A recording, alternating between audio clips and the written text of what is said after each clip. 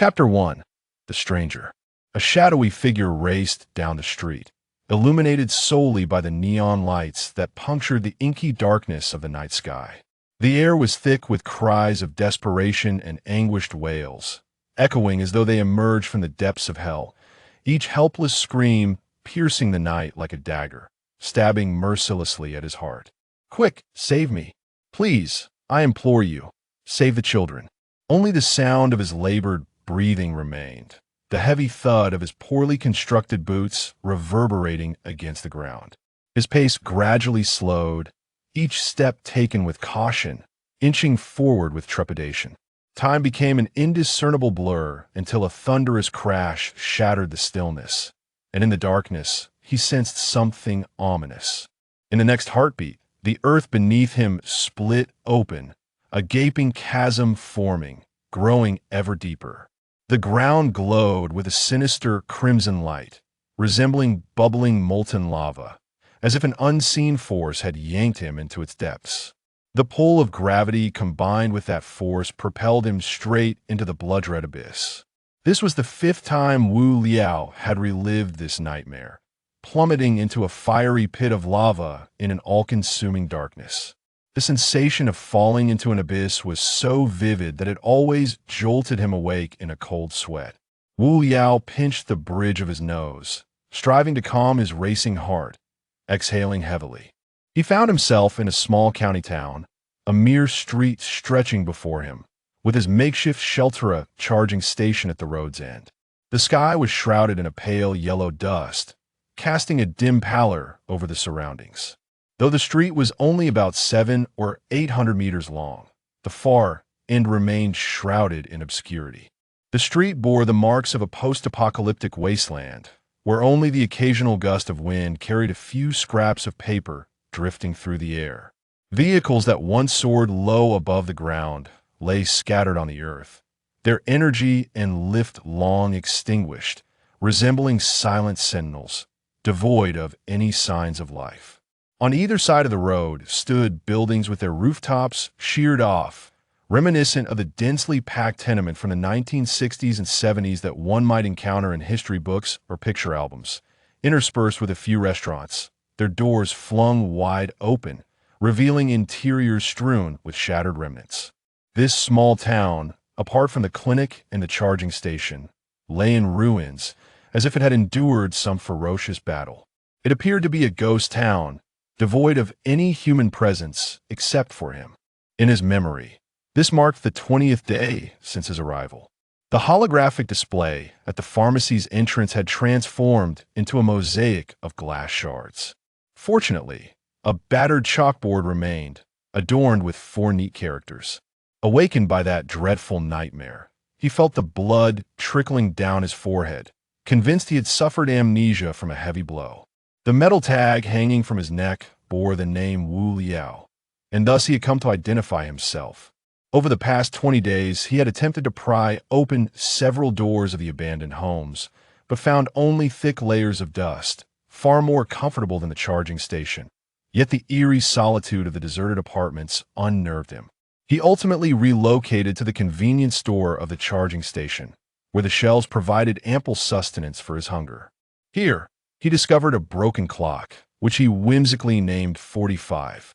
Each time he gazed at the clock's 45 markings, a peculiar sense of dissonance washed over him. Wu Liao wrapped his clothing tightly around himself as the chill of autumn winds sent a shiver down his spine. As was his routine, he wandered the streets around noon, the old clock, its metal casing partially peeled tied around his waist. Stumbling toward the small pharmacy at the other end of the street, he felt a sharp pain in his head.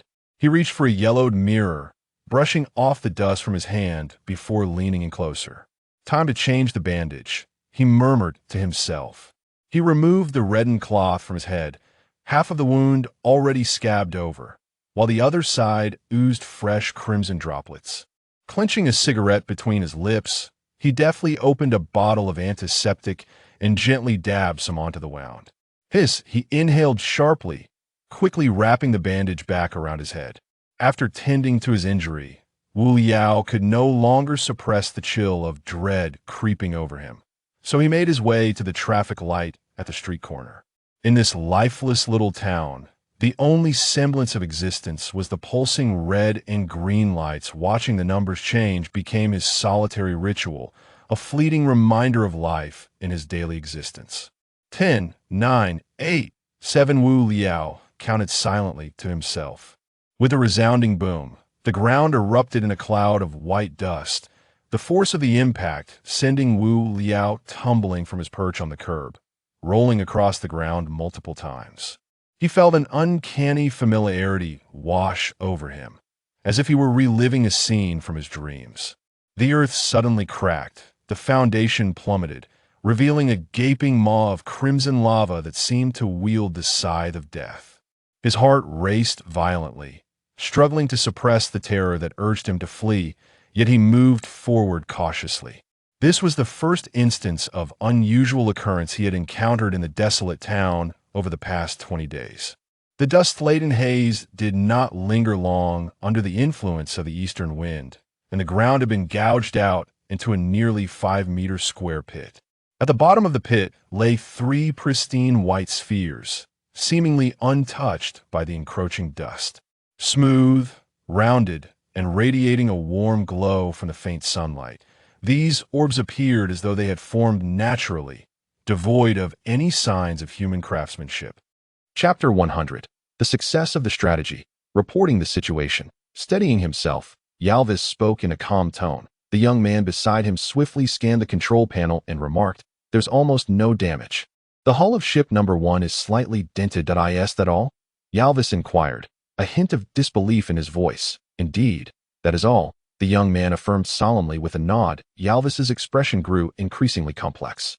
He had initially expected this peculiar individual to provide him with a modicum of surprise, yet it seemed he could only manage this, merely lifting this contraption to strike, shaking his head, and waving his hand. Yalvis declared, "Launch it." "This is hardly amusing." The young man promptly pressed the fiery red button that represented the main cannon that he awaited. In silence, the envisioned black mist to envelop the silver bird. The 2 fused alien vessels suddenly trembled, and excitement illuminated Yalvis's face as time ticked by. However, the anticipated scene failed to materialize. Logically, the ship should have shuddered upon firing the main cannon, yet this time there was only a brief tremor, followed by silence. Feeling somewhat awkward under Yalvis's probing gaze, the young man scratched his head. Assuming that his earlier tremor had caused the cannon to misfire, he pressed the button once more, and indeed, the vessel quivered again, this time with greater intensity. The 2 sat anxiously before the button, yet outside the viewport, all remained tranquil. "What the devil?" the young man muttered under his breath. Yalvis stepped forward and, with a resounding slap, struck the button. The ship shook erratically for a moment before coming to an abrupt halt. It worked. Wu Liao could not help but feel a surge of excitement, though he remained uncertain of the efficacy of this device. A sizable chunk of the massive metal fell to the ground, leaving behind components that were utterly destroyed, while a significant portion instantly adhered to the exterior of the alien vessel like flowing liquid. The cannon's barrel was infused with a substantial amount of controllable metal, akin to a stalled car, with its exhaust pipe blocked by a rack. The barrel continued to tremble slightly, releasing tendrils of black mist intermittently. The controllable metal gradually consumed the 2 vessels, with the liquid portions turning a brilliant silver and erupting in radiant golden light, soon enveloping both ships entirely. Yalvis caught sight of the golden light spilling through the viewport and suddenly rose to his feet. Realizing the peculiarity of the situation, seizing the control panel, he noticed that the ship was ensconced in a strange metallic substance, which was spreading at an alarming rate, with a significant portion already infiltrating the cabin. The energy display indicated that the main cannon, fully charged, was steadily depleting, while the energy of the external enigmatic metal intensified. The silvery controllable metal had completely cloaked the outer hull, and Aurelia, filled with excitement, clenched her fists, gazing at the 2 silver discs depicted on the screen. Is it a success? The Grim Reaper, somewhat perplexed, spoke, for in his understanding, such a bloodthirsty ability was inconceivable in this world. Aurelia nodded heavily, her relaxed expression betraying her true feelings. The knot in her heart finally began to loosen, and she even started communicating something to Wu Liao through her communicator. What to do? The young man appeared visibly flustered.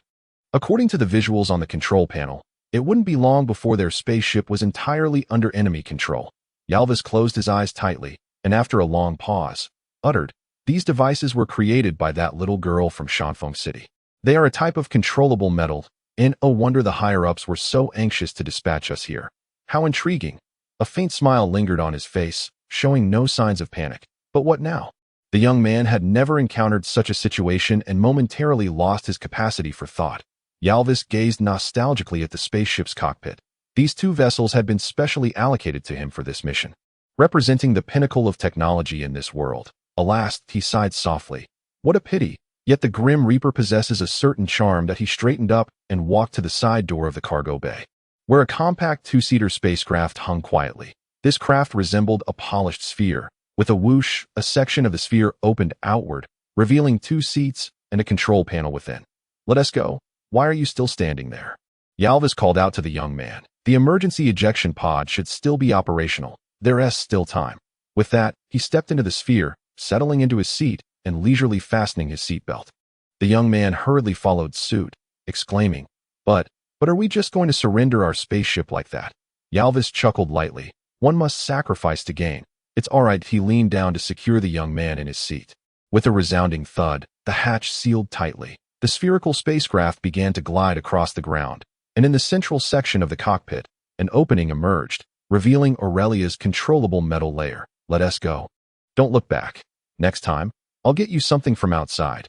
That will be the real treasure." With that, Yalvis pressed the ejection button. The sphere surged forward with tremendous energy, piercing through the silver-white controllable metal, which fell away into the void. "Grim Reaper, we shall meet again soon." He uttered this softly as the sphere suddenly accelerated, leaving no trace of the thruster's flames, swiftly disappearing into the night sky. What was that?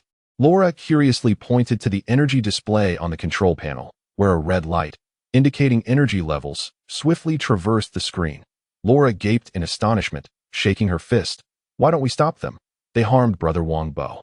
We cannot let them escape so easily." The Grim Reaper patted the seasoned warrior's shoulder. "Let them go. We must check on Wangbo's condition." Laura nodded obediently. Ever since she encountered the Grim Reaper, she had completely transformed into a young girl who dutifully obeyed the Reaper's commands. "Xiangshan, I've handled things on my end, and everyone is safe. How about you?" Wu Liao relaxedly perched at the edge of the spaceship, his feet dangling carelessly in midair as he leisurely lit a cigarette. "Damn it," came Xiangshan's exclamatory curse from the communicator. "That wretched thing is still pursuing me." The deep blue beam of light, gradually depleting, had dimmed significantly in both color and brilliance, its speed also diminishing. Even so, it continued to chase Xiangshan as he darted about. Xiangshan deftly turned near the ridge, the beam's delay still evident, once again plunging into the mountain. However, the explosive force it unleashed was markedly less earth-shattering than before, merely dislodging a few rocks without even a hint of flame. After a brief moment, the beam re-emerged, hurtling towards Xiangshan. "That's enough. Its energy has now dropped below the safety threshold. You needn't run anymore." Avelia shouted through the communicator. Xiangshan promptly halted, spreading his arms wide as an energy shield swiftly manifested before him. The beam lightly struck the energy shield, merely creating a few ripples before vanishing without a trace in the black market cavern. The usual bustling crowd had long since dissipated on the day the fleet attacked Habitat 021. Merchants and buyers from all corners sensed the impending danger and hastily fled in various directions. The burly man sat in a small wooden cabin, conversing with Zhang San. Wangbo, clad in heavy metal armor, lay flat on a wooden bed against the wall, his visor lifted, eyes tightly shut, breathing evenly in a deep slumber. Chapter 101. Large-scale idol meeting third brother. "There's quite a commotion outside. The people you've brought this time must be extraordinary. Right?" The burly man glanced at the slumbering Wangbo, then hunched over, a sycophantic expression adorning his face as he respectfully handed Zhang San a chilled bottle of beer. The amber liquid sparkled brilliantly under the light. In Habitat 021, humanity had long become synonymous with poverty, struggling for mere survival, hardly able to indulge in pleasures. Beer was a rare commodity here, and Zhang San seldom afforded such a treat. Gulped down a mouthful, the refreshing taste invigorating his spirit. His mood inevitably lifted slightly. "Beard, these individuals are quite capable. I advise you against harboring any ill intentions towards them." Upon hearing this, the burly man's expression darkened momentarily before he resumed his usual obsequious demeanor. He had long coveted the armor worn by the man lying on the bed. Perhaps due to Wu Liao's previous dazzling exploits, he had entirely attributed Wu Liao's prowess to the armor. The burly man awkwardly chuckled, realizing his thoughts had been discerned by Zhang San, and quickly backtracked, saying, "I wouldn't dare. How could I possibly covet Third Brother's interests? Everyone knows Third Brother is famously protective of his own in Habitat 021. With his bushy beard and twinkling little eyes, the man had ascended to the position of the black market overlord through years of diligent effort. It was only natural for him to feel a pang of regret when a prized opportunity slipped through his fingers. "Third Brother, pray tell, who are these individuals?" he inquired, offering a cigarette with an air of affability, striking a match and bringing the flame to Zhang San's lips. Zhang San chuckled softly. After years of dealings with the man, he was well aware of his subtle intentions. Should he merely describe these individuals as ordinary folk, it was conceivable that the man might resort to nefarious deeds. Conversely, if they were influential nobles, he would undoubtedly seek to cultivate their favor, for in tumultuous times, having a powerful ally could equate to a lifeline.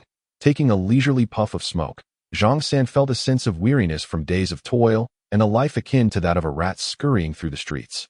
This moment of respite was indeed rare. To be honest, I am not well acquainted with them. All I know is that their leader goes by the name of Death. Upon uttering this, he exhaled a series of smoke rings. "What? Death?" The man suddenly sprang to his feet, his voice tinged with excitement. Indeed, Zhang San found it curious that the mention of death elicited such a fervent reaction. Could it be that the man was familiar with death?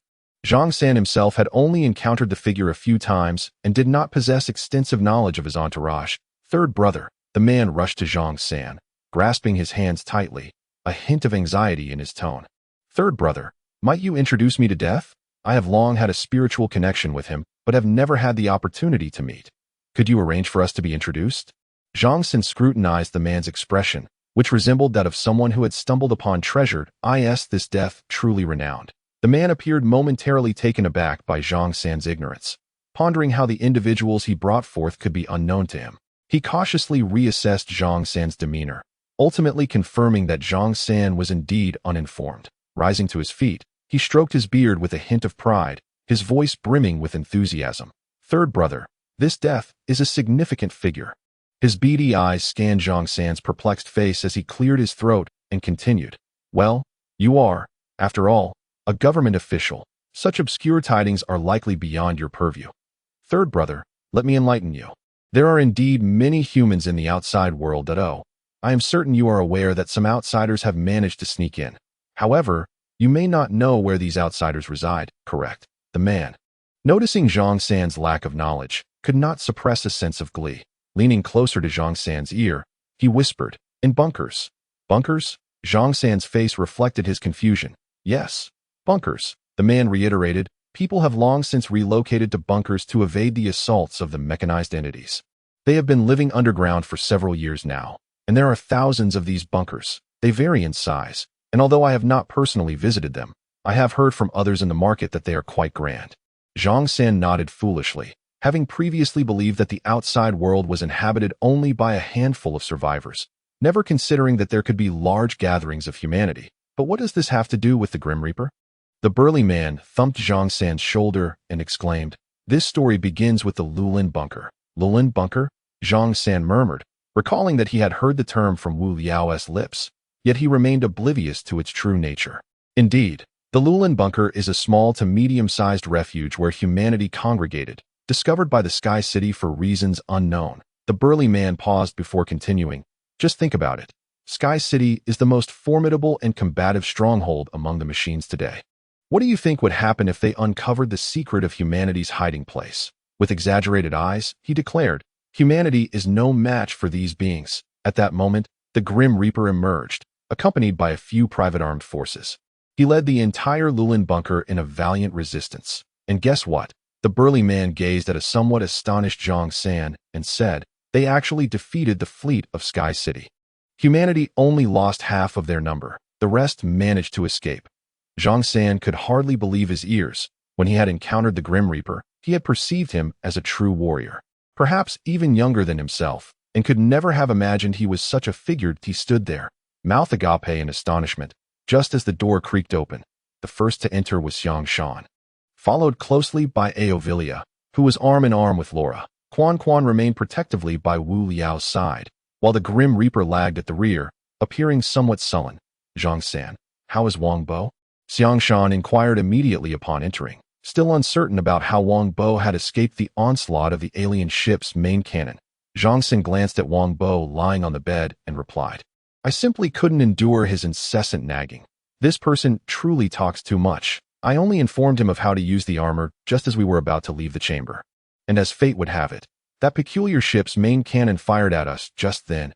And then, the Grim Reaper crouched beside Wang Bo's bed, cautiously checking for his breath. Zhang San recalled the burly man's earlier words and felt a newfound respect for the Grim Reaper. He casually pushed the burly man towards the Grim Reaper, saying he was placed here. He must have fainted from shock. The Grim Reaper nodded, aware that Wang Bo was one of the earliest members to join his group and that their bond was particularly strong.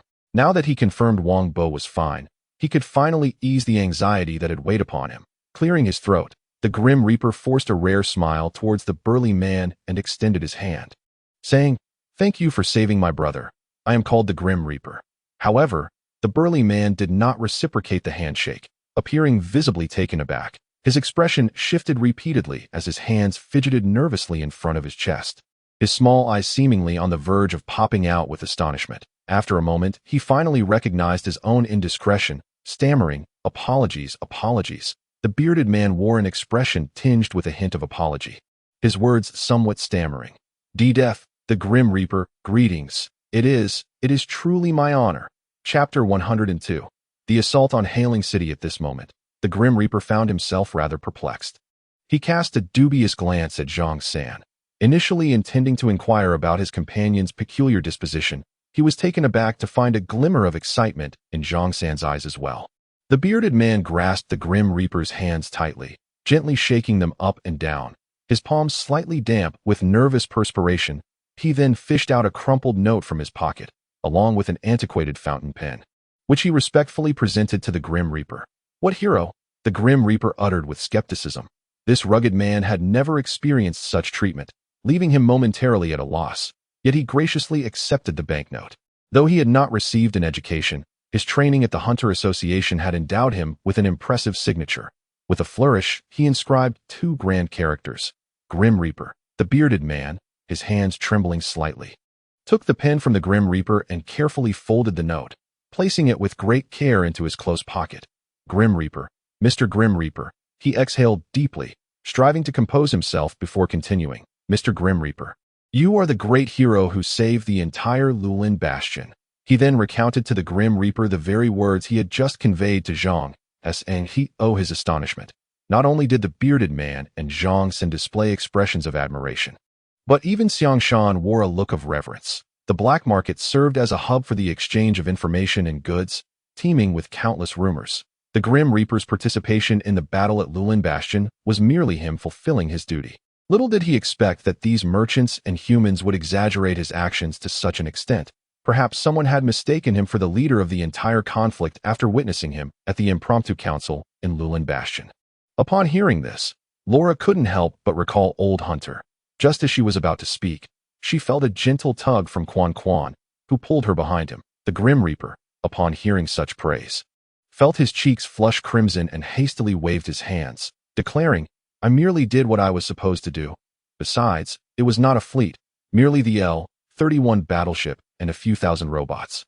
The bearded man, clearly riding high on excitement, paid no heed to the Grim Reaper's modest words, interpreting them as humility. Zhang San and Xiang Shan, having regained their composure, recognized the formidable might of the Sky City fleet.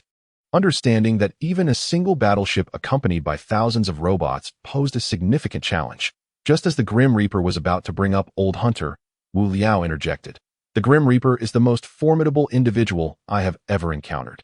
Upon hearing Wu Liao's endorsement, the bearded man was even more in awe of the Grim Reaper, considering Wu Liao to be a godlike figure in his own right. Once the group's emotions stabilized, and they gathered in small clusters to deliberate their next strategies, the Grim Reaper pulled Wu Liao aside. Wu Liao, what does this mean? The Grim Reaper whispered softly in Wu Liao's ear. With a gentle smile, Wu Liao remarked, "Brother Death, how many humans reside in Habitat 021? They too require assistance. And even more so, they need a hero." Death instantly comprehended Wu Liao's implication. The recent skirmish was merely a prelude. While the true spectacle had yet to unfold, the battle had persisted for several days. And the Security Bureau's forces were no match for the well-trained armies of Sky City and Hailing City, having been swiftly repelled at dawn. Rodden and Hugo understood that without subduing this formidable adversary, retrieving Avelia and the whereabouts of Quan Quan from Thesis would be utterly impossible. Currently, the central urban area of Habitat 021 had been seized by two formidable fleets, with Rodden and Hugo's forces occupying the eastern and western sections of the city, respectively, delineated by the Security Bureau. The ground troops were largely engaged in a citywide search for the two individuals, while skirmishes between the fleets had already commenced. For the past few days, Habitat 021 had been reverberating with the thunderous roars of cannon fire. As the intense beams of laser cannons illuminated the endless night, all warships from both fleets ascended, striving to secure the airspace above Sky City, thereby providing a safer and more convenient environment for the search operations below. Nearly 20 colossal warships hovered over Habitat 021, vigilantly guarding against sudden assaults from their adversaries. Such a large-scale conflict had not occurred since the dawn of the Genesis era. This was no longer merely a contest between two fleets. It had officially heralded the beginning of the struggle for dominance between Sky City and Hailing City. Rodden sat quietly in the command room, a massive holographic image enveloping the central command area. This was a tactical map, depicting warships blocking out the sun as they advanced relentlessly in their designated directions, a flurry of data swirling rapidly across the screen. Hugo was still rather inexperienced. Rodden said calmly to his aide, "Since he wishes to play, I shall indulge him." With a subtle gesture, the display showed warships 7 and 8 flanking to the sides. "Let us first eliminate one of their L-31s." Rodden stated nonchalantly. Although the battle had persisted for several days, no warships had been destroyed thus far. Considering the ongoing ground search, both sides had merely engaged in tentative exchanges of fire. Suddenly, two colossal warships spanning 2 kilometers surged into action, enormous flames erupting from beneath their hulls. The remaining Hailing City vessels formed a defensive formation, unleashing countless beams of light from their fronts, interweaving to create a vast energy shield enveloping the flagship. The formation of the Sky City fleet was starkly different from that of Hailing City, with an L-31 flagship leading the charge while the other vessels maintained a triangular defensive posture behind it. "Report to Commander Hugo." A soldier clad in military attire approached Hugo with respect. "The two ships numbered 8 and 9 from Hailing City are moving to the left and right." The officer presented the holographic display to Hugo.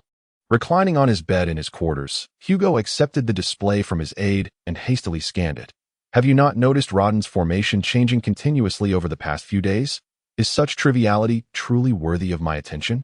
Hugo waved his hand in mild displeasure, saying, "You may leave. There is nothing of great importance, so do not disturb me. I have more pressing matters to attend to." "Yes, Commander," replied the aide, bringing his feet together with a crisp sound before bowing and exiting.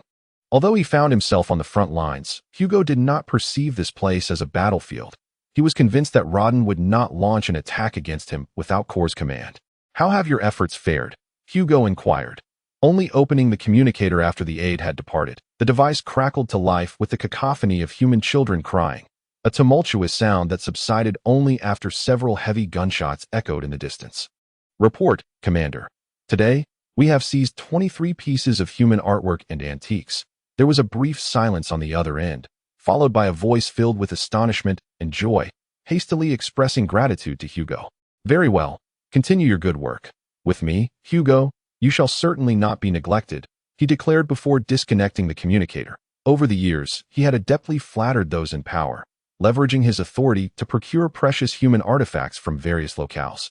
And with a modicum of skill, he had easily won the favor of Commander Phi by he understood that locating those two individuals within the vast expanse of Habitat 021 would be no simple task. So he had arranged for search teams to focus their efforts on human wealth. With today's 23 pieces, the total approached nearly 100. Hugo could not help but feel elated. "Even if I fail to find those two, presenting these precious items to Commander Phi will surely spare me her ire." Just as he was lost in dreams of promotion and advancement, a sudden, violent tremor coursed through his surroundings. The table nearby, laden with an abundance of artifacts, was overturned by the shock, sending items crashing to the floor. Chapter 103. Hugo under attack. Damn it, Hugo shrieked, as the tremors intensified in a frantic effort. He grasped the bed's railing, barely managing to steady himself that a glance around revealed that the delicate porcelain and jade pieces, once carefully arranged on the table, now lay shattered on the ground, their crystalline fragments scattered about. Struggling to maintain his balance amid the shaking, he stumbled towards his desk, neglecting to put on his shoes. "You scoundrel!" he bellowed, his heart bleeding at the sight of the destruction. Those items were Phoebe's favorites, now reduced to ruin. Suddenly, a deafening explosion resonated through the thick metallic shell of L-31, penetrating his ears in an instant. It felt as though he had lost his center of gravity, being hurled upwards before crashing down violently onto the floor. The vessel had begun to tilt, its structure leaning precariously to one side. The bright crystal chandeliers overhead shattered against the ceiling, plunging the room into darkness. With great effort, he leaned against the wall to rise. But even straightening his posture proved a challenge on the slanted floor, forcing him to laboriously shuffle towards the door. Command room! Command room! Hugo shouted into the communicator, but the signal remained unresponsive, leaving him engulfed in silence. Hugo's fist struck the wall with tremendous force, leaving a deep imprint in the sturdy metal surface. His hand had already grasped the doorknob, but it seemed to have been damaged during the recent impact, requiring considerable effort to turn. With a sudden push, the door fell outward as if it had lost its hinges. The flagship on which Hugo resided had been specially modified, and given his esteemed reputation within the Sky City, he naturally possessed such privileges. This warship accommodated far fewer individuals than the average L-31, and its interior was lavishly opulent, resembling a mobile palace tailored for him alone. His quarters were located at the very rear of the vessel, typically devoid of human presence, let alone in such an urgent situation. Amidst the crimson glow of the alarm lights, he could only gingerly make his way toward the command center, steadying himself against the wall. The cacophony of the alarms echoed violently in his ears, igniting a surge of unnameable rage within him, his expression darkening, yet he found himself at a loss for what to do. The command center was not far above his room. And at last, Hugo reached the vicinity of the elevator. Frantically, he pressed the button for the ascending cabin, but it had just malfunctioned and was rendered inoperable. With a resounding thud, he exerted force with both arms, pushing the elevator doors apart from the inside. As expected, the shaft was engulfed in darkness, compounded by the tilting of the ship, nearly causing him to lose his footing and plunge down. However, there was no time to seek an alternative route. Hugo lunged forward, grasping the thick chain within the elevator shaft with both hands. He planted his feet firmly, ascending step by step while pulling himself upward, soon reaching the floor of the command center. With a powerful kick, he burst through the command center's grand entrance, his fury rendering him oblivious to the customary pleasantries he typically masked his face with, vociferously berating the busy robots around him. The command center was also severely tilted, its electronic systems nearly incapacitated, with only the core energy source still operational, barely powering the thrusters. The red alarm lights flashed incessantly, while the holographic displays were disconnected. As a group of uniformed robots frantically adjusted the machinery, the atmosphere here was one of utter chaos, with the robots shouting over the blaring alarms, none noticing Hugo's arrival. One robot, with a mournful expression, spoke up. "Commander Hugo, we have come under enemy attack. We have lost signal with the fleet and are struggling to regain control of the situation." Upon hearing this, Hugo clenched his fists. That scoundrel rotten. His actions are tantamount to a declaration of war. In that moment, he regretted not heeding his adjutant's earlier warnings and preparing for the impending crisis, just as he was about to express his disdain for Rodin and his entire family. Another robot unexpectedly uttered a bewildering statement. The attack originated from the ground. "What?" Hugo shouted in disbelief. With the ship's electronic communications having been completely severed, he could only observe the battlefield through a few suspended glass panels in the command center. He hurriedly moved, disregarding the sloping floor, quickly heading toward the front of the command center where the glass provided a view. Standing on the precipice of the glass, he looked down and was instantly astounded by the sight before him. Countless menacing missiles, trailing long tails of fire, surged violently from the ground towards his fleet. The small black dots in his vision grew larger by the moment, seemingly on the verge of striking the warships. Evasive maneuvers. Evade. Hard to starboard. Full reverse. Hugo shouted hoarsely. His flagship occupied the central position within the triangular formation of the fleet, and at that moment, he could hardly afford to consider the implications of its sudden movement on the entire fleet. Although several thrusters at the rear had sustained damage, it did not significantly impede the warship's motion. With a resounding crash, the flagship collided violently with the vessel behind it. The latter, unable to evade in time, saw the glass of its command cabin shatter instantaneously, while the once reinforced metal keel was severely twisted by the impact. The command cabin of that warship was profoundly affected, hastily veering to the side. Swoosh, swoosh, two missiles, each several meters long, streaked past Hugo's command cabin, their crimson flames leaving an imprint of red on his face. Moments later, those two missiles detonated high in the sky, unleashing a brilliant burst of energy. The powerful shockwave from the explosion struck Hugo's warship directly, causing the hull to tremble uncontrollably, and Hugo was violently hurled from the window. The command room descended into chaos. No one could maintain their balance, and they tumbled to the floor in disarray. Stabilize the ship? Quickly stabilize. Hugo struggled to sit up, shouting loudly. The helmsman swiftly rose, lunging forward a few paces to grasp the wheel, striving to maintain equilibrium. Just then, the alarms and sirens fell silent, and the lights in the command cabin began to flicker back to life, one after another. Subsequently, long silent holographic projections illuminated, and the warship regained control. Hugo, Commander. This is Vessel 5. Heavily damaged, severely compromised. Report. Hugo, Commander. This is Vessel 8. We were struck by two missiles. Commander. This is Vessel 4. No casualties reported. The communication system was restored, and the captains of the fleet promptly connected to the flagship signal. Hugo's eyes gleamed with fury. His metallic boots firmly planted on the ground, he slammed his palm on the table, demanding, "What on earth happened?" Report. Commander. We just encountered an electromagnetic storm, causing the fleet to lose control and come under full assault from the ground and hailing city. Now that the electromagnetic storm has dissipated, the fleet is back under control. Vessel 6 requests permission to launch an attack. The voices on the other end of the communicator clamored, clearly uncertain about the specifics of the situation. Hugo bellowed into the communicator, silence. Striving to calm his emotions, he declared, "I am Hugo.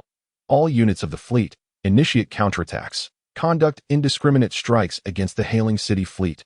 Rodden sat solemnly at the command panel, his holographic display recording every detail of the unfolding events outside. To his right, a smaller holographic image flickered, prominently featuring the long-immersed Theses. "Lord Theses," Rodden remarked with a pleased expression, "your arsenal indeed lives up to its reputation." Prior to our departure, General Coles repeatedly advised that we must align ourselves on the same front as you. In the scene, Thesis waved his hand dismissively and remarked, "These matters are trivial. I hope Commander Rodden will remember the agreement we forged." Chapter 104. Thesis's calculations. Rodden had already established covert contact with Thesis when deploying the ground search team. Faced with Thesis's overture to launch an assault on the Sky City, Rodden found no justification to decline. Of course, Your Excellency Thesis. Rodden respectfully nodded at Thesis's image. In accordance with our pact, after we eliminate Hugo's fleet, you shall hand over Ovelia to us. Rodden then shrugged and continued, "Naturally, the technology of Ovelia will be shared with Your Excellency Thesis by our Sea Ridge City." Thesis silently observed Rodden on the screen, a flicker of anxiety emerging on his countenance. Rodden, somewhat pleased with Thesis's reaction, thought to himself, "Aren't you hailed as one of the great pioneers in the realm of machines? It seems even you can face adversity." After a brief pause, sensing the growing urgency in Thesis's eyes, Rodden proceeded, "Rest assured, Your Excellency Thesis, we at Sea Ridge City are men of our word. In the current circumstances, the Sky City stands no chance against us." A look of relief washed over Thesis's face as he eagerly inquired, "Then, may I ask, Commander Rodden, have you conveyed my intentions to Mr. Coles?" In the accord between Thesis and Rodden, Thesis had voluntarily proposed to refrain from engaging in the struggle for supremacy, yet sought refuge with Coles. Rodden smiled and assured Thesis, "Do not worry, Your Excellency Thesis. I have already informed Commander Coles, and he will allocate a space for you in Sea Ridge City as a token of respect for the pioneers." Thesis's face lit up with evident excitement, and he hastily bid farewell before disconnecting. Rodden, with an impassive expression, gazed at the now silent communicator, his tone growing cold. he fixed his stare on the battlefield displayed on the screen and commanded in a low voice, "Initiate the attack immediately."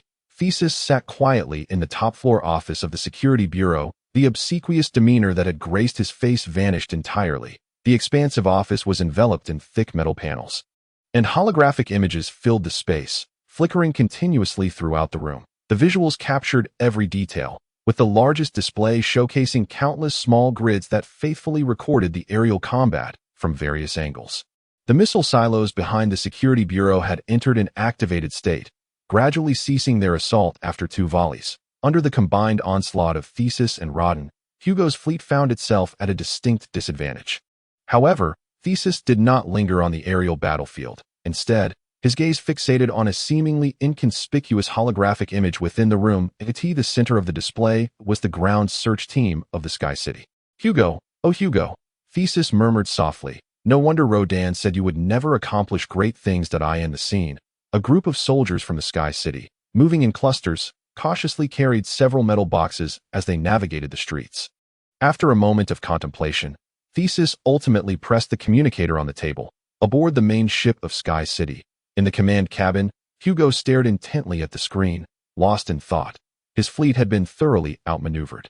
Although the energy shield had been restored after the signal was re-established, the severely damaged warships had temporarily lost their capacity to retaliate. His expression darkened as he arranged the formation of the fleet, barely fending off Rodan's aggressive assault. Suddenly, the communicator before him lit up, revealing a channel he had never encountered before.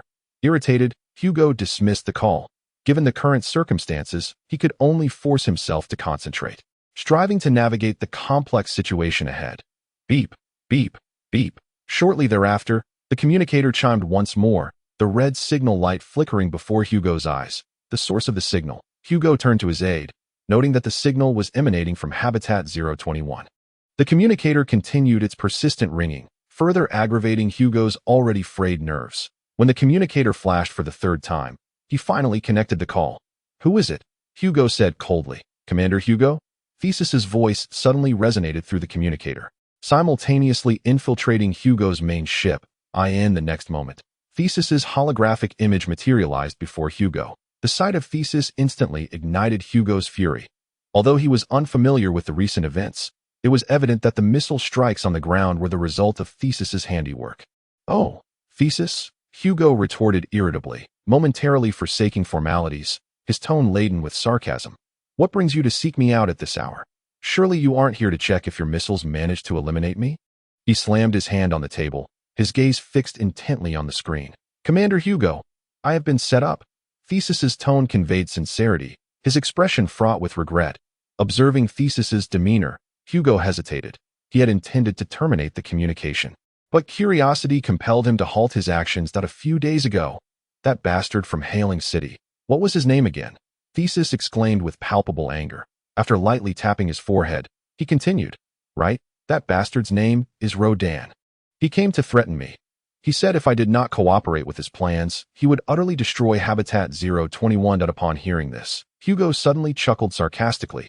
How could that be? Before finding Aurelia and that human girl, how could he possibly dare to launch an attack on Habitat 021? Thesis had clearly anticipated Hugo's inquiry. During his conversation with Chris, he had learned about the events transpiring in Mount City.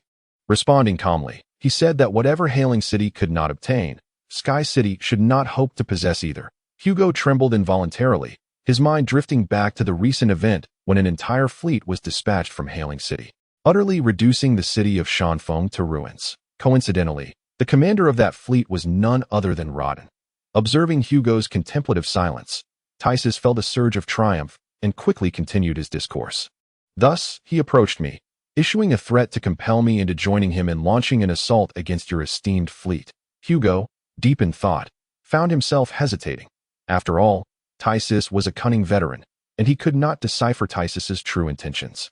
Tysis, noticing Hugo's indecision, waved his hand, causing a holographic image to materialize. The display was vacant, merely an undulating sound wave. The play button on the screen shifted to an active state, and Rodden's voice resonated forth. "Lord Tysis, the city in the sky stands no chance against Hailing City. Choosing the stronger side early on would indeed be a sagacious decision for your future. once we eliminate the fleet of the city in the sky. Commander Coles will reserve a spot for you in Hailing City. Furthermore, after we dispose of the city in the sky, it is not out of the realm of possibility that it could be entrusted to you. Lord Tysus. The audio track was likely a compilation that Tysus had previously edited, piecing together several of his communications with Rodden. Coupled with what he had learned from Rodden, Tysus was aware that Hugo was not particularly strategic. He merely wished to gamble, wondering if, once Hugo found himself at a disadvantage, he might become desperate enough to grasp at straws. Hugo, on the other end of the screen, pondered silently. Having spent years at the front lines with Rodden, he was exceedingly familiar with Rodden's voice. He had already come to believe 70% of Tysus's words. However, he would not yield without fully understanding Tysus's intention. Hugo refrained from pressing Tysus about what had transpired.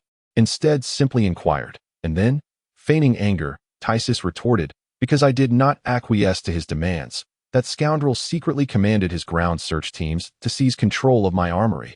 How can that be possible? A handful of Rodden's ground search teams could not possibly take over your armory." Tysus could not help but revel inwardly, thinking, Rodden was indeed correct. Hugo had inadvertently presented him with an opportunity when he found himself ensnared in his own predicament.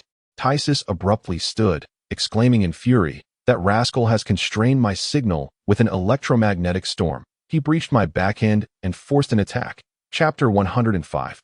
Hugo's opportunity indeed. Upon hearing this revelation, Hugo was now entirely convinced of Tysus's claims. That bizarre electromagnetic storm had the power to sweep over the entire fleet of the city in the sky, and surely, the modest security bureau building could not escape Rodden's clutches. And what of your current situation? How does it stand now? Hugo instantly donned a mask of concern, even employing respectful language. Given the present circumstances, Tysus was an ally worth courting. Prior to their departure, Phoebe had repeatedly emphasized that Tysus, as one of the pioneers, held the trump card. The armory, before humanity's demise, nearly all remaining weaponry had gradually fallen into Tysus's possession. What is the status of your weapons now? Hugo, in a state of anxious urgency, sought confirmation of the situation. Theseus let out a slow sigh. Although he was aware that success was within reach, he refrained from divulging his circumstances just yet. What is it, Lord Theseus? Hugo pressed, a sense of foreboding creeping into his heart. After all, his situation was far from optimistic. The rumbling of the ship's main cannons echoed ominously in the air, the enemy's assault growing increasingly fierce. Poised to breach his defenses at any moment if he did not win over Theseus, who shared a common enemy, he risked being forever entombed in Habitat 021. Commander Hugo, after my conversation with Rodden, I have indeed contemplated a pressing matter. Theseus remarked, his expression laden with concern. I am no longer young. I merely wish to safeguard my own territory and will not interfere in your affairs with Hailing City. Upon hearing these words, Hugo felt a glimmer of hope surge within him. His heart swelling with joy, he steadied his emotions, straightened his posture, and spoke with an air of solemnity. That is impossible. Hugo addressed Theseus with a grave tone. Lord Theseus, you must understand that after years of preparation for Sky City, our victory in this war is virtually assured. Allow me to extend a formal invitation on behalf of Commander Phoebe, should you choose to stand with us. We shall not betray your goodwill. Observing Theseus hesitating on the other end of the screen, Hugo clenched his jaw and resolutely declared, we can offer the same promises as Rodden, ensuring you the best treatment post-war. To put it another way, even if Hailing City ultimately prevails, as long as Sky City possesses a single warship, we shall remain steadfast allies. Hugo was nearly moved by his own grandiloquent rhetoric. And indeed, he noticed a shift in Theseus' expression. Commander, the third battleship has entered the enemy's concentrated fire zone, and its captain is requesting assistance. The aide suddenly approached Hugo, respectfully reporting the situation. Hugo shot a glare at the aide. Hastily dismissing him, he had no desire to exhibit weakness before Theseus at such a critical juncture. If Theseus perceived their vulnerability, he might just turn his allegiance towards Rodden, leaving Hugo with no further opportunities. He forced a smile, awkwardly gazing at Theseus on the screen, fearful that the latter might suddenly change his mind. Commander Hugo, this Rodden is utterly outrageous. You have yet to declare war, and such actions are tantamount to an unprovoked assault, no different from a threat against me. Theseus exclaimed vehemently, his expression instilling a sense of dread in Hugo that I cannot endure such inhumane conduct, especially when he has launched an attack against me. Commander Hugo, please share your operational information with me. I will assist you at the earliest opportunity, Theseus asserted, fully aware that Hugo had unwittingly fallen into his trap. Finally, Hugo heard the words he had been waiting for. Without consulting his staff, he made a decisive choice and shared all signals through the communication channel with Theseus on the ground. Thank you, Mr. Tysus. The city in the sky shall forever remember your kindness, Hugo proclaimed from the other side of the screen to AT. That moment, a deafening roar suddenly erupted from the heavens, as several warships from Barrow unleashed a synchronized barrage. Although the sky was shrouded in a yellowish haze, midday remained the brightest time of day. Even so, the cacophony of countless cannons from those warships, coupled with the intense blue light, abruptly overwhelmed the dim yellowish glow of the sky, engulfing the entire Habitat 021 in a cerulean blaze. Dozens of beams, each as thick as half a meter, struck the outermost warship number 3 of the city in the sky. The immense energy pierced through the energy shield of the city in the sky, and a multitude of rays, accompanied by the fierce flames of violent explosions, instantaneously consumed warship number 3. The L-31, encased in a thick steel shell, lost its energy shield and was effortlessly torn to shreds by Haijing City. As if it were mere paper, a fierce blaze erupted, and thick, dark smoke billowed violently from warship number 3. The warship, riddled with countless penetrating wounds, could no longer sustain itself, losing its lift, and plummeted to the ground with a thunderous roar. During its descent, the energy center experienced a series of explosions, with flames igniting repeatedly on the battered steel vessel. Amidst the cacophony, this 2-kilometer-long warship crashed down onto the ground at the edge of Habitat 021 with a resounding crash. The entire Habitat 021 trembled violently. Report to the commander. Warship number 3 has been destroyed. The fleet of Haijing City continues its assault. The adjutant reappeared beside Hugo, his voice trembling slightly, as the captain of Warship No. 3 was once his dear friend. Yet, Hugo's expression remained unchanged. His sole treasure was his reputation. As long as this war was won, what did it matter if the entire fleet was obliterated? He first coldly instructed the adjutant to launch a full counterattack. Turning his gaze to Tysus, a look of profound sorrow replaced his demeanor. My lord Tysus, our warship number 3 has fallen. I wonder when you... Hugo halted his words, hoping Tysus would respond. Respected Commander Hugo, you should be able to see the attacks I have initiated on the control panel, correct? Tysus stepped back 2 paces, gesturing in the air before placing his hand on his abdomen, respectfully bowing slightly towards the camera. Hugo instinctively glanced at the control panel, and indeed, a dense array of red dots on the lower part of the screen had coalesced into a mass. The numbers were several times greater than those of his previous assault, and the energy signals were nearing critical levels. Quick, quick, quick. Hugo sprang to his feet, leaning over a row of computers, unabashedly revealing his excitement. Order the fleet. Activate all battleship main cannons. Power at 100%. Conduct indiscriminate attacks on the Barrow fleet. Hugo swiftly issued a series of commands, finally turning his head to face Tysus on the screen. Theseus smiled softly at the screen, remarking, with Commander Hugo's decisive approach to warfare, I am assured that choosing the Sky City was an exceedingly wise decision. He sat firmly at the table, his gaze fixed upon the dense cluster of missiles displayed on the screen. I am grateful for your assistance, Lord Theseus. Once our objectives are accomplished, I shall personally express my gratitude. Theseus waved his hand at the image, stating, there is little more I can do. I shall patiently await the good news from Commander Hugo.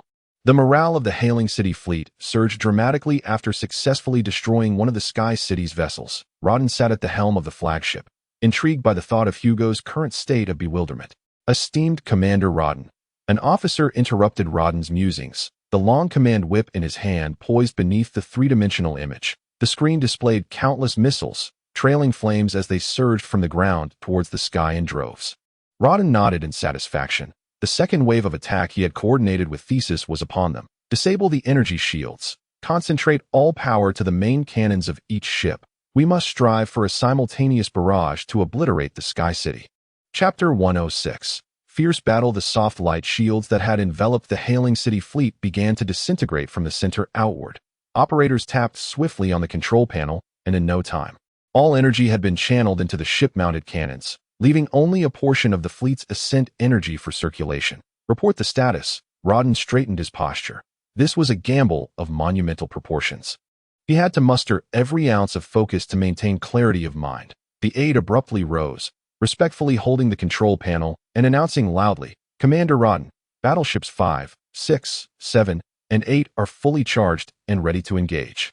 The aide stepped forward. "Commander, in 5 seconds, all battleships will be operational at full capacity." Rodden nodded in satisfaction, silently reciting his thoughts. Though he had spent years on the front lines, this was his first time commanding such a significant battle. However, with Thesis's assistance, he felt a sense of calm. "Esteemed Commander Hugo," Thesis declared, gently waving in the air, conjuring a holographic image before the lens. The image revealed Rodden's fleet, dark vessels coalescing in the sky, obscuring the sun. From the visual, they had disengaged their energy shields, evidently prepared to gamble everything. Thesis smirked slightly. "In truth, all of this was orchestrated by me behind the scenes. Initially, I intended to use Rodden to eliminate Hugo. Yet, Rodden possesses a certain cunning.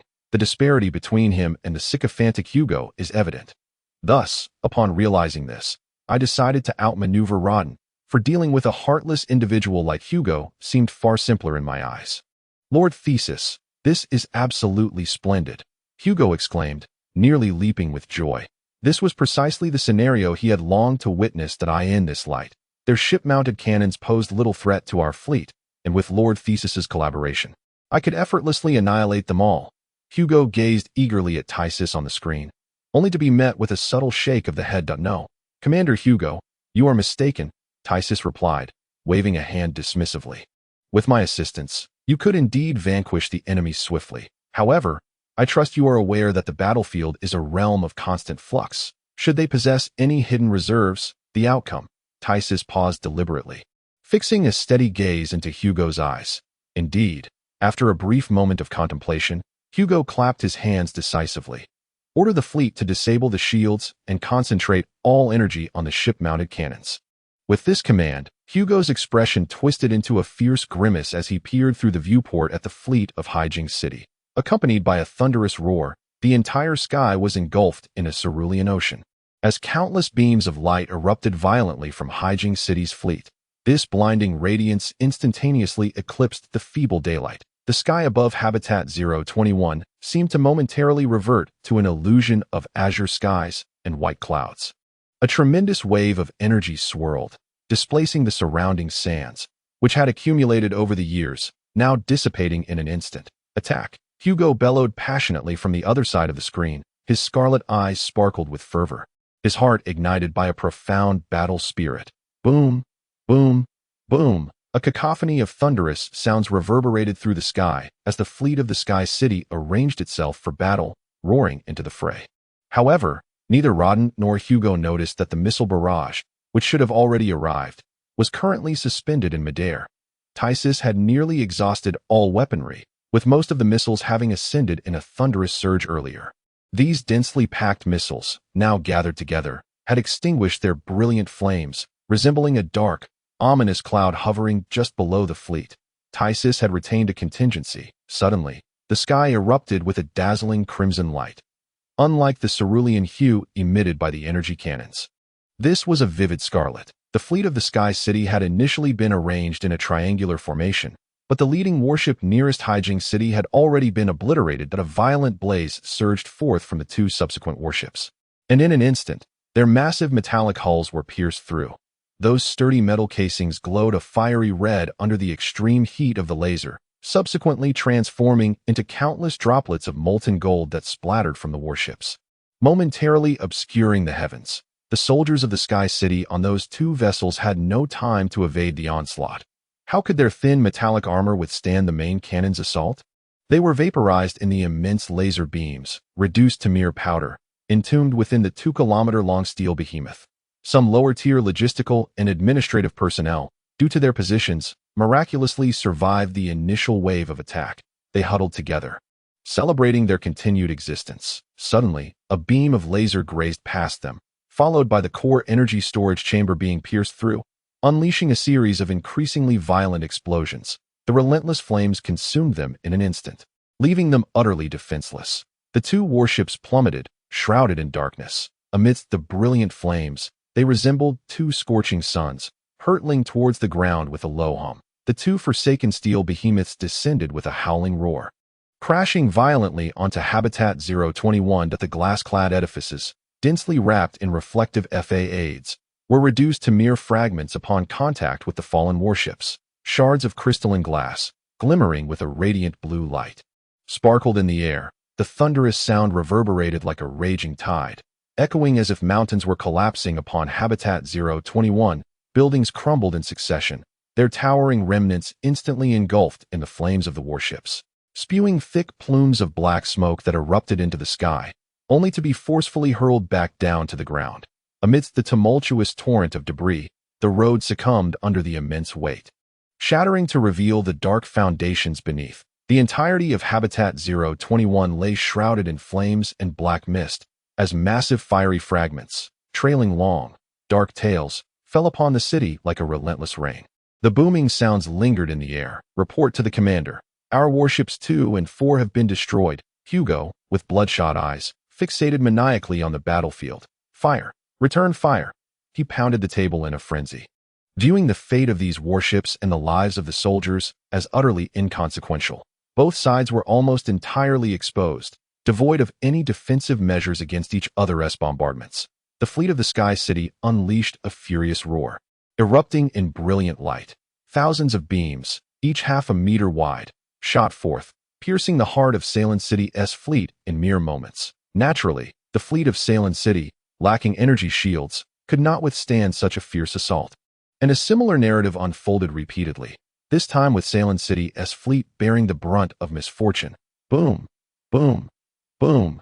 In the cacophony, the warships that had been spewing fire just moments before suddenly lost all vitality. Devoid of power, they plummeted, ablaze like the wrath of deities, crashing into the surrounding forests. Accompanied by violent tremors, several once lush pine and cypress forests ignited in flames. The black smoke generated by the inferno quickly enveloped the woodlands, as towering flames recklessly consumed everything within sight. Continue. Don't stop. Rodden, with a cold gaze, clenched his fists and shouted. The sky descended into chaos, as if the world were reduced to shades of blue, yellow, and black. The thunder roared in rapid succession. With an increasing number of warship, the silver blades, akin to swords, had long been suspended inconspicuously in the air under the control of these. Cloaked in silence, they concealed their fiery essence, rendering their signals mute. Go on. Create some commotion, these remarked casually before pressing the launch button. In an instant, the missile's tail flames ignited fiercely, standing out brilliantly amidst the thick shroud of darkness enveloping the city. The sound of the missiles slicing through the air went unnoticed amid the thunderous cacophony of battle above. In the blink of an eye, thousands of missiles pierced through the dense fog, swiftly reaching beneath the warships. Rodden's intense focus was abruptly shattered by the exclamation of his aide, prompting an irritable turn of his head. What is it? He snapped, never anticipating to be disturbed at such a critical moment. However, the aide's subsequent words plunged him into despair. Fleet. Below the fleet, a massive energy signal detected. Energy signals, approaching these. The aide stammered, already frozen in shock upon seeing the energy panel, now overwhelmed by fear. What? Rodden bellowed incredulously. He stumbled back several steps, feeling as though he had fallen into an icy abyss, an ominous premonition enveloping him. Show me. Rodden snatched the energy detector from his aide's hands. The screen was a chaotic array of red dots, indicating hundreds of missiles beneath his fleet. These, Rodden roared, violently smashing the crystal energy detector beneath his feet. He hastily stepped forward to the screen and seized the communicator in his grasp. These, are you betraying me? Rodden cursed, unable to suppress the tremors coursing through his body. Commander Rodden, These replied, standing by the window, casually surveying the apocalyptic scene outside. You old wretch, how dare you betray me? Rodden's voice crackled through the communicator, his flagship coming under attack from the city and the sky almost simultaneously, the signals heavily disrupted. Commander Barrow, These remarked nonchalantly, rather than hurling insults. Perhaps you should attend to more pressing matters. He chuckled, shaking his head, humming a tune from ancient times. I wonder if Commander Barrow has ever heard the song. I shall accompany you to view the meteor shower. Just as These finished speaking, his missiles made contact with Rodden's flagship. A barrage of missiles struck the underside of Rodden's warship, and in an instant, A multitude of flames erupted from its base that a tremendous energy exploded forth, each successive detonation resonating beneath Rodden's vessel. The entire underbelly of the ship became an inferno, igniting in an instant. Subsequently, the energy storm generated by the explosions violently shook Rodden's warship, but a few missiles penetrated the ship's propulsion system, detonating immediately and creating a vast halo of brilliant light. Rodden felt the ship lurch violently, and the mechanical crew, once operational, were suddenly thrown into the air, lacking any support. The fiery brilliance unleashed by the explosion illuminated Rodden's eyes, and that vivid splash of crimson became the last sight he would ever behold. The thruster was directly connected to the energy core, and the moment the missile detonated, it triggered an immediate chain reaction. The explosion surged through the thruster, invading the energy core storage room, and soon after, every inch of the warship was engulfed in flames to eye in the city of Hailing. Rodden's fleet suffered a catastrophic blow as the flagship was destroyed. Following fierce combat, the vessels of Hailing City bore grievous wounds and could endure no more damage. At this moment, the missile striking Tysis became the proverbial last straw for the beleaguered forces. The thunderous artillery in the sky fell silent, and it seemed as though the very heavens were aflame. The fleet, once united, found itself utterly decimated under Tysis's relentless assault. The scene resembled the twilight of the gods. The once mighty steel beasts, akin to the deities of Norse mythology, lay strewn across the sky. Their lifeless forms a testament to the fire giant's wrath. Alas, the sky was not Asgard, nor did it possess a rainbow bridge to connect it to another realm. The warships plummeted to the earth amidst the inferno. Tysis, peering from his window, gazed at the unfolding spectacle with a bemused interest, humming a tune that seemed to beckon to a meteor shower. However, the meteor shower before him was composed of the countless corpses of mechanized entities. "Let me see, who shall it be next?" Tysis mused, his fingers tracing the void as holographic images flickered before his eyes. "Hugo, it is your turn." Tysis whispered softly, opting not to strike simultaneously to him. The thrill of derision outweighed the visual impact of the warship's demise. Another cluster of missiles commenced their trajectory, veering through the air towards Hugo's vessel. "Report to Commander Hugo." The chief of staff, clad in military garb, could hardly contain his excitement. He respectfully saluted Hugo before unabashedly exclaiming, "With the assistance of the Tysis vanguard, the fleet of Hailing City has been entirely annihilated." Hugo's expression was surprisingly relaxed. "And what of our losses?" he inquired. The chief of staff promptly handed over the command panel to Hugo. Due to the formations arrangement, the first 3 rows of warships had been decimated, leaving him with but 3 remaining vessels. Hugo nodded in satisfaction. After all, what were a few more casualties? The city in the sky had an abundance of machines and warships.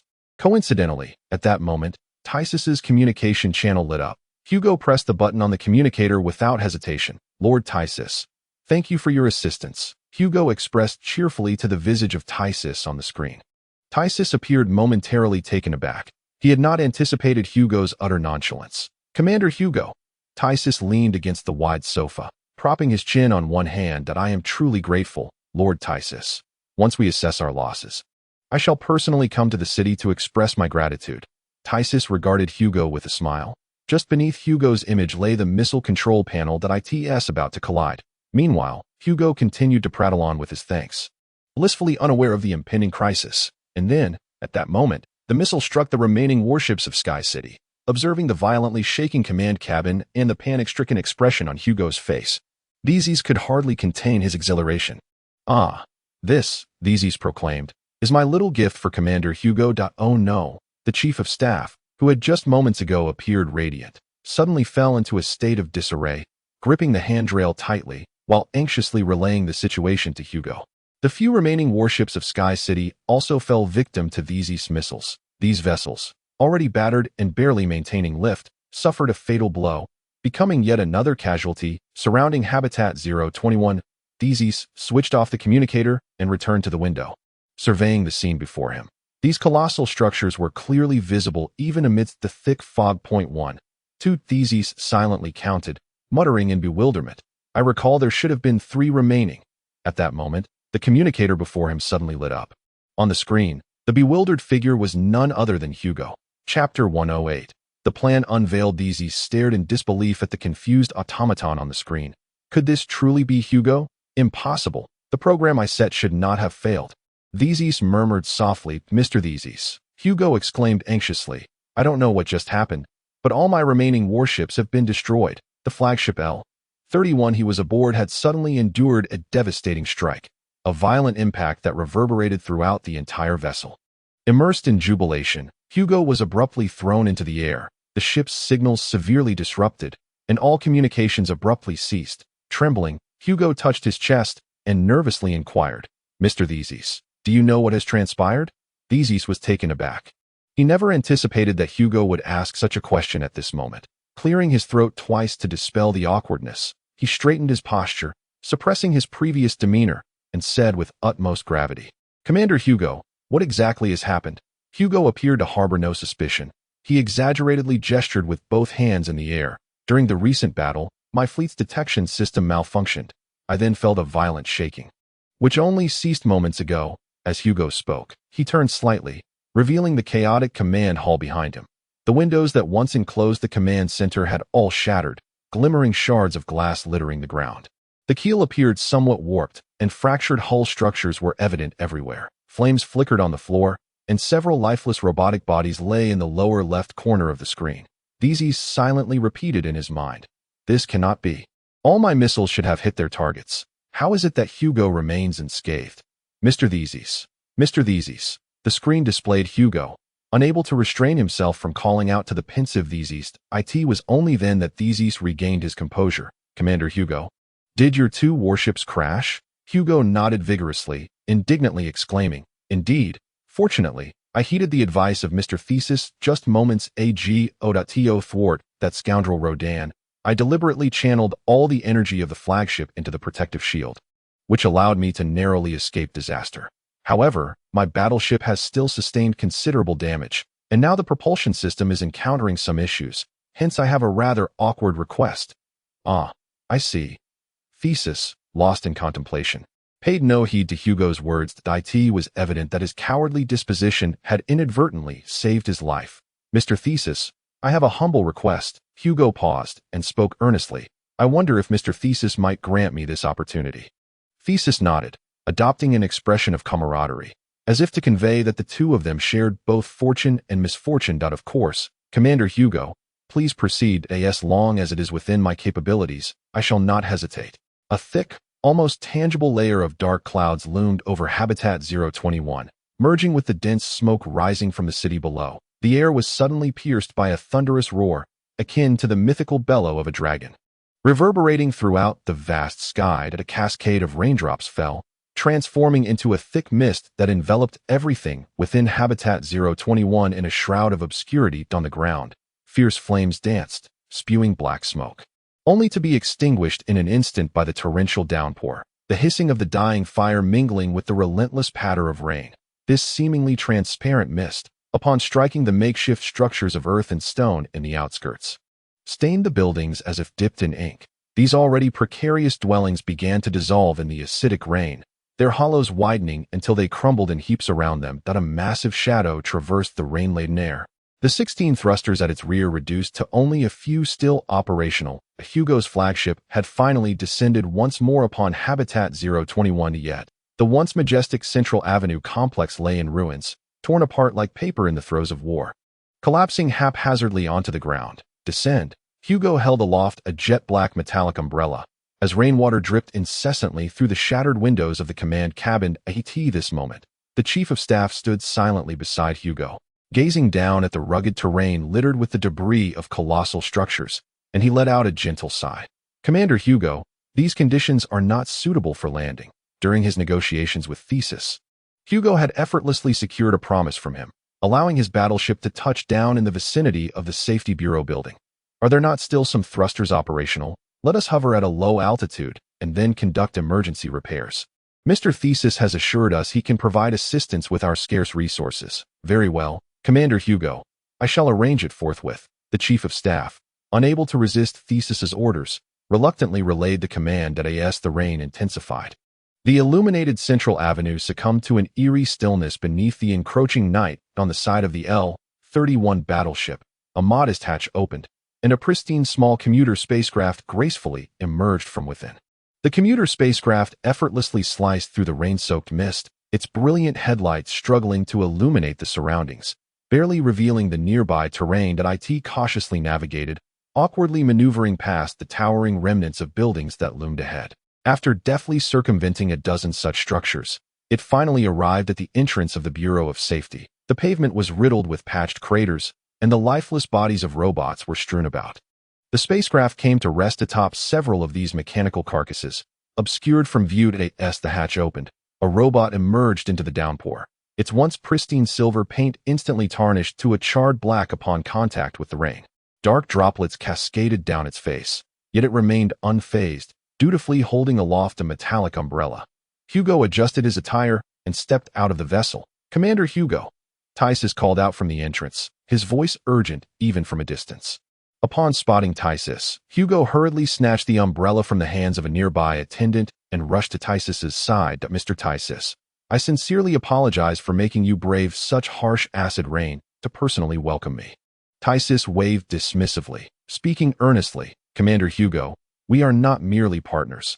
We are friends bound by unbreakable ties." Hugo nodded, but before he could respond, the communication module nestled in his ear flickered to life. In such oppressive darkness, even standing mere feet apart, discerning each other's features proved arduous. Tysus continued, "Commander Hugo, allow me to treat you today. Let us first enjoy ourselves before we discuss our collaboration. I assure you, I will provide you with all the materials I promised." Tysus extended his right hand, gesturing towards the hall. However, Hugo stood still amidst the torrential rain, unmoving. The umbrella had slipped from his grasp, and he seemed indifferent to the deluge staining his meticulously maintained head. "Commander Hugo?"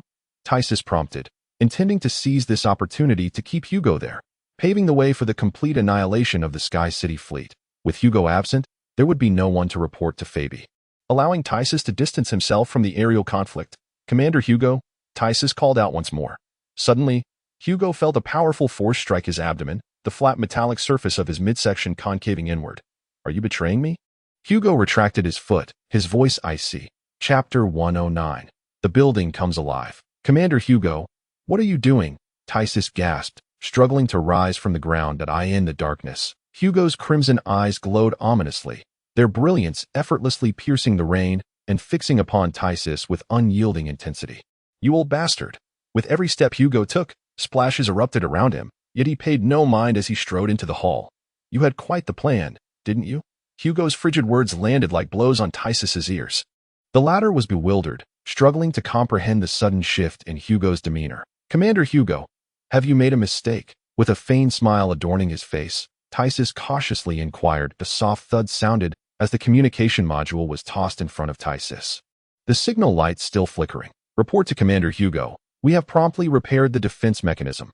Upon inspecting the damage to the hull of the warship, it was found to be of the same type as Tysus's missiles. "Report to Commander Hugo. We have promptly." The voice of the Chief of Staff echoed repetitively from the communication module on the ground. "You old fool, what a clever trick you've played." Hugo spat out these words, instantly filled with a sense of humiliation. The very pioneer who had just held his hand, professing an unwavering bond, turned out to be the true puppet master behind the scenes. He had ignited the flames of conflict between the two great powers, orchestrating such a grand scheme between himself and Rodin. This sensation felt as though it were lodged in Hugo's chest, suffocating him. "This is a misunderstanding." "A misunderstanding," Tysus hurriedly explained. Hugo delivered a fierce kick to Tysus's chest. "Do you really think I'm a fool? Even at this juncture, you still wish to deceive me?" he exclaimed angrily, drawing forth a laser pistol, slightly discolored from the acidic rain. "Commander Hugo, please, hear me out." Tysus clutched his chest in pain. Continuing to plead, he was still intent on stabilizing Hugo. If the truth of his instigation of war reached Phoebe, that madwoman would undoubtedly go to any lengths to obliterate Habitat 021. Although he considered himself somewhat formidable and held no fear towards Phoebe or Chaos, he knew well that amidst the artillery of Sky City or Hailing City, he too would likely meet his demise. "Tysus." Hugo crouched beside Tysus, the weapon pressed against his head. "You can't truly believe I've ascended to this position through mere antiquities," Hugo said, a sinister grin creeping upon his lips. "After our conversation, I immediately dispatched them to investigate the recent attack. One hand raised in the air, he continued softly. "Indeed, It was you, old man, who orchestrated this. I am renowned for my combat prowess in Sky City. Do not harbor illusions of escaping my grasp, he declared. I have come here to personally escort you away. With that, Hugo uttered those words, granting Tysus no opportunity for explanation. In the throes of humiliation. He pulled the trigger without hesitation. A tremendous clap of thunder erupted outside. A brilliant thesis seized the opportunity, effortlessly snatching the weapon from Hugo's grasp, and, to Hugo's incredulous gaze, crushed it into a mere slab of iron.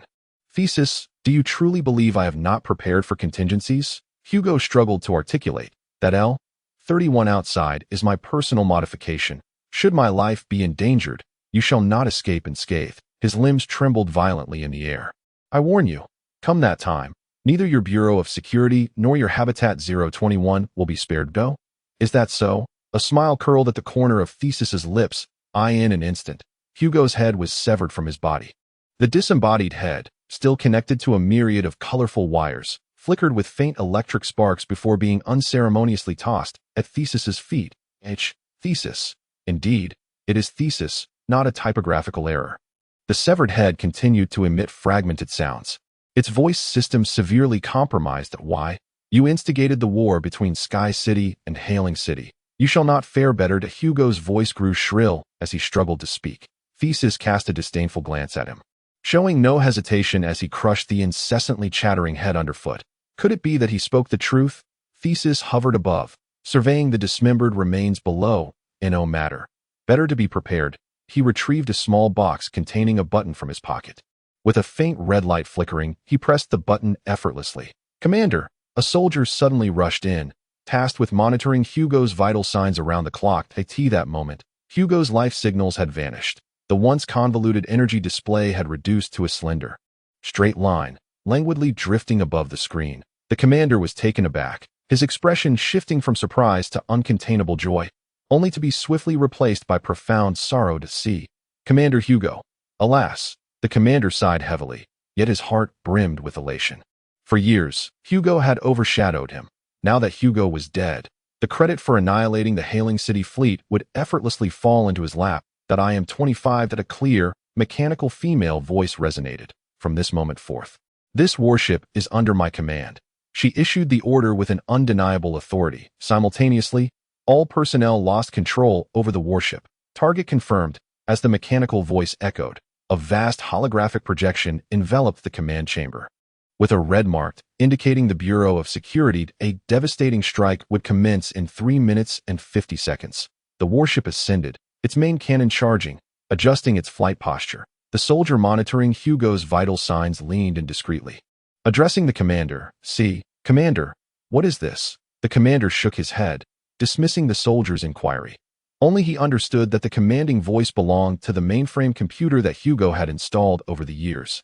Activated only when Hugo's life was in jeopardy, the warship had not yet completed its repairs, yet the colossal vessel ascended into the sky. Relying solely on a few remaining thrusters, it effortlessly parted the mist and rain, quietly reorienting itself in the air as all its cannons extended simultaneously, aiming at the headquarters of the Security Bureau. At that moment, a brilliant light suddenly appeared before the Chief of Staff. At a glance, the central avenue appeared no different from daylight. The Security Bureau building, which had survived the ravages of war, was alive. The Security Bureau building stood tall. The lower levels rose abruptly, fissures appearing in the middle of the structure. Slowly and heavily separating, the divided sections revealed gaps, curving upwards as if sturdy legs of a giant had risen. Higher up, protruding sections on either side also detached from the main building, gradually extending outward. The once exquisite glass curtain walls were now enveloped in thick black metal, seemingly conjured from thin air. The topmost level ascended, separating into a singular piece, serving as the source of that radiant light. Even the small garden behind the building, which covered the missile silos, rose independently, held aloft like a steel shield by this nearly 1,000-meter mechanical giant. The lush trees, streams, and rockeries of the garden detached from the grip of gravity, helplessly crashing to the ground. The Security Bureau building had come to life. Chapter 110. The colossal battle. The entire Security Bureau building stood completely upright, soaring nearly 1,000 meters high, dominating the center of the avenue. The topmost level transformed into a head resembling a miniature sun, its intense light instantly enveloping the entire surrounding area. The dense rain and mist shimmered with golden hues, and in the eyes of the chief of staff, it seemed as if a golden rain fell from the heavens. This immense mechanical giant firmly anchored its feet to the ground, one hand wielding a shield while the other crossed over its chest. Gazing down upon the 021 habitat below, where severely damaged buildings crouched at its feet, like mere toys of a child, that it appeared to be adjusting its stance, for the first time in the centuries since the establishment of the Security Bureau. Thetis was fully revealing itself to the world. The office representing the giant's head underwent a subtle transformation, morphing from a square spire into a massive sphere. Suddenly, a beam of crimson light shot skyward. That was the giant's single eye, its scarlet ray reminiscent of the blood-red hue of the dawn of creation. Its limbs became increasingly agile, the serpentine arms vigorously waving through the air. The once tranquil rain and mist erupted violently, swirling chaotically. Boom! A tremendous sound reverberated through the ground. The giant moved. Its steel-encased foot stomped forcefully onto the earth, sending debris from the buildings soaring and crashing back down. "What is that?" the officer murmured in panic, the scene before him far exceeding his wildest imagination. Although the L-31 warship had already ascended into the air, the massive giant loomed before him, as if it could reach out and touch the warship with a mere gesture. The main cannon was fully charged. The voice of 25 resonated throughout the warship. Point 25. What is that thing? The chief of staff could not help but tilt his head back, though he was unaware of the peculiar location of the ship's mainframe. He nonetheless inquired aloud. Unit 25 did not respond to his question, evidently lacking any related information in its database. Point 25. The chief of staff called out somewhat irritably. After all, he considered himself the foremost authority aboard the warship. And having been overshadowed by Hugo, he felt quite displeased to be disregarded by this shipboard intellect. Unit 25 replied in a tone devoid of fluctuation, "I only know that after Captain Hugo initiates the attack, I will take over command of the warship. That it paused momentarily. I shall eliminate all enemies, regardless of who stands before me." Although her voice remained calm, the chief of staff could distinctly sense a hint of murderous intent in her words, prompting him to begrudgingly close his mouth. "All hands, prepare for action. The assault will commence in 3 seconds. Immediately, the internal alarms of the warship began to flash once more, accompanied by Unit 25's crisp countdown.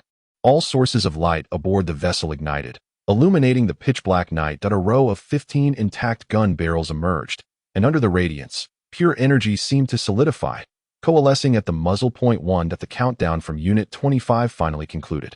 In the next instant, all laser beams erupted forth, striking fiercely at the robot's position not far below the warship. The lasers pierced through the mist, and under the intense heat, the white vapor suddenly billowed up, obscuring the line of sight between the two. Boom, boom, boom. The resounding blasts followed. Despite the intervening mist, the chief of staff could still discern the dazzling lights erupting from the Security Bureau building.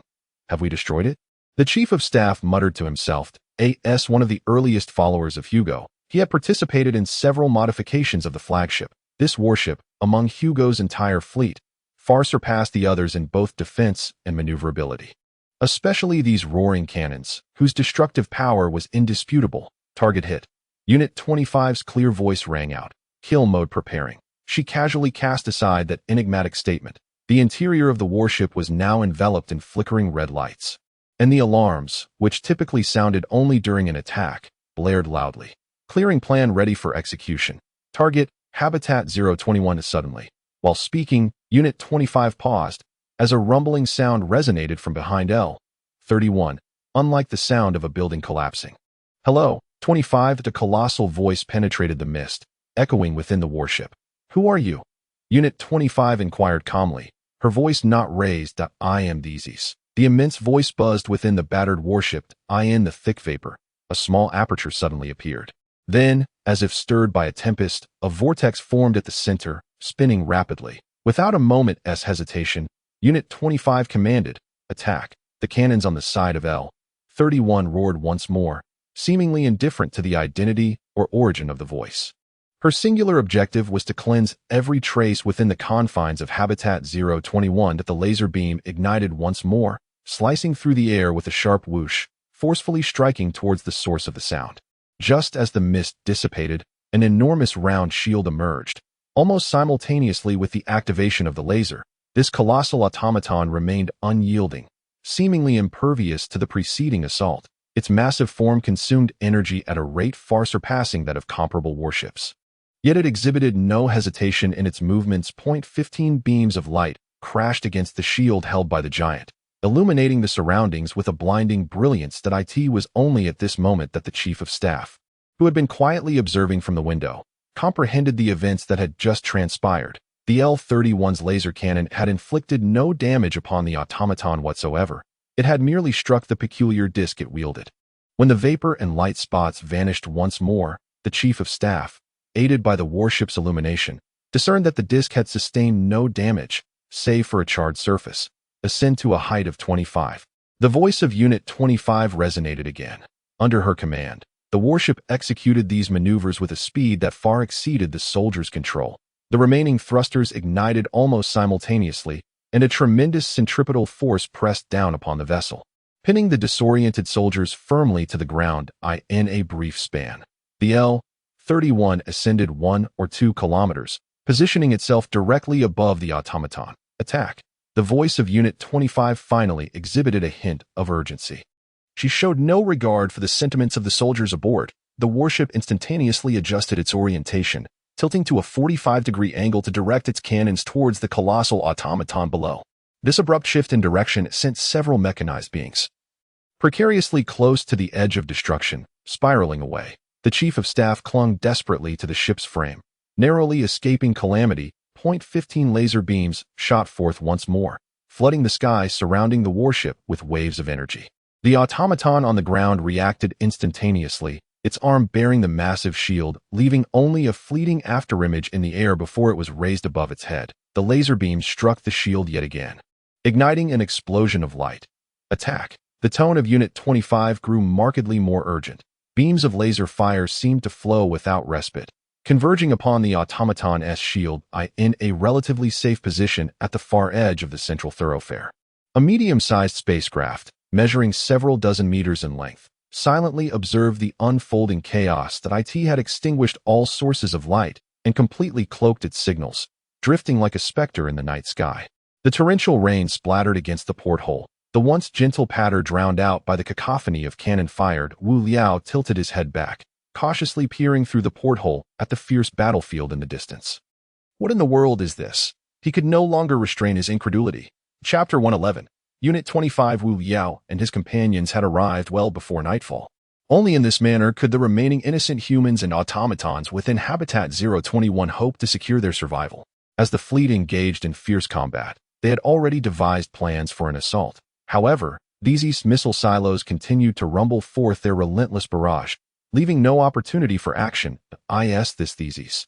Despite witnessing the complete transformation of the Security Bureau building on the monitors, Wu Liao still found it hard to believe that these possessed such capabilities. It is worth noting that the height of the Security Bureau building is among the most prominent even amidst the towering structures of Habitat 021.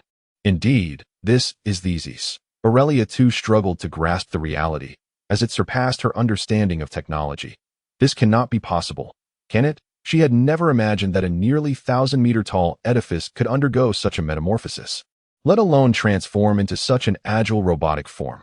Observing the fierce confrontation between the two, a thought spontaneously emerged in Wu Liao's mind. He leaned closer to Aurelia and whispered his plan. Aurelia regarded Wu Liao with disbelief, her mind racing with the notion that he must be insane. This cannot be possible, can it? Aurelia said, visibly distressed, as she believed Wu Liao's plan was excessively perilous. Should it fail, it could endanger everyone's lives. Just give it a try, just for a moment. The energy of L-31 seemed inexhaustible, perpetually unleashing its attacks, with each assault prompting 25 to sound increasingly urgent.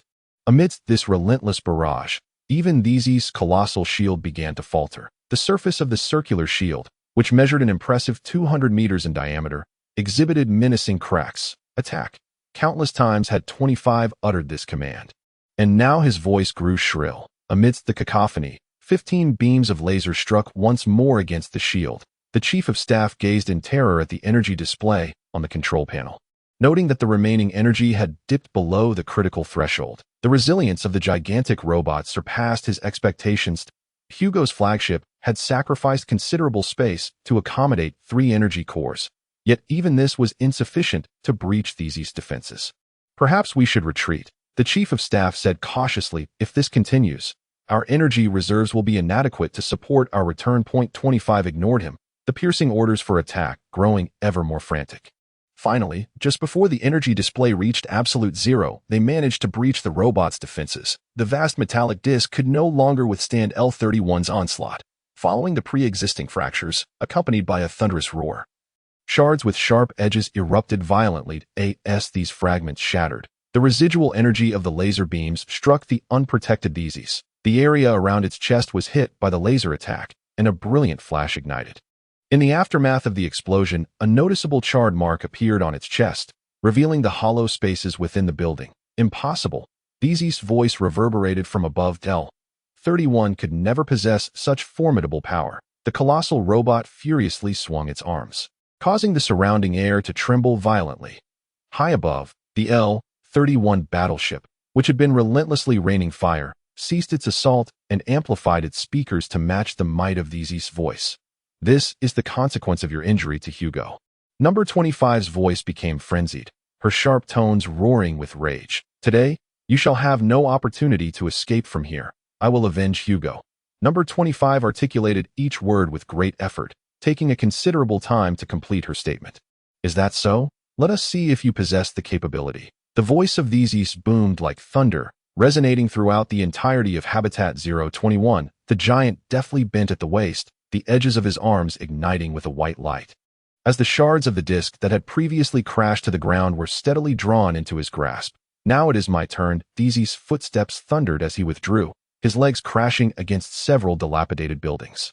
He swung his arm in a wide arc, forcefully hurling the massive metal fragments, his entire body swaying with the motion. The metal shards sliced through the air with ease, hurtling directly toward the airborne L-31 warship. The L-31 was not as cumbersome as one might imagine. Despite its dwindling energy reserves, it deftly adjusted its course under the control of Number 25, swiftly moving forward. Even so, Theseus' assault struck the rear of the L-31 warship. Thick smoke erupted rapidly from the ship's tail, as the sharp metal fragment penetrated deep into the vessel, effortlessly cleaving it apart, the rear section of the ship plummeting to the ground in a smooth severance. Alarms blared instantly within the warship. The entire vessel shack Theseus uttered a loud curse, immediately yanking off his outer arm with force, and, in one fluid motion, hurled it once more towards L-31. The energy reserves had been depleted, and L-31 was no longer capable of executing any additional maneuvers, enduring the assault with sheer resilience. The underbelly of the warship was nearly perforated by the onrushing metal and of the already scant propulsion systems. Only 2 managed to survive the impact. Theseus's arm was embedded within the warship's lower armor, piercing through multiple layers before finally coming to rest within the command chamber. The sharp tip lodged itself directly into the floor of the command center. Severed wires sprawled grotesquely across the damaged surface, crackling with erratic sparks that flickered ominously within the chamber. The kinetic energy had raised the temperature to such extremes that the command center was on the verge of igniting, azure flames flickering and swaying in the wind.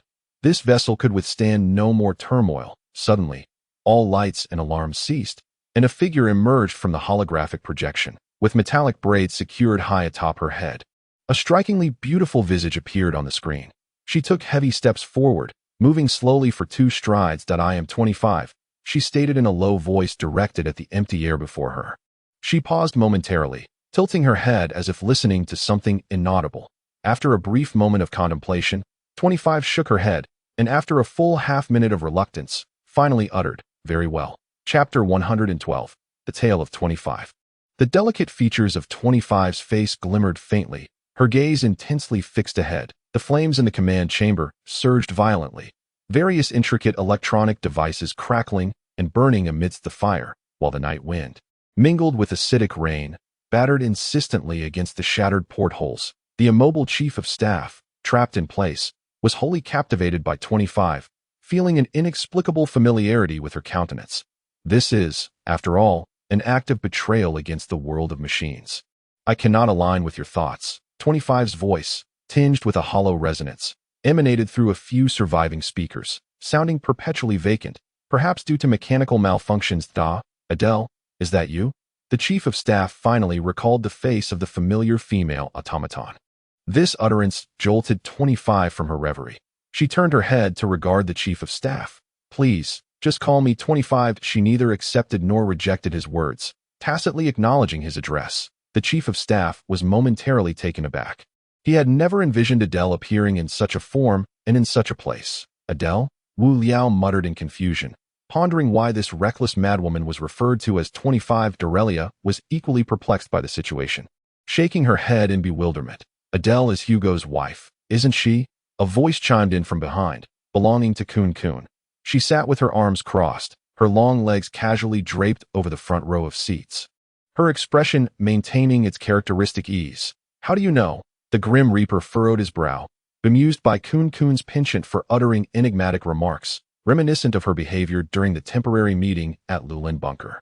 With a huff of displeasure, Quan Quan clearly expressed her dissatisfaction with the Reaper's tone, casting a pleading glance towards Wu Liao.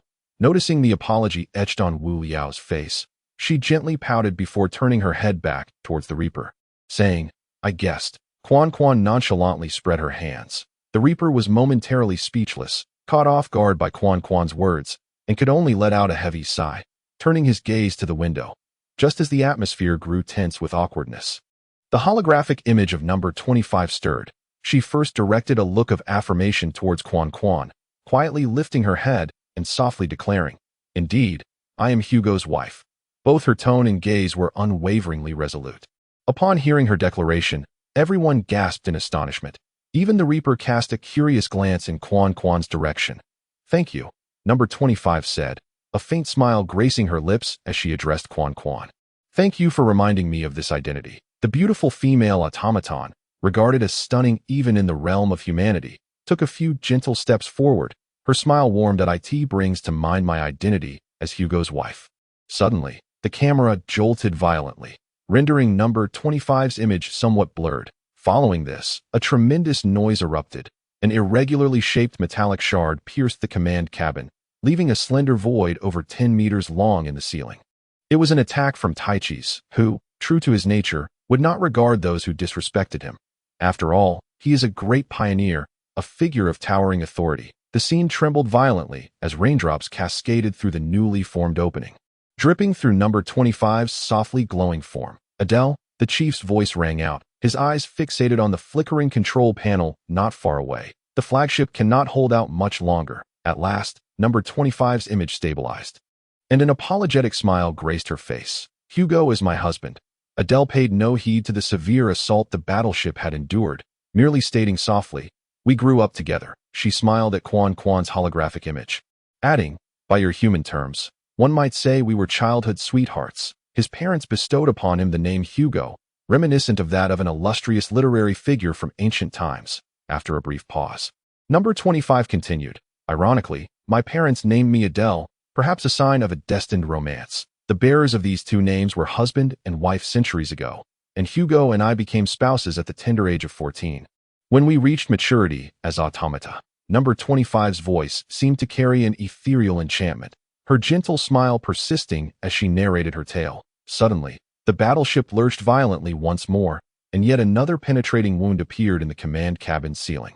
This attack was evidently far more intense than the last, nearly tearing the top of the command cabin away. Sheets of rain and mist poured into the cabin, obscuring number 25's delicate features.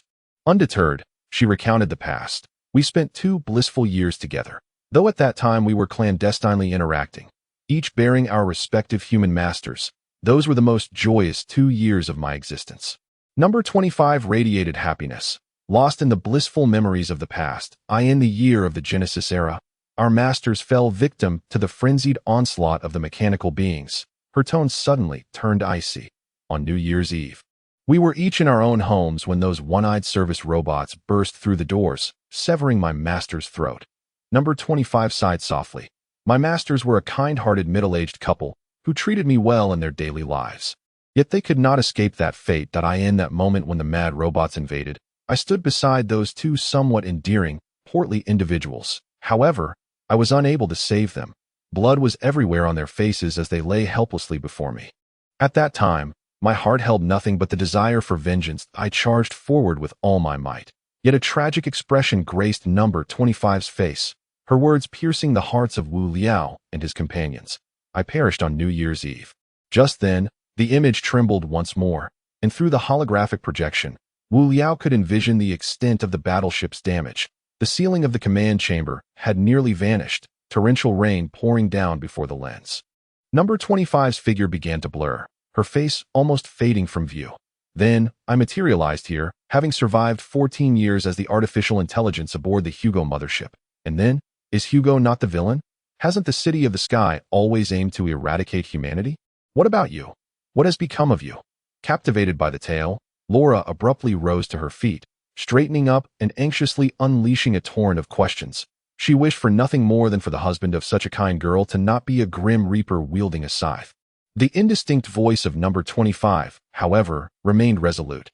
My husband is not a bad man. He has never participated in any cleansing operations against humanity. Number 25 suddenly turned her head, disdainfully addressing the chief of staff. Everyone believes he climbed to his current position through flattery.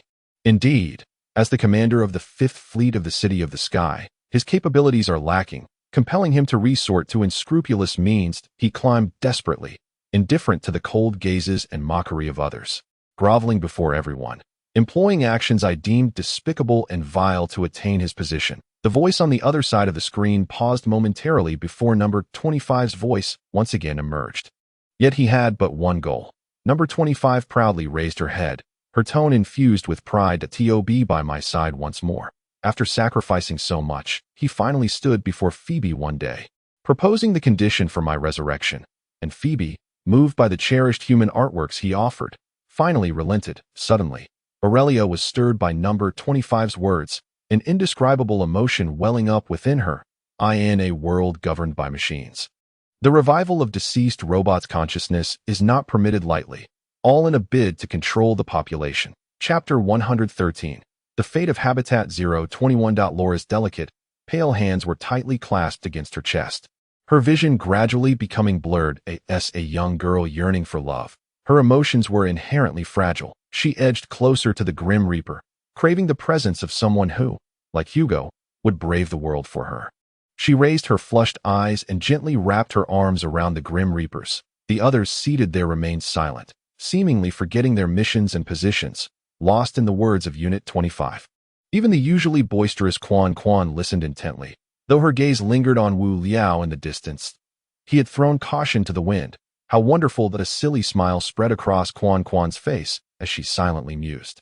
Suddenly, the screen went dark, and a blinding light erupted outside their viewport. The warship suspended in midair began to tilt. Flames surged from the vessel's underside, and at last, the thrusters had come under attack. Unit 25? Aurelia called out anxiously to the silent communication channel. Yet, aside from the distant rumblings, there was an ominous stillness. The airborne behemoth could not withstand much longer. The remaining thruster was failing, heralding a descent. Unit 25, Aurelia cried out once more. Finally, the screen flickered back to life. The command pod's top had been completely torn away, revealing a gaping void through which the fire from the ship's base shone. The figure of Unit 25 reappeared on the screen, looking weary, her holographic glow nearly extinguished. Though I stood beside her once more, I no longer had the strength to embrace her. You are all human, are you not? You probably cannot fathom what it feels like for a robot to embrace. Unit 25's voice rose slightly, barely audible. Unlike the softness of humans, our hearts are closer. The hearts of robots are truly interconnected. The flames surged violently, engulfing Unit 25 on the other side of the screen. The brilliant fire overshadowed her faint glow, yet her voice remained clear within Aurelia's ship. In the years he had held a significant position in the Sky City, he had tirelessly pursued the truth behind New Year's night. Upon hearing of the mission to Habitat 021, he had rushed here at once. He had a choice. He had the option to live a lifetime with me aboard the warship. He could. Unit 25 choked on her words, sounding as if she were weeping. However, he had always believed that the lofty pioneers were the true culprits behind New Year's night. Just moments ago, I had advised him, cautioned him, but he would not listen. A deafening roar, accompanied by blinding light, interrupted Unit 25's voice. She spoke intermittently. Thus, he accepted the invitation from these, seeking to glean some information from him. However, However, the voice of number 25 abruptly ceased. As the thunderous sounds of explosions resonated violently in the ears of Wu Liao and his companions, the warship had reached its limits, teetering on the brink of collapse. Number 25, that Wu Liao inhaled deeply. Straightening his posture, gazing at the fiery inferno depicted in the holographic image. Let us resolve the matter with these together. That he clenched his fists, their plan being to coordinate with the last warship of the Sky City to utterly dismantle these. Wu Liao was uncertain whether number 25 could hear him, unsure if the warship had any chance of holding on. I promise you. The voice of number 25 sounded feeble amidst the roaring explosions. After all, I possess no power to avenge Hugo. Number 25 lamented. The energy of the warship was nearly depleted. With only one thruster functioning properly, I will steer the warship into these, and thereafter, I entrust the rest to you. As soon as the words left her lips, the image vanished in a deafening blast, and the communicator abruptly severed its connection, plunging Avelia's ship into a profound silence. After a considerable time, it was Wu Liao who first shattered the stillness. He gently rose to his feet, gazing out at the steel behemoth that seemed on the verge of plummeting.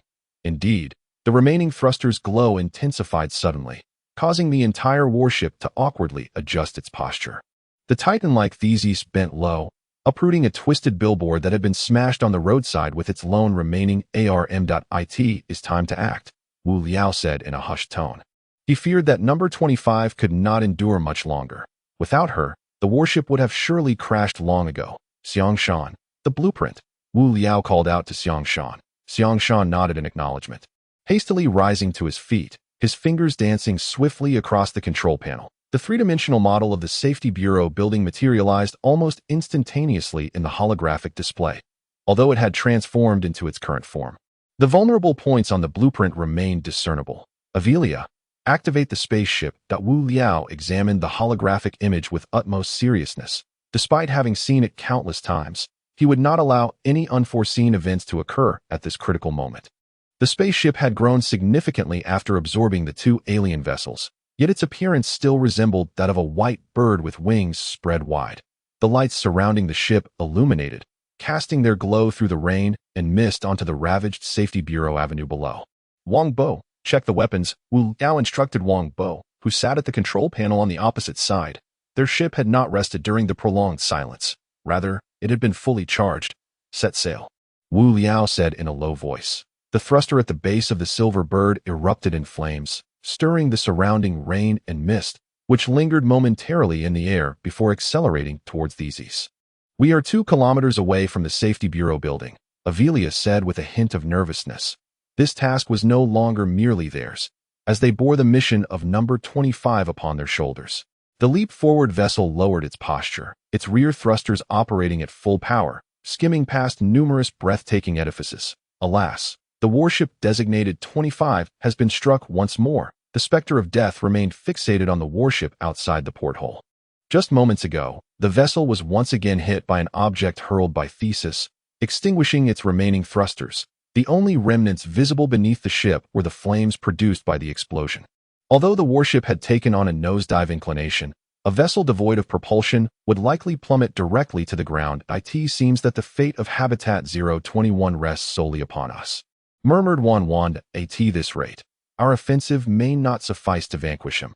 Wang Bo re-examined the armaments displayed on the control panel. Faced with such a colossal automaton, their ship, approximately 50 meters in length, would struggle to deliver a fatal blow even to its vulnerabilities. Enough of this, Wu Liao retorted vehemently. We have reached a point where action is imperative.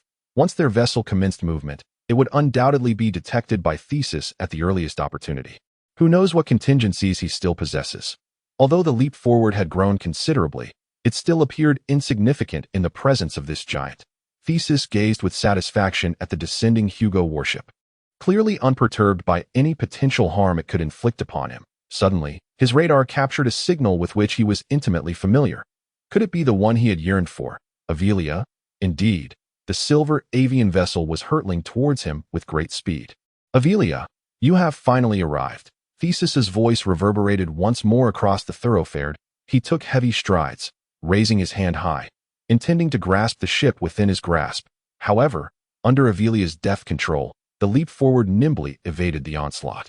Fortunately, The crew had secured their safety belts in advance. Otherwise, injuries would have been inevitable during such a sharp maneuver. "He has spotted us," Wang Bo cried in terror. Chapter 114. The leap forward, descending. Find an opportunity. Wu Liao shouted loudly. With no reliance on the assistance of Warship 25, they had no choice but to depend on their own resources. Theseus remained unperturbed. His colossal arms, several hundred meters in length, waved through the air, as if Avelia's vessel were merely a fly in his sight. That moment, two towering structures crumbled with a thunderous roar, their damaged sections plummeting from great heights towards the leap forward. "Watch out!" Death cried out, as the steel rebar from the collapsing building became visible through the porthole on his side. Avelia abruptly pulled the brake lever, cutting off the energy supply to the thrusters, and initiated a reverse thrust. Simultaneously, she deftly maneuvered the control stick, causing the leap forward to tilt sharply, narrowly avoiding the debris from the building. However, Theseus had anticipated their trajectory, and his hand, even larger than the leap forward, preemptively obstructed their path. "Fire! Fire!" Wang Bo urged anxiously, his subordinates accelerating their actions to the point of blurring into mere shadows. Two cannons hung from the wings of the leap forward, erupting in a cloud of black mist that surged forth in an instant. Before making contact with Theseus' expansive palm, the black mist was unleashed, immediately enveloping his broad hand, causing the surrounding air to exhibit a slight distortion. The dark haze even spread to Theseus' arm, significantly affecting his once agile form. As his movements gradually slowed, the surface metal began to corrode under the influence of the black mist, large segments cascading down. "Huh, I finally caught up." Wang Bo exhaled heavily, releasing a breath of relief. After assimilating the two enigmatic vessels, the controllable metal even integrated their weaponry, and Wang Bo, alongside Avelia, further enhanced this armament, drastically reducing its charging time. "Bastard!"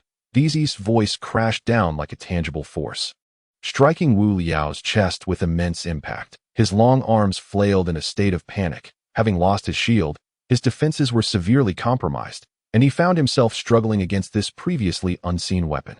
The energy attacks from the alien ships seemed to possess a property of obliteration, inflicting devastating damage upon every point of contact. In this moment, even Theseus could not escape the harm inflicted by such weaponry. In his frenzy, his arms repeatedly slammed against the surrounding buildings, sending countless fragments scattering in an instant. "Now's the chance." Wu Liao observed the flustered Theseus on the screen, pointing at the pre-marked weak point of the Security Bureau building in the holographic image. "The main cannon is ready to fire." Wang Bo, still exhilarated from narrowly escaping death, let out a low roar, his hands gripping the weapon's launch button with intensity. The jumping ship seized this opportunity. Under Avelia's command, the soaring silver bird executed a swift 180-degree turn in the air. The jumping ship, having veered sharply, unleashed its thrusters full force, hurtling towards the direction of Theseus' body. Following the holographic guidance, it raced towards the weak point of the Security Bureau building at full speed. This location, originally situated at the very center of the building, had indeed transformed into the junction between the giant's legs and torso. It was only then that Zhang San realized that the blueprint indicated a crucial area. Once the Security Bureau building was anthropomorphized. 500 meters to go. Prepare to launch. Avelia gripped the control stick tightly, her attention unwavering, fearful of even the slightest miscalculation. When Avelia modified the alien ship, she sacrificed range and lethality in exchange for a significant reduction in the lengthy charging time, making it easier to gain the upper hand in combat. They were closing in on the designated location. Theseus' colossal figure loomed before Wang Bo. They had reached the position for their initial attack. "Fire!" Wu Liao, too, excitedly raised his fists, his voice uncontrollably rising in pitch. Boom! The ship vibrated uncontrollably, accompanied by the roar of the main cannon as the black mist immediately splattered against Theseus' abdomen. In an instant, the black fog spread, obscuring that area, as metal and debris were swept away. Contorted into a chaotic mass, Theseus roared, his colossal voice infused with a tempest of anger and anguish, as his remaining arm flailed wildly, incessantly colliding with the surrounding edifices. "Quick! To the next position! Move!" Wu Liao, gripped by a wave of anxiety, clenched his fists tightly, his heart pounding uncontrollably. Aurelia abruptly yanked on the control stick, and the spacecraft finally lifted its nose, the rear thrusters igniting with a sudden flare of light, before pausing momentarily and then surging forth with great velocity. Approaching the second target, Aurelia cast a fleeting glance at the holographic display before hastily turning her head back to focus on the rapidly passing scenery. Damn it. You humans, you ants, you all must perish. Theseus bellowed in torment, his essence intertwined with that of the Security Bureau building, and as he became wholly integrated with the structure, they shared in their collective suffering. Suddenly, Wu Liao perceived a shadow before his eyes, and before he could utter a warning, he collided head-on with Theseus's erratic arm. A thunderous crash reverberated in Wu Liao's ears, as if his very insides were about to erupt from his throat. He felt as though he were being crushed by an overwhelming force, and the alarm within the cabin erupted into a cacophony, the milky white safety airbags deploying with great urgency, nearly engulfing the entire space. The crimson warning lights illuminated every inch of the cockpit, and a sense of vertigo instantaneo, he lifted his gaze to the control panel, which hung limply in the air, extinguished, yet he found himself incapable of furthering his advantage to utterly annihilate Tysus. Sighing heavily, he expressed his frustration, but Wu Liao felt an urge to smoke to alleviate his inner turmoil. Just as his hand reached into his pocket, a series of thunderous roars erupted from the sky outside. Chapter 115. The Fall of Tysus. How curious, Wu Liao murmured softly. The luminous blaze in the sky was indeed that of the long-overdue crash of the battleship number 25. A cascade of flames illuminated the horizon, with the sounds of explosions resonating like thunder, showing no signs of abating. Suddenly, the control panel within the cabin flickered, followed by a low hum as it powered up, curiously observing the fiery display above. Wu Liao swiftly sat up and hastened towards the control panel. Fantastic, he exclaimed, exuberantly raising his fist as a rotating golden pentagram projected onto the control panel. Accompanied by a faint rumble, the leap forward had reactivated. Despite sustaining such severe damage, the technology of Ovelia had managed to endure. System self-check, Wu Liao exclaimed, pulling down the control panel that hung in midair, his fingers trembling slightly as they swiftly navigated the interface. He retrieved a cigarette from his pocket, placing it between his lips, but before he could ignite it, the system voice of the leap forward began to resonate. Leap forward self-check initiated. Energy at 58%. Hull integrity compromised by 99%. Sufficient controllable metal available to detach from the shell and transform. Wu Liao clenched his fists. In the current circumstances, this was undoubtedly good news. Detach from the shell. Swiftly transform. The words he uttered around the cigarette were somewhat unclear, fearing the leap forward system might not comprehend, and he frantically shifted the vessel into manual control mode. Damn it, you filthy insects. I no longer desire those secrets. I shall tear you apart. The voice of Tysus drowned out the cacophony of explosions above, his chest blackened, with the mottled debris of architecture laid bare to the air. He frantically waved his arms, momentarily locking onto the position of the leap forward, the ground trembling slightly beneath his steps.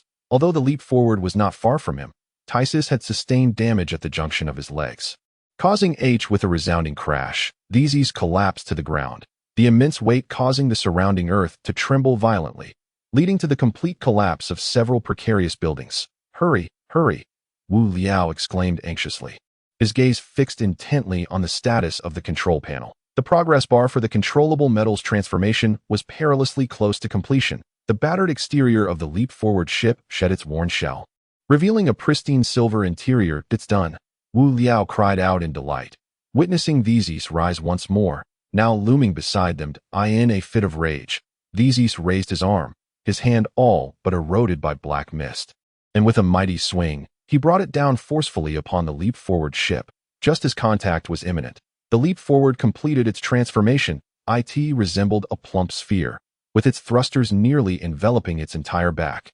Energy surging forth from them in a torrent, propelling it away and evading Theses' attack. Theses' arm struck the ground, leaving a deep crater, but he swiftly lifted it again, dirt and murky water cascading from his hand. Once more, he raised his fist, swinging it down viciously towards the leap forward. Who is it? Wu Liao whispered, every hair on his body standing on end. There was no one left to converse with. He was indeed fighting alone. Apologies, it is I. I have connected to your signal. The indistinct voice gradually became clearer. It was number 25. Wu Liao could scarcely believe it.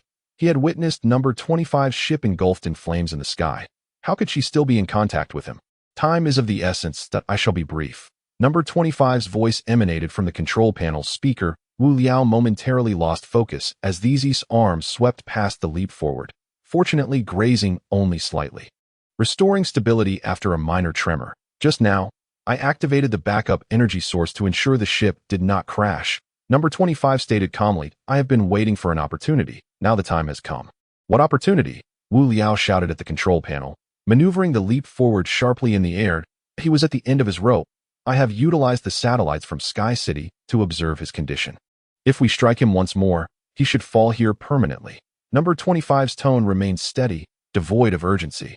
What must I do? Wu Liao concentrated intently on piloting the leap forward, weaving through the cluster of buildings to find a sliver of space. I have ignited the energy storage chamber. Now we only await the explosion of the energy core, which will provide sufficient thrust to collide with Theses. Upon hearing this, Wu Liao involuntarily shuddered. He tilted his head to gaze through the viewport at the fiery blaze above. Indeed, the ship, though engulfed in flames, was still operational.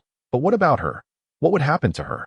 As Wu Liao navigated through the damaged structures, deftly dodging the falling debris from these wild swings, he turned his gaze back to the control panel. Caught in a trance by number 25's voice, I shall vanish alongside the warship. Hurry, I have opened the download channel. Quickly upload your data into the Yuedun, Wu Liao bellowed, desperate to prevent the 25th from facing death once more. Thank you, but I still intend to seek him out. Prepare yourself, I am coming. The warship's energy core detonated, generating tremendous thrust as it hurtled towards Thesis, trailing a long plume of fire as it swiftly traversed the sky. No, Wu Liao cried out, feeling, for reasons unknown, a slight dampness in his eyes. Though they hailed from different factions and worlds, the tale of that girl profoundly moved him. The warship's speed surpassed Wu Liao's imagination, perhaps due to Thesis's damaged state, rendering even him incapable of evading the vessel's assault. Boom! A resounding explosion erupted upon Thesis, though he now stood as a giant nearly 1,000 meters tall. He seemed diminutive before the 2-kilometer-long warship. The bow of the warship struck Thesis's chest with ferocity. At such velocity, the heavy metallic armor, the robust construction materials, and the defenses Thesis prided himself on could not withstand this fierce onslaught. The sounds of explosions rang out in succession as the warship, like a razor-sharp sword, pierced the chest of the titanic giant. Subsequently, the warship's bow embedded itself into the ground, cleaving Thesis's body in two, causing him to crash thunderously beside the vessel. In the wake of this, countless crimson flames ignited upon the storage room has become unrecognizable. The steel plates are grotesquely twisted and expanded, carelessly scattered around the battleship. On the main avenue, there are no longer any citizens in sight. Amid such a brutal conflict, no one could escape unscathed. Have we arrived? A pair of mechanical soldiers emerged from the street. This must be the place. As indicated by the locator, the robot, clutching the device, stared incredulously at the battleship before him, repeatedly confirming the location marked on the locator. Good heavens, what has transpired? The leading robot captain hastily tore off his sky-blue military cap and stuffed it into his trouser pocket. He hurriedly took a few steps forward and crouched beside the battleship, which was barely discernible from its outline. His fingers glided gently across the ship's surface, producing a harsh metallic clang that echoed from his fingertips. Where is Commander Hugo? Who has news of him? After confirming that this was indeed the flagship of the Sky City, the captain, in charge of the search mission, vociferously interrogated his subordinate soldiers. They had always obeyed Hugo's commands. Scouring Habitat 021 for humanity's precious artifacts, during their last communication with Hugo, they had heard that the war had been won. Coupled with last night's torrential rain, they had kept their distance from the city center's combat zone, thus remaining oblivious to what had transpired. Bastard, the captain muttered under his breath, as he was a close confidant of Hugo, which was the very reason he held the position of search mission leader. Just yesterday, Hugo had promised him a promotion, yet here he was, unable to contact him by dawn, following the signal to find the battleship reduced to a mere heap of scrap metal that IT felt as though something was lodged in his chest. With rage surging within him, Captain, what shall we do now? A soldier leaned in closer, whispering. The captain shot a fierce glare at the soldier, retorting, what else can we do?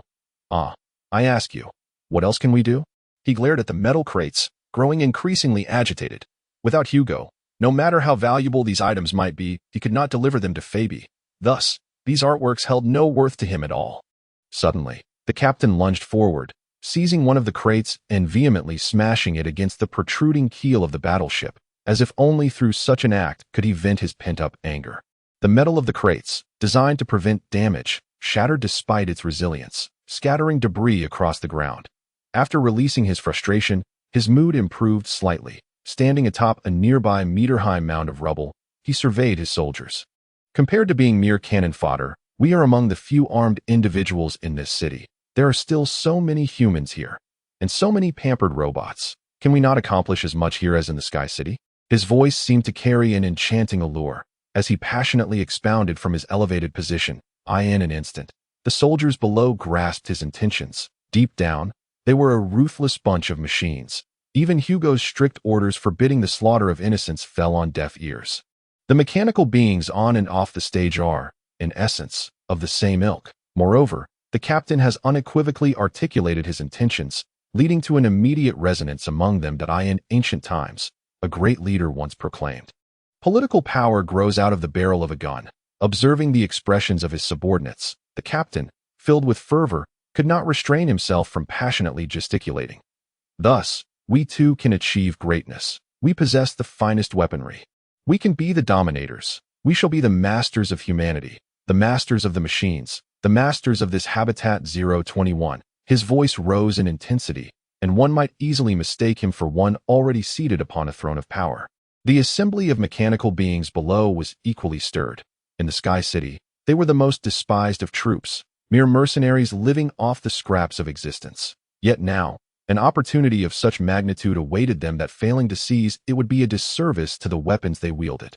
Consider this. Over the past few days, has anyone dared to resist us? The captain suddenly drew his pistol, brandishing it as a demonstration that in recent days, we have carved a bloody path with our own firearms. What of those humans? What of those seemingly noble machines? Are they not all fallen before our guns? Are we not the kings of this city? Henceforth, I assure you, this city shall soon be under our dominion. We shall do as we please within these walls. No longer shall we heed the commands of others, nor shall we be bound by countless restrictions. We are the true masters of this place. The mechanical soldiers raised their weapons in unison, their spirits ignited with a sense of grandeur, and they unleashed a cacophony of gunfire into the sky, venting their exhilaration. The captain surveyed his subordinates with satisfaction, sweeping his palm across his chest from left to right before finally clenching it into a fist. Cease, he commanded loudly, taking in the sight of the obedient mechanical soldiers. Very well, let it be decided. We shall commence with the outskirts. Let those humble humans witness their true masters. The captain boldly announced his plan, with humanity remaining his foremost target. The soldiers below raised their arms in fervent agreement, lauding their leader's sagacity. Hey, do you find solace in your own delusions? Just as everyone was lost in their dreamlike reverie, a voice, laced with mockery, broke through. You wish to be masters? Have you considered the opinion of this city's true owner? Wu Liao, cigarette in mouth, smirked slightly at the corner of his lips, arms crossed as he leaned casually against the wall, observing the deluded mechanical beings with keen interest. Only then did the mechanical captain notice Wu Liao, who had been standing in the corner all along. Reacting swiftly, he aimed his gun at Wu Liao's head, his voice dripping with malice. You pest, your timing is impeccable. Let me show you who truly reigns here. Chapter 117. Revenge for hatred, retribution for wrongs. Bang. A shot reverberated through the tranquil central avenue. Above the mechanical captain, a transparent void appeared in his head, exposing the entwined metallic coils to the open air. As the laser carved a minute hole into the battleship, the captain collapsed to the ground with a thud. The atmosphere around them fell into an eerie silence, as the mechanical soldiers, who had just been fantasizing about seizing control, suddenly ceased their chatter. They stared in astonishment at the fiery silhouette at the street corner. With a scowl, she directed her ire towards Wu Liao, exclaiming, "You talk too much." Wu Liao sheepishly scratched his head, offering an awkward smile. Isn't it my duty to impart some wisdom on them? He hastily defended himself, completely disregarding the remaining robots still gripping their weapons. Captain, bastards, who are you? Shouted the previously boisterous robot, now furious as it aimed its gun at them. Yet, the two individuals appeared utterly unfazed, continuing their incessant banter. Hey, I'm asking you. The robot abruptly raised its weapon, feeling deeply insulted. With a resounding bang, it pulled the trigger. and the laser beam struck Wu Liao almost instantaneously. Contrary to the gruesome scene it had envisioned, the laser seemed to dissipate against an invisible barrier, vanishing into the air. How is this possible? The shooter robot stared in disbelief at the unaffected human. It roared in fury, repeatedly squeezing the trigger, unleashing a barrage of laser beams at Wu Liao, yet none proved effective. Kun, there are so many people behind us. Can you show a little restraint? Wu Liao glanced back at the throng of onlookers, murmuring softly to Kun. She shot him a fierce glare, remaining silent. Affectionately, Wu Liao draped his arm over her shoulder and stepped out from the corner. The robots were already dumbfounded. The miraculous shield and precise marksmanship had surpassed their comprehension. As a group synonymous with bullying the weak, they momentarily forgot to fire their weapons, standing foolishly in place as they watched the two humans draw ever closer. Suddenly, they felt an involuntary stir of excitement in their eyes. The ground beneath them seemed to tremble gently. Shortly thereafter, figures emerged from the street corner. It appeared as though they were endless, streaming forth one after another. Strangely, they were all ragged, each adorned with a multitude of patches. Their numbers continued to swell, rapidly filling the space at the corner. In no time, they occupied almost the entire area, brandishing an eclectic array of weapons, some wielding ancient single-barreled shotguns, while others brandished laser weapons issued by the Security Bureau.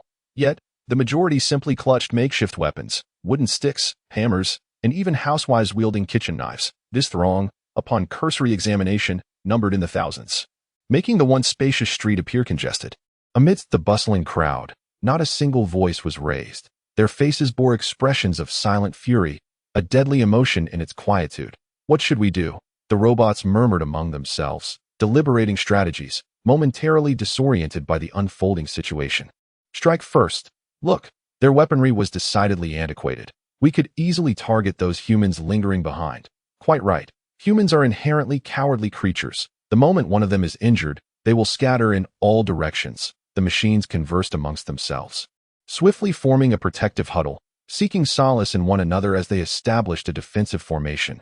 Just as he prepared to fire, a shadow abruptly darted into view. Wu Liao, wearing a mischievous grin, charged directly in front of him, snatched the gun from his grasp, and brought it crashing down onto his knee, shattering the robust laser rifle into two pieces. Did your mother never tell you not to bully the weak and vulnerable? Wu Liao remarked with a faint smirk. Suddenly, his expression shifted, and his tone grew fierce. My apologies, I forgot. Surely you have no mother. With that, he seized the robot's arm and executed a powerful throw, sending the mechanical being tumbling into the crowd behind him. Fire! Fire! The group of over 20 robots cried out in alarm, their weapons unleashing a cacophony of sound. A barrage of beams and the sharp crack of gunfire erupted across the street. Yet, those seemingly frail humans stood their ground, unflinching. The sturdy young men in the front line stood tall, resolutely shielding the elderly and children behind them. Wu Liao and Quan would not allow these machines to harm innocent civilians. Quan tied her long hair back and tightened the straps of her combat suit around her waist. With a graceful agility, she dove into the ranks of the robots clad in her vivid red uniform. Drawing her sidearm, she executed a swift spin and crouch, narrowly avoiding the oncoming assault from the machines. Then, she sat cross-legged on the ground, twisting her torso as she fired 3 precise shots, hitting the weapons of the 3 robots in front of her. With the nimbleness of a fish flipping back to its feet, she stood up again, still not satisfied. She quickly fired a few more rounds at the fallen weapons to ensure their complete destruction. She then vanished into the crowd, moving with a fluidity that exuded cool determination. In contrast to Quan's seamless movements, Wu Liao, lacking professional training, relied on his exceptional physique to bulldoze through, shield at the ready.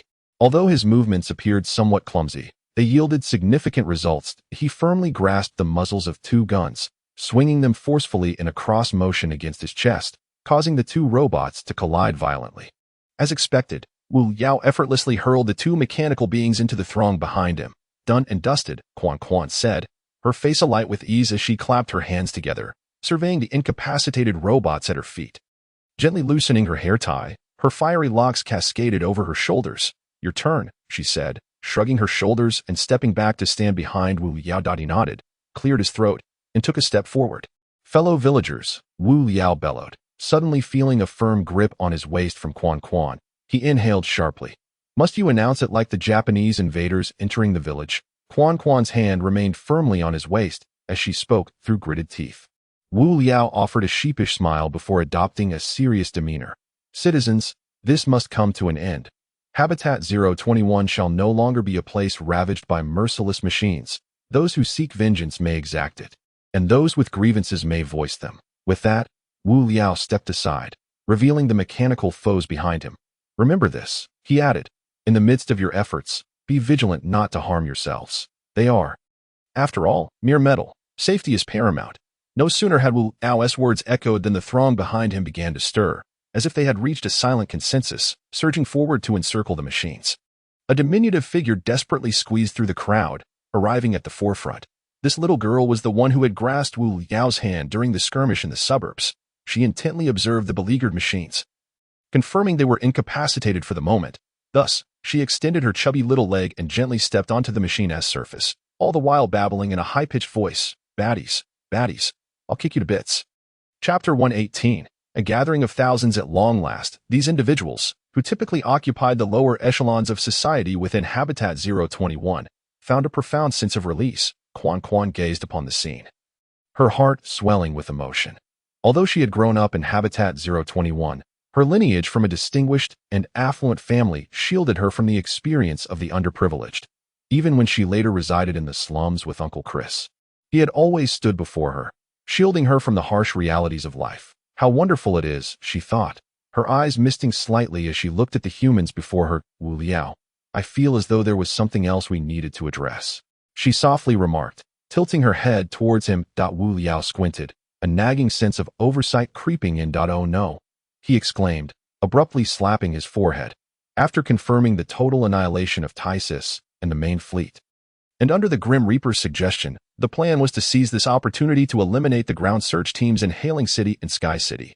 Having previously scouted the search team's locations, they had split into several groups at dawn, leading the suburban residents toward the city center. The objectives were twofold: to provide an outlet for the pent-up frustrations of the oppressed, and to swiftly stabilize the situation within Habitat 021. An assembly. We have an assembly to attend, Wu Liao and Quan Quan exclaimed in unison. Despite the devastation wrought by the recent intensification of conflict, finding a space within the vast city to accommodate 10 to 20,000 people was not an insurmountable challenge. The previous night, after the dust had settled, they promptly outlined several key points, finalizing their plans overnight. Leveraging the influence of Wu Liao and Xiang Shan in the human gathering area, the populace almost instinctively participated in this endeavor.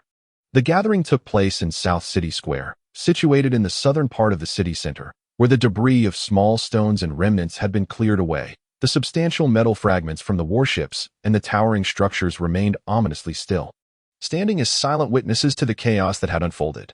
Amidst the swirling yellow sands and thick plumes of smoke, the sun, now inclined towards the west, could be faintly discerned, while the sky gradually succumbed to darkness. And the night breeze grew increasingly fierce, sweeping across the square. Xiang Shan stood silently atop a 3-meter-high stone platform, flanked by the Grim Reaper and others who stood vigil beside him.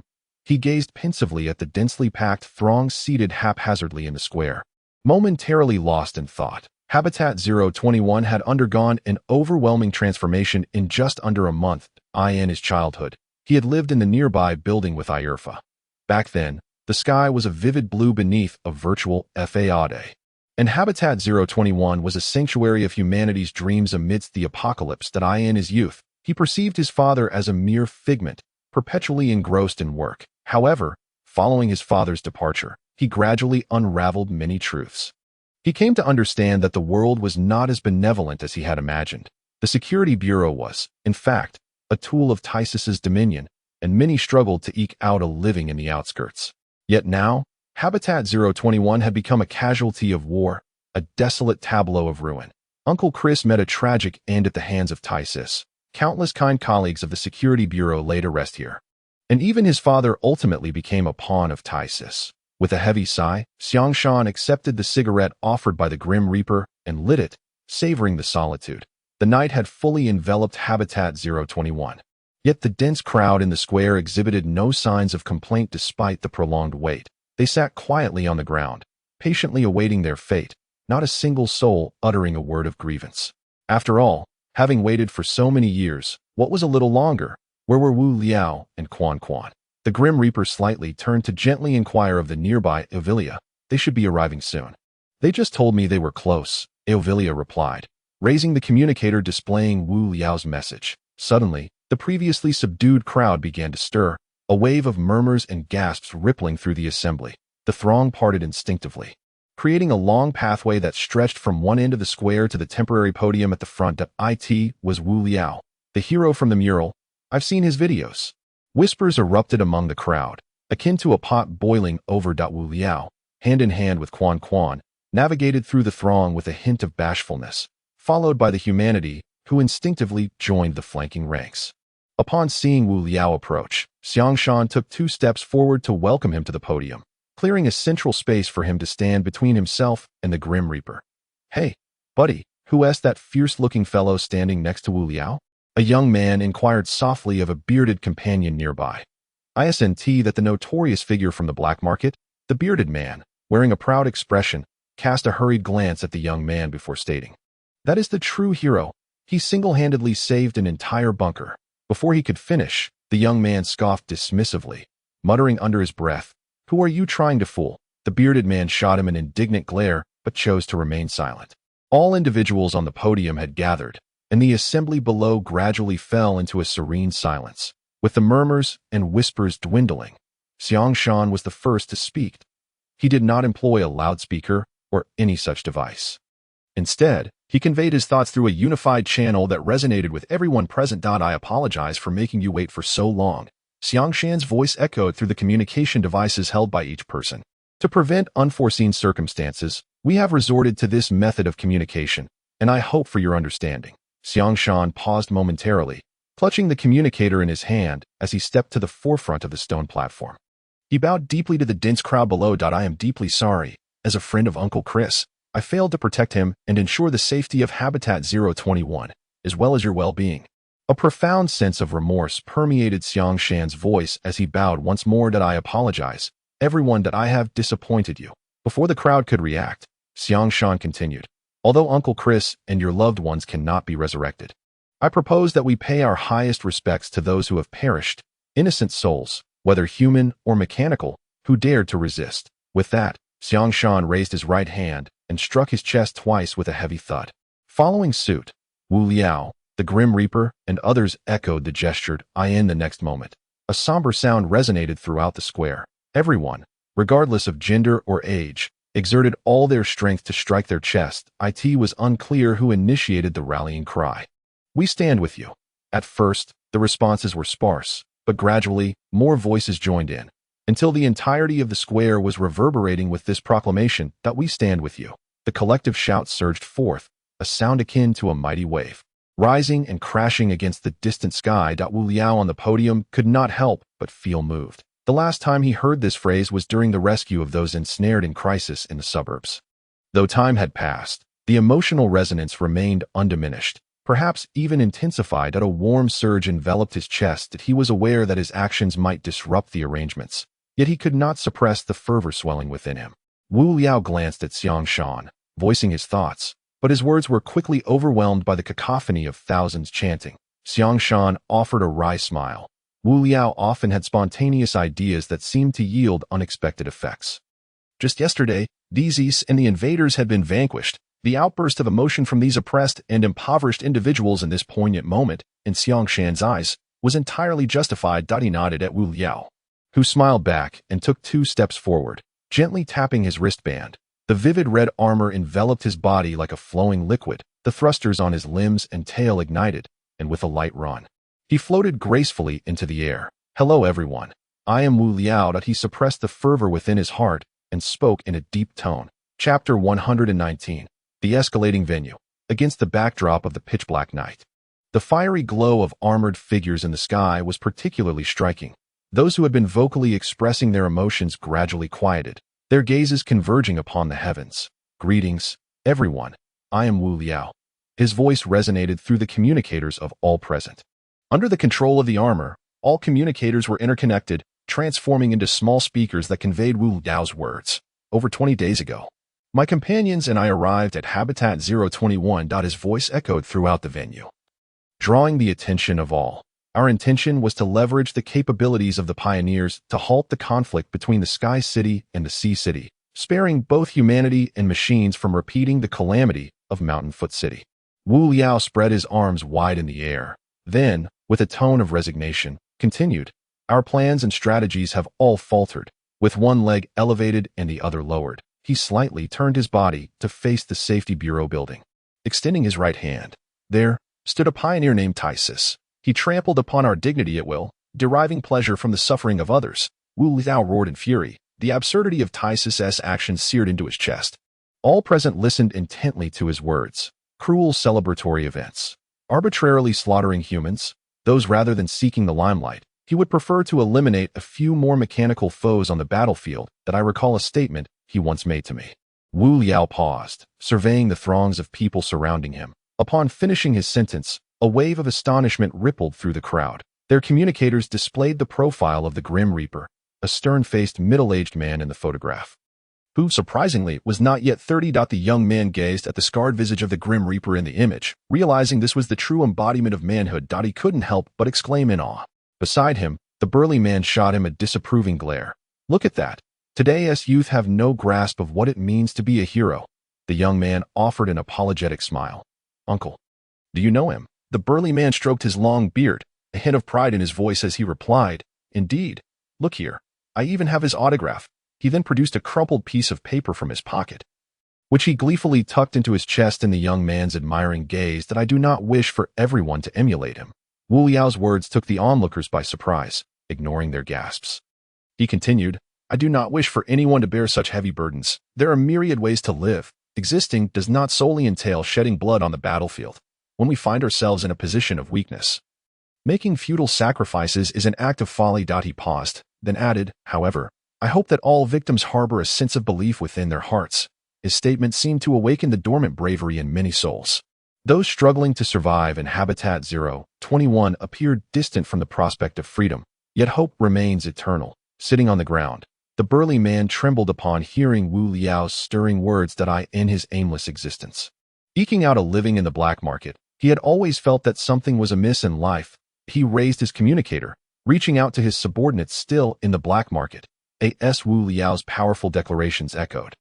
The crowd in the square swelled. It was not only the tardy humans who arrived, but also many robots accustomed to lives of luxury. Even those at the pinnacle of the human hierarchy joined the assembly.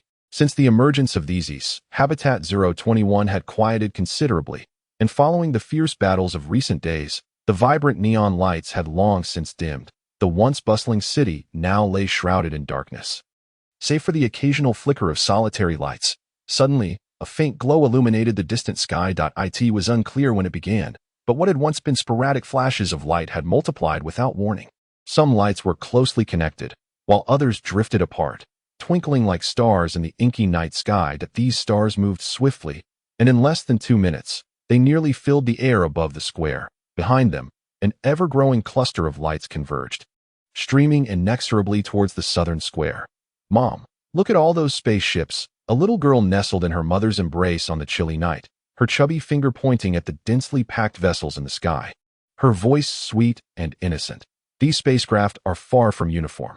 In fact, the luxurious vessels owned by affluent humans and robots dominate the scene. Their brilliant lights are all directed towards the podium, akin to a concert drawing a throng of spectators, with those upon the dais once again becoming the center of attention. Interspersed amongst this fleet are numerous ships belonging to suburban human enclaves, albeit appearing dilapidated, some even swaying precariously in the air. Yet, none of this can dampen their fervor. Initially, Wu Liao and his companions had merely notified the suburban populace, but news of the assembly convened by this team intent on vanquishing the tyrannical Tysis swiftly spread throughout all regions of Habitat 021. An ever-increasing tide of humanity surged towards this location. Those unable to squeeze into the square opted to stand amidst the crumbling edifices nearby, binoculars raised, anxiously gazing towards the distant venue. The number of spacecraft continued to swell, illuminating not only the southern square but also the surrounding areas, transforming the night into a semblance of daylight. At first, Wu Liao was somewhat bewildered, but gradually, he came to comprehend the intentions of these people. They were merely ordinary souls, living in a world ravaged by calamity. Whether affluent robots or humans, or those impoverished souls struggling for mere subsistence, they all yearned to behold the fabled hero with their own eyes. Despite the throng surrounding them and the sky filled to capacity, an extraordinary silence prevailed. They awaited the armored hero's address. As the crowd swelled, Wu Liao felt compelled to speak a little longer.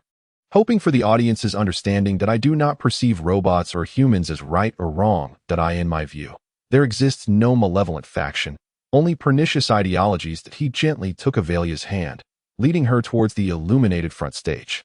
Chapter 120. The gathering and parting of times. Though Wu Liao deemed this course of action somewhat perilous, after all, Avelia was a coveted figure among the dominant powers. He reasoned that if it could awaken these numbed souls, a little risk was warranted. She is a robot. As Wu Liao concluded his statement, an astonishing silence enveloped the crowd, which was soon shattered by an eruption of incredulous calls. Avelia had always followed the Grim Reaper team. She bore no animosity towards humanity, nor did she indiscriminately harm robots from a human standpoint. At this moment, Wu Liao had shed his battle armor, despite his somewhat frail physique. The citizens of Habitat 021 dared not underestimate this seemingly diminutive human. I hope that all present, whether robot or human, can unite as one, for only then can we hope to shatter this dark epic. Above us, Wu Liao pointed skyward. Sky City, Hailing City, have already resorted to armed conflict in their scramble for resources and dominance. What of us? He left this question hanging, providing no further thoughts or explanations. Yet all understood the simple truth encapsulated in the saying, when the cunning hare dies, the hounds are cooked. The throng continued to swell, as if all the inhabitants of Habitat 021 had converged here. For the remainder of the time, it was primarily Xiang Shan and Zhang San who spoke. As they repeatedly emerged in the public eye, actively resisting the tyranny of taxis, coupled with Uncle Chris's formidable influence in the human gathering zones, they swiftly determined the fate of Habitat 021. That the sky had begun to lighten with the first light of dawn, and the throngs surrounding the venue gradually dispersed. The bearded captain's fleet had also arrived. He lingered at the edge of the southern square, providing sustenance to every suburban dweller struggling to make ends meet. As a leader of the black market for many years, he had naturally amassed a considerable stockpile of resources and wealth, and only today did he contribute a genuine share of his own. In the face of the nearly vanished crowd, the once bustling southern square fell back into the desolation reminiscent of the aftermath of war. Though Habitat 021 had sent taxis away, the true test awaited them in the time to come. The question of how to establish the first city bathed in sunlight after the era of the bunkers upon the ruins was what Xiang Shan truly needed to contemplate, not to mention. This was the last remaining city in the world where humans coexisted with robots. Xiang Shan, have you made up your mind? Wu Liao dangled his legs in the air, seated beside Xiang Shan on the podium. Not far away, the magnified jumping ship rested quietly on the ground. While Aurelia prepared for their return voyage, Xiang Shan retrieved a cigarette from his pocket and casually tossed the case aside. The glowing ember ignited with a crimson light, and the drifting smoke obscured Xiang Shan's face. He nodded thoughtfully, his vacant gaze fixed upon the empty square below. In his final remarks, Xiang Shan proposed the construction of a city, a true haven for the free. After so many days together, Wu Liao had genuinely come to regard Xiang Shan as a friend. Turning his head, Xiang Shan smiled at Wu Liao. This is my home. His gaze swept across the visible expanse, and a wave of sentiment washed over him. This is also their home. Though I yearn to see the world beyond, to witness the human bunkers. Xiang Shan's voice firmed with resolve. But there will surely be opportunities, won't there? His eyes appeared slightly puffy. They had been tirelessly working without rest for days, fatigue etched upon their faces. Wu Liao subtly nodded, comprehending the challenges Xiang Shan would soon face. Not only must he navigate the intricate circumstances of Habitat 021, but he must also tread carefully against the wrath that might rain down from the city and the sky at any moment. Very well. Wu Liao's disheveled hair was tousled by the wind, which still carried a hint of charred scent. As he spoke softly, rising to his feet, he brushed off the dust clinging to him, carefully stowing the cigarette Xiang Shan had offered into his chest pocket. Take care, and do visit the bunker. The first time I went, it truly startled me. Wu Liao wore a gentle smile, attempting to lighten the mood and dispel the sadness of parting. Let us go, Wu Liao. Circling nearby the jumping ship, he called out to Wu Liao with open arms. Xiang Shan smiled as well, lightly patting Wu Liao's shoulder twice. Don't worry, having survived all these years, we will certainly have the chance to meet again. The Yuedao spacecraft emitted a brilliant tail flame, scattering the dust on the ground in an instant. after skillfully spiraling in the air for 2 laps. It suddenly accelerated, merging into the vast sea of yellow sand. Farewell, for every meeting must eventually come to an end, yet we shall meet again. Xiangshan gazed at the now invisible Yuedao, softly murmuring, "What is this?" A hint of reluctance. Zhang San approached Xiangshan, his broad hand heavily resting on Xiangshan's shoulder. "Indeed, what a wonderful group of individuals they are. I sincerely hope for their success," Xiangshan whispered, adding, "But we must also prepare ourselves for a grand endeavor ahead." Upon hearing this, a serious expression inevitably crossed Zhang San's face. He retrieved a portable communicator, and a faint blue holographic image materialized in the air. The display showcased a 3-dimensional representation of Habitat 021, a city battered by the ravages of time, now reduced to ruins. As Zhang San maneuvered the controls, the focus of the image settled on the airport building. Positioned on the edge, it had narrowly escaped devastation and remained unscathed by the flames of war. If you concur, I propose that we establish our government here. Zhang San pointed at the image, explaining, "Firstly, the facilities and conditions are considerably better. Secondly, it is relatively close to the outskirts, which I believe will foster a greater sense of identity among the surrounding human populace, perhaps due to his own humanity." Zhang San evidently leaned towards the human side, especially considering the mechanical beings in the city center who often exerted their dominance over humans. Xiangshan nodded in agreement. "That sounds feasible. Once the location is decided, we must swiftly commence construction of the council." Observing the weary expression on Zhang San's face, Xiangshan enveloped him in an embrace. "Right now, what matters most is rest. Take this opportunity to recuperate, for there will be ample work awaiting us in the future." Zhang San did not refuse. Being considerably older than Xiangshan, coupled with years of toil in the security bureau, he no longer possessed the youthful vigor of his earlier days. With a nod, he departed. Xiangshan lay down on the ground, staring blankly at the sky, filled with swirling yellow sand. Yet he inhaled the long-forgotten scent of freedom. "Alpha, why did you betray me?" Xiangshan murmured. The betrayal of Alpha, who played the most pivotal role in his life, had left him without true solace for far too long. "Boss." After a prolonged silence, Number 5 finally spoke. He directly shared an image with Xiangshan, and Alpha's figure materialized before him. "Xiangshan, I am sorry to asa father. I failed to provide you with sufficient care, and at times, I neglected your growth." That moment, the figure of Alpha on the screen was no mere assemblage of light. It was the visage that haunted Xiangshan's dreams. With golden hair and azure eyes, Alpha embodied the archetype of Western ethnicity. The image preserved the last appearance Xiangshan had seen of him. "I apologize. Throughout my life, I have uttered too many apologies to you," Alpha said with a bitter smile. "I do not expect you to forgive me for my shortcomings as a father, nor can you absolve me for betraying Habitat 021. As a father, I never wished for my son to misunderstand me time and again. I in the scene," Alpha rambled on, while Xiangshan's tears had already etched themselves upon his resolute face. Chapter 121, Declaration of War. At the moment the image appeared, Number 5 also took his leave. He had known the contents of the video from the very beginning, thus relinquishing this precious moment back to Xiangshan. "His son.it is my failure as a father that you have borne so much alone." Alpha deeply bowed, and Xiangshan instinctively reached out to support him, yet his hands feebly passed through the hollow image before him. As Alpha straightened his back once more, a long-lost smile graced his face.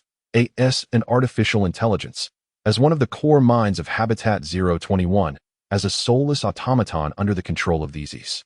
He was wearied. At last. "I can depart, Xiangshan. You shall forever be my pride." His lips moved gently, yet the words "I love you" remained unspoken. Truly, what a proud individual he was. Xiangshan let out a soft chuckle.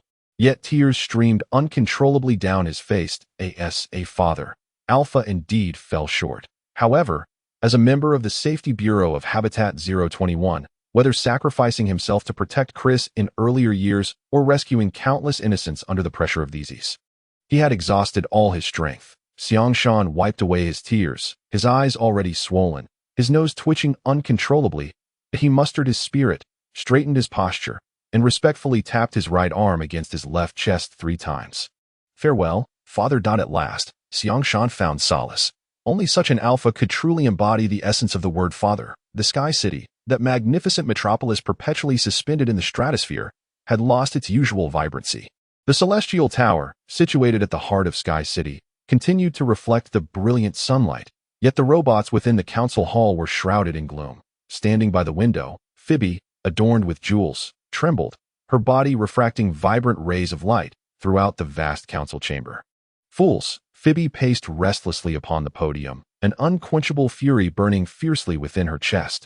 Her angelic visage grew increasingly frosty, her metallic features contorting violently. The palpable rage nearly materialized, hovering around her like an enraged lioness, instilling fear in all the robots present. You all still dare to call yourselves technicians? Phoebe seethed, pointing furiously at the few robots seated upright before her.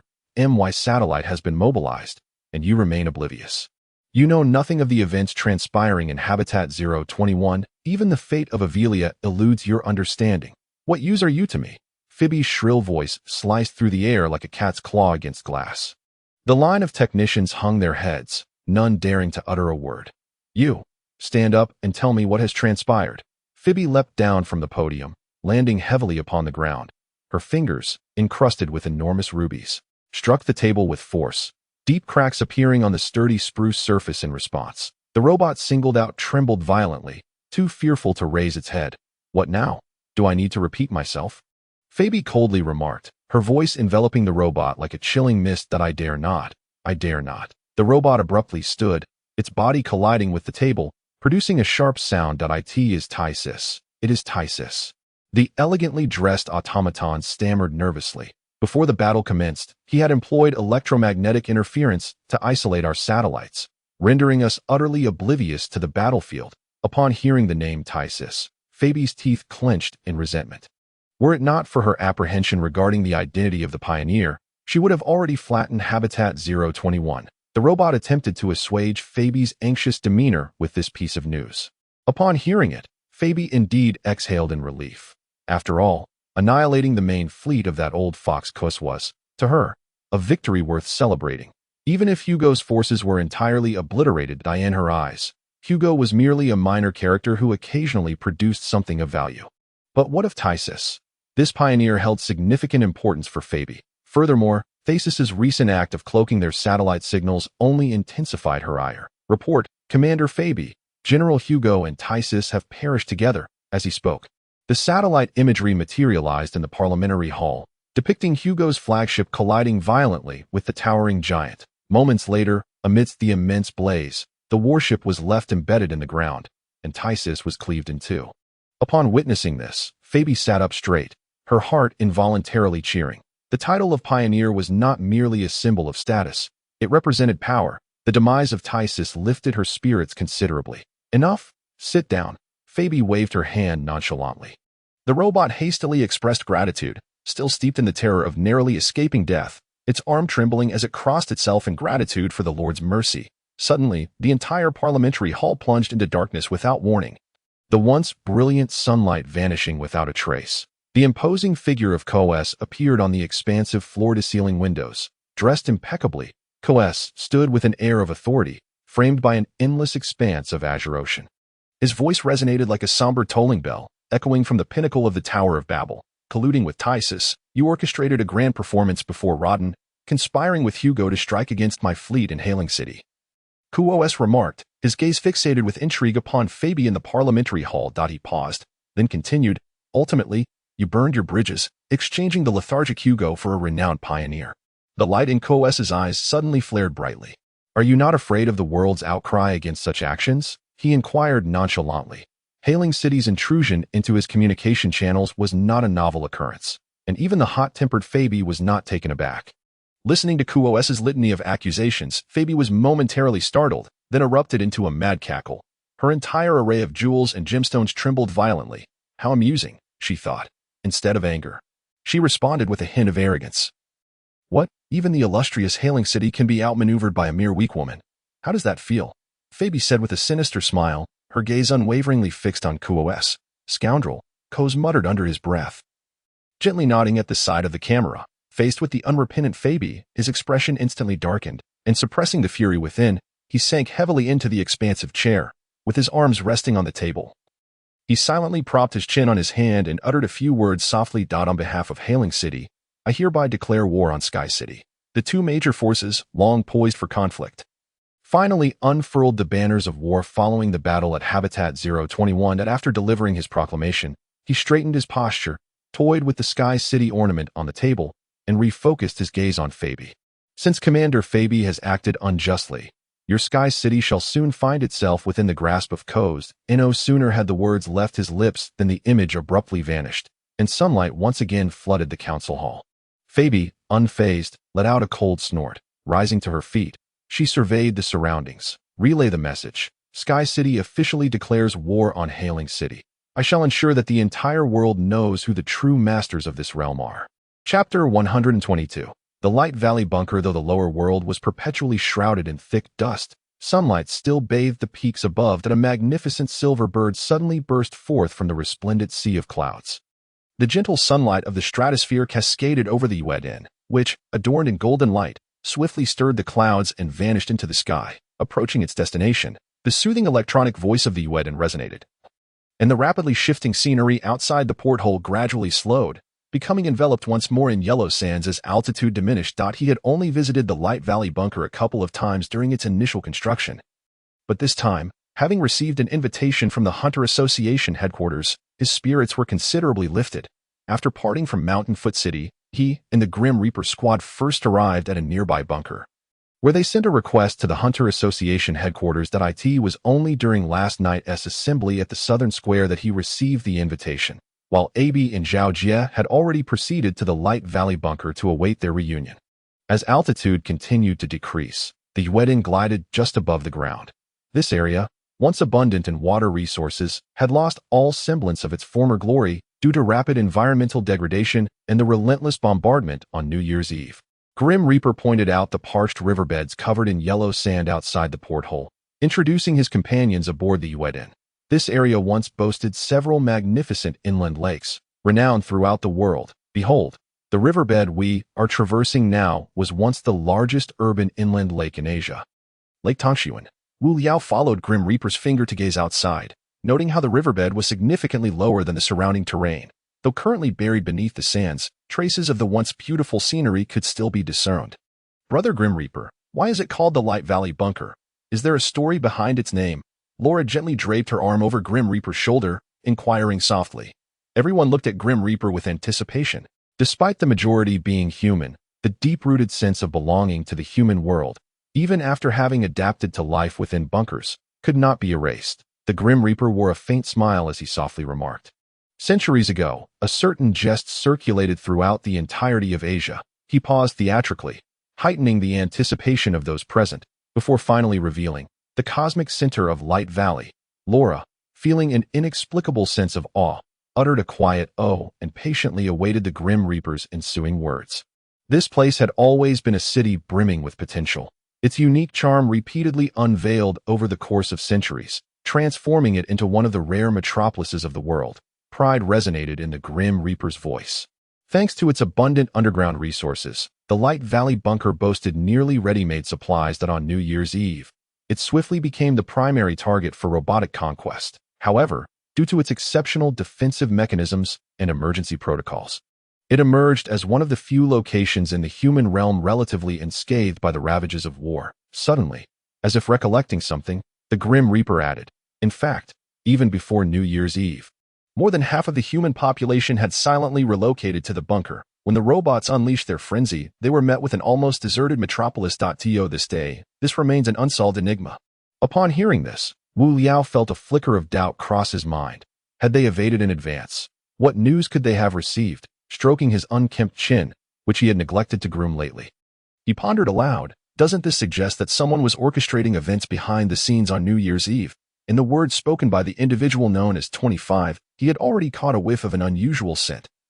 After all, hadn't Hugo spent all those years investigating this matter? The Grim Reaper nodded in acknowledgement. There are such theories, yet currently, no substantial evidence exists, leading to the widespread belief in the robot apocalypse. Just as the Grim Reaper intended to elaborate further, Aurelia timely interrupted their conversation. Upon reaching the designated location, how shall we gain entry? Below them lay the ruins of a colossal structure, reminiscent of a gigantic sculpture. Countless rusted steel frameworks lay exposed against the ochre sky, clawing at the heavens like the fangs of a colossal beast standing upon the ground.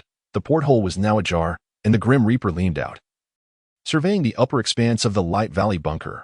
Entrance, entrance, entrance, he murmured under his breath, when suddenly it seemed traces of human activity flickered on the ground. A well-equipped battalion of human soldiers emerged, clad in heavy armor, wielding an array of firearms, their faces obscured by unfamiliar blast shields. Upon spotting the silhouette of the jumping vessel, they waved their arms vigorously, directing it to dock here.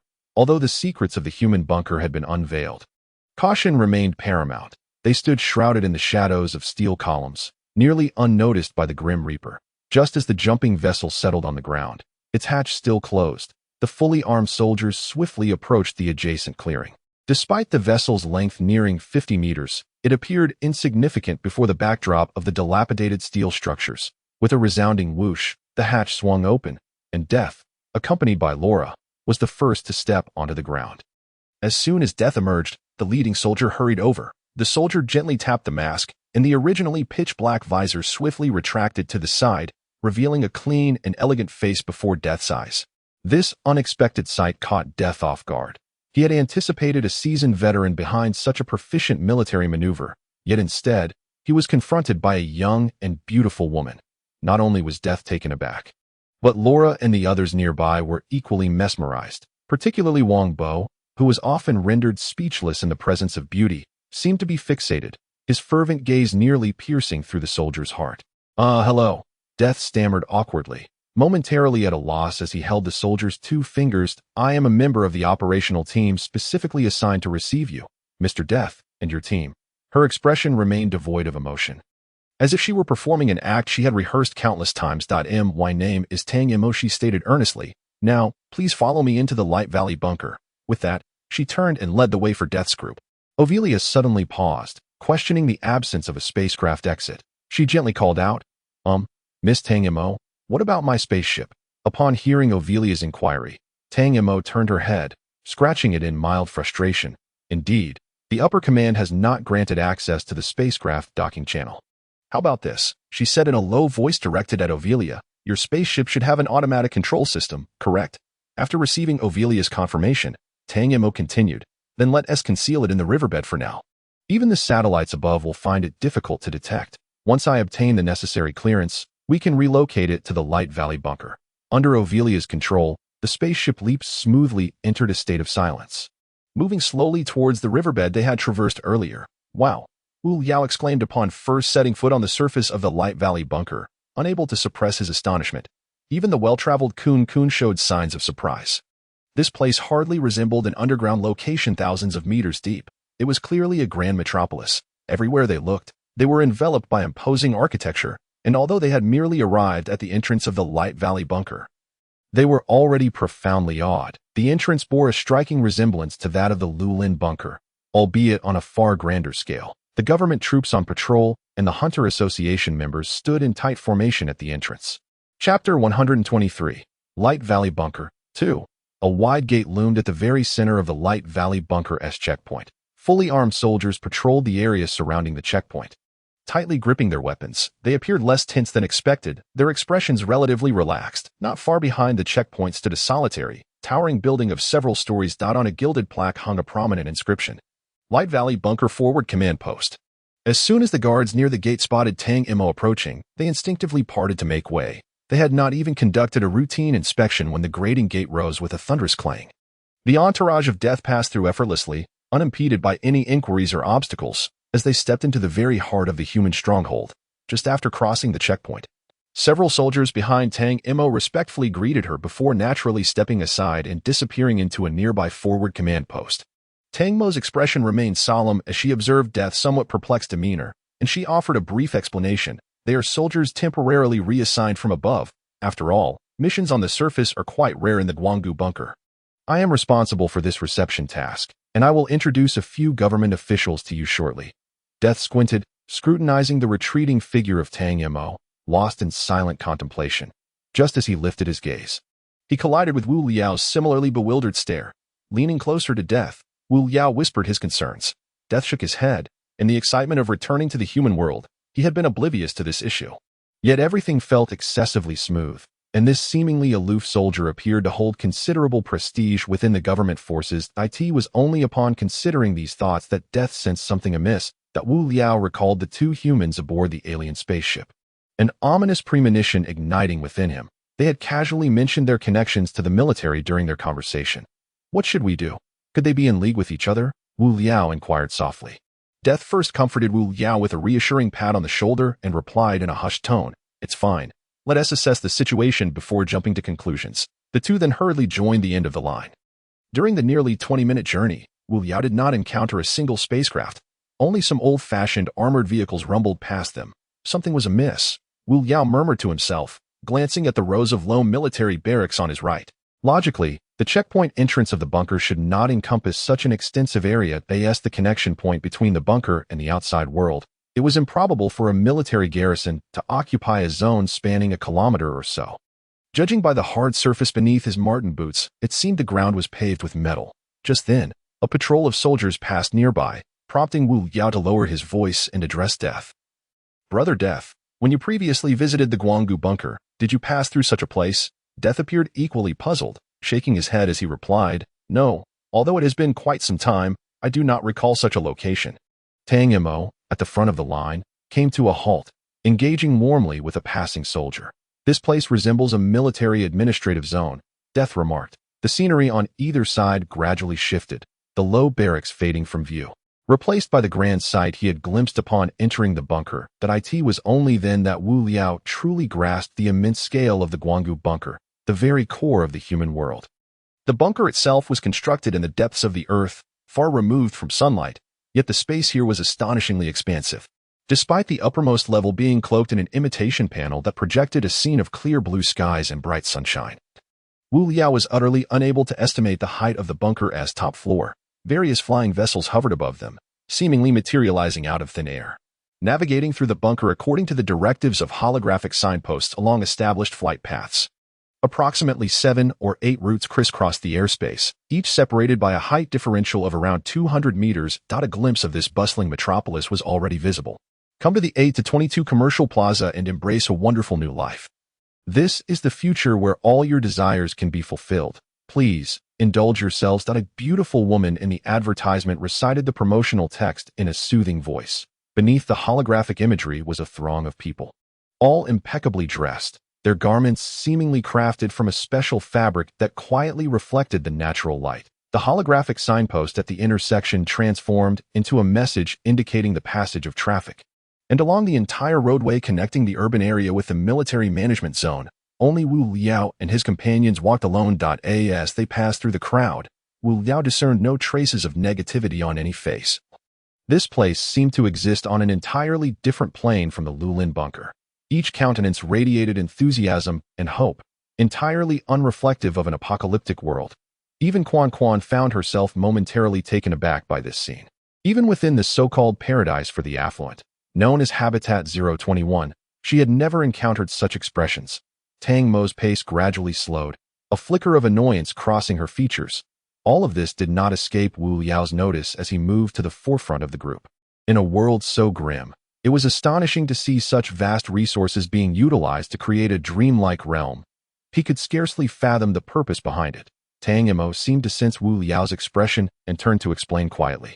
With such disposable income, it would be better donated to the military. Her voice finally rose with emotion, her fists clenched and swinging fervently in the air. This was indeed the most vibrant sector of the Guanggu bunker. The Red Cedar District. Tang Mo gazed at the somewhat incongruous buildings before them, introducing them to the Grim Reaper squad behind her. In the most prosperous area of Guanggu bunker, the Sweet Honey Financial Center stood. A skyscraper adorned with pink glass reminiscent of a young girl's dream, evoking the feeling of a pink-tinted bureau of security. The financial titan of Guanggu bunker, Sweet Honey Group, operated within this edifice, which along with the adjacent 8 to 22 commercial district, comprised their holdings. Surrounding the building was a landscaped garden, with vividly colored flowers and towering redwood trees artfully arranged. A vast helipad encircled the Sweet Honey building, sparsely populated with opulent spacecraft and even a few vintage vehicles from the pre-bunker era. A rarity in this the entrance, a grand musical fountain erupted with billowing steam, rising and falling in sync with melodious tunes. Initially curious about the source of the music, Wu Liao's eyelids twitched violently. He discovered a temporary canopy nearby, beneath which a string ensemble clad in black tailcoats performed live to accompany the spectacular fountain. Hailing from a small town, Laura had never witnessed such grandeur and gazed upward in awe at the magnificent musical display. Here it is. Tang Mo shrugged nonchalantly. The Sweet Group, privately funded, will bear the responsibility for all your activities at the Guanggu bunker. With an impassive expression, Tang Mo continued, although this is an office building. It also houses a private club that will serve as your base. Wu Liao, who had been captivated by the performance of the orchestra, suddenly found himself momentarily stunned by Tang Mo's remarks. Overwhelmed by the allure of wealth, he silently criticized himself, realizing he had completely drifted away from the situation. Chapter 124. Guanggu Bunker 3. The decorations in the hall were indeed as Wu Liao had imagined. Faced with a monstrous entity capable of painting the building crimson, one could only fathom its taste. The entire hall, from the ceiling to the embellishments, was, without exception, adorned in gold. Even the 8 welcoming ladies at the entrance were clad in golden short skirts, their sweet visages radiating warmth.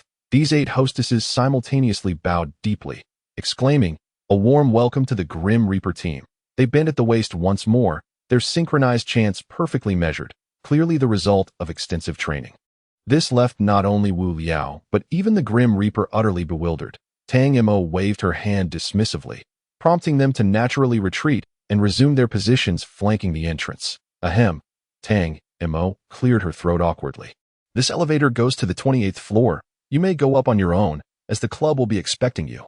With that, Tang Mo hastily departed, vanishing from the sight of the crowd, inside the club's grand hall. Golden decorations were omnipresent, yet they were evidently of a much more refined quality compared to the decor below. Expansive burgundy sofas were neatly arranged by the windows, while a tea table inlaid with golden threads was laden with exquisite wines, and a refrigerated cabinet thoughtfully stocked with ice cream and beverages for Laura. In this vast club, only a handful of them were present. The attendant who had respectfully ushered them in quickly withdrew to the side. The number of guest rooms exceeded Wu Liao's imagination, amounting to over 100. Each room bore a distinct style of decor. The young girl Laura, with her effervescent spirit, ultimately chose a room dominated by a pink palette.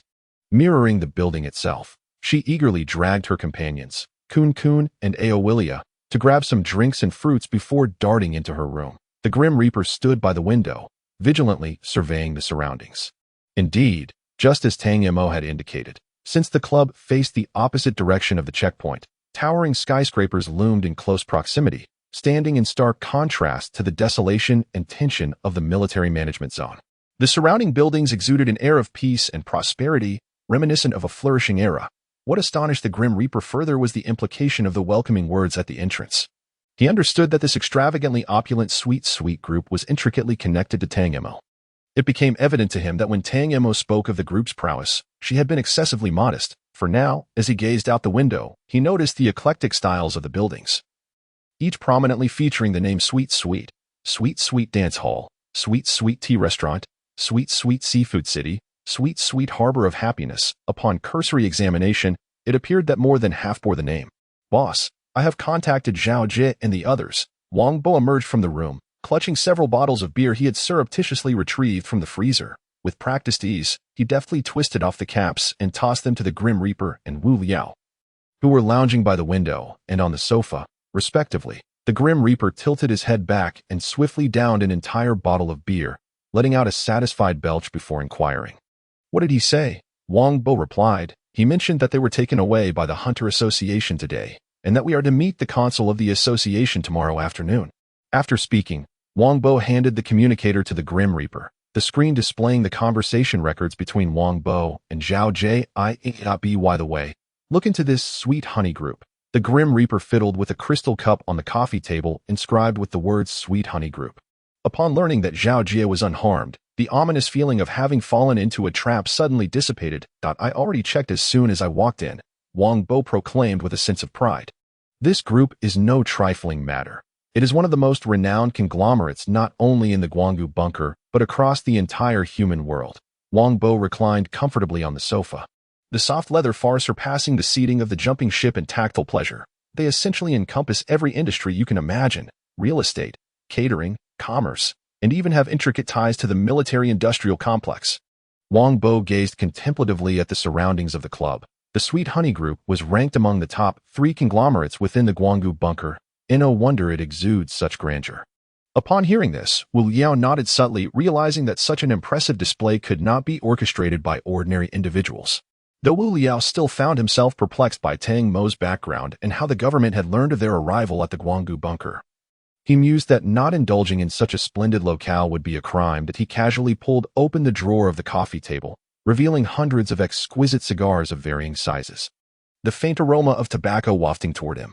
Given the wealth of such a group, they would hardly mind a few cigars, Wu Liao thought as he seized a generous handful, tossing 2 to the Grim Reaper and stuffing the remainder into his bag. The hall of the club was soon enveloped in swirling smoke. That Mr. Grim Reaper, the banquet is prepared. Please have your companions tidy up, as we shall await you at the entrance of the club. A voice echoed from the hidden speakers in the hall, opting to remind the Grim Reaper's group in this manner rather than entering directly so soon. The Grim Reaper mused in surprise, having only just finished his cigar. Beyond the elegant double doors of the hall stood a steward in a tailcoat, respectfully awaiting their arrival. He bowed politely and, upon ensuring everyone was present, stepped aside to lead the way, perhaps due to the late hour. Although one could not directly perceive the changing weather within the bunker, the host had thoughtfully adorned the corridor with flickering candlelight. The spacious corridor was illuminated by the dancing glow of candles, evoking a sense of an ancient castle at first glance. However, when Wu Liao inadvertently noticed that each row of candles bore pink stickers, he couldn't help but curl his lip, finding the aesthetic utterly disagreeable. They did not ascend in the elevator. Rather, they navigated through the intricate labyrinth of the edifice, not having traveled far when the attendant came to a steady halt before 2 resplendent golden doors. This is the destination, Mr. Grim Reaper. The attendant slightly bowed, rapping lightly on the door twice, causing it to glide open silently inward. To Mr. Grim Reaper, esteemed guests, please. The attendant extended his arm to indicate the way for the Grim Reaper group, while remaining stationed outside the threshold. Laura graciously expressed her gratitude to the attendant, then promptly took hold of the Grim Reaper's arm. Leading the way, Quan, clad in a fiery red combat uniform, had changed into a somewhat classical qipao, seamlessly joining Wu Liao at his side. The expanse of the restaurant left Wu Liao momentarily speechless. The serving area was concealed behind hidden doors, soft golden carpets adorned the floor, and brilliant crystal chandeliers hung majestically overhead. After traversing 2 vestibules, they arrived at the venue for the banquet, imbued with the fragrance of cologne and cigars, its walls adorned with exquisite paintings, and through the immense floor-to-ceiling windows, one could gaze down upon the heart of the Guanggu bunker's central district. At a long table, 5 meters away, only 4 individuals were seated. At the head of the table, directly facing the entrance, sat a young man who appeared to be in his early 20s. Upon catching sight of the Grim Reaper group, he hurriedly rose to his feet. This portly young man, dressed in a sky-blue waistcoat and dark red checkered trousers, had his slick hair meticulously combed to the right, wearing an expression that conveyed an air of entitlement.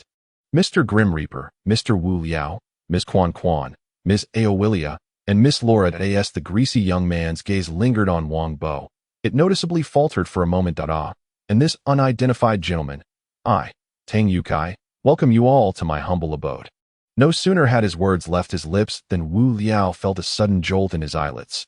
How could this be? His knowledge of our names indicated he had taken considerable effort to research us. But how could he possibly know about Aowilia? She had evidently transformed into a human guise. Wu Liao lowered his voice, leaning in to whisper to Quan. She furrowed her brow, instinctively reaching for her waist. Chapter 125. A web of doubts. Though clad in a one-piece qipao, Quan somehow produced a petite handgun from her waist, concealing it within her palm. This female embodiment of the Grim Reaper exuded an aura of fearless defiance. Hey, this is someone else's territory. Why are you so brazenly brandishing a weapon? Wu Liao thought in alarm that he quickly extended his hand to Quan's waist, forcibly pressing down on her handgun.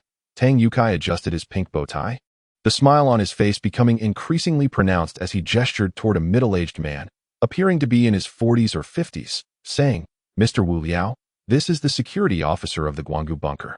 General Renaud. That he also commands an elite force of 100,000 government troops and concurrently serves as a member of the human government. Tang Yukai winked at Wu Liao, the excess flesh on his face quivering in tandem.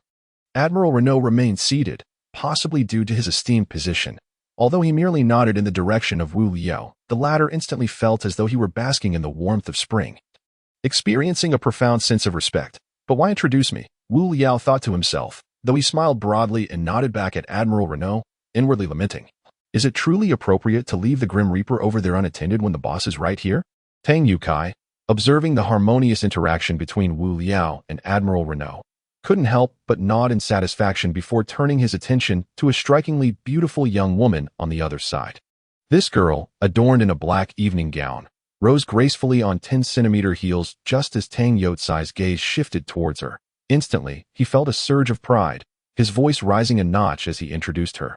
This enchanting beauty, as lovely as a peach blossom in spring and as pure as a chrysanthemum in autumn, with the grace to make fish sink and birds fall, is none other than my wife. He raised his eyebrows at the stunning girl, continuing, her name is Angelina, and speaking of her credentials, they are indeed impressive. The uncontrollable pride on Tang Youtsai's face made his small eyes gleam with delight. First, she is an officer at the headquarters of the Hunter Association, overseeing half of the hunters in Guanggu Bunker. Second, she is Admiral Renault's daughter. And lastly, she is the renowned matriarch of the Sweet Honey Group. Taking advantage of the introduction, Tang Yukai sauntered over to Angelina, unabashedly giving her a playful squeeze on her backside in front of her father. Angelina burst into laughter, her composure briefly faltering before she regained her poise, offering a gentle smile as she greeted Wu Liao and the members of the Grim Reaper team. Admiral Renault retained his imposing demeanor, having evidently witnessed such antics from his son-in-law before, choosing instead to fold his arms and close his eyes in contemplation. Once Tang Yukai concluded his introduction, he hurriedly invited the esteemed guests to take their seats, displaying an unusually warm demeanor towards Wu Liao. After everyone settled down, he plopped into a chair, which creaked under his weight. The usually exuberant Wang Bo, faced with those perched at the pinnacle of the social hierarchy, adopted an uncharacteristically serious posture at the table. His gaze frequently drifted towards the girl who sat with her head bowed, sensing perhaps that she was less than pleased, whether it was a lapse in Tang Youtsai's memory or a deliberate oversight. He could not tell. Wang Bo coughed lightly a couple of times and, across the long table, inquired of Tang Yukai, "Ahem, young Master Tang, might I suggest that you have overlooked an introduction?" Before Tang Yukai could respond, Wang Bo felt the piercing gaze of someone filled with icy intent. Instinctively, he turned to follow the direction of that gaze and was taken aback. "Oh, unknown gentleman, this woman is my sister," Tang Yukai replied tersely, evidently lacking fondness for his often stern-faced younger sibling. Wu Liao mused, "Goodness, isn't that Tang Mo? No wonder she seems familiar." The girl was clad in a simple yet elegant long dress, her delicate features adorned with a subtle touch of makeup. The makeup styles perfectly complement her entire ensemble, neither ostentatious nor overly understated. Everything is executed with exquisite precision. Wu Liao could not help but steal an extra glance.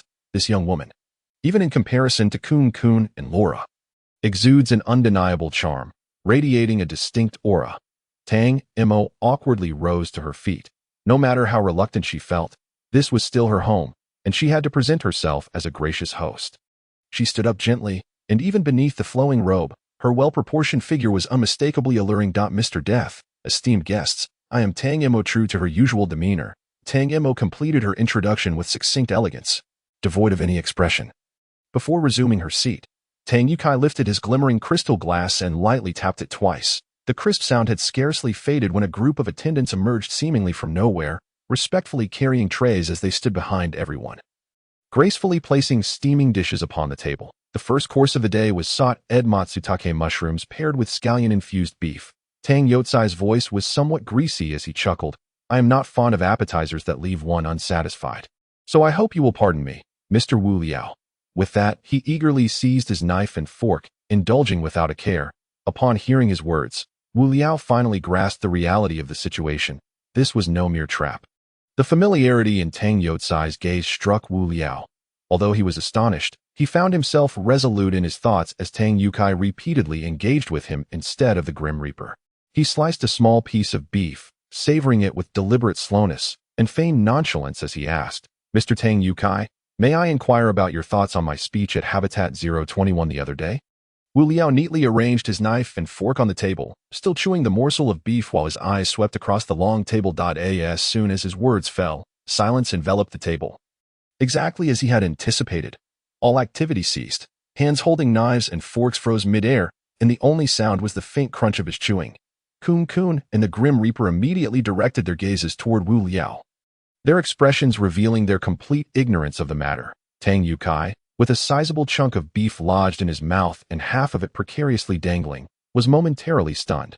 General Reno and Angelina, after a brief moment of astonishment, hastily masked their expressions, adopting an air of calmness while their eyes twinkled with amusement as they regarded Wu Liao. Tang Yukai felt a gentle kick beneath the table, jolting him back to reality. He awkwardly chuckled twice, carelessly spitting out the food from his mouth, his eyes sparkling as he raised his glass, quietly observing Wu Liao through the glass. It was only then that Wu Liao let out a silent sigh of relief. He was uncertain whether his choice was correct, initially possessing only a 50% assurance. The reactions of the others had eased his mind. He raised his glass in kind, the velvety red wine swirling on his tongue. He mused that this little chubby fellow truly knew how to indulge. Although he could not discern the quality of the wine, everything this little chubby fellow consumed was undeniably top-notch. The atmosphere in the room fell into an immediate silence, tinged with a hint of awkwardness. Wu Liao gently swirled the wine glass in his hand and, after a moment of contemplation, remarked, "Indeed, young Master Tang, this wine is truly exceptional." Tang Yukai, seizing the opportunity presented by Wu Liao, instantly broke into a broad smile and replied, "That is certainly the case. While this red wine may not be of the most exquisite variety, it has aged for several centuries." After all, upon hearing this, Wu Liao sensed the potential for a lively exchange. He straightened his posture, resting his hands on the table, and regarded the plump gentleman with keen interest. Since Mr. Wu Liao had already discerned the underlying implications, it would be disingenuous for me to withhold any further details. Tang Yukai waved his chubby hand, and a holographic image materialized in the air. The figure clad in red battle armor, speaking with fervor, was none other than Wu Liao himself. Chapter 126. Enticement. Tang Yukai clapped his hands and, with an air of theatricality, uttered this phrase. He then lifted his wine glass and downed its contents in one gulp, his complexion immediately brightening. "Mr. Wu Liao, from the moment you arrived at Habitat 021, I have been keenly observing you," Tang Yukai continued, his small, glimmering eyes fixed intently on Wu Liao. "Your spirit of caring for the world and your deft skills command my utmost admiration. The repeated disruptions of Thysis's operations exhibit a remarkable courage in opposing the pioneers." Tang Yukai raised both hands, fingers splayed wide, revealing a massive sapphire ring that pinched his ring finger, causing two bulges of flesh to protrude. "I dare say there are no more than 10 individuals in this world capable of such feats." He picked up a piece of beef, savoring it as he chewed, turning his head towards the direction of Owilia. He concluded after swallowing, "Of course, the equipment provided by Lady Owilia is, in my view, equally indispensable." It seemed that Tang Yutsai's words flowed more freely as he continued, "Mr. Death's performance in the Lulin Fortress, too, is well known. Before encountering you, Mr. Wu Liao, you were my idol." Skipping over the likes of Circle King Bo and Laura, he spoke directly to Wu Liao. "Thus, I shall be forthright. Mr. Wu Liao, might I inquire whether you have any intentions of selling that remarkable set of equipment?" Upon hearing this question, Wu Liao's demeanor shifted to one of vigilance. His equipment was derived from Owilia's controllable metals, a highly coveted resource among various factions, especially given the peculiar humans aboard the 2 alien vessels. The once gleeful Tang Yukai felt a chill of disappointment wash over him at Wu Liao's expression. Such a splendid opportunity was not one to be easily relinquished. Given his character, "Mr. Wu Liao, consider the passionate words you once spoke. Reflect upon our pitiable human soldiers. Think of those innocent lives." As Tang Yutsai's rhetoric grew increasingly fervent, his corpulence quivered uncontrollably, and his arms waved vigorously in the air. "Mr. Wu Liao, surely, you are a person of great principles. Moreover, money is precisely the one thing I lack the least." He gently clapped his hands, and the elegantly adorned tabletop, which had previously housed a refined candelabrum at its center, suddenly sank downwards, revealing the spectacle beneath the table. In that fleeting moment, as the surface opened, a dazzling golden radiance flooded the hall, enveloping every visage in a resplendent glow. It was akin to a miniature mountain of gold, with gleaming yellow coins sprawled across the vacant space below the tabletop. The golden light cascaded before each individual's eyes. One must admit that gold has always been a currency of undeniable value throughout the ages, even in a post-apocalyptic bunker shrouded in the dread of mechanized beings. None could resist its alluring temptation. Laura had long been entranced, and even the Grim Reaper, who typically disregarded life and wealth, felt a flicker of emotion within. Tang Yukai, seizing the moment, spread his arms wide. His voice imbued with an intoxicating allure. He mused that Wu Liao was indeed a formidable character. Even in the face of such glaring gold, he maintained a stoic expression. Little did he know. The inexperienced Wu Liao was utterly mesmerized before the mountain of gold. Tang Yukai, with a belly that exceeded what one might expect for his age, ambled over to Wu Liao's side. He lifted the red wine prepared by the attendant and gently patted Wu Liao's shoulder. Indeed, Mr. Wu Liao, you have shone brightly in Habitat 021. It was inconsiderate of me, and I hope you can forgive my oversight. He flashed an apologetic smile at Wu Liao, respectfully raising his glass to clink with Wu Liao's. The crisp sound of their glasses meeting had barely faded when he affectionately draped an arm around Wu Liao's shoulder and whispered, "What do you think of this, Mr. Wu Liao?" Tang Mo, witnessing this scene, rolled her eyes in annoyance. In this banquet hall, her oily brother had employed the same old tactics countless times. No sooner had Tang Yukai spoken than the wall directly opposite Wu Liao began to rumble ominously. And within a few breaths, the structure peeled away to reveal a meticulously arranged display of gold bars. Though merely a thin layer resting against the wall, these bars stretched from top to bottom, covering the entire facade. A smile lingered on Tang Youcai's lips, yet his gaze remained fixated on Wu Liao. This time, Wu Liao could no longer contain himself and swallowed hard. He prided himself on his self-control. Yet in such a setting, he found it impossible to suppress his raw desire. Tang Yukai, reveling in his triumph, raised an eyebrow at his sister, who had always looked down upon him. So, Mr. Wu Liao, what is your esteemed opinion? Indeed, it is quite impressive. Wu Liao nodded, leaning on the table, his head bowed. Just as Tang Yukai prepared to press his advantage, Wu Liao decisively shook his head and replied, "However, Mr. Tang Yukai, it would be prudent to abandon this line of thought for now. Even in the event of a conflict between Hailing City and Sky City, would it still be impossible to share this technology with humanity?" Reino did not direct his gaze at Wu Liao. Instead, he focused on the Grim Reaper. The Grim Reaper exhibited no emotional fluctuations, locking eyes with Reino. In truth, it could be done, just not at this moment. However, without fully understanding the relationship between the individuals before him and those peculiar humans, he would never relent. Upon hearing the words of the Grim Reaper, Reino did not betray a hint of displeasure. Instead, his eyes widened, intensifying his resolve. Is it truly impossible, even on this day when the Sky City and the Sea City have formally declared war? What? The Grim Reaper suddenly rose to his feet, utterly unprepared for the rapid declaration of hostilities. Observing the astonishment etched on the Grim Reaper's face, Reino smirked and remarked, "What? Mr. Grim Reaper is unaware." The Grim Reaper shook his head. The realms of humanity and machinery were bereft of any exchange of information. Having departed from Habitat 021 at dawn, they naturally lacked the opportunity to grasp the circumstances at hand. Faced with such an urgent development, a sense of panic surged within the Grim Reaper. A formal declaration of war signified that the two formidable factions within the mechanical realm would soon meet on the battlefield. The conditions of war are ever-changing, unpredictable. What if the conflict is short-lived? Would that not spell a true catastrophe for the human world? Ms. Angelina, you hold the position of director at the Hunter Association headquarters, do you not? The Grim Reaper inquired of Angelina. The girl, clad in an elegant black evening gown, nodded in affirmation. After making this statement, the Grim Reaper produced a communicator, which Laura had ultimately handed over to Angelina. Angelina scrutinized the content on the communicator with great care. After a prolonged moment of contemplation, she abruptly sprang to her feet. "Impossible. I have never received such a notification." Chapter 127. Zhao Jia has been kidnapped. Upon hearing this declaration, the polite smile on the Grim Reaper's face faltered, replaced by a flicker of unease. His previously relaxed posture stiffened instantaneously, and he swallowed hard, hastily pressing on with his inquiry. "Ms. Angelina, could it be that you overlooked this message? Might it be possible for you to consult your colleagues?"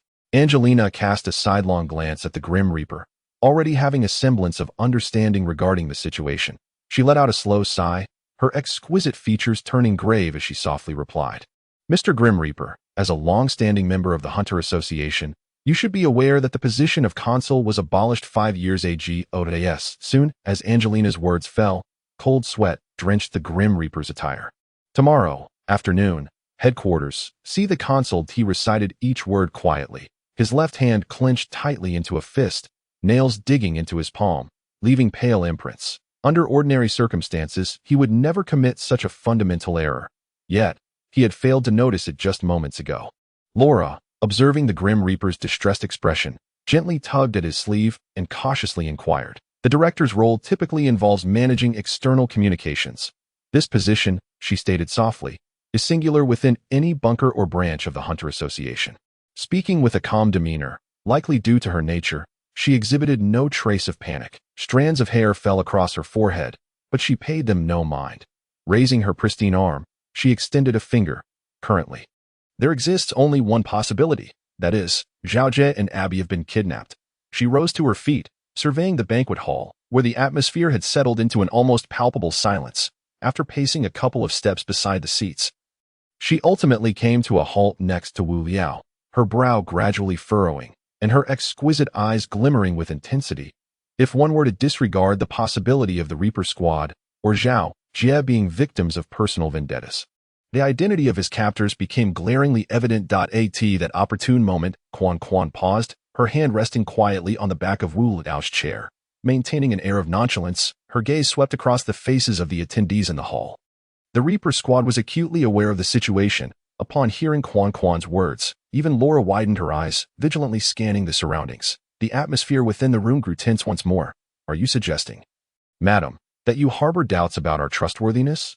General Reno's voice rose a notch. The intensity of the gazes directed at them was unmistakably fervent, and this venerable figure, who had traversed 2 centuries while still holding a prominent position in the government forces, was undoubtedly aware of their subtle intentions. From the inner pocket of his suit, General Reno produced a jade pipe, hanging it casually from his lips. With a swift strike, a match ignited, releasing a plume of gray smoke that filled the room with a fragrant aroma in an instant.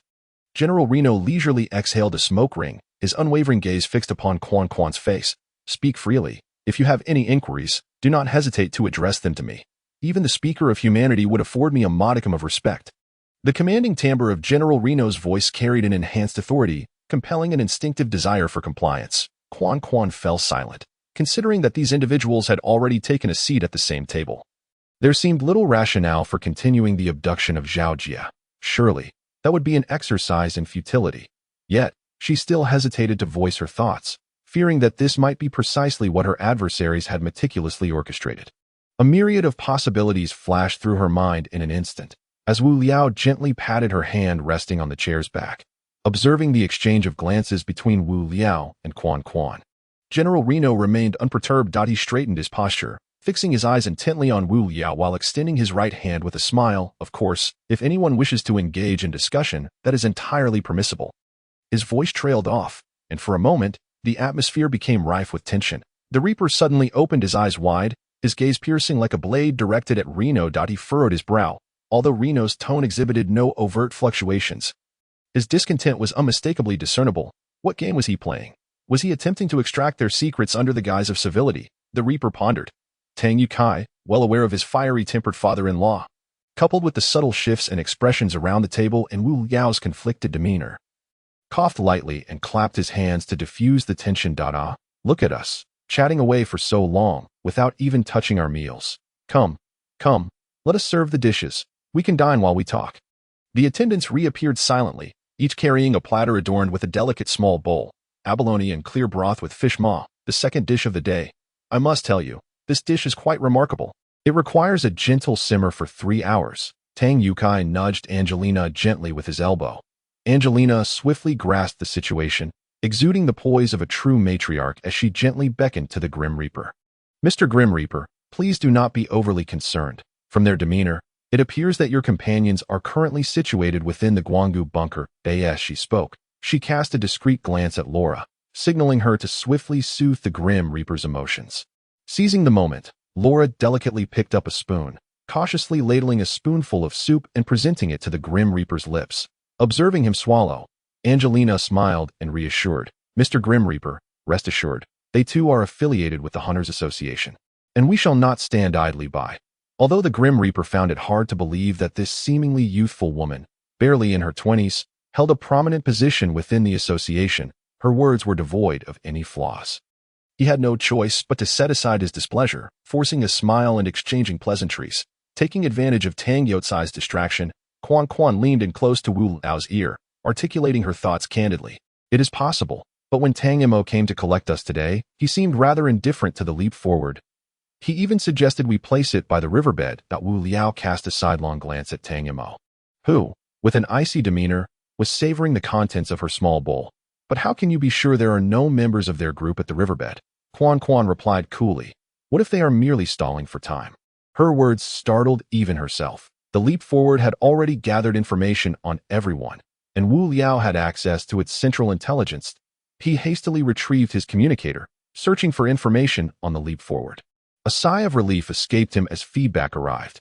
Entering stealth mode, currently silent at the riverbed, with no unexpected occurrences in the vicinity. How about it, young lady and Mr. Wu Liao? Have you reached any conclusions? Renew's deep voice resonated once more, his bowl now empty. Ahem, General Renew. Wu Liao forced a smile, just as he was about to speak when his communicator suddenly rang. Noticing Renew's displeased expression, Wu Liao quickly plastered on a grin and gestured with the communicator. Hello, what is it? He turned away, lowering his voice to respond to the caller. Thank goodness for Xiang Shan calling at this moment. Otherwise, things would have been quite awkward. Wu Liao silently mused. Yes, I'm already aware. What does he want with you? No way. All right, understood. We shall leave it at that. After putting away the communicator, Wu Liao's expression became rather peculiar. Chapter 128. So it is. Wu Liao reminisced about the various moments at Habitat 021. Scratching his head awkwardly, Tang Yukai immediately noticed the shift in Wu Liao's demeanor. Mr. Wu Liao, is there any new development? Wu Liao's gaze swept across the members of the Grim Reapers group before finally settling on Tang Youcai's face. Master Tang, do you know the bearded man? Wu Liao inquired cautiously. Tang Yukai was somewhat bewildered, his brows furrowing tightly. He meticulously searched through his mental archive for the name Big Beard, yet found no recollection. Big Beard, Tang Yukai murmured softly, when suddenly an image of a man with a bushy beard vividly sprang to mind. Could Mr. Wu Liao be referring to Zhao Yingjun? Tang Yukai glanced at the equally perplexed Wu Liao and quickly clarified. It's that one from the black market at Habitat 021, Zhao Yingjun, the one with the full beard? Wu Liao finally caught on.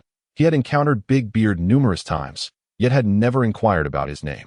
Wu Liao awkwardly nodded in affirmation. Yes, it is indeed Zhao Yingjun. Tang Youcai's expression took on an odd quality, the flesh on his cheeks quivering as if he were stifling laughter. Of course I know him. He provided me with information, and it was with the support of our sweet honey group that he managed to establish himself at Habitat 021. Then, Wu Liao asked quietly, although the situation had largely clarified. It was prudent to remain cautious. Oh, right? I must have been too busy. I forgot to inform him to notify you in advance. Tang Yukai chuckled sheepishly, rubbing his hands together. He then erupted into laughter, causing his rotund beer belly to jiggle up and down. In the grand banquet hall, aside from the two of them laughing foolishly, everyone else was still trying to regain their composure, staring at these two fools as if they were simpletons. Wu Liao addressed the Grim Reaper, Big Beard. You remember, right? The one who wanted your autograph. As he spoke, he gestured by rubbing his chin, mimicking the signature pose of Big Beard. Zhao Yingjun, that sneaky little vendor. He is our inside man at Habitat 021, Tang Yukai added, winking at Angelina. Both the Grim Reaper and Angelina nodded in unison. Zhao Yingjun was undeniably a striking figure in anyone's eyes. Tang Yukai nodded and picked up on Wu Liao's thread. So, here I am being busy and forgetting to inform Tang Mo that everyone is family, leaving all of you bewildered while entering and exiting through the military entrance, and enduring such a nerve-wracking meal. Angelina nodded, somewhat understanding, while the Grim Reaper lowered his voice and remarked to Wu Liao, why didn't Xiang Shan mention this beforehand? It led to such a major blunder. Wu Liao clasped his hands together, mimicking a sleeping gesture, indicating that Xiang Shan had overslept due to exhaustion and only just remembered.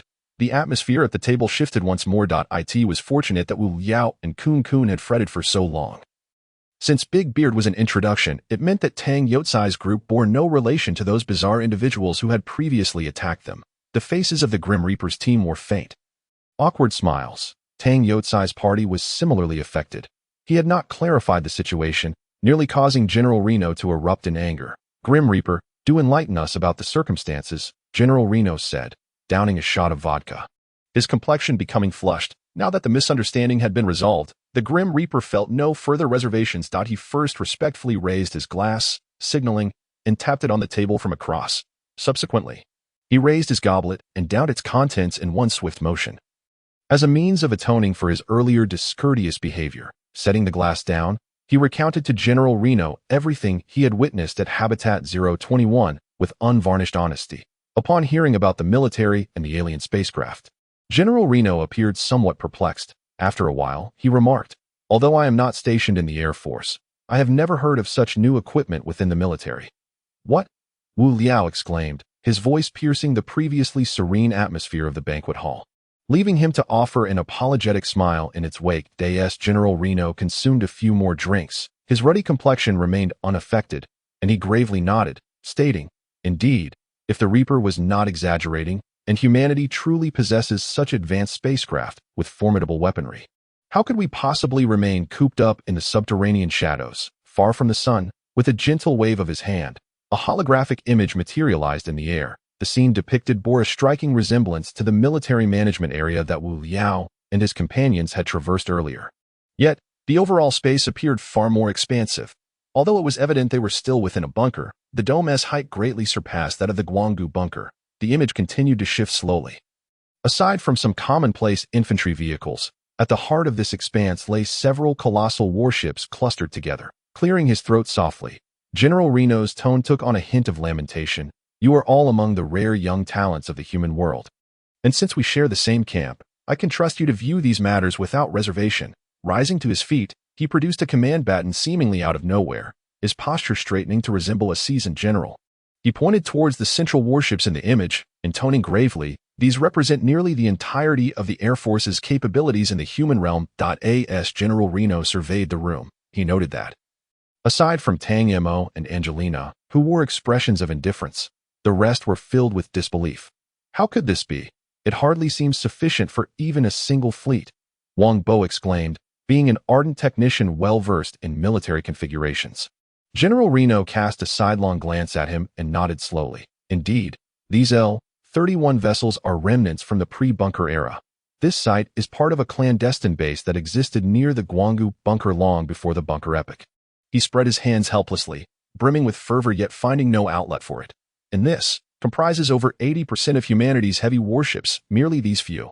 After delivering this somber declaration, General Reno waved his hand lightly, causing the image to vanish from the air, and he exhaled heavily. In that moment, his face, which could hardly be deemed aged, bore the weight of desolation and resignation, emanating an aura of melancholy and defeat.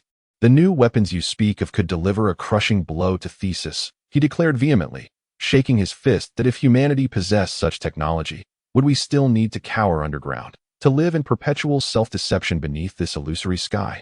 Then, does this imply?" The Reaper narrowed his eyes, pondering silently. "Indeed, it is inconceivable for humanity to possess such technology at present." Tang Mo nodded as she spoke, her previously silent demeanor transforming into one of enthusiasm upon the discussion of warfare. "Are you certain they are human?" Tang Yukai, who had been engrossed in his meal, suddenly posed a critical question. Aurelia seized the opportunity to respond with unwavering certainty, stating, "Yes, I have complete confidence in my technology. I have verified the scanning results multiple times. There is no doubt they are human. They are human, yet not affiliated with the military. What role do they play?" Wu Liao pondered. During their discussion, attendants continued to bring forth dishes, and the banquet gradually approached its conclusion. Angelina observed the hesitant demeanor of the Reaper and, rising from her seat, made several attempts to contact someone via her communicator. "Rest assured, Mr. Reaper, considering the current circumstances, they seek Ms. Aurelia's technology. Therefore, they will certainly not harm your companions." The striking woman toyed with a golden soup spoon as she added, "I have leveraged my connections within the government and the Hunters Association to log the information of your two companions. As long as they remain in the Guanggu bunker, I trust we will receive news shortly." Chapter 129. Yalvis night descended upon the Guanggu bunker, leaving behind a scant few of the bustling crowds that had filled the streets by day.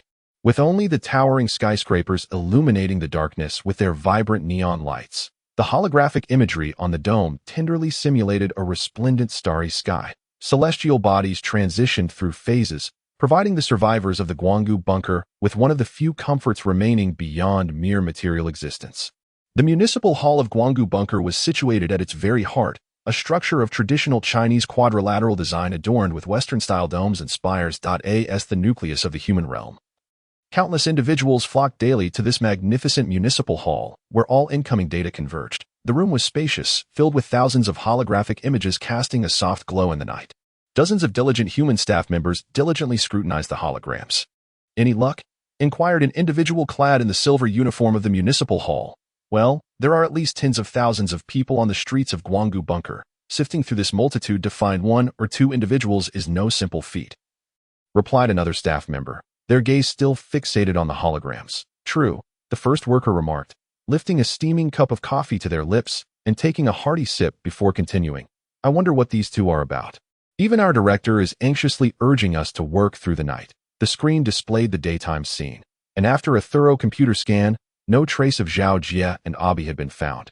Prompting these tirelessly working staff members to take matters into their own hands, a rumbling infantry fighting vehicle traversed the brilliantly lit street, ultimately halting in front of a small tavern that a dozen fully armed soldiers disembarked from the vehicle, lining up beside it. According to the latest orders received, they were to investigate all entertainment venues within the Guanggu bunker. At the forefront stood a soldier, his posture rigid, as his gaze swept across the numerous bars, KTVs, and clubs lining the street. That we were divided into two groups. The first would follow me, conducting a search from east to west, while the second would maintain vigilance along the street, reporting immediately upon sighting the target individuals. The captain led the way, with several soldiers respectfully trailing behind him. Shaking his head, the captain remarked, "We have just received an order from General Reno to mobilize the entire battalion in pursuit of these two individuals." Nestled in a refined courtyard at the northeastern corner of the Guanggu bunker was the headquarters of the Hunter Association. Its decor bore a striking resemblance to that of the Hunter Association branch within the Lulin bunker. Upon passing through the courtyard gate, the first structure that captured one's attention was the mission hall. Unlike the government, the Hunter Association operated outside of governmental oversight. Due to the complex composition of hunters, the association was almost perpetually in a state of operation. That moment, the mission hall was sparsely populated, while a nearby bar was ablaze with lights. The strikingly attractive girl, clutching a beer, maneuvered through the crowd with great effort until she finally reached the mission hall. The targets were members of the Reaper Squad, Zhao Jie and AI Bai. The mission release panel promptly displayed their images, accompanied by detailed descriptions. That it was confirmed that both targets had been kidnapped. Hunters who provided information about the target individuals or managed to locate them would be personally awarded special rewards by a director of the Hunter Association. At that moment, the girl with the beer had taken a seat in the front row of the mission hall. Flanking her were two impeccably dressed young men. Taking a sip of her beer, she casually draped her arm over one of the men's shoulders. Having recently joined the Hunter Association, she was already weary of the monotony of life in the Guanggu bunker and yearned for some excitement within the association. Her gaze fell upon the handsome man before her, and she swallowed hard, feeling a rush of desire. Rather than seeking mere thrills, it was more about the thrill of the chase. She nonchalantly unbuttoned two of her blouse's buttons and, lowering her posture provocatively, purred, "Gentlemen, do you think this mission is reliable?" The younger man beside her immediately flushed, turning his head away in embarrassment. Meanwhile, the more strikingly handsome man beside her cast a disdainful glance in her direction. Rising to his feet, his face contorted with aversion, he brushed off his shoulder as if to rid himself of dust. Seizing the moment before the girl could react, he smirked, "Apologies, but I have no interest in such trivial matters." His voice, laced with a delicate timbre, combined with his exquisite features, left the girl momentarily dazed. "I'm off to attend to more pressing matters," the effeminate man declared, striding ahead. The young man beside him offered an apologetic smile to the girl before hastily standing up to follow the man's lead. With a muttered curse, she rose to continue her search for tonight's target within the mission hall. In front of the headquarters of the Hunter Association, a lengthy commuter spacecraft was parked. Cloaked in a thick layer of black film that rendered its interior entirely obscured from outside view, a suave man, accompanied by a younger individual, approached the vessel, at which point the hatch quietly opened. "Brother, it seems the Hunter Association is also taking action." The young man, tense, settled into his seat as the spacecraft gently swayed before ascending into the sky, heading into the distance. The suave man nodded. Reclining comfortably in the cockpit, his hands resting behind his head, his toes lightly tapping up and down. Jarvis. The young man tentatively called out to his companion. Jarvis. The very instigator responsible for the destruction of Wang Bo's spacecraft at the edge of Habitat 021. Let his tousled golden hair cascade onto the cushion as he opened his eyes to glance at the young man. Patience is a virtue. One cannot rush the cooking of hot tofu. Take your time. Just then, the communicator emitted a series of beeps. Jarvis stretched his arm, groping for the device until the light finally extinguished, allowing him to answer the call. Hello, Jarvis drawled lazily, a cigarette billowing smoke between his fingers. Jarvis, this is the City Hall. The voice on the other end began, but before the speaker could finish, Jarvis interjected, I obviously know who you are. There's no need for pleasantries. How are things at City Hall? The other party paused, their tone noticeably displeased. Where exactly have you hidden them? The call that just came through was from the council's direct line, and now the investigation department is tirelessly sifting through the night. If you continue this reckless behavior, I can no longer be responsible for you. You should focus on your own well-being first. Jarvis dismissed with a glance, abruptly disconnecting the call. The young man observed Jarvis, accustomed to his high-handedness, and let out a resigned sigh. At it seems the Grim Reapers are moving swiftly.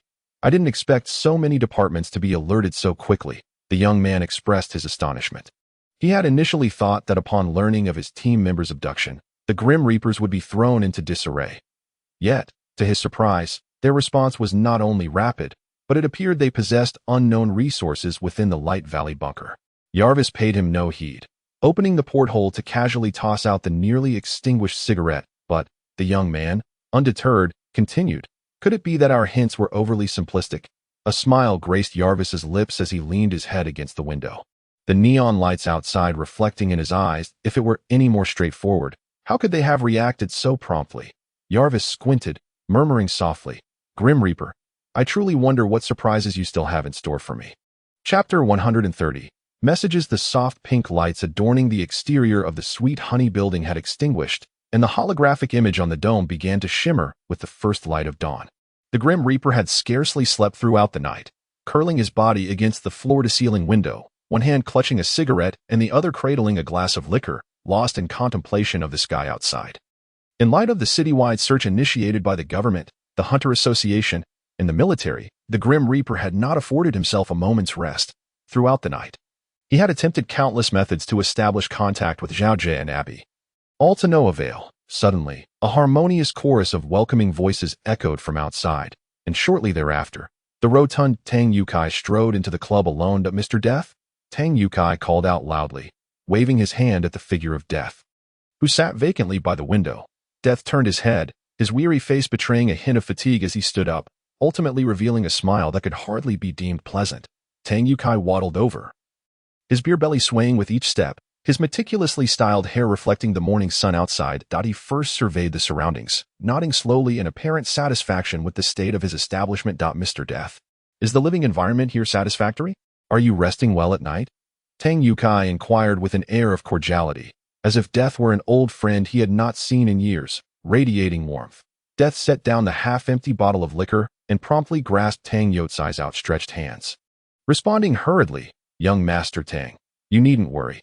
Everything here is splendid. Satisfied, Tang Yukai nodded and plopped down onto the sofa, sinking deeply into its cushions. Wu Liao, having appeared in the hall at some point, sat munching on a sandwich he had just procured from the kitchen in a corner of the room. Noticing the recently arrived Tang Yukai, he exclaimed, young Master Tang, up so early, and, without hesitation, joined him on the sofa. Tang Yukai, not one to rise early, was already famished after a night spent focusing on the search. His eyes gleamed as he noticed the remaining half of Wu Liao's sandwich. Wu Liao, that sandwich you have. Wu Liao was momentarily taken aback, surprised that the head of such a large corporation could be so unpretentious and private. He extended the leftover half of the sandwich, and Tang Yukai nonchalantly began to chew. In the process, he shifted his ample frame to reach a coffee cup brimming on the table. After finishing his meal, Tang Yukai did not forget to lick the sauce from his fingers with satisfaction, letting out a contented hum as he reclined comfortably on the sofa. Tang Yutsai's toes gently swayed, and he hummed a tune.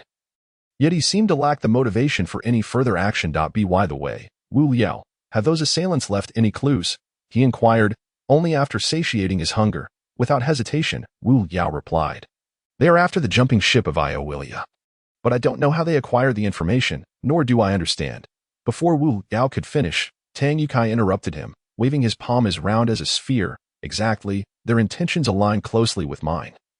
They seek advanced technology. Tang Yukai smacked his lips, as if relishing the lingering flavors of his meal. How about this, Wu Yao? If I help you locate those individuals, could the armor manufactured by Iowilia be made widely available? A glimmer flashed in Tang Yotsai's eyes before quickly fading, replaced by his endearingly foolish grin aimed at Wu Liao. This rotund fellow, Wu Liao mused, ultimately desires the armor, does he not? With a flicker of uncertainty. He exchanged a glance with the Grim Reaper, who, upon receiving a nod of acquiescence, indicated that all matters were open for negotiation. Tang Yukai opened the drawer, feigning nonchalance as he retrieved a fine cigar. Idly toying with it in his hands, that I have located the individuals, he remarked coolly, without even raising his eyelids. The Grim Reaper momentarily froze, then rushed to the window, his voice brimming with barely contained excitement. Zhao Jie and Abi, you have found them? At this, Tang Yukai met the Grim Reaper's gaze earnestly and nodded in affirmation. The room was modestly sized, adorned in an elegant rose gold hue that enveloped the entire space. A thick, dark checkered carpet covered the floor, while a square conference table occupied the center, surrounded by 5 or 6 comfortable aviation seats. Wisps of fragrant smoke curled up from a teacup on the table. As Alvis, holding the cup delicately like a flower, raised it to his lips, inhaled deeply, and then drank it all in one swift motion, a young man sat beside him, his eyes wandering restlessly over the communicator before him. Isn't it about time? He inquired, furrowing his brow as he observed Alvis savoring his tea. Alvis remained silent, instead pouring half a cup of fragrant tea, which he gently slid toward the young man. You are always in such a hurry, he remarked, shaking his head. That a quintessential Westerner, Alvis possessed a certain grace even in his tea drinking. With an elegant gesture, he lifted the cup, allowing the tea to flow down his throat. His brow relaxing as he released 1,000 worries. Though this is a method for consuming alcohol, it is quite similar, he added with a smile, draining the cup once more. Shall we notify the Grim Reaper of the meeting's location?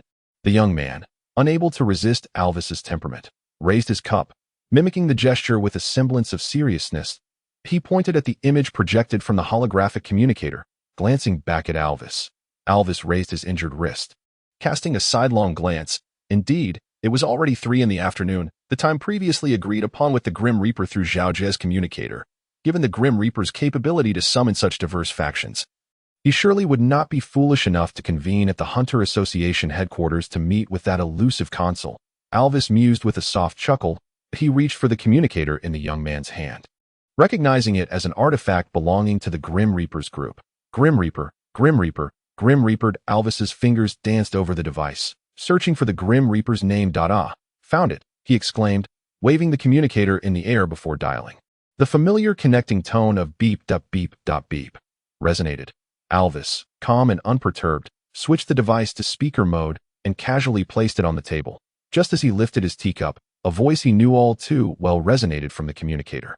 Though aware that the person on the other end was not Zhao Jie, the urgency in the tone was unmistakable. Mr. Grim Reaper, I assured you we would meet again soon, Alvis said, a smile playing at the corners of his mouth as his fingers twirled around the celadon teacup. Alvis, the Grim Reaper's voice turned menacing. Return my people to me, and I might consider allowing you a more merciful demise. The Grim Reaper uttered these words through gritted teeth, the fury within him barely contained. Friends represent the sole boundary for the Grim Reaper. His voice was delivered with unwavering clarity into the ears of the young man and Alvis. The young man clenched his fists tightly, while Alvis, seemingly indifferent, spread his hands wide. Ha ha! Alvis's effeminate voice erupted into a series of laughs. Mr. Grim Reaper, I truly did not expect you to possess such a sense of humor. With a gentle toss of his light golden hair, he leaned forward over the table, expressing keen interest as he declared, my intentions are quite simple, comprising 2 points. First, I shall lay claim to the ship of Aviliad. He sipped his fragrant tea, and a menacing smile crept across his lips. Second, I desire for all of you to perish. No sooner had Alvis spoken than the communicator abruptly relayed a message indicating that the connection had been severed. Alvis, the young man exclaimed in alarm. Fixating on the holographic image before him, Alvis immediately narrowed his eyes, locking his gaze onto the scene displayed. The image lingered before 2 red-painted wooden doors, where the fully armed Grim Reaper and Wu Liao stood side by side, vigilantly surveying their surroundings. Not far behind them, a slightly larger figure hid behind a street sign, its slender structure failing to conceal the bulk of its physique. Tang Yukai, Alvis murmured thoughtfully. Leave of absence notice. I am unable to write today due to other commitments. And I request a day off. Thank you for your understanding and support. Collapse of the Apocalypse leave of absence notice.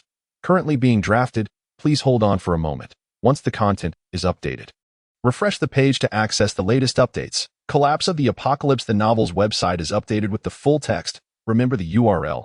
Collapse of the Apocalypse leave of absence notice. Currently being drafted. Please hold on for a moment. Once the content is updated, refresh the page to access the latest updates. Collapse of the Apocalypse. The novel's website is updated with the full text. Remember the URL.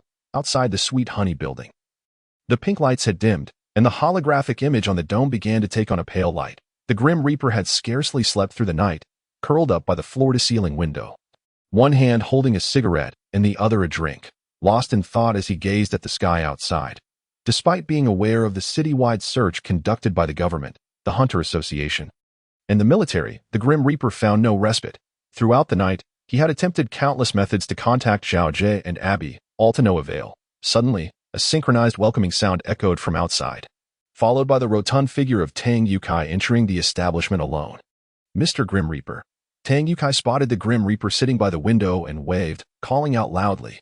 The Grim Reaper turned his head, weary yet rising to his feet, ultimately managing to reveal a smile that was hardly pleasing.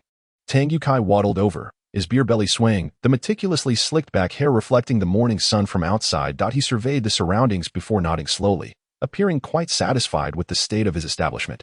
Mr. Grim Reaper, the living conditions here are acceptable, right? How did you rest last night? Tang Yukai wore a face full of warmth, as if the Grim Reaper were an old friend he had not seen in many years. Exuding an air of fervent hospitality, the Grim Reaper set down the half-empty bottle of wine and promptly grasped the hands that Tang Yukai extended toward him, hurriedly uttering, "Young Master Tang, you are too kind. Everything here is perfectly well."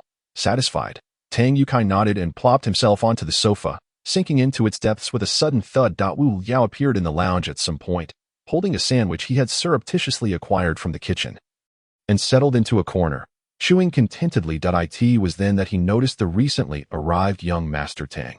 Young Master Tang? Up so early? Wu Liao raised a hand in greeting and, without hesitation, sat beside him. Tang Yukai, who was already an anomaly for rising early, was additionally famished from the previous night's vigil over the search, his gaze fixated on the remaining half of Wu Liao's sandwich, his eyes sparkling with desire. Wu Liao, that sandwich of yours. That Wu Liao was momentarily taken aback. He had not anticipated that the head of such a vast conglomerate would be so unpretentious and private. He extended the remaining half of the sandwich, and Tang Yukai nonchalantly began to chew. Meanwhile, he shifted his ample form to reach for a coffee cup brimming on the coffee table. After consuming the morsel, Tang Yukai did not forget to lick the sauce off his fingers with satisfaction, letting out a pleased hum as he reclined comfortably on the sofa, with his toes gently swaying and humming a contented tune. He paused for a moment, seemingly at a loss for what to do next. By the way, Wu Liao, have the assailants left any clues behind? Young Master Tang remembered the important matter only after his indulgence. Without hesitation, Wu Liao replied, "It's all for the Aovilia's jumping ship, but I have no idea how they acquired the information or how they..." Before he could finish, Tang Yukai interrupted with a palm reminiscent of a round sphere. "Exactly. Thus their objectives align closely with mine. Both are in pursuit of advanced technology." Tang Yukai smacked his lips, as if still savoring the lingering flavors of the meal. "How about this, Wu Liao, if I assist you in locating those individuals? Might the armor produced by Aovilia be made widely available?" A glimmer flashed in Tang Yutsai's eyes, quickly vanishing, replaced by a cherubic smile directed at Wu Liao. This rotund man, Wu Liao mused, seemed to be ultimately after the armor. Casting a perplexed glance at the Grim Reaper, Wu Liao nodded under the latter's implicit encouragement, signaling that everything was negotiable. Tang Yukai opened a drawer and casually retrieved an exquisite cigar, playing with it in his hands. "I have found them," he stated nonchalantly, without lifting his eyelids. The Grim Reaper was momentarily stunned, then rushed to the window, his voice brimming with barely contained excitement. "Zhao Jie and Abi, you found them?"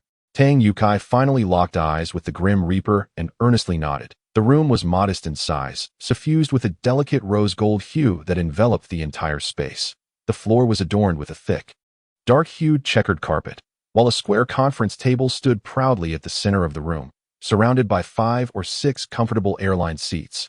Wisps of fragrant steam rose from the teacup positioned at the edge of the table. Jalvis, holding the cup delicately as if it were a flower, gently raised it to his lips, first inhaling its aroma before consuming it in one swift motion that a young man sat beside him. Yet his gaze incessantly wandered to the communicator before them. "Is it nearly time?" the young man remarked with a furrowed brow, glancing at Jalvis, who was savoring his tea. Jalvis remained silent, instead pouring half a cup of fragrant tea from the teapot and slowly sliding it toward the young man. "You are always in such a hurry," he chided, shaking his head. A quintessential Westerner, Jalvis exhibited a certain grace in his tea-drinking ritual, with a flourish of his fingers and a delicate lift of the cup. He savored the tea, allowing it to flow down his throat, his brow unfurling as he alleviated a myriad of worries. It may be a method reserved for drinking alcohol, but the essence remains the same. He added, downing the cup in one gulp. "Shall we not inform the Grim Reaper of the meeting location?" The young man, unable to counter Jalvis's disposition, raised his teacup and mimicked the gesture. Pointing at the imagery displayed on the holographic screen, he glanced back at Jalvis. Jalvis lifted his injured wristwatch, casting a sidelong glance. Indeed, it was already 3 o'clock in the afternoon. This was the time previously agreed upon with the Grim Reaper via his Jia's communicator.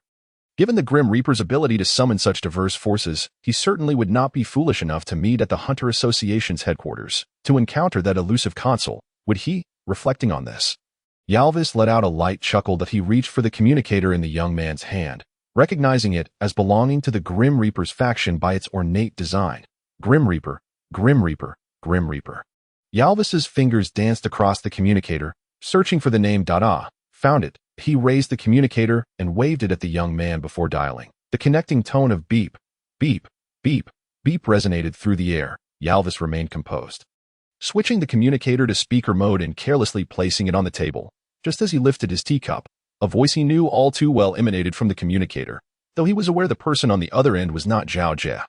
The urgency in their tone grew increasingly palpable. "Mr. Grim Reaper, I mentioned we would meet again soon," Jalvis said, a smile curling at the corners of his lips as his fingers twirled around the celadon teacup.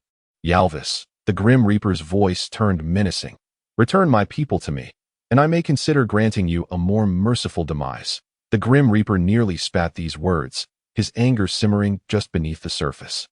"Friendship is the Grim Reaper's only bottom line," he declared, each word biting into the ears of the young man and Jalvis. The young man clenched his fists, while Jalvis, in contrast, spread his hands in a gesture of indifference. "Ha ha ha ha." Jalvis's effeminate laughter rang out, a series of chuckles escaping him. "Mr. Grim Reaper, I truly did not anticipate your sense of humor." Jalvis gently tossed his light golden hair, leaning forward on the table with an air of intrigue as he proclaimed, "My intentions are quite straightforward. There are two. First, I shall secure the spaceship belonging to Eovilia." He took a sip of fragrant tea, and a sinister smile crept upon his lips. "Second, I desire the demise of all of you." No sooner had Jalvis uttered these words than the communicator emitted a notification indicating that the connection had been severed. "Jalvis?" The young man stared in alarm at the holographic image, calling out in distress. Jalvis immediately squinted, fixating his gaze on the scene before him. The image lingered before 2 crimson-painted wooden doors where the Grim Reaper and Wu Liao stood side by side, vigilantly surveying their surroundings. Not far behind them, a slightly larger figure concealed herself behind a street sign, her ample form entirely obscuring the slender post. "Tang Yu Kai," Jalvis murmured thoughtfully. Chapter 131. Robot. What to do? Wu Liao regarded the imposing doors and softly inquired about the Grim Reaper's opinion. The courtyard was eerily silent, despite being situated in the heart of the Light Valley Bunker, a mere 10 kilometers from the Sweet Honey Building. No worries, we are within the Light Valley Bunker. Once Tang Gongzi confirmed the safety of the area, he adjusted his suit, which was nearly bursting at the seams, and stepped out from behind the advertisement board. Although the bunker maintained a constant temperature year-round, beads of sweat still dotted Tang Gongzi's forehead. He cautiously surveyed the courtyard, moving beside the Grim Reaper, and whispered, "Let us proceed. No one dares to act while I am present." Despite his bravado, he nevertheless concealed a portion of his body behind the Grim Reaper.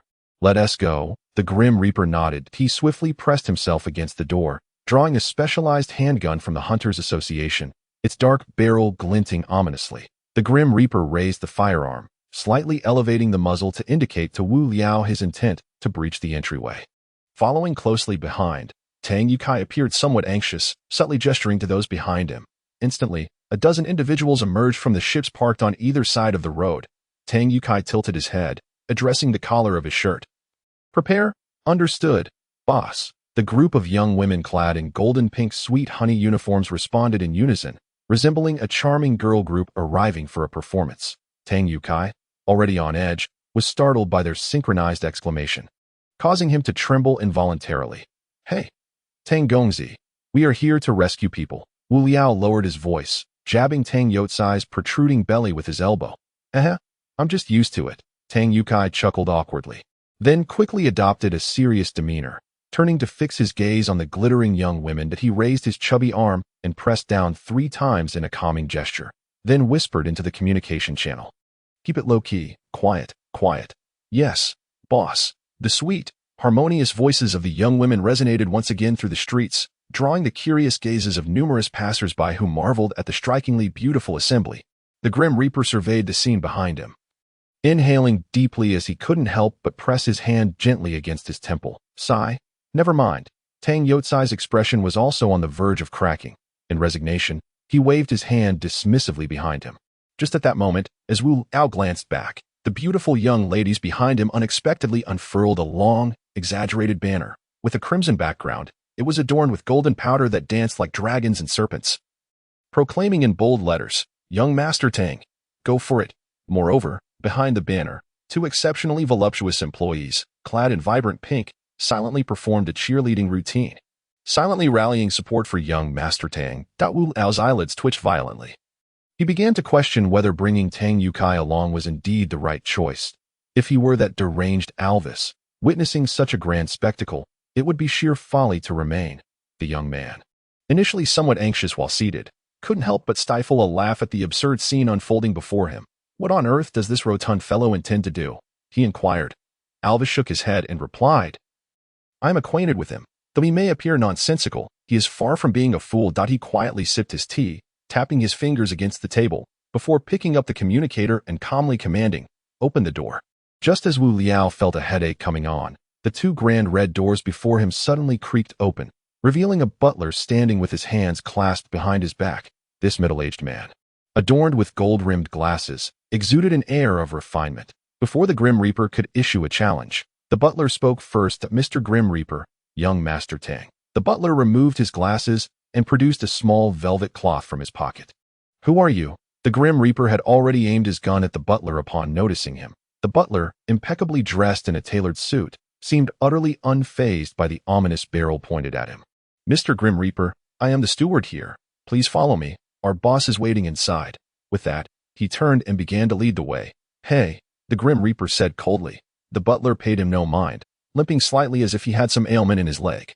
With a resounding bang, the Grim Reaper pulled the trigger, the bullet landing near the butler's foot. Even with the bullet having struck so close, the butler remained entirely composed. He calmly crouched down, gently brushing the dust off his shoes. The Grim Reaper strode forward with purpose, seizing the butler by the collar and lifting the frail man off the ground. "Zhao Jie, where is Abi?" The Grim Reaper's gun was now pressed against the butler's forehead. With Tang Youcai's assistance, they were no longer in a passive position. Just as they were ready to settle old scores with Alvis, the fury within him could no longer be contained. This seemingly fragile butler suddenly grasped the Grim Reaper's hands tightly. Seizing the moment when the Grim Reaper was taken aback, the butler executed a clean and decisive throw, slamming the Grim Reaper brutally to the ground, just as the Grim Reaper was about to rise. The sky above the courtyard darkened ominously. What the hell? The air around Wu Liao was filled with a cacophony of sounds, as a thick metallic barrier sealed off the expansive courtyard. Suddenly, the ground trembled, and a towering metal partition arose between him and the specter of death. The partition continued to ascend, and with a deafening roar, a metal slab, as wide as the courtyard itself, made contact with the overhead metallic cover, cleaving the area in 2. The section where Wu Liao and Tang Yukai found themselves was shrouded in impenetrable darkness, devoid of any glimmer of light. In that moment, a pair of hands ensnared Wu Liao's arm. "Don't panic," Wu Liao shouted urgently to Tang Yukai beside him. However, the next instant, cold sweat drenched his chest. The hands that gripped him lacked the fleshy warmth of Tang Yukai. Instead, they felt unyielding and cold. Before Wu Liao could comprehend the situation, an overwhelming force erupted from his arm, propelling him into the air, only to crash violently onto the ground nearby. Echoes reverberated from all directions, rendering him unable to discern Tang Youcai's whereabouts. Damn it! Wu Liao growled in frustration, just as he attempted to struggle to his feet. Once again, a massive fist struck his chest with brutal force, sending him flying once more. This time, however, Wu Liao had anticipated the impact. He steadied himself mid-roll, executing a somersault and landing gracefully on his feet. "Ovelia," Wu Liao called out just in time. As the bracelet on his right hand once amplified by the machines, his voice resonated with an overwhelming magnitude, producing a deep, buzzing echo within the metallic confines. Wu Liao did not deny it. He merely contemplated in silence how to deal with these automatons. Despite the thin metallic visor separating them, he could still sense the chilling aura of lethal intent emanating from the robots. Observing Wu Liao's lack of denial, Yalvis's interest waned, and he coldly commanded, "Take action." The crimson eyes of the robots gleamed even brighter, and in an instant, they surged forward with ferocity. "Wu Liao, save me!" Young Master Tang shouted hoarsely, evidently having become a target of the mechanical onslaught. "Damn it," Wu Liao muttered under his breath, as his vision was filled with these frigid machines, rendering him incapable of locating Tang Yukai amidst the chaos. Switch to thermal imaging mode. Wu Liao instructed the operating computer in a hushed tone. Instantly, the visor before his eyes shifted in hue. With a deep blue background, the multitude of robots was reduced to glowing energy sources emanating a fiery red light from their chests. Through the cacophony of the mechanical horde, Wu Liao discerned a figure, its upper body ablaze with an intense heat. Was this not Tang Yukai? After vigorous movement, the human body's temperature would rise sharply, particularly in the areas above the chest, especially the neck and face. Having pinpointed Tang Youcai's location, Wu Liao promptly crouched. Wu Liao stood in the corner, his countenance cold and forbidding, facing the surrounding mechanical adversaries with an air of calm. Having grown immensely within Habitat 021, he appeared to be well acquainted with the ravages of war, merely biding his time for the robot's assault. Suddenly, those metallic beings, which initially seemed intent on trampling him underfoot, brandished weapons from their backs. Countless dark gun barrels were aimed at him, and the robotic legion halted its advance. A thunderous roar erupted as blue lasers erupted from the muzzles, weaving a colossal net that instantaneously enveloped Wu Liao. The lasers clattered against his armor, leaving a myriad of tiny punctures. These beams were no ordinary weaponry. They seemed capable of tearing through energy shields and inflicting direct damage upon his armor. Without hesitation, Wu Liao resolved against a head-on confrontation with the mechanized foes. He swiftly raised his left hand, and the metal encasing his legs vanished, transforming into a square shield that stood resolutely before him. The impact intensified, not only in the hand wielding the shield but throughout his entire body, as an immense force continuously propelled him backward. The net of laser beams cascaded onto his metallic shield, gradually revealing translucent pinholes. Even the controllable metal of Aurelia appeared to falter under the onslaught of those weapons, as though it could be rent asunder at any moment by the frenzied assault. In a moment of decisive action, Wu Liao pivoted, thrusting his right arm, with a sword ablaze, forcefully into the metallic partition behind him. That a wave of relief washed over him. The flame demon sword tore through the seemingly sturdy metal upon contact. Lowering himself slightly, he let out a fierce shout and swiftly carved a cross upon the metal partition before him. A brilliant crimson cross materialized, gently peeling open outward. "Now is the moment," Wu Liao shouted, delivering a powerful kick that caused the metal partition to swing outward, allowing the bright light from outside to flood in. He flashed a wry grin at the mechanical beings before him and darted through the opening. The two individuals in the small conference room stood in stunned silence. He had brandished such an impressive weapon. Surely, the next moment would be a swift and decisive onslaught, cutting through the horde with ease. Instead, he had merely sliced through the metal partition near the main entrance and escaped outside. "What now, Yalvis?" the young man stammered. Yalvis, momentarily taken aback, did not exhibit anger. Rather, a smile graced his lips. He had anticipated Wu Liao would prioritize rescuing Tang the Fat. Yet he had not foreseen such a maneuver. It seemed as though Wu Liao regarded the mechanical foes with utter disdain. Firmly adhering to the principle of strategic retreat, a smile lingered on Yalvis's face as he seized the communicator and uttered a brief command into it. "Pursue." The young man furrowed his brow. That was clearly in the direction of the main entrance. What chaos would ensue in the Light Valley bunker if those machines were to escape? "It's fine." Pursue. Yalvis, noticing the anxiety etched upon the young man's features, wore a resolute expression, as if administering a shot of encouragement to bolster his spirits. The throng of mechanical beings paid no heed to young Master Tang, streaming out in a line, relentlessly pursuing Wu Liao. To his surprise, the metallic partition and the ancient bluestone walls of the courtyard were tightly interwoven, that Wu Liao's earlier thrust had pierced through the wall. And due to a miscalculation, he found himself headfirst, crashing onto the stone steps outside the courtyard gate. He first lifted the visor atop his head, and suddenly, a kaleidoscope of colors burst before his eyes. Accompanied by the fluttering of golden skirts, Mr. Wu Liao, a row of enchanting maidens clad in golden attire, greeted this friend of their esteemed master with cheerful exuberance. Wu Liao, feeling a twinge of embarrassment, instinctively covered his eyes, realizing that the vibrant hues he had beheld were merely reflections from beneath the skirts of the young women. Before he could gather his wits, the dense array of mechanical beings surged forth, wielding laser guns, their crimson eyes glaring fiercely even in the bright daylight. Kill him, the voice of Yalvis echoed through the speakers of these automatons, resonating throughout the street. Mr. Wu Liao, are you in trouble? Do you require our assistance? A girl, her head bowed and hair cascading down, gazed down at Wu Liao from above, her face adorned with a sweet smile. Suddenly, a laser beam struck fiercely, kicking up a cloud of dust from the ground. Wu Liao first offered an apologetic smile to the lovely girl, then performed a nimble flip to rise to his feet. After all, he was a warrior. How could he falter in the presence of such blossoming maidens? Yet, before he could erect his metallic shield, the young women in their short skirts sprang into action. Over a dozen girls leapt from behind Wu Liao, each producing an array of weapons from seemingly nowhere.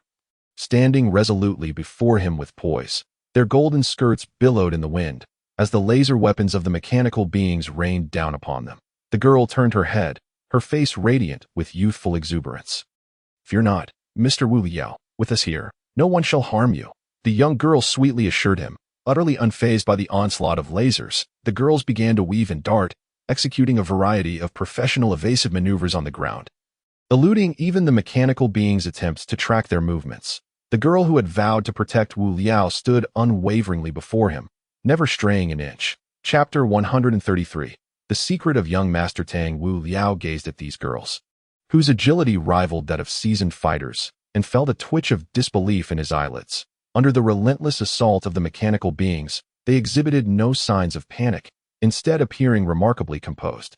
While it was not surprising that Kun, having undergone enhancements, possessed such prowess, what of these girls? They had grown up in the proud confines of the Light Valley bunker. Logically, even with the injection of enhancement serum, they should not have attained such skill. Wu Liao found himself momentarily dazed, stammering, "Who are you, exactly?"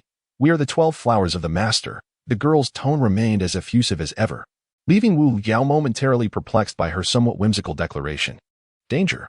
Danger! The embedded mainframe of the armor suddenly emitted a voice warning of an imminent threat. A laser beam appeared before Wu Liao, and his metallic visor remained unlowered, relying solely on his shield. He feared it would be insufficient to withstand such an assault. Instinctively, he executed a maneuver to evade, and with the enhancement provided by the armor's energy thrusters, his speed was significantly augmented. In the midst of his evasive action, he instinctively grasped the girl who stood before him, tumbling to the left together. Thud! The laser ultimately struck the girl's thigh, penetrating the exposed, fair skin that lay outside her short skirt. However, there was no sound of impact against flesh. Instead, it resonated as if striking a formidable steel plate. "Are you all right?" Wu Liao positioned himself protectively in front of the girl, anxiously assessing her injury. The pristine thigh was marred, charred black, yet devoid of even a trace of blood. Unfazed, the girl tore away the scorched skin that enveloped the wound, revealing a shimmering metallic skeleton beneath, glowing with a blue light. What is this? Wu Liao felt his heart racing under the weight of such shock.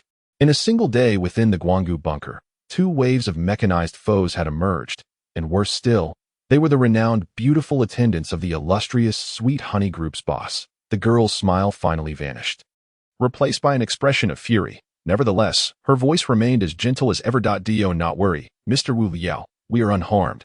The cold metallic sheen of her leg pierced Wu Liao's gaze. Leave these mechanized adversaries to us. The boss has entrusted you with the task. The girl produced a finely crafted laser pistol from beneath her skirt. Just then, the sky darkened once more, as enormous pink cargo ships hurtled down from above. The Sweet Honey Group's vessels swiftly sealed off both sides of the street. Towering ladders, extravagant cameras, and a throng of Sweet Honey Group personnel emerged from the cargo holds, cordoning off the onlookers.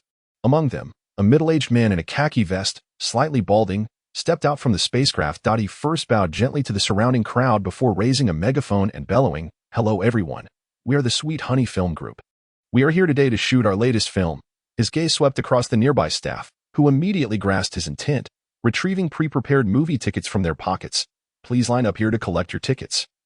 The film will premiere in 3 months. We kindly ask for your continued support of the Sweet Honey Film Group." The director-like middle-aged man wiped the sweat from his forehead, having exerted considerable effort to extricate himself from the throng. He was the deputy director of the Sweet Honey Group, often burdened with the inexplicable antics of the boss, although he was unclear about the latest mischief instigated by the troublesome young master. He had hastened here to clean up the ensuing chaos. Wu Liao, preoccupied with firing at the mechanized foes, stepped into the open air. Recognizing the formidable backgrounds of these beautiful young women, he boldly prepared to engage. His leg thrusters and back wings ignited, allowing him to hover in midair. The longsword in his right hand had yet to be sheathed, while the jetpack on his left arm was wielded by Wu Liao as a weapon, continuously unleashing fervent energy. Although the weaponry of the mechanized foes possessed formidable lethality, they were rendered impotent before the unrestrained Wu Liao. He deftly evaded the oncoming assaults, his left hand S-palm cannon leaving gaping wounds upon the ground and the mechanized adversaries alike. The Golden Maidens engaged in battle on the ground somehow held their own against foes that vastly outnumbered them. In that moment, the air was filled with soaring blue beams, complementing their resplendent skirts and the sunlight's glow on their alabaster thighs, resembling a meticulously crafted cinematic scene.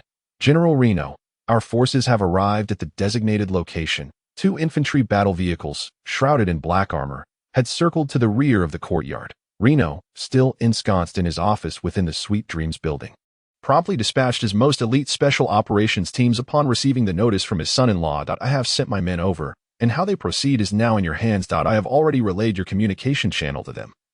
The rest is for you to resolve." On the desk in the office lay 2 record books, their pages adorned with photographs of the entire Grim Reaper squad. "Grim Reaper, I have rendered you a tremendous service. It is time you acquiesced to my terms," Reno mused, quietly closing the record book, his eyes shut as he pondered how best to persuade Grim Reaper and Wu Liao. The 2 teams of soldiers had halted behind the courtyard. The surrounding wall stood merely 2 meters high, allowing the battle-hardened Special Forces operatives to scale it effortlessly. "Mr. Tang, we have arrived at the designated position." The captain raised his eyes to the 3-story villa before them, patiently awaiting Tang Youcai's command. "Wait for my signal," Tang Youcai instructed before disconnecting the communicator. The captain, somewhat puzzled, stowed away the device, finding it strange that Tang Youcai had summoned them in such haste only to have them wait. Leaving him somewhat bewildered, with a resounding thud, Wu Liao dove towards the wall, his right hand, still bearing the searing longsword, piercing through the structure. The mechanized legion was still engaged in combat with the Golden Maidens, providing Wu Liao with the perfect opportunity to rescue the portly Tang. Although 2 passages had been opened, the courtyard, still shrouded in darkness, remained segregated by metal barriers. The thermal imaging revealed only a solitary red figure, distinctly rotund. "Young Master Tang," Wu Liao called out, shedding his battle armor, leaving only the energy projector on his chest to illuminate the surroundings. Tang Youcai was slumped on the ground, flanked by the lifeless bodies of 2 mechanized foes. "Wu Liao, you have finally arrived," Tang Youcai exclaimed, shaking his round belly as he struggled to rise, his tone frantic and betraying a sense of shock. Wu Liao surveyed the 2 mechanized corpses, each bearing 2 gaping black holes in their chests. Their energy sources appeared to have suffered some fatal blow, extinguished, and lay at Tang Youcai's feet. Wu Liao, intrigued, scanned the surroundings, noting the absence of any signs of others having been present. Thus, only one possibility remained. This seemingly rotund individual was, in fact, a man of considerable depth and concealment. "Young Master Tang, could you kindly release your grip?" Tang Youcai's hands were firmly clamped onto Wu Liao's arm, his small eyes scanning the surroundings with trepidation, his entire body trembling uncontrollably as he incessantly muttered, I'm terrified. Young Master Tang." Wu Liao felt a twinge of embarrassment. The weapons of those mechanical beings could even penetrate the armor of Aurelia. Yet this rotund fellow had decisively struck the energy core and even managed to destroy it. All right. Wu Liao exasperatedly withdrew his shoulder, while the little chubby man still appeared utterly shaken. I am well aware of the situation. Wu Liao sniffed and remarked, your attendants are quite adept at concealing their capabilities. I wonder if General Reno is aware of this. Wu Liao raised an eyebrow, scrutinizing Tang Youcai's expression. Indeed. The previously flustered chubby man suddenly adopted a different demeanor. Humph. Young Master Tang cast a disdainful glance at Wu Liao. I had thought you would handle those mechanical beings yourself. It seems my lovely maidens must come to the rescue instead. Young Master Tang's expression was shrewd. A stark contrast to the image Wu Liao had of him moments before. With a flourish, Tang Youcai produced 2 cigars, carelessly snapped off the ends, and offered one to Wu Liao. Wu Liao was filled with a myriad of questions, eager for an explanation from the chubby man. Just as he turned his gaze towards Tang Youcai, the latter waved his hand dismissively. Don't inquire. Even if you do, I shan't divulge anything. He lit the cigar. Savoring a comfortable puff, he raised his wrist, and the vintage mechanical watch emitted a series of clicking sounds. It's about time. The show should commence. No sooner had Tang Youcai's voice faded than the metallic panels covering the sky and surroundings descended. Aside from the large hole by the doorway, everything returned to a state of tranquility, as if nothing had transpired. Greetings, boss. The row of golden maidens, brimming with youthful exuberance, bowed to Tang Youcai, the banner they held clearly showing signs of damage. The mechanical beings had been cleared away, and apart from the uneven marks on the floor that had yet to be repaired, one could hardly discern any difference from their earlier arrival. With one hand behind his back, Tang Youcai waved his other hand in satisfaction. Young Master Tang, what sort of trickery is this? Wu Liao gazed incredulously at the scene before him as he leaned closer to Tang Youcai. Tang Youcai wrapped an arm around Wu Liao's shoulder, whispering conspiratorially, do you truly wish to know? Wu Liao looked earnestly at Tang Youcai. Unless you relinquish your armor to me. Tang Youcai donned the guise of a cunning merchant once more, his small eyes darting about, his sweat-soaked hands clutching Wu Liao's arm. Chapter 134. The escape of Yalvis. The metallic barriers separating them from the Grim Reaper had yet to descend. A formidable metal wall still stood in front of Wu Liao. Beyond the wall, the sounds of fierce combat were faintly audible. Bang! Bang! Tang Youcai rapped on the metal panel blocking their way and gestured to Wu Liao with a nod of his head. It's in your hands now. With his hands clasped behind him, young Master Tang leisurely strolled behind Wu Liao, indicating for him to breach the metal barrier ahead. That Wu Liao cast a disdainful glance at him.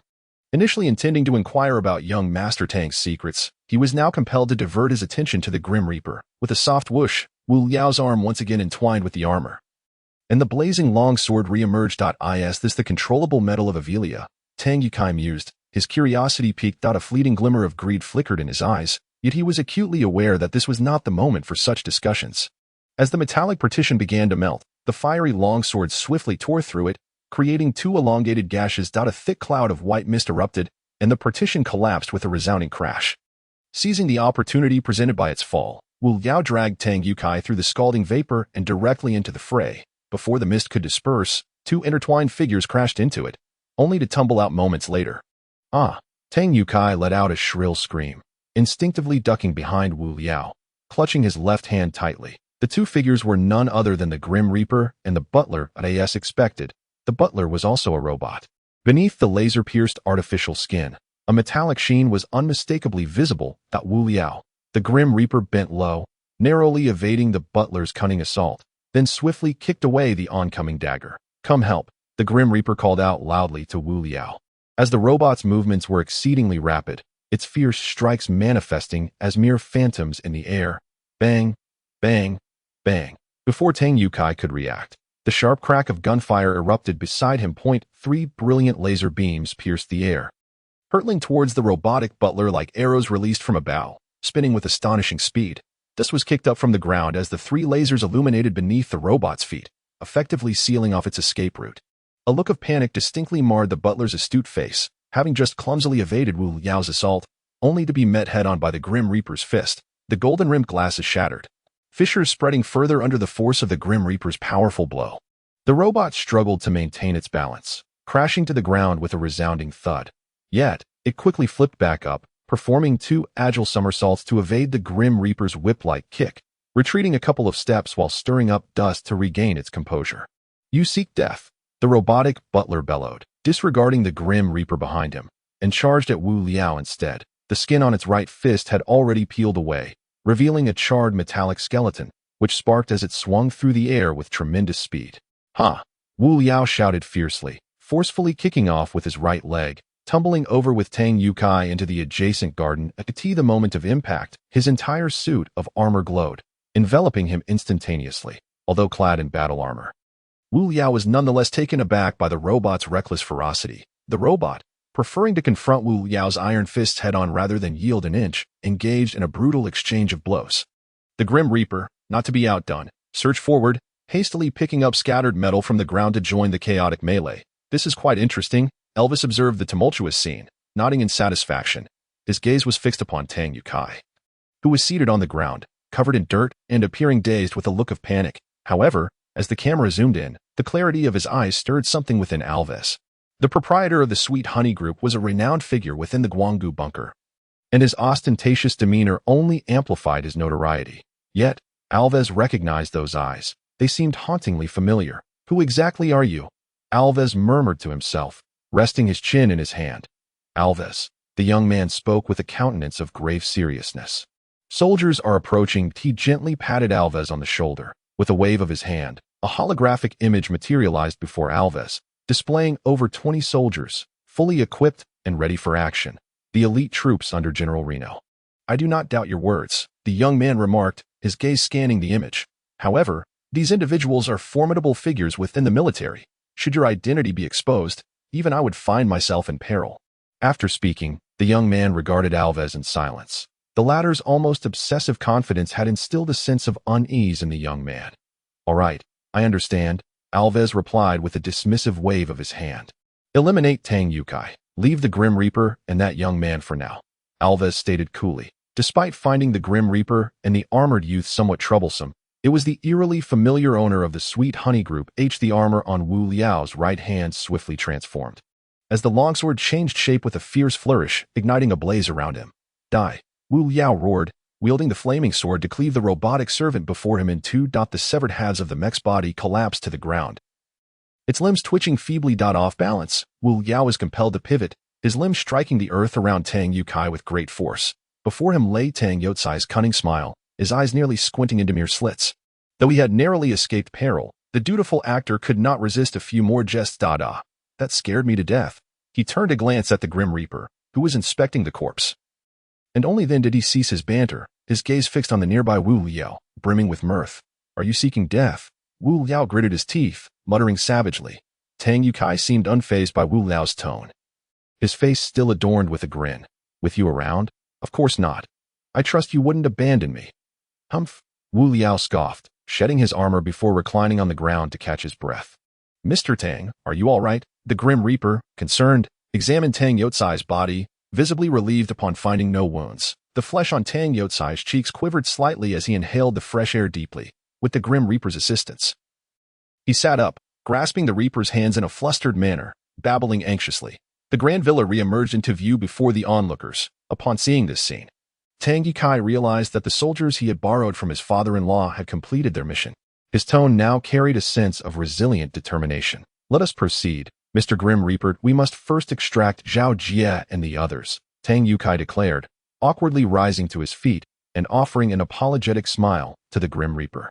Suddenly, a commotion erupted from the villa's entrance. The door swung open from within, revealing a neatly arranged squad of soldiers.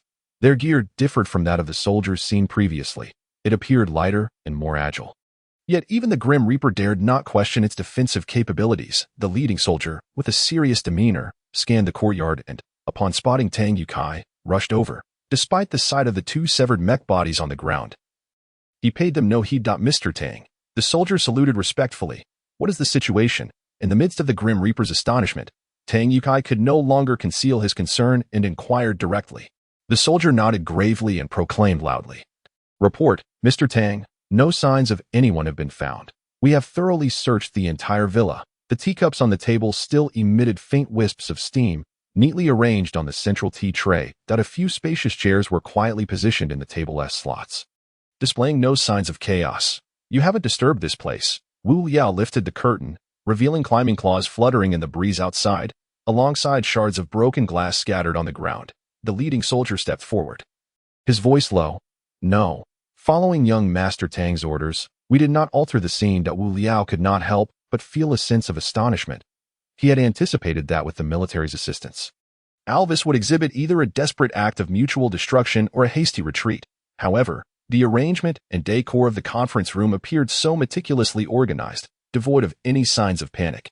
Contemplating this, the fury within the Grim Reaper intensified, prompting him to inquire of the military captain, "What about the others? Where are Zhao Jie and the others? What has become of Alvis?" The Grim Reaper relentlessly hurled his questions, his tone gradually escalating until he was shouting, causing the room to reverberate with his anger. The soldier, shaking his head in regret, informed him that he had already led his team to search the villa. And apart from this vacant residence, there was not a trace of anyone. The Grim Reaper felt as though his chest might explode from the mounting rage, his hands trembling with indignation. Unsteadily, he retrieved his communicator, connecting to Zhao Jie's line. Beep, beep, beep, beep. Alvis and his hostages seemed to have completely evaporated, leaving not a single clue behind. The Grim Reaper anxiously paced the room, his agitation evident as he scattered cigarette butts across the floor. "Mr. Grimm," young Master Tang spoke with a note of concern, pulling out a chair that creaked under his weight as he settled comfortably, crossing his legs and holding a cigar in his mouth. "They have not departed," Tang Yukai stated with nonchalance. "What?" the Grim Reaper exclaimed, hastening to Tang Yotsai's side in a flurry. With his two brothers captured and no news after a fierce battle, the Grim Reaper, already on the brink of despair, had finally grasped a lifeline. The portly figure presenting this lifeline spoke with an air of smugness, as if reveling in his small triumph. Ahem, young Master Tang cleared his throat, forcing an expression of contemplation as he continued. "I arranged for our group to cordon off this neighborhood early on. I just inquired, and there have been no sightings of anyone entering or exiting." Tang Yukai gestured toward the sky and then tapped the floor with his foot, asserting, "Neither from above nor below is there any trace." After delivering his statement, he paused at an opportune moment, revealing an indescribable expression on his face. "Then where are they now?" Wu Liao shot a glance at Tang Yukai, feeling inexplicably irked by the fat man's cryptic demeanor. Tang Yukai waved dismissively. All right. I shall inform you." He exhaled a gentle puff of smoke, the cigar now half consumed. Coincidentally, all the surrounding houses were uniformly developed by the Sweet Honey Group. However, this villa had its architectural blueprints destroyed at the user's repeated request during its design. The Grim Reaper's previously fiery gaze dimmed upon hearing about the destruction of the blueprints. Tang Yukai had intended to take another deep breath, but under Wu Liao's imposing glare, he merely shrugged and continued. "Nevertheless, I am the boss. Through my strong insistence and considerable effort, I managed to acquire these blueprints." Tang Yukai stood up, elegantly tossing back his slick, shiny hair that clung tightly to his scalp, and declared, "Mr. Death, please follow me." With that, he took the lead, striding ahead. The spiral staircase of the villa was remarkably spacious, and the cedar floorboards, aged with time, creaked softly beneath their steps. The walls on either side were adorned with exquisite paintings and calligraphy, which Wu Liao, having been two anxious moments before, now noticed with some surprise. "Alas, the corpulent fellow." Wu Liao gently nudged Tang Yukai with his elbow. "Whose residence is this? It seems indicative of someone quite powerful and influential." He leaned in closer to Tang Yukai, whispering. Tang Yukai cast a quick glance at the fuming figure of death trailing behind them before responding softly to Wu Liao. "Indeed, only extraordinary individuals reside in this vicinity. I was initially curious, but it is only now that I realize this person's identity." Just as he spoke, Tang Yukai halted. From the several transparent diamond-shaped glass panels on the door, it was evident that this must undoubtedly be a restroom. "We have arrived," Tang Yukai murmured, bending slightly to conceal himself to the left of the door, while beckoning Wu Liao and the others with a turn of his head. "Young Master Tang, we have already searched this place," the captain remarked, pointing at the dust-laden footprints at the entrance, his expression tinged with confusion. Death could not help but cast a curious glance at Tang Yukai. With a resolute nod, Tang Yukai waved casually at the captain, who then stood menacingly at the door. Bang! The captain's sturdy military boot thudded against the door, which swung open with a creak, the copper lock hanging limply to one side. Truly, a wealthy household, for the restroom was astonishingly spacious. A pristine white ceramic bathtub stood quietly by the expansive floor-to-ceiling window, exuding a faint hint of musk. The sink, situated in the center of the room, was ample enough to accommodate 3 individuals simultaneously. Effectively partitioning the bathroom to one side, Wu Liao cautiously surveyed the area but discerned no signs of life. At first glance, The wall appeared unremarkable, yet upon closer inspection, it was evident that it was several centimeters thicker than the wall on the left. His fingers lingered on what seemed to be an ordinary hook. With a gentle tug, the wall vibrated imperceptibly, emitting almost no sound. The entire wall slid inward, revealing a considerable hidden space. A dim white light flickered to life, resembling a descending corridor. Tang Yukai nodded in satisfaction, taking a timely step back. This was the isolation zone of the villa. He patted the thick wall, stating, "Those who dwell here often harbor secrets best kept hidden. Nearly all possess such a chamber." Tilting his head, Tang Yukai signaled, and the captain, immediately understanding, deftly drew his handgun, leading the way. Their seamless coordination suggested they had executed this maneuver countless times before. The descending corridor was neither wide nor as lengthy as one might envision, with silver light strips illuminating the path beneath their feet. After just a few steps, they reached the end, a spacious area exceeding 100 square meters. What met their eyes was a chaotic array of dilapidated furniture, with hundreds of boxes of various sizes nearly filling the space. The furniture and boxes were arranged in clusters, as if they had partitioned the space into countless segments. "Here we are, Mr. Death, Wu Liao. I leave it in your hands." With that, young Master Tang sat down on the ground, breathless, quietly surveying the surroundings. Mr. Death nodded solemnly, politely requesting a handgun from the captain, which he grasped cautiously before plunging into the fray. The captain, after signaling for assembly, turned and ventured down another path. "Excuse me, who exactly resides here?" Wu Liao inquired softly, gazing at their receding figures, although he hadn't pondered much during their approach. A hint of tension surfaced on Tang Youcai's face upon hearing the question again. "Yushua," Tang Yukai murmured. "The Guanggu bunker, speaker of the human government, commander of the armed forces, and the only son of Yili."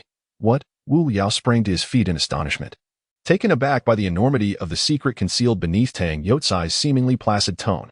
The son of the highest commander of humanity, entangled with the enigmatic Alvis, causing such a commotion to procure the equipment of Ovelia. Wu Liao mused quietly. If it were Yi Shua's own volition, it would be easier to resolve. However, if it were truly Yi Li's directive, then the Guanggu bunker might very well become the second 021 habitat. This thought, a shiver ran down Wu Liao's spine. Thus, I too have taken a considerable risk. Should the speaker choose to investigate, all the hard work I have painstakingly built over the years would be in vain. Tang Yukai shook his head reluctantly, and were it not for the faint smile upon his lips, Wu Liao might have been convinced. Wu Liao gazed at Tang Yukai in confusion, only to see him rise adeptly, his corpulent form surprisingly agile. Young Master Tang gently patted Wu Liao on the shoulder. "Rest assured, I have encountered Yishua numerous times. There is no cause for concern, as we share a good rapport." A brilliant smile broke across Tang Youcai's face. "Hypothetically speaking, even if he did pose a problem, should the speaker be willing to act against kin for the greater good, it could be a viable choice." He paused, lightly tapping his toes on the ground a few times before continuing. "If the esteemed speaker himself harbors issues, my father-in-law has long coveted that position. A change in leadership could indeed be a refreshing option. Leave of absence notice. I am unable to write today, due to other commitments. I request a day off. Thank you for your understanding and support. Doomsday Collapse leave of absence notice. Currently being typed. Please hold on for a moment. After the content is updated, refresh the page to receive the latest updates." Doomsday Collapse, the novel's website, is updated in full text. Remember the URL. Doomsday Collapse leave of absence notice. Currently being typed. Please hold on for a moment. After the content is updated, refresh the page to receive the latest updates. Doomsday Collapse, the novel's website, is updated in full text. Remember the URL. Chapter 136. The fate of Abi hangs in the balance. Wu Liao shot an incredulous glance at the grandiose Tang Yukai. Yet his internal confusion deepened. He stroked the sparse stubble on his chin, pondering. Given Tang Youcai's caliber, he should not be one to speak recklessly. He mentioned that General Renault has long been coveting. Could it be? Suddenly, Wu Liao felt a forceful slap on his shoulder. Upon raising his head, he was met with the astonished expression of Tang Yukai. "Look at that." Tang Yukai, with his plump finger, pointed towards a stack of boxes not far away. "Is that a person?" he whispered. Before a severely damaged refrigerator lay several cardboard boxes, towering at nearly 2 meters. Perhaps due to their prolonged presence, they had accumulated a thick layer of dust. At the bottom of one box, a small hole, covered in frayed edges, revealed a faint glimmer of golden fur. Nearby, some deep brown liquid irregularly pooled on the ground. The dimness of the chamber rendered the scene unclear, yet the boxes were less than 5 meters from Wu Liao. A shiver ran through him. As the atmosphere turned eerily tense, Tang Yukai, attempting to rise from his nearly bulging belly, was promptly pressed back down by Wu Liao, shaking his head gently at Tang Yukai. Wu Liao's wrist flickered with a gleam, and in an instant, red armor enveloped his body. That I shall investigate. Wu Liao lifted his visor, gesturing to Tang Yukai before stealthily approaching. The armor emitted a faint squeak against the ground as he crouched, causing the armor on his hand to vanish in that moment. His fingers skimmed the surface, producing a soft clicking sound. The viscous liquid, though thick, flowed slowly across the floor, raising a finger to his nose. He detected a strong metallic scent. It's human blood. Wu Liao turned his head, meeting the inquiring gaze of Tang Yukai, to which he gravely nodded. Since Alvis was just here, could this blood belong to the chairman's son? The ominous thought echoed in his mind, an unsettling premonition enveloping him. Should the chairman's son meet a tragic end, the ramifications would be unimaginable. Wu Liao inhaled deeply, surveying the surroundings. Suddenly, he sprang to his feet. The armor that had receded from his right arm swiftly reassembling, transforming into a glimmering blade that severed the cardboard box before him. Shreds of paper and gray dust danced in the air. And as the pile of boxes collapsed, the interior of the expansive box came into view. Indeed, Wu Liao silently exclaimed in his mind that a corpse lay silently on the ground, a simple fruit knife embedded in its chest. Blood oozing steadily from the wound. Short, golden hair lay sprawled in the crimson pool, its tip stained a deep scarlet. As Wu Liao prepared to check for breath, a cautious voice from behind interrupted him. "You go confirm whether there are others here. Leave the person to me," Tang Yukai declared loudly, seemingly intending to draw out any lurking foes with his voice. No sooner had he spoken than the sound of approaching footsteps echoed nearby, prompting Tang Yukai to hastily join Wu Liao, clutching his belly. Thermal imaging. Wu Liao commanded the armor's main console. With a sudden whoosh, the visor enveloped Wu Liao's face, and thermal infrared sensors instantly scanned the vicinity. Aside from the Grim Reaper and the army captain currently searching, the rest of the area remained shrouded in darkness. Wu Liao let out a soft sigh, quietly removing his armor, and shook his head at Tang Yukai with a solemn expression. Fortunately, Tang Yukai secretly breathed a sigh of relief. His hands were smeared with blood as the lifeless body on the ground was turned over, lying face up, teetering on the brink of life and death. "How is it?" Wu Liao inquired while unfastening his armor. "Is there still a pulse?" "Yes, he is still breathing, but he is hanging by a thread." Tang Yukai nodded, his plump hands pressing against the wound to significantly slow the bleeding. Despite his lofty position, the formidable figure whose name resonated throughout the Guanggu fortress and even the entire human realm was utterly unfazed by the gruesome scene before him. Instead, a look of deep concern adorned his face as he gazed at the young man. He awkwardly freed one hand to retrieve the communicator lodged in his back pocket. "Quick, there's a casualty here. Send him to the Sweetheart Medical Center at once," Tang Yukai commanded into the device. And the soldier on the other end merely responded with an affirmative grunt before abruptly disconnecting. At that moment, he felt his breath quickening, a wave of sorrow flooding his heart. He even forgot to step forward to check on the injuries. Standing there in a daze, striving to recalibrate his mindset. "Don't just stand there. Come help," Tang Yukai grumbled, somewhat displeased. "Do you really expect me, a billionaire mogul, to play the role of a healer?" He looked at Wu Liao, who remained frozen in place. The man with the short golden hair was none other than Abi, whom he had repeatedly seen in the wanted poster. The once cold and strikingly handsome boy now lay lifeless on the ground, devoid of vitality. Wu Liao took a deep breath, still unable to believe that his former comrade was now teetering on the edge of existence, although his interactions with Abi had been limited. The taciturn giant had left a profound impression on him. "Damn it," Wu Liao cursed fiercely, hastily stepping forward to gingerly take Abi from Tang Yotsai's hands. His body was still warm, yet his face bore numerous fine lacerations, indicating he had endured considerable suffering. This was a brother with whom he had faced life and death. Now, he lay in the clutches of the relentless Alvis, tortured to such a state. Wu Liao promptly retrieved his communicator and tuned into the Grim Reaper's channel. "Hello?" The Grim Reaper's voice crackled through. "Hello? Wu Liao? Any updates?" The Grim Reaper inquired anxiously. Wu Liao cast a worried glance in the direction of the Grim Reaper and slowly shook his head. "It's nothing. Just be careful. Notify me immediately if you spot Alvis." He forced the words through clenched teeth. "Don't worry. I've got this," the Grim Reaper replied before the line went dead with a busy signal. Wu Liao clenched his fists, his fingers creaking under the pressure of his rage. He suppressed the urge to drop the communicator, still refraining from revealing the precarious state of Abi's life to the Grim Reaper. If this man, who truly cared for his friends, were to witness such a scene, Wu Liao could not guarantee what kind of reaction. He would have the sound of rapid footsteps echoed from the secret passageway. And soon several soldiers rushed out, carrying a makeshift stretcher crafted from branches. Young Master Tang, the commanding soldier, who had just communicated with Tang Yukai, respectfully saluted him. However, before he could utter a word, he was impatiently interrupted by Tang Yukai. The furrow in Tang Youcai's brow deepened, his tone unmistakably laced with dissatisfaction, and his voice rose considerably. "This is not the time for idle chatter. Quickly, get him out of here." The soldiers nodded silently. Dexterously placing AB onto the stretcher, they hastily wrapped his wounds, offered a brief acknowledgement to Tang Yukai, and swiftly dashed out. Perhaps due to their haste, they neglected to close the villa's windows, and the heavy roar of the spaceship's engine echoed through the secret passage. Resonating in Wu Liao's ears, the look of astonishment crossed Wu Liao's face that he hadn't anticipated Tang Youcai's swift actions, but it was a relief. This way, AB should not suffer any grave consequences. The sound of the engine gradually faded away, soon vanishing without a trace. Feedback from Tang Youcai's communicator confirmed that AB had indeed been evacuated. "Thank you." Wu Liao expressed his gratitude to Tang Yukai, collapsing weakly onto the ground, with AB in such a state. What about Zhao Jie? His thermal imaging display revealed no other figures within the dim chamber. Tang Yukai remained silent, retrieving 2 pre-cut cigars from his pocket and tossing them to Wu Liao. Wu Liao placed a cigar in his mouth. The overwhelming metallic taste of blood assaulted his palate, sharply jarring his senses that he removed the cigar, scrutinizing it in his hand, unable to suppress a frown. The brown cigar bore the wide fingerprints of Tang Yukai, marred by dark streaks. This was the blood of AB, staining Tang Youcai's hands. With an awkward smile, Tang Yukai turned and gently set the cigar down on the ground.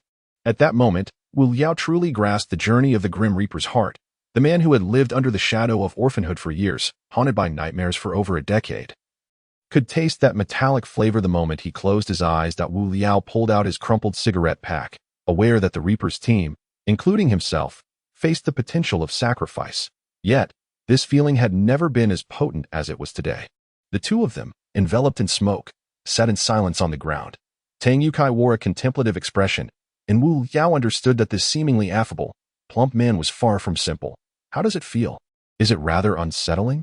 Tang Yukai managed a dry chuckle, his voice lacking its previous gentility. "Is this your first encounter with such a scene?" Tang Yukai inquired softly, upon Wu Liao's nod of confirmation. Tang Yukai continued, "I have witnessed such scenes countless times." He exhaled a smoke ring towards the sky, disregarding Wu Liao's astonished face. "You see, I was not always like this. I have lived in this world for a long time. Although countless people I trusted fell around me back then, I still find myself yearning for those times." Tang Yukai spoke with a hint of nostalgia, as if unearthing secrets long buried. Wu Liao, "Come here quickly. We have made a discovery." The voice of the Grim Reaper crackled through the communicator. Chapter 137. Yeshua. With a soft beep, the Reaper had already transmitted the data to Wu Liao's communicator. The location was at the very edge of the path the Reaper had taken, though it appeared to be beyond the confines of the secret chamber. In a state of anxious urgency, Wu Liao scarcely took the time to greet Tang Yukai before he leaped up and dashed out in a flash. Observing the dust that rose in Wu Liao's wake, Tang Yukai chuckled to himself, stroking his plump head as he remarked, "I never imagined I would yearn to express my innermost thoughts, yet this fellow hasn't even considered me." He shrugged his shoulders, conceding, "Well then, let these thoughts fester within me." Tang Yukai slowly rose to his feet, his face etched with weariness. He gently stretched his shoulders, bent slightly, and in an instant, his entire form catapulted forward like an arrow released from its bow.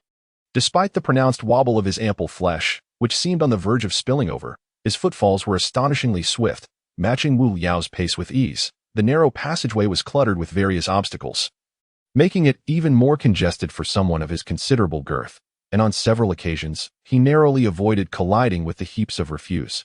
Yet, he adeptly twisted and turned, bending low, leaping, and effortlessly vaulting over these hindrances.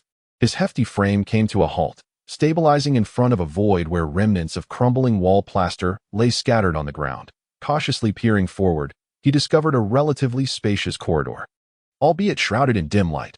Tang Yukai squinted to survey the surroundings, noting that Wu Liao and others were not far from him, seemingly accompanied by 2 additional individuals. "Those bastards." A familiar voice struck Tang Youcai's ears. Having known this voice for many years, he required no further discernment. It was indeed Yeshua, the son of the president of the Human Council. They've kept us bound for a full 3 days.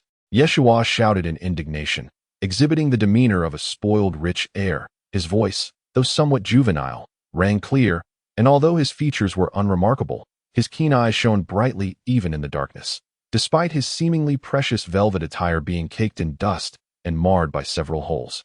He stood tall and straight. "Hey, soldier!"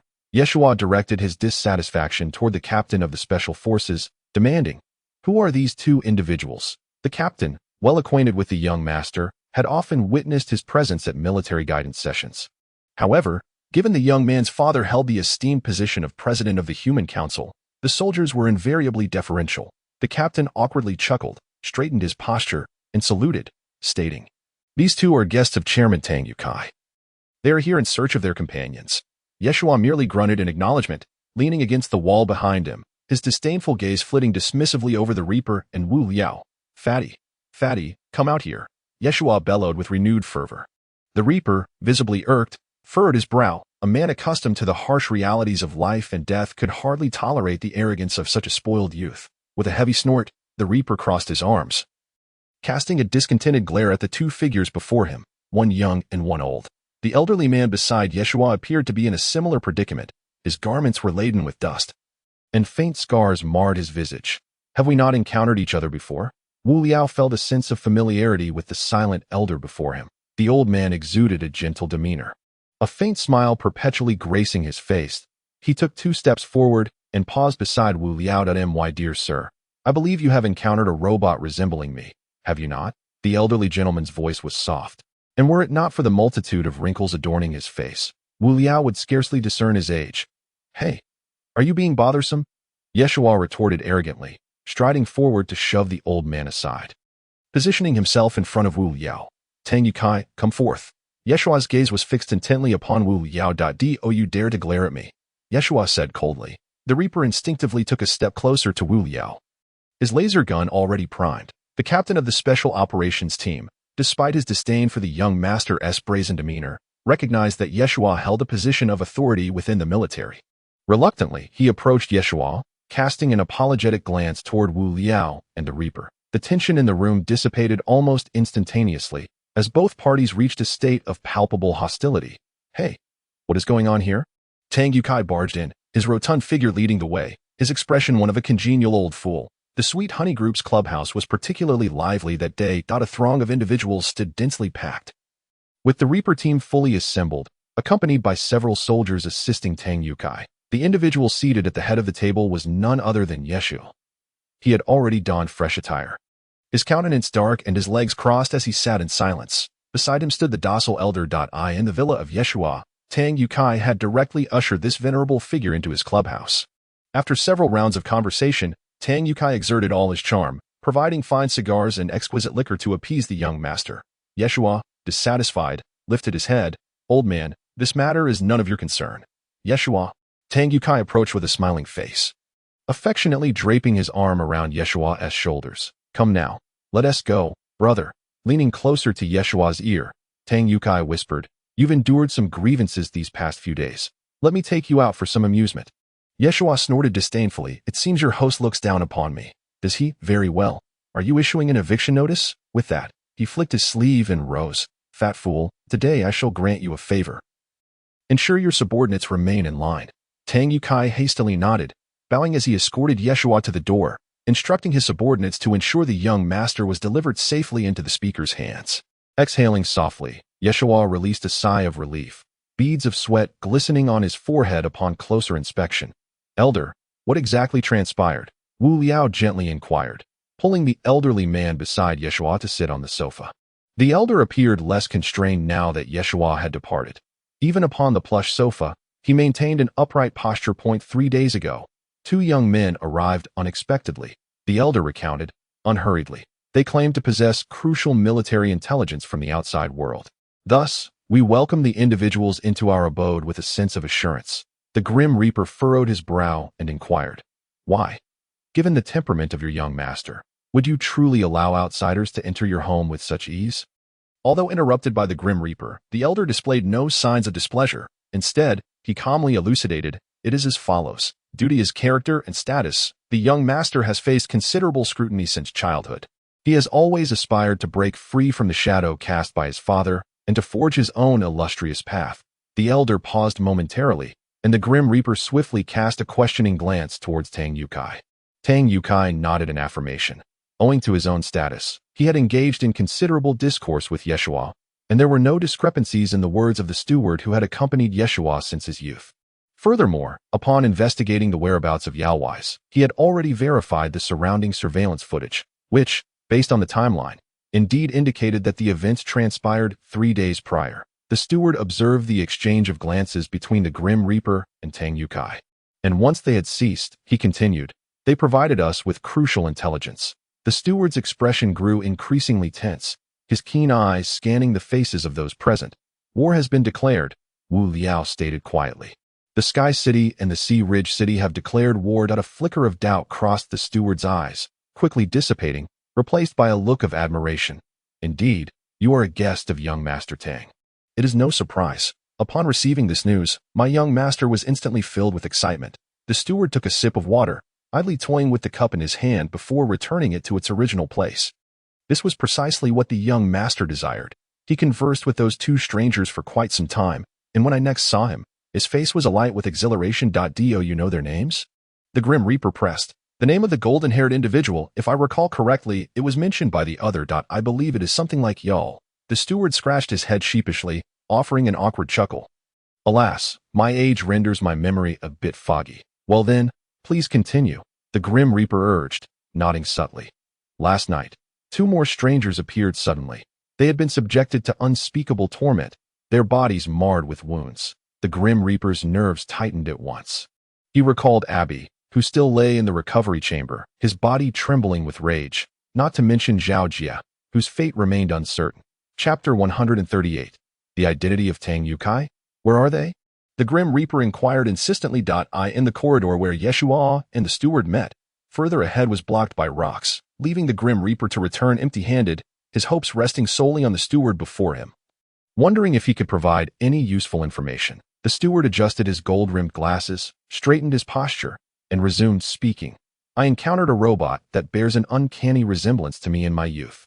It was that very robot that escorted the 2 injured humans into the secret chamber. A fleeting look of puzzlement crossed Wu Liao's eyes. No wonder he found it familiar. The robot was none other than the steward before him. Shortly thereafter, a sudden commotion erupted in the courtyard, and a man named Yaowais led us into the secret chamber, appearing quite flustered. Upon hearing this, the Grim Reaper could not help but tense up. A myriad of emotions visibly etched upon his face, his anxiety palpable. The secret chamber connected to a clandestine airport, constructed at the behest of the young master, thus even the Sweet Honey Construction Company. The developers were largely unaware of it. What? The Grim Reaper sprang to his feet, his fists clenched so tightly that they creaked, the veins on his hands bulging, his scarred visage contorting into that of a furious lion. That scoundrel Yeshua? If it weren't for him, we might have already caught up. The Grim Reaper gritted his teeth, enunciating each word with a deliberate intensity. The atmosphere in the room grew cold, and everyone fell silent, anxiously awaiting the Grim Reaper's outpouring of frustration. Hearing this, Tang Yukai beckoned his subordinates to investigate the recent comings and goings at the Guanggu bunker. Sir, the steward rose unsteadily, his age rendering his physical responses far less spry than in his youth. Before they departed, they murdered one of your friends and placed him in the most conspicuous spot at the entrance. I overheard that young man named Yaowais mention that this was intended to slow you down, providing them an opportunity to escape. The fury on the Grim Reaper's face seemed on the verge of eruption, his eyes ablaze with a fiery wrath akin to sharp swords aimed at the steward. Laura whispered something to the Grim Reaper, and after a moment, he regained his composure. Their intention was to lead us away, but alas, your speed was too great, allowing the old man and the young master to slip away. The steward lamented. It is a pity about your friend. They ultimately took him with them. Moreover, they detonated a series of weapons I have never seen before, blowing the secret passage wide open, gently patting the Grim Reaper's shoulder with his rough hand. The steward remarked, Sir, even had you intended to pursue them, without heavy weaponry, breaching that wall would have been quite arduous, so there is no need for excessive sorrow. He grasped his cane and lightly tapped it on the ground twice, such is fate. His once stooped figure appeared even frilier as he shuffled out of the clubhouse. There is news that it was only after the steward had completely vanished from sight that Tang Yukai finally closed his communicator and spoke in a low voice. 20 minutes ago, a spacecraft departed the Guanggu bunker via a secret passage. According to the steward, it is highly likely to be Yao Wei's ship. Upon hearing this news, the Grim Reaper sank weakly into the sofa. Utterly drained, he comprehended that once Yao Wei departed from the Guanggu bunker and entered the surface world, the likelihood of locating them would be exceedingly slim. The surface world remained firmly under the dominion of robots, and no one could ascertain the nature of the relationship between the robots and their kind. I have already dispatched orders to initiate a search. Numerous cities inhabited by robots on the ground have our group spies embedded within them. So do not fret just yet. Tang Yukai softly addressed the Grim Reaper, and after a simple farewell, he exited the club. He meandered along the path outside the establishment, traversing the lengthy corridor until he reached the banquet hall where the event had taken place. "Good day, boss." The attendants on either side bowed respectfully. Tang Yukai wearily waved his hand and trudged into the banquet hall. The expansive banquet table was adorned with exquisite delicacies and teacups edged in gold emitted wisps of fragrant steam. Angelina, dressed in a flowing black gown, sat gracefully at the table, her elegantly arched fingers delicately pinching a piece of osmanthus cake as she gently brought it to her lips. "What news?" Upon seeing Tang Yukai enter, Angelina inquired softly. Tang Yukai pulled out a chair and plopped down, raising a bottle of wine and taking a hearty swig. "They remain unsuspecting that I nearly divulged our affairs to Wu Liao today." Angelina approached gently, resting her hands on Tang Youtsai's shoulders. "It's all right. If you wish to speak, then do so. After all, these secrets won't remain concealed for long." Her voice was tender, evoking the sense of a couple who had weathered many years together rather than newlyweds. "Come, let us take a look." Tang Yukai lightly patted the back of Angelina's hand and rose to his feet. The couple, one stout and round, the other tall and strikingly beautiful, exhibited a harmonious presence. Tang Yukai took Angelina's hand and led her to the side of the wine cabinet. The vintage walnut wine cabinet stood silently in the corner, its back against a sturdy wall, just as Tang Yukai settled in place. The glass door of the cabinet opened silently, and the previously orderly array of bottles vanished without a trace. With a soft creak, a hidden door emerged. A pale blue beam swept across their eyes, followed by the gentle voice of an electronic woman.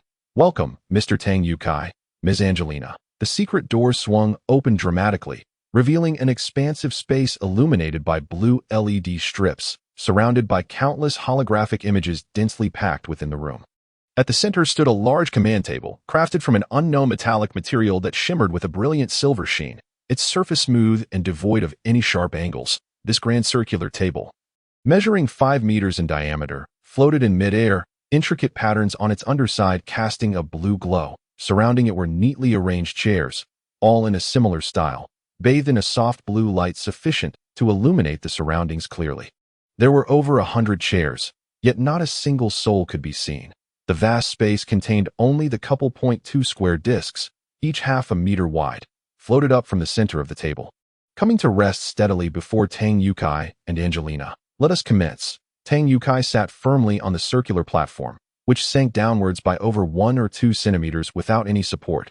"Greetings, Mr. Tang." On the holographic image of Tang Yukai, a breathtaking visage emerged. Mr. Tang nodded in acknowledgement, his right hand gesturing an invitation. "Very well, Mr. Tang." In an instant, the holographic display illuminated a miniature representation of Earth, the image spinning as the scale data magnified repeatedly, ultimately pausing above the vast metallic frame of the Guanggu bunker. Half an hour ago, this spacecraft had abruptly materialized on the ground. A sweet voice resonated, marking a circular spaceship in vivid red on the map.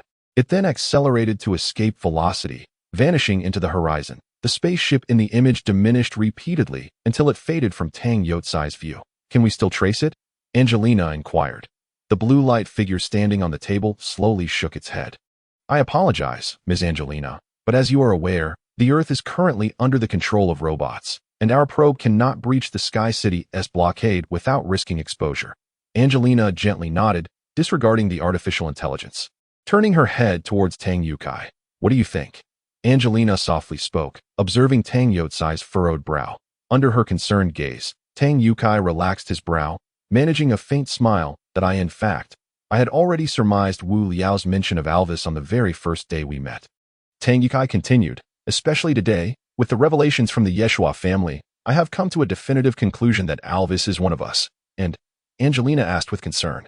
Tang Yukai nodded. It seems we have no choice. Although we have not been in contact for many years, given how events have unfolded, he paused, his expression filled with reluctance. Then it must be so. Angelina, please contact my father and ask him to send a message over there.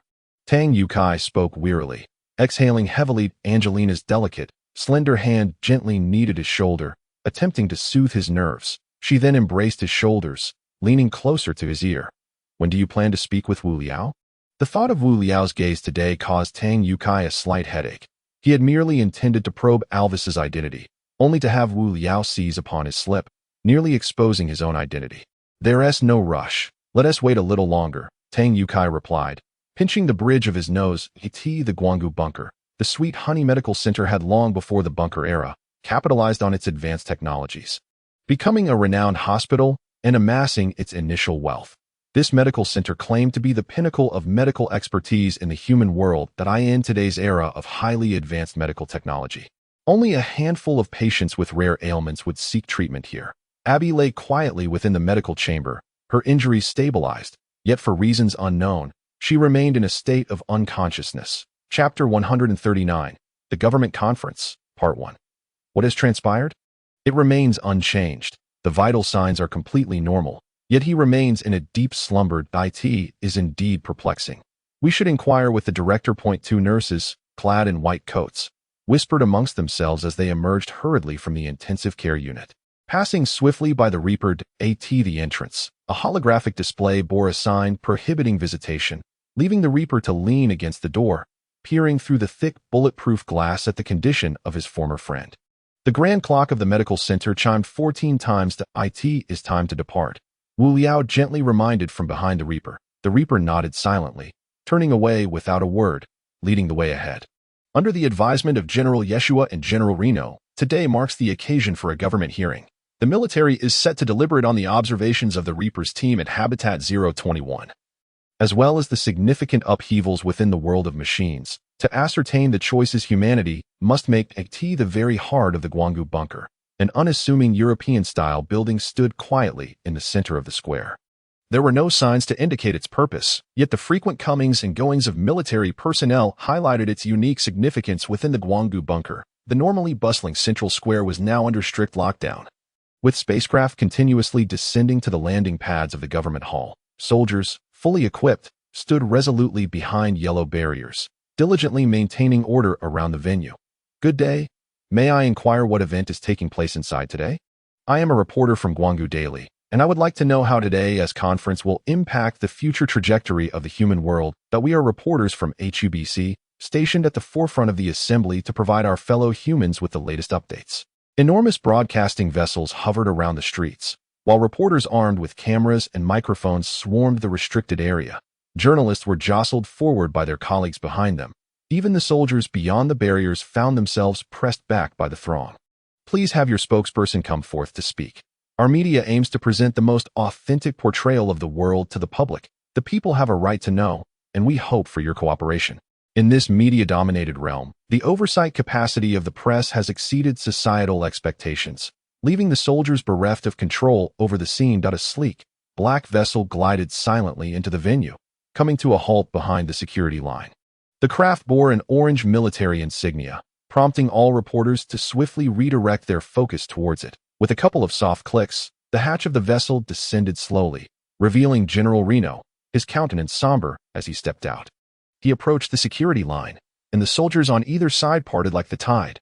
General Reno, what is your perspective on this matter? General Reno, has war truly erupted between Sky City and Hailing City?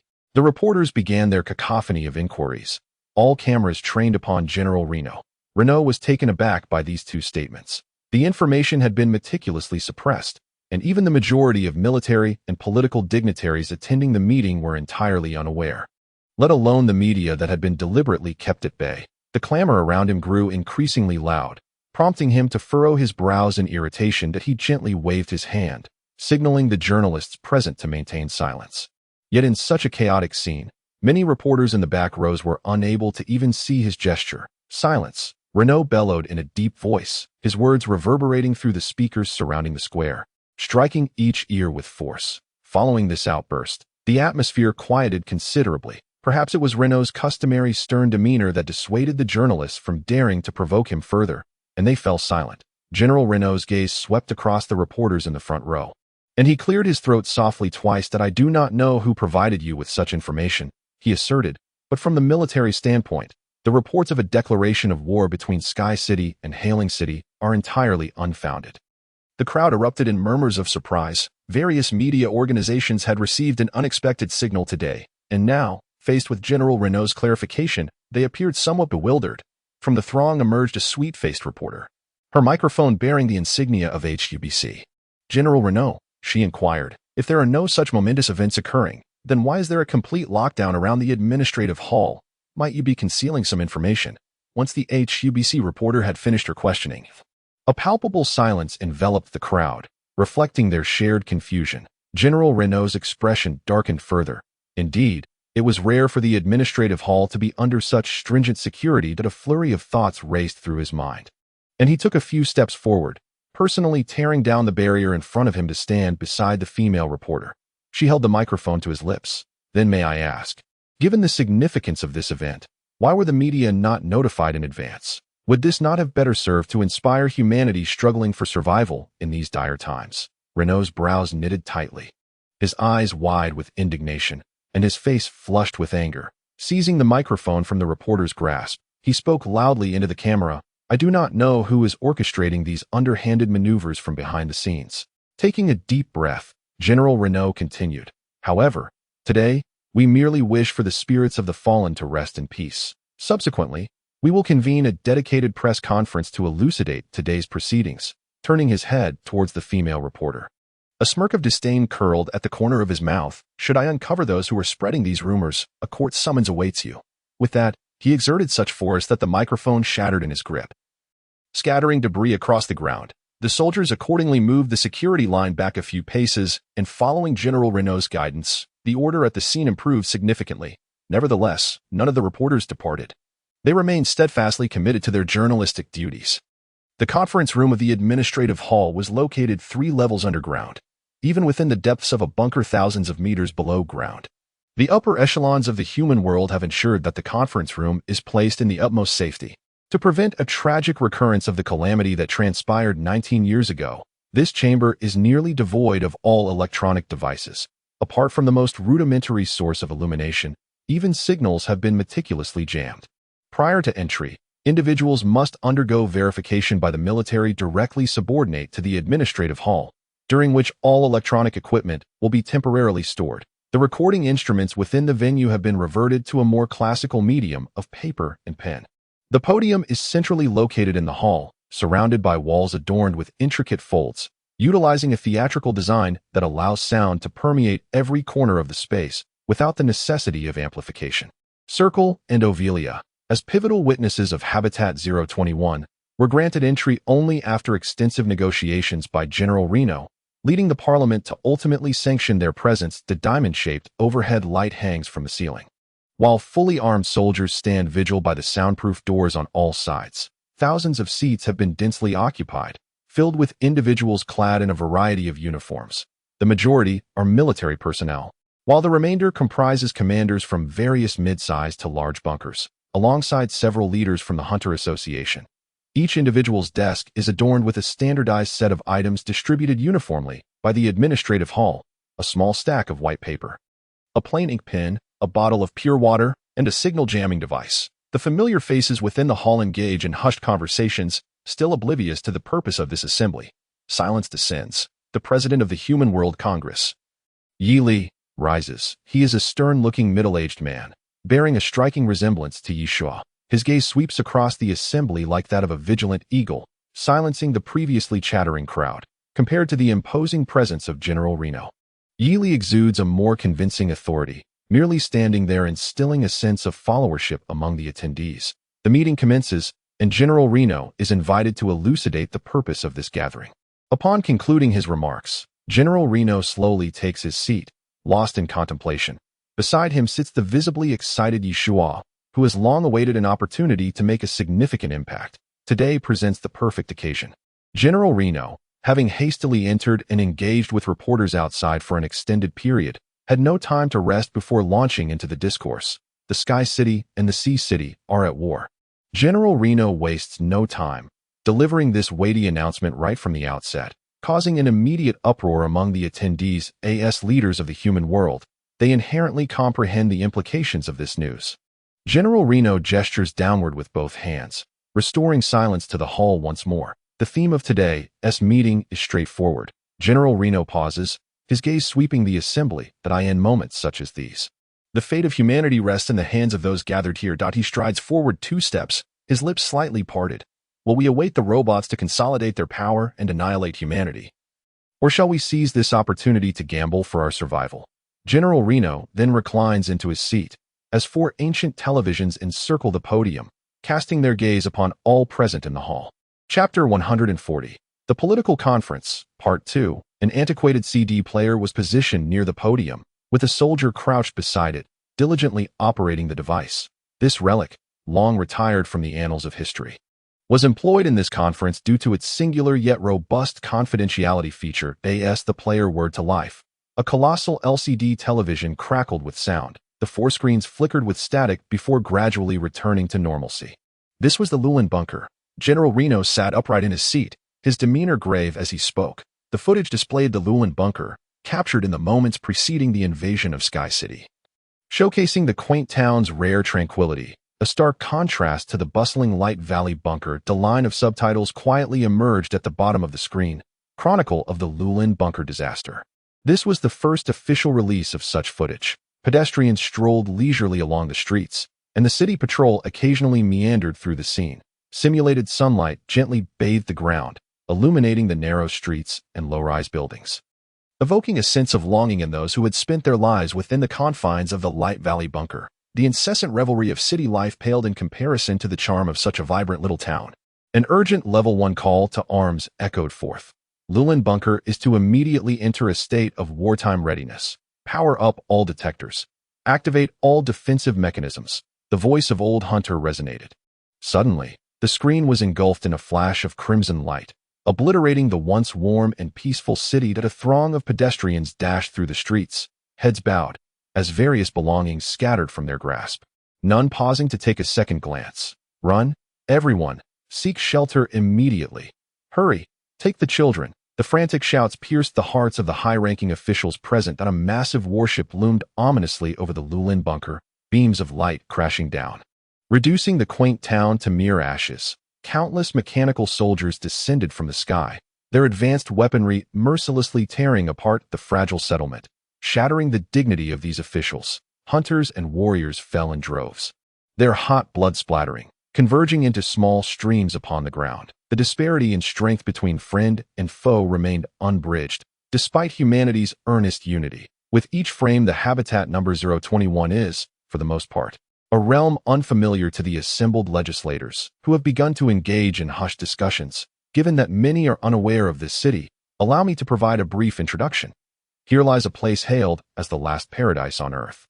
Wu Liao's voice resonated throughout the hall as images continuously shifted before the audience. Elegantly attired humans and mechanical beings traversed upscale venues, gallivanting freely through the city. The genuine smiles adorning their faces were so infectious that even the legislators present could not help but release exclamations of envy. Suddenly, the scene shifted. The vibrant hues morphed into a somber palette. Once spacious streets now lay in ruins, propped up by makeshift wooden planks. The once magnificent edifices appeared dilapidated, barely providing shelter from the elements beneath layers of mud and debris. Ragged individuals, their faces smeared with grime, huddled in the alleyways. The gasp of astonishment echoed in the assembly hall. This was a paradise, yet it was a haven not meant for ordinary humanity. The imagery flickered incessantly, showcasing throngs of mechanical beings executing humans in the slums. The impeccably dressed Alpha hosted absurdly extravagant gala events. The colossal holographic visage of Tissus loomed ominously over habitat number 021, unleashing his tyrannical wrath upon this resplendent city. Clad in crimson battle armor, Wu Liao stood resolutely before the civilians, shielding the innocent with his fragile form. That a tragic symphony erupted with a thunderous crescendo as the visuals dimmed once more.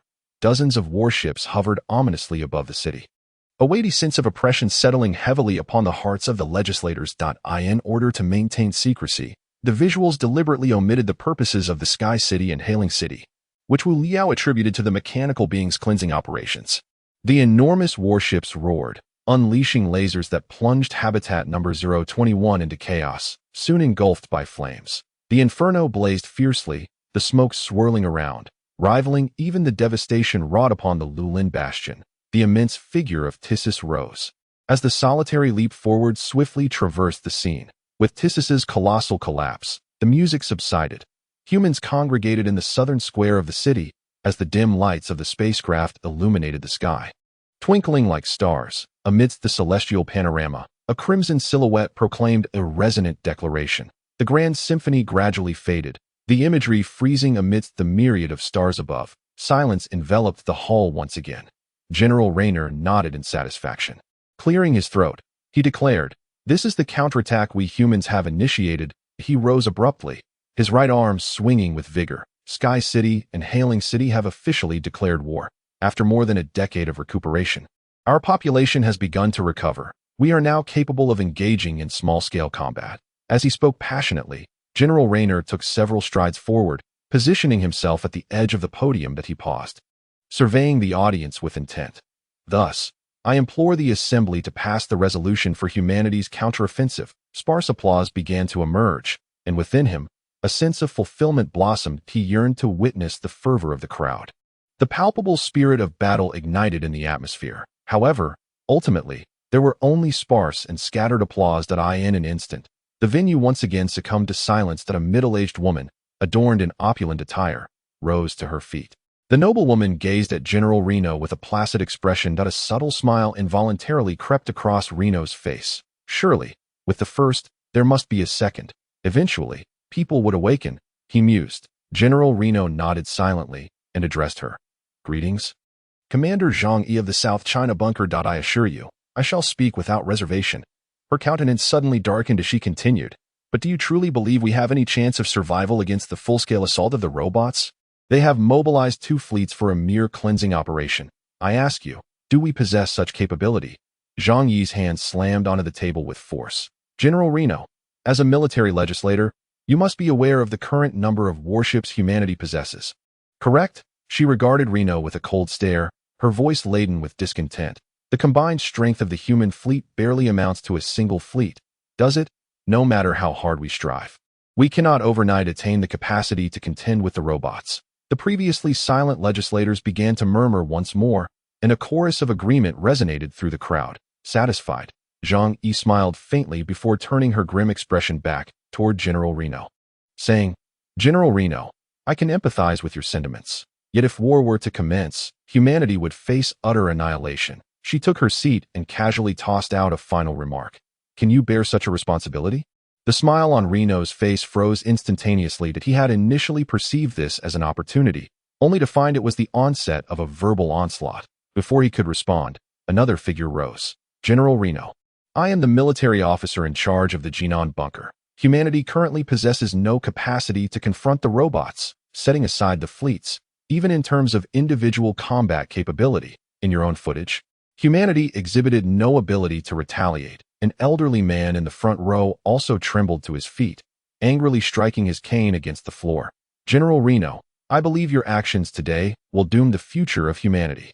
The dissenting voices in the room grew louder, and the legislators below stirred with indignation, each engaging in fervent debate. "Enough!" General Reno slammed his hand upon the table, his beard bristling and his eyes wide with fury as he glared at the opposition.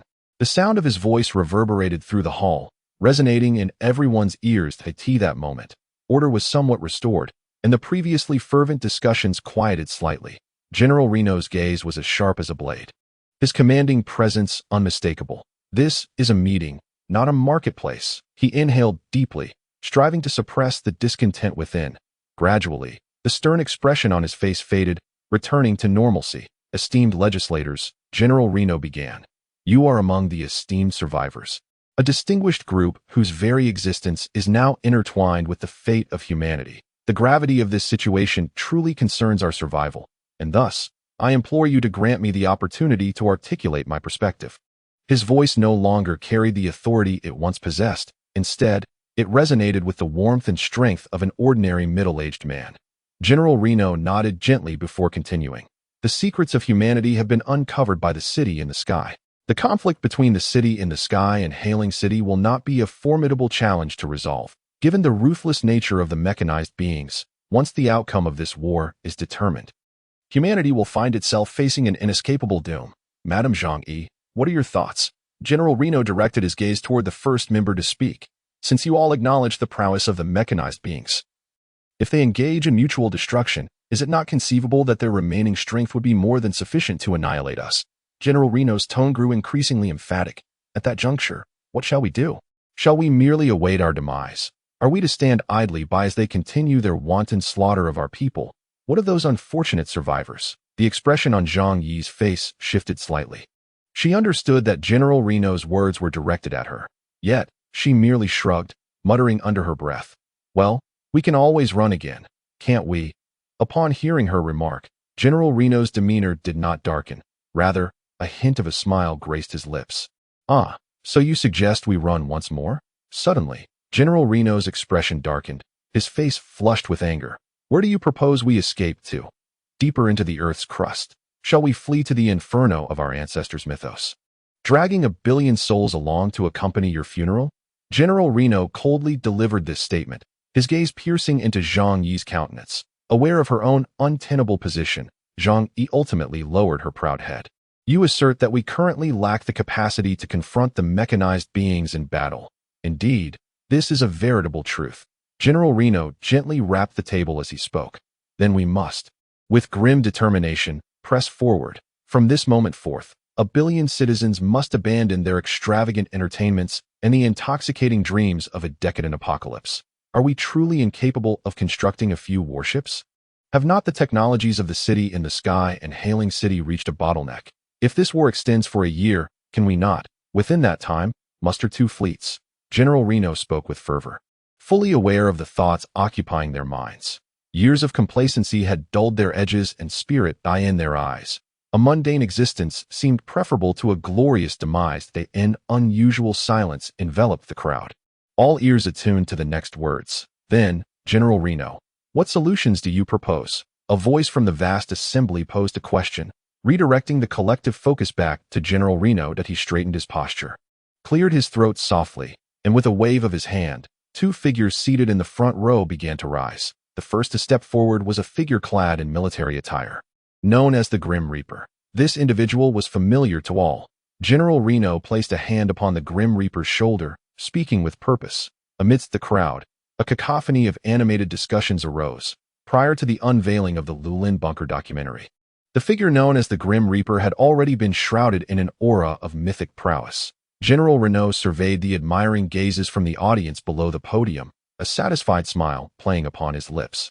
Once merely a consummate soldier, Reno expressed his distaste for the constraints imposed by military regulations. In a firm tone, he declared that the Grim Reaper would henceforth join the ranks of the Guanggu Bunker Defense Forces as an instructor, endowed with the authority to mobilize troops. General Reno spoke with pride, for he held a profound admiration for the Grim Reaper, particularly drawn to his untamed spirit in his efforts to recruit this enigmatic figure.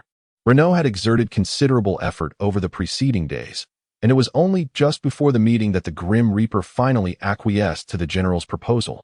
Was he not, after all, just an ordinary man? Regardless of his exceptional abilities, could he truly contend with the fleets of the Sky City? A question, seemingly thrown from the audience, was met with a chorus of agreement. Silence. General Reno endeavored to restore order, and the clamor within the venue gradually subsided.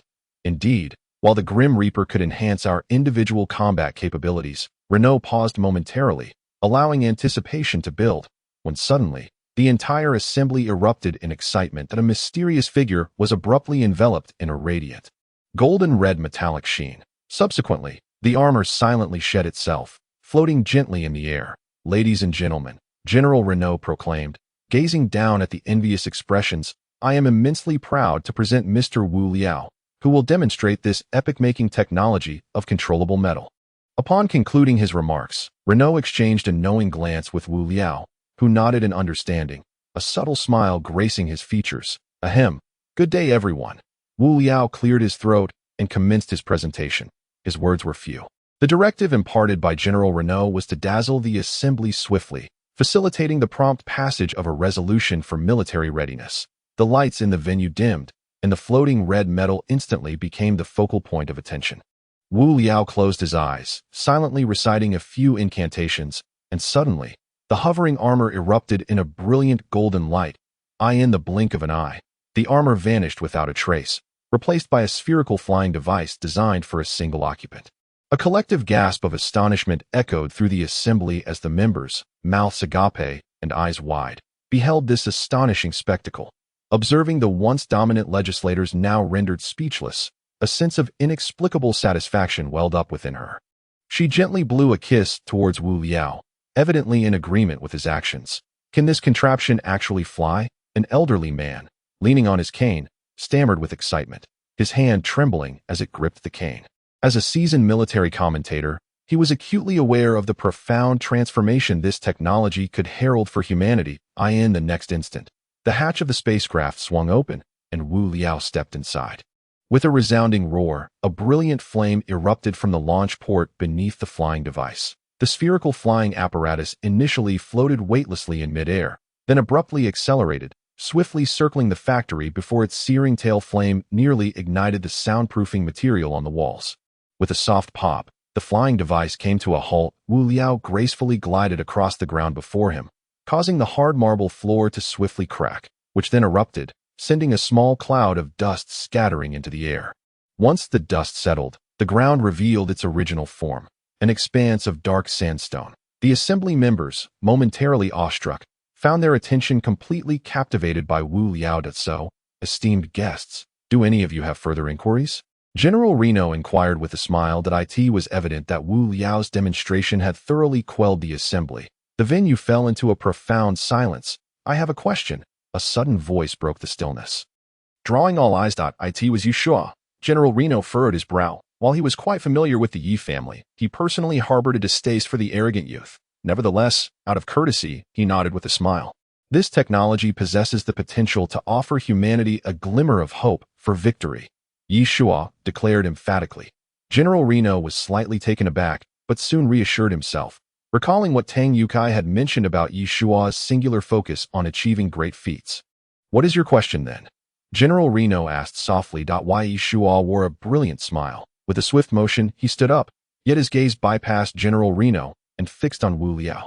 While this technology is of utmost importance to us, Yeshua paused. Suddenly, his tone took on a sinister edge. We have reason to suspect this individual's intentions. In other words, he might exploit this technology to gain humanity's trust, only to betray the entire human race. What? General Renault exclaimed, instinctively retreating a couple of steps. Why Yeshua's smile turned cold. Can we truly trust this person, who is a traitor to humanity, to share this technology with us? Chapter 142. Into the abyss. As soon as Yeshua's words fell, the hall erupted into chaos, gasps of astonishment echoing throughout. The Grim Reaper silently stepped forward, positioning himself in front of Wu Liao. The members of the Grim Reaper team in the crowd became alert, the fiery red circles tightening their brows in contemplation. Why Yeshua? One must not speak recklessly. Wu Liao and the Grim Reaper were both individuals I personally brought. How could they possibly pose a threat? General Renault glared at him, his eyes wide in disbelief, expressing his dissatisfaction. Why Yeshua smirked, crossing his arms over his chest, and nonchalantly sat down at the podium, crossing his legs. General Renault, why not allow him to speak for himself? Yeshua's voice, amplified by the hall's sound system, resonated in every corner of the assembly. Countless piercing gazes penetrated the air, burning into Wu Liao's face. Why Yeshua? What are you insinuating? Yili chastised his reckless son loudly. Without hesitation, he pushed Yeshua off the table, whispering, "Mind your attitude. Do not engage in such folly here," Yeshua remarked, shrugging his shoulders, his tone now tinged with a modicum of respect. "Father, just watch, observe, let us see what issues he truly possesses." The murmurs from the audience erupted into a resounding buzz in Wu Liao's ears, countless gazes piercing his face, a stinging sensation that seeped deep into his heart. His face flushed crimson, as if a colossal stone had lodged itself in his chest, rendering even the act of breathing extraordinarily laborious. Wu Liao could only bow his head, rendered speechless, as the rumors rained down upon him like a tempest. He had never truly managed to forget the calamity of the sulfur forest bunker and the demise of Old Hunter. They lingered like a haunting nightmare, entwining him in relentless self-reproach. Who could have anticipated that, in such dire circumstances, a young master utterly oblivious to the sulfur forest bunker would utter such a statement? "TSK, TSK, you truly are a hero," Yi Shuo retorted coolly, striding to the forefront of the stage and clearing his throat. The sulfur forest bunker. This gentleman, Wu Liao, arrived accompanied by a mysterious mechanical hound, Yi Shuo proclaimed loudly. It is this very hound's diminutive detector that has jeopardized the future of humanity. What? Do you not believe it? He gazed at the audience, their bewildered eyes reflecting a mix of confusion and disbelief, and let out a raucous laugh. Clapping his hands, a silent figure rose. "I am a member of the guard from the sulfur forest bunker." The figure quietly articulated these words. The heart of the Grim Reaper suddenly raced. If only Yi Shuo spoke, the crowd might dismiss it as baseless conjecture. But now with an additional witness, the tide of opinion could swiftly turn. "I can attest that this individual, Wu Liao, indeed brought a mechanical hound to the Light Valley bunker." A gasp rippled through the assembly, but before the sound dissipated, the man continued. All members of the Grim Reaper squad accompanied Wu Liao during his visits to Commander Hunter's residence. A wave of uproar surged through the crowd. Yi Shuo's lips curled into a smirk, and he laughed unabashedly. Raising his voice, he inquired, "And what evidence do you possess to substantiate this claim?" A man in the throng bent forward, quietly parting the crowd. Making his way to the forefront, it was only then that the spectators noticed that his right leg had been replaced with a metallic prosthetic. The empty pant leg billowed in the air. Despite the makeup adorning his face, deep, ghastly wounds were still faintly visible, with traces of crimson seeping through Yi. "General Yi Shuo, I possess evidence," the man murmured, his head bowed, exuding a palpable sense of trepidation. Yi Shuo approached him, firmly placing a hand on his shoulder. "Do not fear to present it. With me, Yi Shuo, no one shall dare to intimidate you." He held a compact projector in his hand, gently pressing a button, and a vast holographic image instantly enveloped the entire hall. The figures within the projection were unmistakably the Grim Reaper and Wu Liao, with a silvery mechanical hound by Wu Liao's side.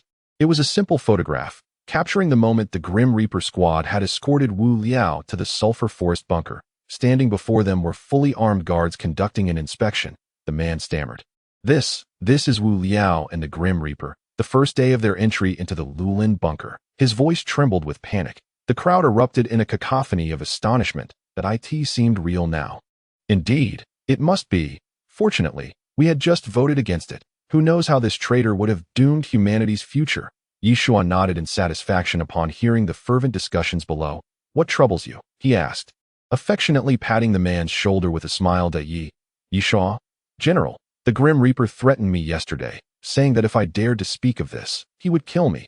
The stranger's face was a mask of terror, his body shaking uncontrollably. Yi Shuo continued to gently support him, guiding him slowly off the stage. As the man descended the final step, he cast an apologetic glance at the Grim Reaper. It was the bartender from the Lulin Bunker Hunters Association. Though his appearance had changed considerably, the Grim Reaper recognized him immediately. The sudden realization struck the Grim Reaper. He understood the intricacies of the situation. This unfortunate bartender had lost a leg in the war. Yet for some reason, Yi Shuo had discovered this information and coerced him. What could his motives possibly be? The Grim Reaper pondered, shaking his head lightly. Mr. Grim Reaper, Yi Shuo, exuding an air of smugness, strolled over to the Grim Reaper and casually draped his arm over his shoulder.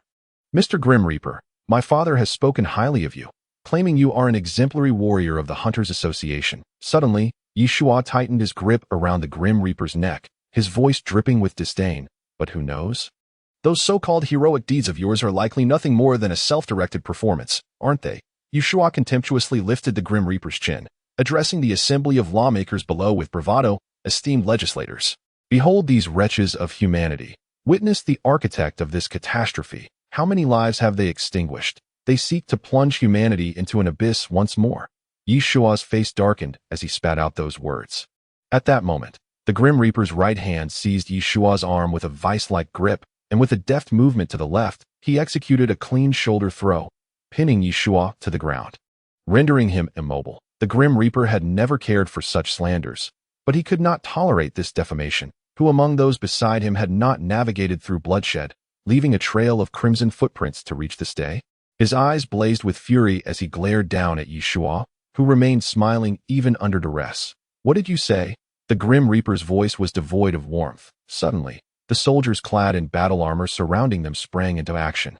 Weapons raised, converging upon the stage in an instant, a multitude of dark gun barrels were aimed at the Grim Reaper. "Release, General Yeshua," shouted the foremost soldier. "Let him go." Yili suddenly leaped up, displaying remarkable agility as he surged over the table. Yet, a fiery figure unexpectedly appeared before him, blocking his path, with elegantly arched brows and a glinting dagger in hand. The venue was enveloped in an eerie silence. Within the heart of the human realm, in the grand assembly hall of the Guangu bunker, a group of individuals, referred to as heroes, had audaciously taken the speaker of the human parliament hostage. The leading soldier aimed his firearm skyward and gently squeezed the trigger. Bang! The sound of the gunshot reverberated throughout the assembly hall, instilling a palpable fear among all present. "Release him," the soldier commanded in a calm tone, his weapon now directed towards the Grim Reaper. General Reno remained silent, seizing the chaos to retreat to a corner of the podium. Though he was unclear about the matters discussed by Yeshua, he was nonetheless curious to observe the reaction of the Grim Reaper and his cohorts. A faint smile crept across the Grim Reaper's lips as he delivered a powerful punch to Yeshua, who promptly coughed up blood and lost consciousness. "You seek death?" Yesley shouted vehemently. "This is the assembly hall of Guangu. It is not your place to run rampant." Just as Yesley attempted to advance, he found a dagger pressed against his throat, crimson droplets seeping forth. "Worry about yourself first," Circle coldly retorted. "Fire! Fire! Shoot these traitorous humans!" Yesley bellowed, his voice echoing. Bang! Bang! Bang! The sound of gunfire erupted incessantly. "Wu Liao! Wu Liao!" Familiar voices called out to him. Resonating in his ears, Wu Liao kept his eyes tightly shut. His body sprawled on the frigid ground, encased in transparent glass, surrounded by fully armed soldiers outside the glass walls. This was an exceedingly vast space, with numerous transparent glass chambers neatly arranged around the building. Adjacent to Wu Liao's chamber was Wang Bo, bound and restrained in every conceivable manner. Chapter 143. Crucial Intelligence. Wu Liao, Wang Bo, firmly bound and pressed to the ground, had his mouth sealed with clear tape, yet he continued to shout. Thud! A soldier ferociously struck the glass of Wang Bo's cell, his face contorted in anger as he barked, "Shut up with that." He raised his weapon in a show of force, and upon seeing Wang Bo's sycophantic grin, he slowly sauntered away. As soon as the soldier departed, Wang Bo curled into a ball on the ground and began to inch towards Wu Liao, resembling a large insect with his slightly plump figure. After much exertion, he managed to reach Wu Liao's side. He gently bumped his head against the glass barrier, peering through to where Wu Liao lay. "Damn it! How can you sleep so soundly?" Wang Bo mumbled, his words muffled. This marked the 4th day of their imprisonment. During the governmental conference, when the soldiers were commanded to fire by Yesley, Wang Bo had been the first to utilize the controllable metal he had secretly smuggled in. However, he was not well versed in its application. Although it shielded Wu Liao and the Grim Reaper from bullets, it also caused considerable collateral damage. 3 or 4 soldiers were grievously injured in the aftermath of the explosion. And in a show of solidarity, General Tang Yukai ensured they were accommodated in luxurious suites at the Sweet Medical Center. General Reno only spoke at the last moment to stabilize the situation. Yet he was powerless to alter the fact of Wu Liao's guilt. Under the vehement demands of the Yes family, Wu Liao was cast into the depths of the prison. Since that day at the government conference, Wu Liao had been shrouded in gloom. It was not that he particularly cared about the opinions and gazes of others. Rather, a profound sense of guilt weighed heavily upon his heart. When Wang Bo witnessed Wu Liao's faint smile, he felt a wave of relief wash over him. Wang Bo tilted his head towards Wu Liao and muttered, "If it weren't for you, would I have been entangled in this tape?" With that, he let out a grunt and turned away. Wu Liao couldn't help but let out a bitter laugh before lying back down on the ground. Scenes from the Lulin bunker flashed through his mind, and he sighed softly. "If it weren't for me, Old Hunter would have likely passed away peacefully. Humanity would not have found itself in such dire straits, would it?" He shook his head and whispered to himself, his expression one of profound solitude. "You shouldn't dwell on these thoughts any longer," Wang Bo suddenly interjected. His resolute gaze was remarkably clear as he shifted closer to the glass. Wu Liao, we all understand that this is not your fault. The tape wrapped around his mouth had left 2 deep indentations on his face, yet he spoke with utmost seriousness. Wu Liao turned to face him. In his memory, Wang Bo had always played the role of the team's jester, never exhibiting such gravity. Even without you, would the Sky City have discovered humanity's secrets? Hunter trusted death. He trusted you. Wang Bo exerted effort to move his facial muscles, and at last, the transparent tape peeled away slightly. He took the opportunity to nudge his head against the glass, allowing the raised part of the tape to stick, and then gently rolled his head, freeing himself from the tape. He exhaled heavily. That was suffocating. After a moment of moving his lips, he continued to offer comfort. That old man is cunning. It's true he sacrificed himself, but do you really think he did it for you? Wang Bo shook his head. No, he did it for the tens of thousands of uninhabited souls in the Lulin bunker, for us reckless warriors. Yet, if it weren't for me, old Hunter wouldn't. Wu Liao began to speak, but was interrupted by Wang Bo. But what? Don't you have any self-awareness? Forget others. Just think of yourself. How many times have you danced with death to reach this point? What good does this self-pity do? Wang Bo chastised Wu Liao sternly. Your self-pity won't resurrect old Hunter from his grave. If it could, do whatever you want. I wouldn't utter another word. Wang Bo emphasized his words, unable to bear Wu Liao's despondent demeanor. Observing Wu Liao's continued sorrow, Wang Bo chose to say no more. That he understood that while everyone knew the truth, it was ultimately up to Wu Liao to rise above it. Turning away from Wu Liao, Wang Bo closed his eyes. After listening to Wang Bo's words, the emptiness in Wu Liao's eyes gradually began to shimmer with life. He climbed to his feet and walked to the far corner of the wall.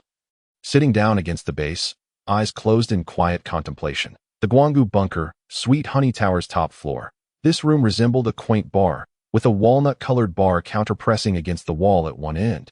Extending into the heart of the room, various crystal-clear glasses hung upside down on the rack above the bar, gleaming brilliantly under the gentle yellow glow of the lights. The wine cabinet was brimming with an array of spirits, many of which had never even graced the eyes of the Grim Reaper. He sat on a round stool outside the bar, a beer clasped in his hand, while Tang Yukai busied himself on the opposite side of the counter.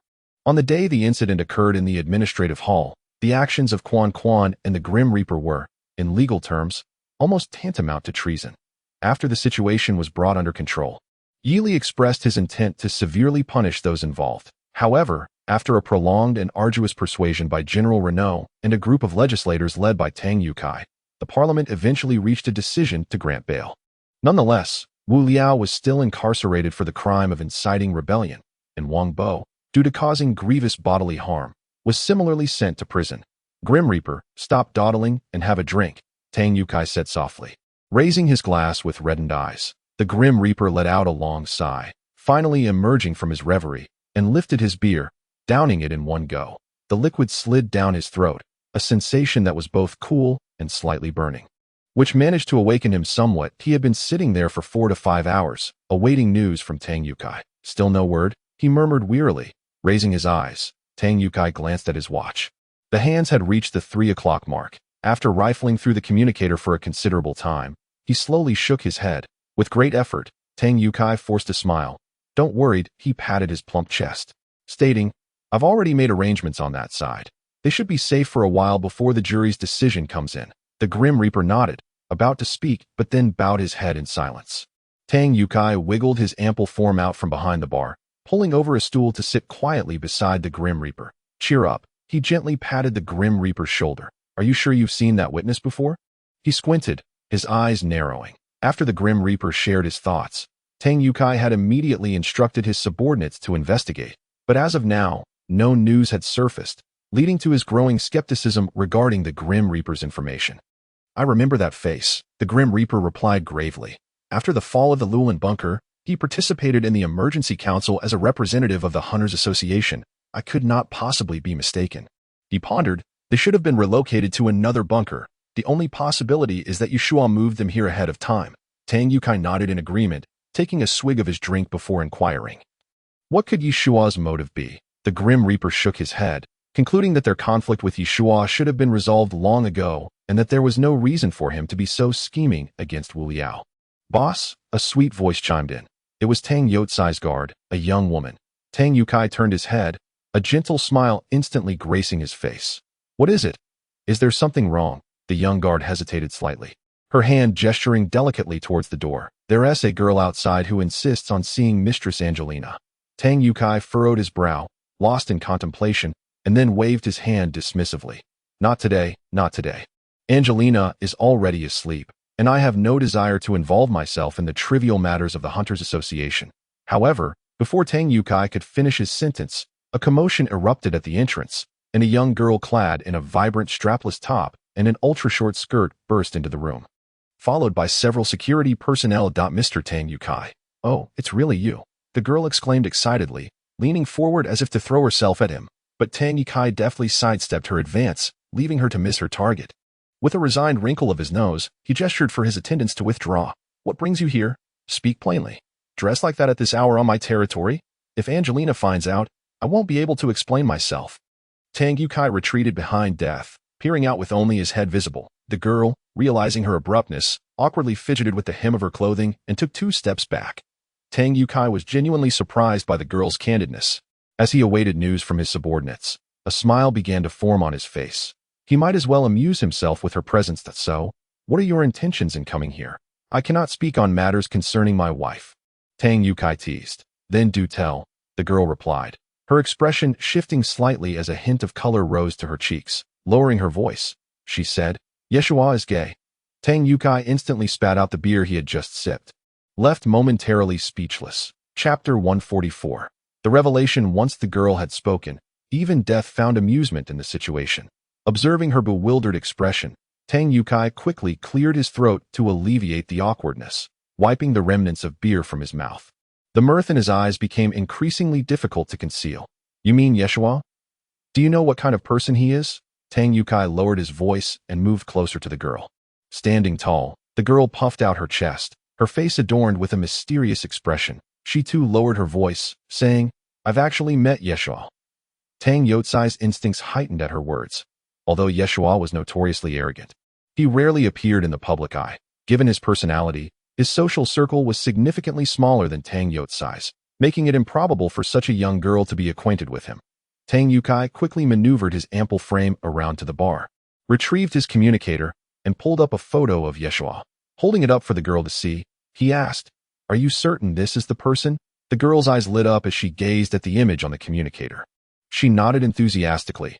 That's him for sure. As her gaze flitted between Death and Tang Yukai, noticing the peculiar expressions on their faces, she felt a surge of confidence.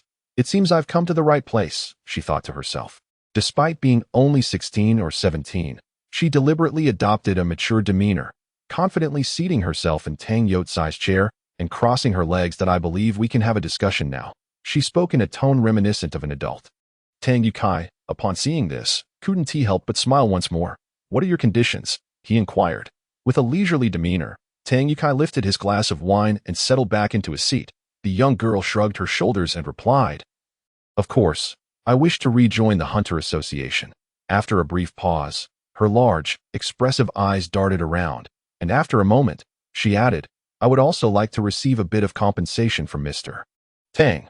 With that, the girl playfully rubbed her fingers together, mimicking the act of counting money. Her tone became slightly more urgent, revealing her cards on the table. That a gentle smile graced Tang Yutsai's face.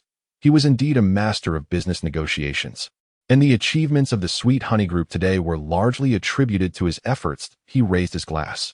I need to ascertain the veracity of your information. Please tell me, how did you come to know about this person? Yeshua? Tang Yukai leisurely crossed his legs, a long cigar perched between his lips. Perhaps due to her limited involvement, the girl, undeterred by whether she had received Tang Yutsai's promise, eagerly divulged her information. She produced a compact holographic projector. An ecstatic image materialized before Tang Yukai. It was a copy of the Guanggu Entertainment City News. The colorful pages were filled with numerous headlines unsuitable for children. The girl lowered her head, rummaging through the content, muttering to herself, No, this isn't right. It should be right here. With a sudden sigh of relief, she exclaimed, Found it. She spoke softly, and indeed, the holographic display bore 2 prominent lines of text.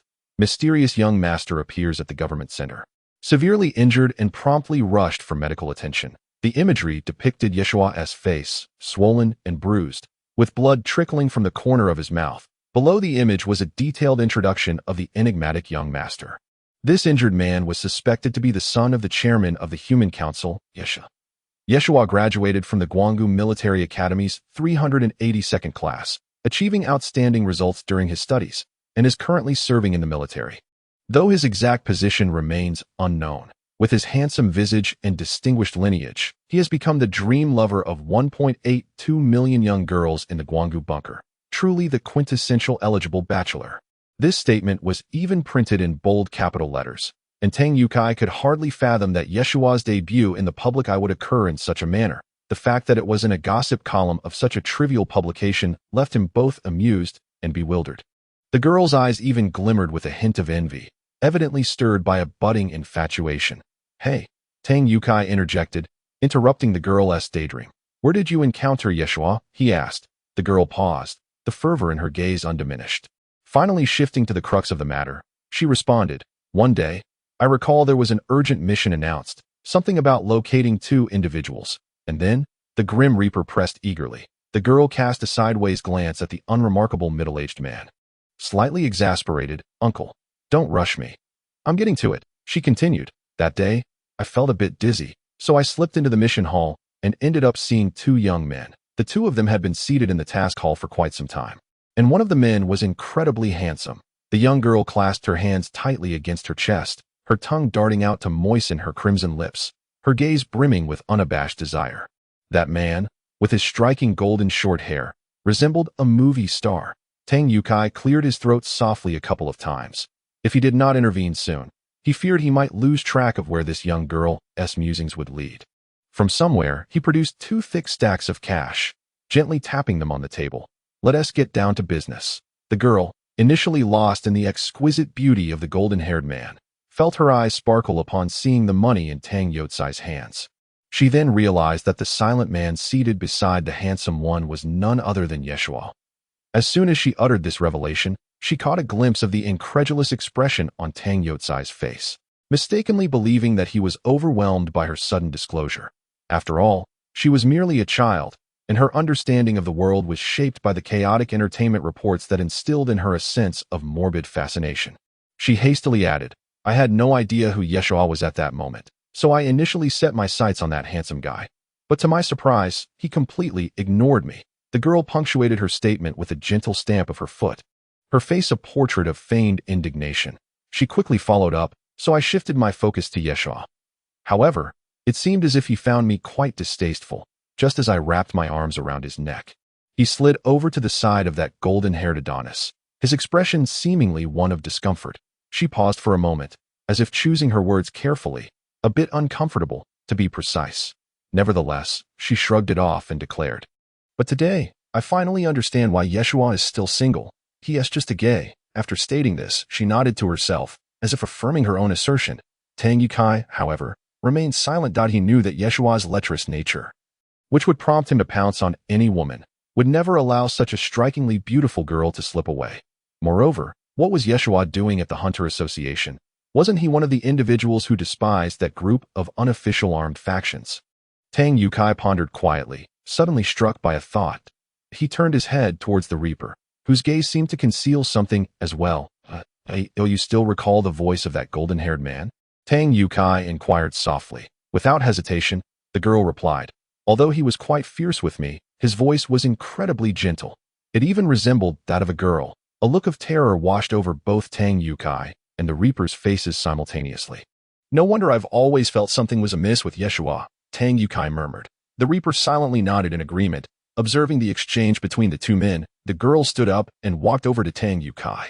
With a face full of pride, she gently patted him on the shoulder. "Well then, Mr. Tang, I have finished my tale," she said demurely, yet her eyes remained fixated on the 2 large stacks of cash on the table beside Tang Yukai. At that moment, Tang Yukai had no time to indulge her. He swiftly pressed the stacks of money into the girl's hands. Upon hearing these words, the young girl nearly leaped with joy. For this was a place renowned as the most opulent in the realm of humanity, one that, given her financial means, she could scarcely hope to enjoy. This news, undeniably, felt akin to receiving a fortune from the heavens. With a heart full of delight, she expressed her gratitude and stepped outside, where the attendants had long been awaiting her arrival to commence her dream journey. "What is the meaning of this?" Tang Yukai inquired.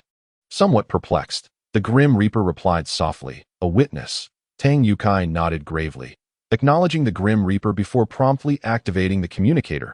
He had scarcely settled into his seat when the holographic display beside the bar flickered to life. It was the surveillance footage from the Hunter Association's headquarters task hall on that day. Impatiently, Tang Yukai dragged the progress bar to the end. Indeed, the girl's words rang true.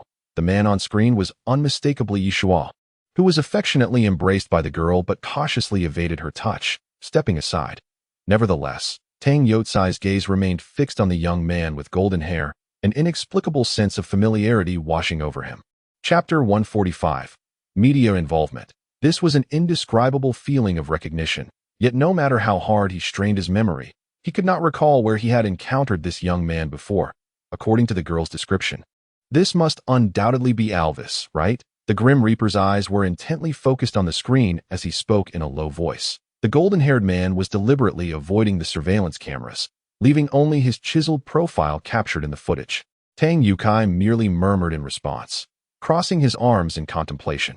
Although they did not receive the news they had initially sought that night, the unexpected turn of events had allowed them to discern the relationship between Alvis and Yeshua. While the current situation remained unclear, they had nonetheless gleaned some valuable information. As dawn broke with a soft light, the sunlight filtered through a gossamer veil into the room, providing the Grim Reaper an opportune moment to take his leave, as he had other tasks to attend to. Just as the Grim Reaper stepped through the doorway, the bedroom door swung open with a bang, revealing a graceful figure emerging from within. Angelina appeared somewhat pale, her lips lacking color, dark circles under her exquisite eyes, which bore traces of crimson. "Has he left?" Angelina said softly, approaching and wrapping her arms around Tang Yotsai's neck in a tender embrace. Tang Yukai nodded in affirmation, clearly exhausted. "You have worked hard, keeping me company all night," he remarked, rising to gently brush his hand across Angelina's cheek. Angelina smiled faintly, her eyes devoid of resentment, instead reflecting the gentle warmth of youth. She shook her head lightly and casually gathered her waist-length hair. "By the way," Angelina said, "there's news from over there." Suddenly, Tang Yotsai's fatigued expression brightened with renewed vigor. The Guanggu bunker had returned to its former bustling state, with the streets alive with a continuous flow of people, each face adorned with expressions of delight as they moved between various commercial establishments. Aircraft glided through the low skies along their predetermined routes, and everything appeared to be in perfect harmony. Suddenly, an aircraft veered off its course, accelerating abruptly and darting out of the queue, causing quite a commotion. Its speed had evidently surpassed the designated limits of the Guanggu bunker airport, slicing through the air with a whoosh as it skimmed over the top of the airport building, soaring into the distance. "What a lack of decorum," Citizen A exclaimed, watching the spacecraft zoom past him, his irritation palpable. Beside him stood a slightly portly man, who interjected, "Hey, what do you know? Didn't you see the letters HUBC emblazoned on the side of that ship? Something significant must have happened again." Citizen A scoffed, "And what of it? Do those news folks think they can act with impunity? What era are we in? Still playing the privilege card?" The portly man shook his head. "You really ought to stop worrying about trivial matters. Look, even the airport patrol isn't stopping it. Why should we concern ourselves?" The HUBC emblazoned spacecraft gently descended beside an imposing edifice. As soon as it touched the ground, a hurried man emerged, sprinting towards the HUBC headquarters. A thick velvet door stood before Wang Jian, illuminated by a green light displaying the word live. It was precisely 8:30 in the evening, the time for the daily news flash, and everyone in the newsroom was bustling about, too preoccupied to greet Wang Jian. With a creak, he burst through the studio doors and strode in. "Brother Wang, what brings you here?" The staff at the control desk glanced up in surprise. Wang Jian paid them no mind, heading straight for the mirror to meticulously touch up his makeup. "What's up with Brother Wang?" one staff member muttered under his breath, turning back to focus on the control panel. Hearing the creak again, the staff member turned to find Wang Jian had vanished. He shrugged helplessly, just catching sight of the chaotic scene at the control desk, unable to refrain from cursing. "Damn." He stared incredulously at the unfolding spectacle. Wang Jian was now engaged in a hushed conversation with the news flash anchor. Just a second or two later, the evening news anchor hurriedly got to his feet, relinquishing his position to Wang Jian. Wang Jian leaned slightly towards the anchor, murmuring something before adjusting his makeup and taking his seat at the host's desk. He nonchalantly retrieved his communicator and placed it on the table, casting a cursory glance at the freshly received news release before fixing a serious gaze at the camera. Typically, television stations have a 5-second delay button to manage unforeseen emergencies. However, this was no ordinary situation. Wang Jian's sudden intrusion into the live broadcast, displacing the anchor, constituted a severe broadcasting incident. Just as the staff was about to press the delay button, the news flash anchor dashed in. Don't press it. Keep filming. Stay focused. I've got something to handle. Puzzled, he could make no sense of the unfolding chaos, so he donned his headphones and continued monitoring the studio's proceedings. Wang Jian discreetly cleared his throat twice, straightened his posture, and spoke in a solemn tone. This is Wang Jian from the United Human Broadcasting Television Station. I am here to deliver an urgent news bulletin. The staff couldn't help but roll their eyes and mutter under their breath. What could possibly be so urgent? After all, even if something went awry, the higher-ups wouldn't attribute the blame to me, the staff thought to themselves. They took a gentle sip of coffee, reclining comfortably in their chair. I refuse to believe anything significant is happening. Could it be the end of the world? They quietly scoffed. At 7:42 today, I received a news announcement, Wang Jian declared, placing his hands on the table. The dispatch originated from the Guanggu Bunker Administrative Service Hall, and the sender remains unknown. Wang Jian took a deep breath, striving to calm his emotions. The announcement states that Sky City and Hailing City officially declared war 5 days ago. Sky City further claims that regardless of the outcome, once the war concludes, they will eradicate humanity completely. With a splutter, the staff barely managed to swallow their coffee, which promptly splattered across the workstation. Grasping the back of their head, they tugged at their hair in disbelief. After gasping in shock and confirming it was not a dream, they cursed vehemently. Damn it. What a jinx I am. The announcement also asserted that the incident at Lulin Bunker was not a coincidence, but rather a conspiracy orchestrated by Sky City in collusion with an individual named Wu Liao. This Wu Liao has been apprehended by the authorities and is currently detained in Guanggu prison. This man is a member of the Hunters Association, whose superior is the infamous Grim Reaper, previously sensationalized by the media. His accomplices include Wang Bo from the Hunters Association, Quan Quan, Zhao Jie, and a robot named Eovilia. This information has been corroborated by an entertainment reporter from Guanggu Urban Entertainment, who goes by the name of Xiao San. Wang Jian rose to his feet, his expression turning gravely serious. The robots have discovered the secret whereabouts of humanity. I urge all viewers to be prepared for any eventualities. Concluding his news flash, he performed a deep bow and exited the studio. That day, the once quiet media of Guanggu Bunker erupted into a flurry of activity. Various newspapers and radio stations rushed to cover the story, all reporting nearly identical content to HUBC. Rumors spread like wildfire, depicting Wu Liao and the Grim Reapers group as three-headed, six-armed demons, and even branding the Hunters Association as a reactionary organization. Simultaneously, photographs of the Grim Reapers members were publicly released, instilling widespread panic throughout Guanggu Bunker. Large crowds voluntarily took to the streets, demanding the government impose severe punishment on the Grim Reapers group. As night fell, the once silent Guanggu prison was ablaze with light. A myriad of grassroots organizations emerged, wielding holographic projectors, with slogans in vibrant, densely packed letters proclaiming, "Severe punishment for human traitors. The government must take action. Punish the criminals. Protect the populace. Hand over Wu Liao. Such criminals should face the judgment of the people." Surrounded by a throng of demonstrators, the entrance to the Guanggu Bunker prison was utterly besieged. Yet the prison remained unresponsive, and even the government maintained an unsettling silence in recent days. This inertia only served to escalate the fervor of the protests. That a middle-aged woman, her complexion pale and weary, emerged from the crowd, hunched over. Accompanying her was a middle-aged man who appeared to be of similar age. How can this be? The woman gently shook her head, furrowing her brow as she spoke. Sister Quan Quan, we must leave now. It is far too dangerous here, the man urged in a surprisingly youthful voice. The couple clasped arms and made their way to a nearby aircraft. The middle-aged woman boarded the spaceship.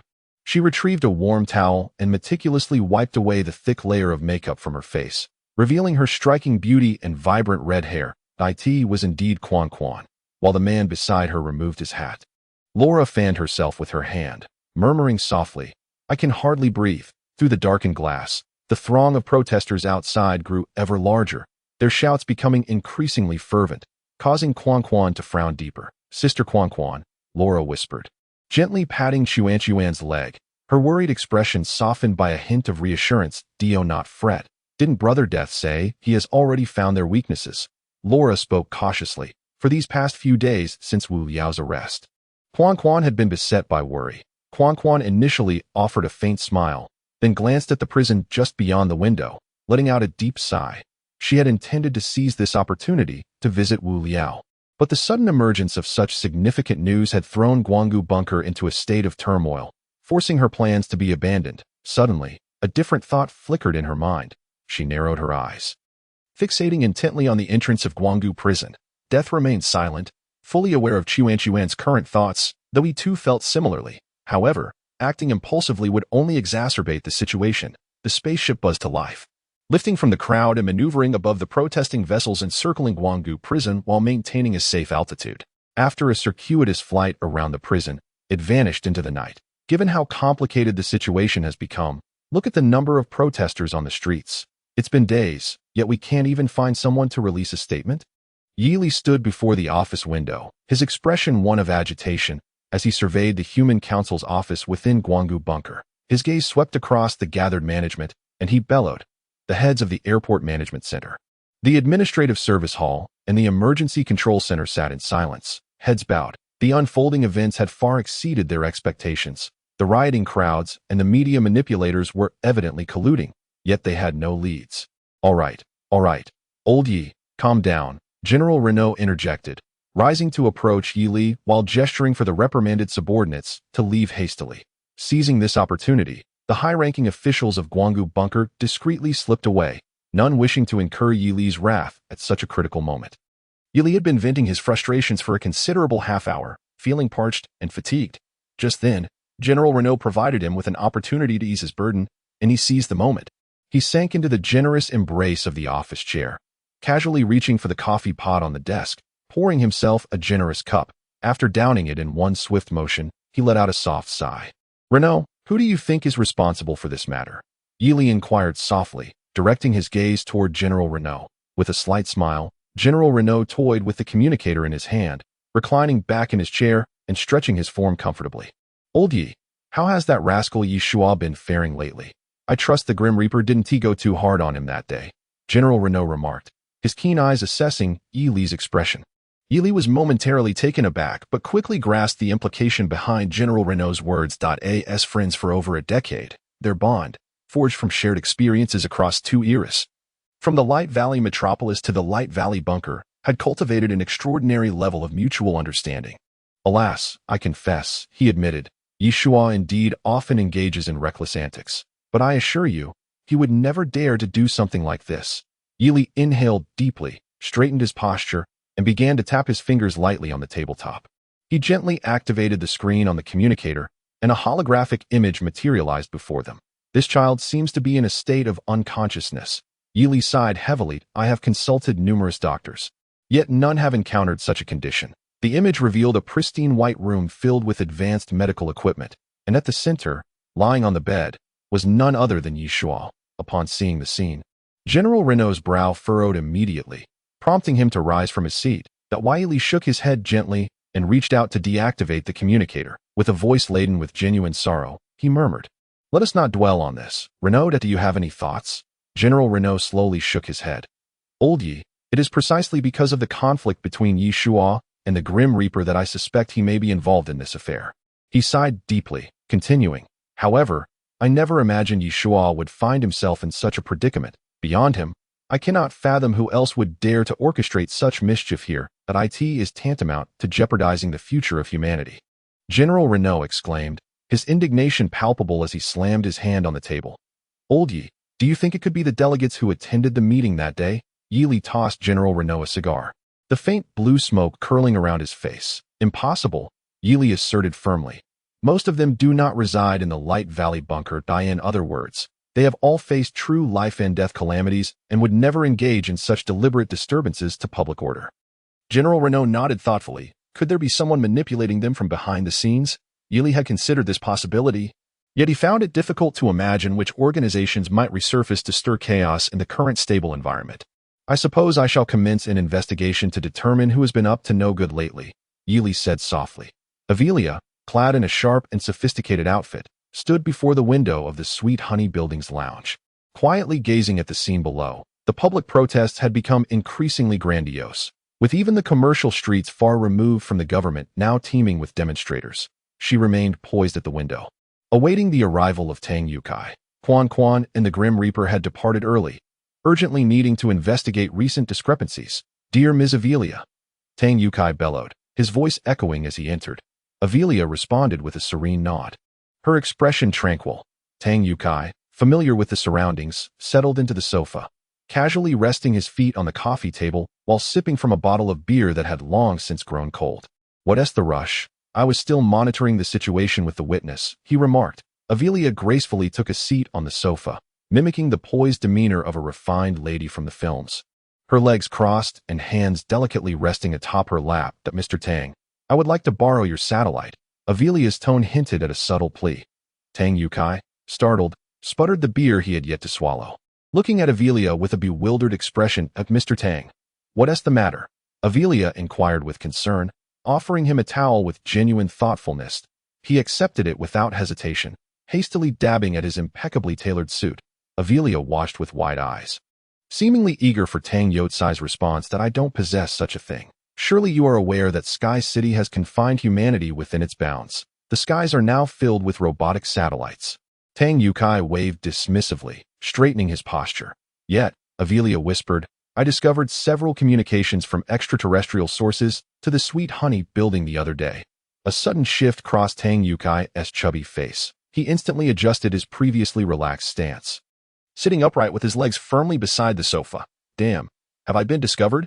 he thought to himself. "How could I have forgotten? How could signals be sent directly from the Sweet Honey Building?" He chastised himself internally. Countless thoughts raced through his mind, but given the current circumstances, Avelia had already uncovered the evidence, rendering further denial pointless. Regardless, the incident at the Guanggu bunker would inevitably bring forth these tangled, sordid tales from the past. Resolutely, he stamped his foot and declared with a fa of righteousness, "Alas, you've caught me. Very well, I shall disclose to you that I am not." Habitually, he drew a deep breath, and just as the words were on the verge of escaping his lips, he caught the intensity of Avelia's gaze. Avelia tilted her head, her eyes still brimming with fervor, yet her expression bore a distinct air of confusion, clearly detached from the current situation.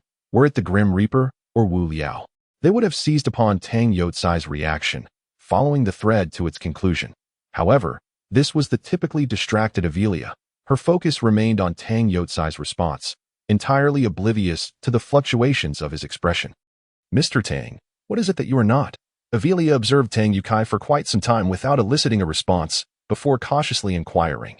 Tang Yukai, feeling the awkwardness, chuckled nervously and waved his hand, saying, "It's nothing, nothing at all. Just a casual remark, though. I thought it peculiar that Mr. Tang would pose a question unrelated to the topic." Avelia replied with a gentle laugh, covering her mouth daintily.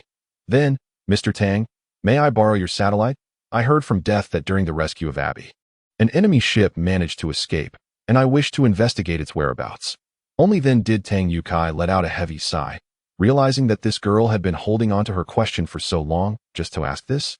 Why was it that every time he sought to discuss his lineage, the members of the Death Squad regarded him with such indifference? Tang Yukai pondered. He cleared his throat softly. "I have already looked into it. That ship was completely unoccupied." Chapter 146. Avelia's gift. Upon hearing this, Avelia's eyes widened in disbelief. Indeed, that ship was empty. When Tang Yukai first received this news from Angelina, his expression mirrored Avelia's astonishment. It was precisely this revelation that solidified Tang Yotsai's thoughts. "Wow, let me see your design," Avelia exclaimed, shaking Tang Yotsai's arm vigorously as she recovered from her surprise. Realizing her rudeness, she composed herself, straightened up, and looked at Tang Yukai with utmost seriousness. "Mr. Tang, I would like to know how you scanned the situation aboard the ship," she asked softly, fearful that Tang Yukai might refuse to answer. Immediately, she considered what technological expertise she could offer in exchange. After Avelia spoke, the atmosphere in the entire venue fell into a hushed silence, and it was at that moment Tang Yukai realized that the girl was entirely uninterested in the antics of others. Truly a bookworm, he thought. Scratching his head awkwardly, he then looked at Avelia with a serious expression and said, "I'm afraid this is strictly confidential." With a sudden burst of energy, Avelia sprang to her feet. Her eyes brimming with eagerness, her face slightly flushed as she fidgeted before Tang Yukai. "Mr. Tang, please, just tell me. I can exchange my technology for it." Avelia seemed to recall something and dashed out in a flurry. It appeared to be quite a heavy load. With a thud, Avelia placed a box forcefully on the coffee table before Tang Yukai. Before he could utter a word, the box, measuring 50 centimeters on each side, emitted a soft pop and flipped open. Avelia rummaged through the contents with casual ease, picking up a small, perfectly white sphere that emanated a faint silvery glow, tossing it to Tang Yukai. Curious, Tang Yukai examined the sphere. Its surface was remarkably smooth, and it felt warm and inviting in his hand. "And this," Avelia exclaimed, throwing another sphere almost identical to the first, albeit slightly larger. Suddenly, like a juggler, she began tossing several such objects, 7 or 8 in total, into the air. Tang Yukai found himself unable to catch them all, and had to pile them on the nearby sofa, still holding onto the first white sphere. "What is this thing?" Tang Yukai inquired with curiosity, leaning in closer to sniff at the small spheres, each exuding a unique floral fragrance. Just as he raised his head, he collided with the delicate visage of Aurelia. With her large, blinking eyes, Aurelia nonchalantly remarked, "These are all bombs." Tang Yukai let out an "oh," continuing to toy with the spheres in his hands, contemplating gifting these artistic orbs to Angelina as nightlights. Before he could fully process this, Aurelia murmured ominously, "These could almost flatten the sweet honey building. You know, look, this white one will emit a subtle lily fragrance upon detonation. That green one has the scent of fresh grass. The purple one is violet. And the red one is, damn." Tang Yukai exclaimed dramatically, beads of sweat forming on his forehead. He hurriedly stood up, his instinct urging him to discard the bomb, but recalling Aurelia's description of their effects, he hesitated, ultimately placing it gently on the sofa. "How about it, Mr. Tang? Is that sufficient?" Aurelia exclaimed excitedly, her eyes brimming with a thirst for knowledge. Tang Yukai wiped the sweat from his forehead and stood silently to the side, thinking to himself, "Is this girl really that reckless?" He dared not voice his thoughts, fearing that Aurelia might produce something even more potent, which could send him to meet his maker without the need for the city in the sky to intervene. Observing Tang Yutsai's reaction, Aurelia assumed he desired more and lifted the box, dramatically spilling its contents before him. The colorful spheres clattered and rolled chaotically across the floor. Tang Yukai sprang up, sprinting with the speed of a 100-meter dash. Diving behind the sofa, crouching with his hands over his head, trembling in fear. After a moment, he cautiously raised his head, scrutinizing Aurelia's movements. "Mr. Tang, if you find this insufficient, I can contact the AI at the lab. There are plenty more beautiful and powerful bombs," Aurelia said sweetly, leaning innocently against the back of the sofa. A chill ran down Tang Yutsai's spine. Disregarding his status, he chuckled nervously and waved his hands to reject Aurelia's suggestion. "Really, it's not necessary," he insisted, his mind filled with visions of his demise within the building. His brain raced as he concocted a plausible excuse. That was an attack satellite, after capturing the spacecraft. "I found it unoccupied during inspection." He cautiously lifted his gaze to gauge Aurelia's reaction. As he anticipated, her initial enthusiasm promptly faded. Pouting, she replied, "Oh, I thought Mr. Tang had something worthwhile. Turns out it was just a capture." Tang Yukai cursed inwardly. "What the hell? Do I need you to move your explosives depot to my home?" Yet, he maintained a faint smile on his face. He nodded gently, saying, yes, if I had your skills. "Aurelia, I would have brought the city in the sky down long ago." He gazed at Aurelia, who wore a despondent expression, and found himself inwardly amused. It appeared that she would not be pestering him for the time being. Indeed, Aurelia trudged towards the door, her head hung low. "Aurelia, what about your nightlights?" Tang Yukai suddenly realized he had misspoken and quickly corrected himself. "What about your bombs?" Only then did he exhale in relief, slowly sinking back onto the sofa, as the earlier incident had genuinely startled him, even though the countless small spheres still lay at his feet. Young Master Tang, the communicator he had carelessly tossed onto the table, sprang to life. Upon answering the call, he heard the voice of Death, filled with urgency, who merely left an address before hastily disconnecting. Jindoon Building. Tang Yukai muttered quietly to himself, grabbing the coat that lay discarded on the sofa, and rushed out the door. The club was left with only the holographic images continuously broadcasting news reports that it was reported that the tide of public resistance was swelling, prompting government officials to make a temporary decision this afternoon to commence the public trial of Wu Liao in 2 days. The event would be broadcast live by the Guanggu Bunker and major media outlets of the human world, urging everyone to stay tuned to HUBC for the most comprehensive updates. Wang Jian's figure appeared on the television screen. This would be his final appearance in the next 3 days, as he was to serve as a field or he waved dismissively at his subordinates, then pressed a button on the remote control for the cell. Causing a small aperture to open, the guard tossed a cigarette inside, his gaze sweeping over Wu Liao's face, ultimately deciding to throw in another. Smoke up. This might be your last chance, the guard grumbled. Even though Tang Yukai had given him special consideration, he was still a criminal in the eyes of humanity, and the guard showed no kindness. Wang Bo skillfully lit the cigarette, engaging in a sparse conversation with the guard through the small window. What's the situation? After taking a drag, the guard let out a soft sigh. The government has conceded. In 3 days, you will be publicly tried before all of humanity. The guard's gaze pierced Wu Liao with unabashed intensity, a mixture of anger, resentment, and even a hint of curiosity flickering in his eyes. Chapter 147. Jindun building. A sleek black spacecraft quietly hovered before a block of buildings. This area marked the outskirts of the Guanggu Bunker, where human presence had thinned considerably. Even the recently intensified protesters were nowhere to be seen. The surrounding structures were predominantly residential, with only an old-fashioned building standing prominently in the center of the neighborhood. A sign at the entrance gleamed with 4 golden characters, Jindun Building. Tang Yukai cautiously descended from the spacecraft, surveying the surroundings. The Guanggu Bunker was the largest of its kind in the human world, and this remote area was seldom visited even by him. Grim Reaper, I have arrived, Tang Yukai called out, but upon scanning the vicinity and finding no trace of the Grim Reaper, he retreated back into the spacecraft. After a moment of silence, the communicator finally crackled to life. Old Tang, please hold on a moment. The Grim Reaper deliberately lowered his voice, murmuring from the other end of the device. Tang Yukai frowned. The Grim Reaper's vague demeanor caused him a moment of frustration. Thus, he settled back into the spacecraft and gently picked up the communicator to make a call. The Jindun Building was the office headquarters of the renowned technology company, Jindun Technology. Long before the era of the bunker, Jindun Technology had already achieved fame in the Guanggu metropolis. Yet for reasons unknown, after the onset of the bunker era, the company faded into obscurity, even relocating its headquarters to such a concealed location. Inside the building, there was not a single human in sight. It was almost entirely operated by automated machinery. This way, the Grim Reaper concealed himself from the camera, gesturing for the figure clad in red to follow him. A flurry of hurried footsteps echoed as several stiff-faced individuals strode past, their steps synchronized in weight and cadence. Look, the Grim Reaper whispered, as the figure in red produced a scanning gun. A faint blue beam, nearly imperceptible in the brightly lit corridor, illuminated the last person in the line, triggering 2 beeps in the figure's ears. Target not human. Aggressive mechanized unit. Origin unknown. Upon hearing this, the figure in red quietly nodded in acknowledgement. The Grim Reaper patted their shoulder, confirming that it was indeed as he had anticipated. The group of robots encountered at the Yeshua Villa has drawn the attention of Death, prompting an immediate shift in his investigative focus towards them.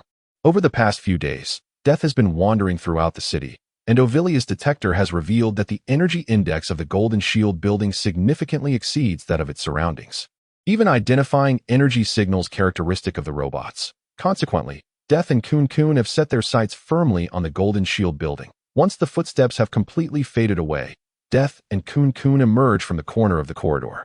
Let us proceed, Death murmurs, clutching a small, jet-black box that emanates a ghostly blue glow. This equipment was bestowed upon them by Ovilia prior to their departure, capable of temporarily shielding the reception signals of surveillance cameras. This very device emboldens Death to boldly infiltrate the Golden Shield building. The interior environment of the building is exceedingly intricate, with corridors intricately weaving and extending inward. Large cleaning machines operate automatically within the corridors. Although these behemoths pose no threat, Death navigates around them with utmost caution. Hey, who are you? Just as Death narrowly evades a cleaning robot, a chilling voice emanates from behind. As he turns, 2 staff members clad in white robes silently approach from behind. Apologies, we intended to use the restroom but seem to have taken a wrong turn. Kun smiles sweetly, feigning an innocent demeanor as she links her arm with Death's, resembling a pair of tourists lost in an unfamiliar locale. The staff members furrow their brows. Given the remoteness of this location, such an occurrence seems improbable, yet they perceive no indication that these two individuals are suspicious intruders. There is no restroom here. I must ask you to leave, one of the staff members asserts loudly, and no sooner has he spoken than the two staff members close in on them, encircling them tightly. I feel like I've seen this woman somewhere before. One staff member murmurs under his breath. Kun, having rushed in, did not have time to don a disguise. However, her striking crimson attire is all too conspicuous, gradually aligning with the images seen days prior. Wait, those are the hunters. The staff member realizes this first and immediately raises the alarm, stepping back abruptly to draw a long gun from the sleeve of his robe, aiming it squarely at Death's head. The other staff member reaches out, gripping Kun's shoulder. The firm sensation confirms that this is indeed a robot. You, raise your hands. The armed robot commands coldly. He exchanges a wary glance with the robot restraining Kun before directing the gun's muzzle towards Death, nearly pressing it against his forehead. Once Death raises his arms in compliance, the robot breathes a silent sigh of relief. What should we do? The robot controlling Kun whispers. The robot pointing the gun at Death casts a cautious glance his way. Recalling the numerous warnings issued about Death being a dangerous individual, necessitating heightened vigilance, the two robots then flank Death and Kun, guiding them further down the corridor. Observing the two hunters, it was evident that they exhibited no overt hostility. Causing the weight of their hearts to diminish slightly, the four individuals proceeded forward in silence, and as they rounded the corner, the figure known as Quan suddenly sprang into action with a swift movement. She exerted her strength, and despite her frail shoulders, an immense power surged forth. Her fiery red hair billowed dramatically as she slid down, pivoting quickly. Her seemingly delicate fist shot out with unexpected ferocity. In a flash, Quan's fist propelled forward, the force of her strike howling as it hurtled towards the robot behind her. The mechanical being, taken aback, had previously dismissed her as merely a decorative presence. But at that moment, he finally directed his attention towards her. However, her reaction time far surpassed his expectations. He could not react in time. Her fist collided with him forcefully in that instant. It felt to Quan as though she had struck a steel plate. Yet the years of combat experience and the metallic skeleton within her bestowed a strength that was beyond the ordinary. The robot was sent careening backwards, its chest seemingly caving in as it staggered several steps back. The events unfolded in the blink of an eye, and just as the robot, now aware of its impending doom, attempted to redirect its weapon, it suddenly felt the ground slip away beneath its feet. Propelling it high into the air.it was Death, seizing the opportunity, who forcefully shattered the robot's arm with a powerful elbow strike, subsequently grasping the now uncontrollable limb and sending the entire entity hurtling away.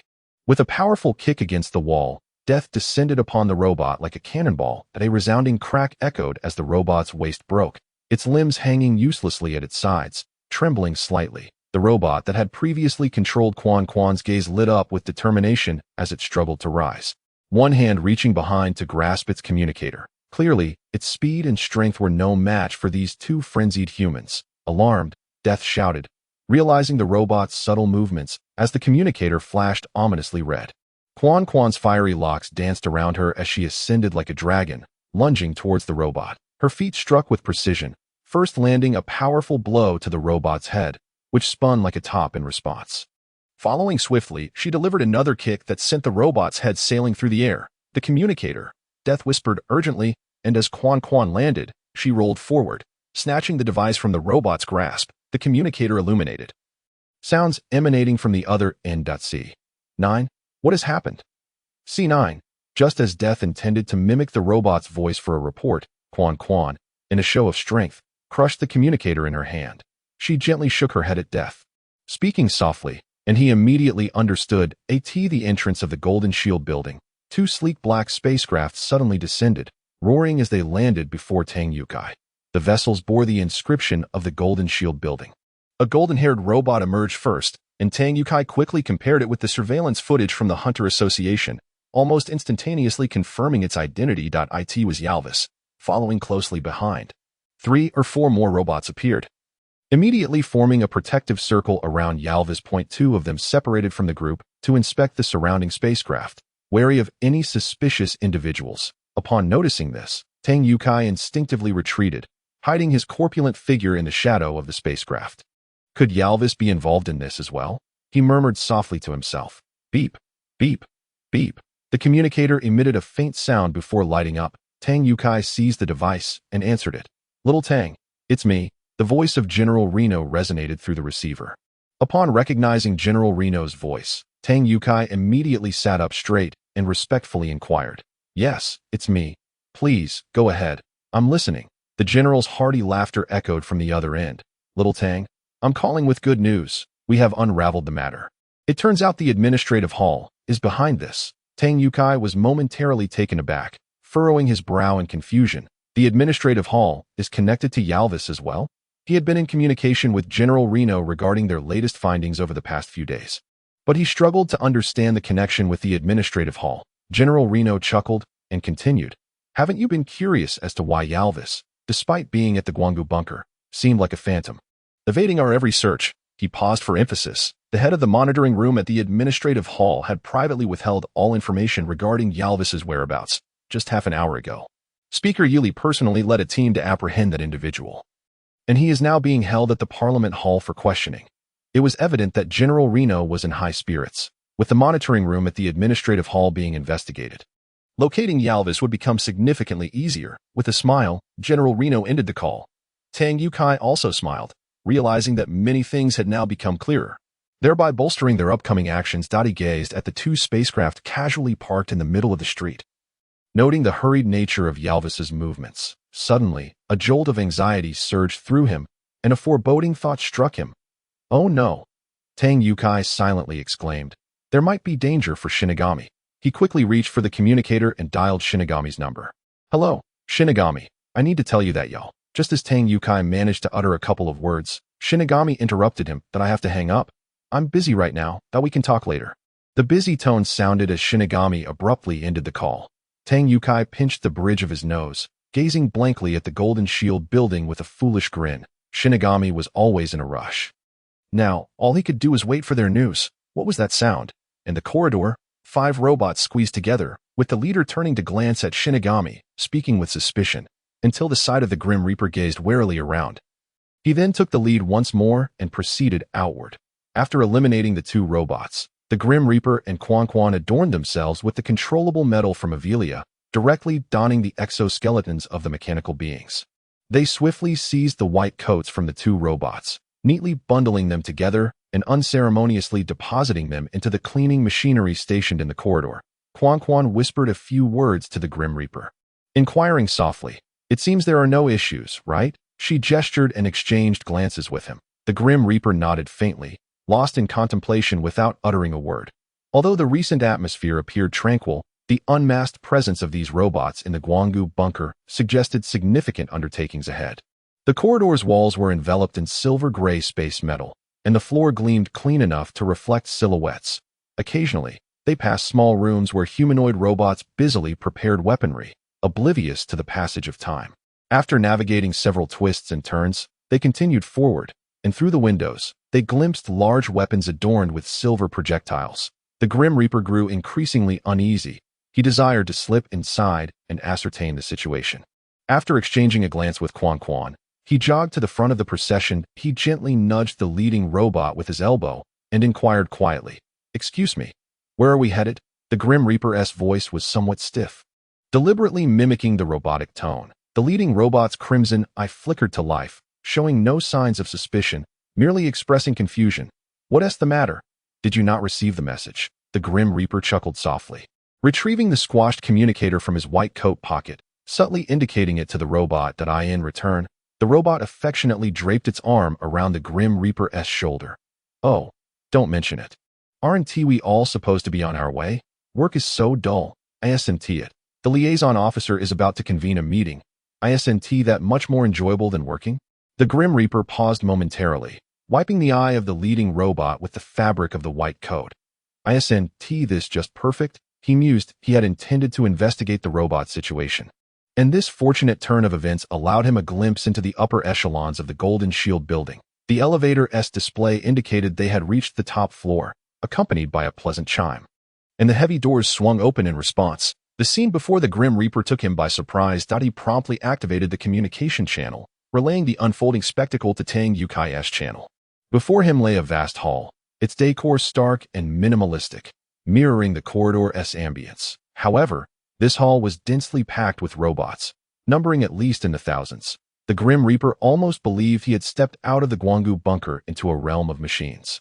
Damn, Tang Yukai muttered under his breath, equally taken aback by the overwhelming assembly of robots. Suddenly, a gasp erupted from the throng of automatons, and the crowd of mechanical beings stirred as a golden-haired human stepped forward onto the stage. Hurry, the liaison officer has arrived. We must move quickly, or we shall lose our prime positions, whispered the mechanized officer to the Grim Reaper before leading the way outside. Jarvis? The Grim Reaper growled through clenched teeth, his fists tightening, the bones cracking ominously. He fixed his gaze intently on Jarvis atop the platform. At long last, they were reunited, the Grim Reaper thought, a simmering fury welling within him, nearly spilling over. His hand instinctively reached for the weapon slung across his chest. But just as he prepared to act, a firm grip seized his wrist. He looked up to find Quan Quan. She gently shook her head in disapproval, though his anger was difficult to contain.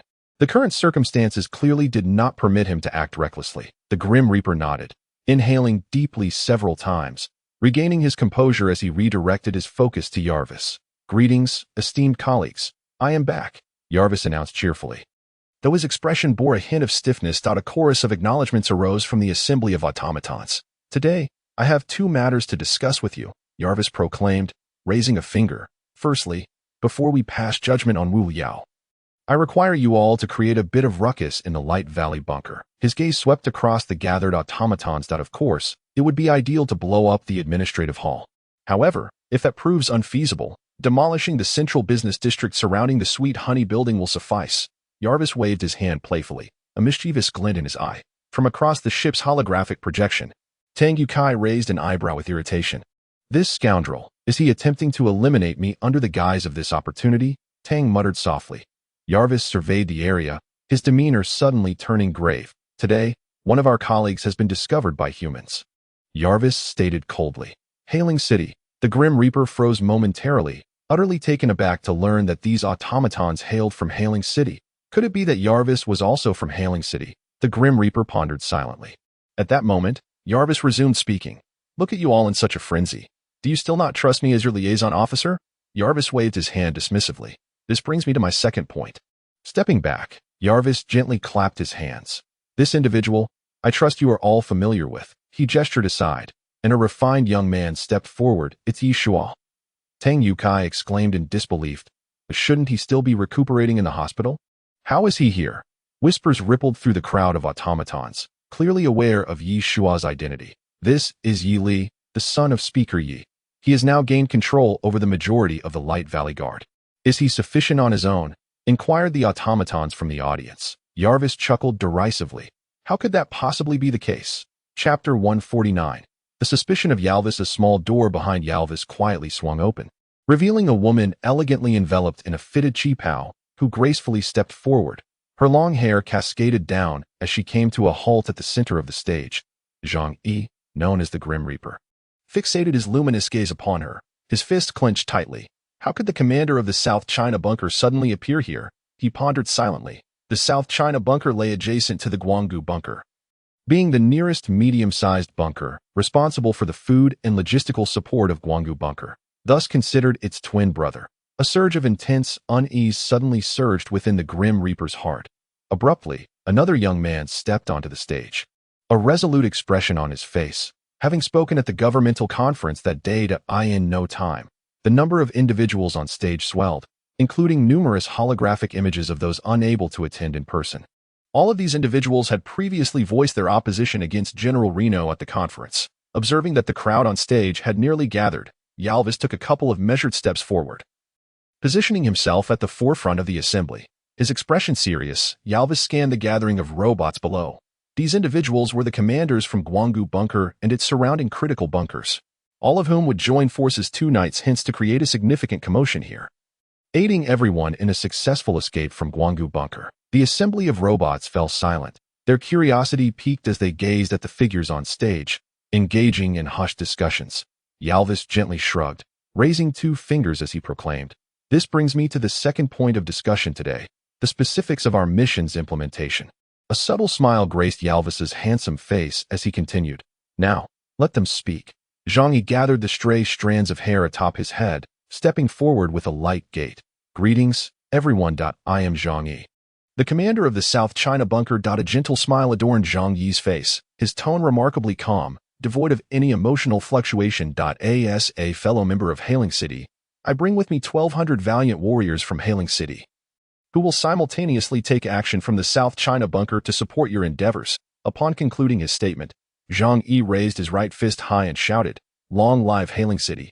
Instantaneously, the robots present erupted in fervent enthusiasm, all raising their right fists and vociferously chanting, "Long live Hailing City!" The sound resonated with a thunderous intensity, causing the floor and surrounding walls of the hall to tremble ever so slightly.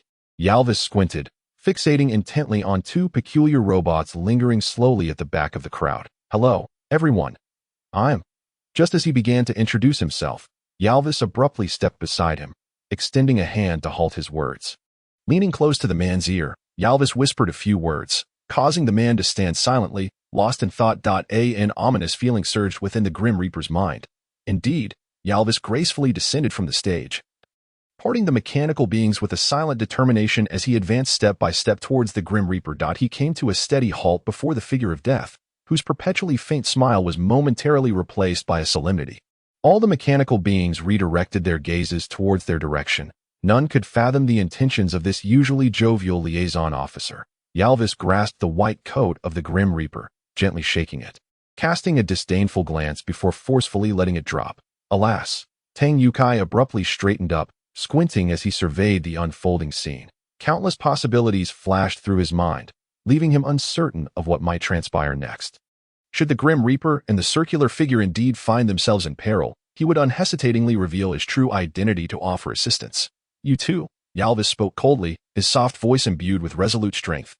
As his icy gaze swept over their faces, "Which area are you responsible for?" The Grim Reaper's heart sank momentarily, awkward laughter escaping his lips as he straightened his posture and respectfully replied, "Reporting to the liaison officer, we are the inspectors in charge of Sector C9. Despite his somewhat rigid tone, his heart raced uncontrollably.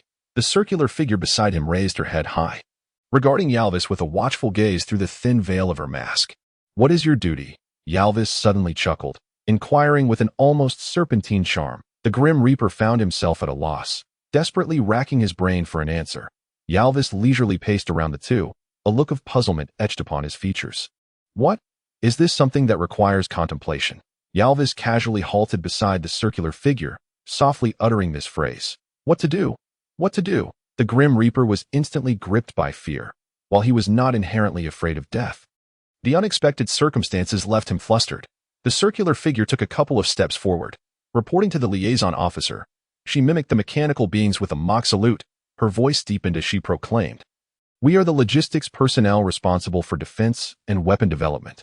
Are you certain?" Yalvis gently tapped on the metallic shell of the circular figure, the crisp sound of metal clashing resonating in the air. "It seems plausible enough," Yalvis mused, yet he remained oblivious to the precise roles of these individuals. Reporting to the commander, "Absolutely certain," the circular figure exclaimed, recalling the words of the mechanical beings who had accompanied them. She immediately adopted a more cheerful tone. "Commander, of course, this is our daily task. How could I possibly be unaware?" With a playful demeanor, the circular figure engaged Yalvis in light banter. She casually pulled over a mechanical being and softly inquired, "Is this the case?" The mechanical being, the leader who had shared laughter with the Grim Reaper on their way, responded, reporting to the liaison officer, "Indeed, what they said is accurate." Yalvis nodded, yet a lingering sense of disquiet unsettled him deep within. Regardless of whether it is the slightly taller robot or the one behind, both exhibit a peculiar tone. The taller one even paused momentarily. Let us go, let us go." The robot approached Death, gently patting his shoulder.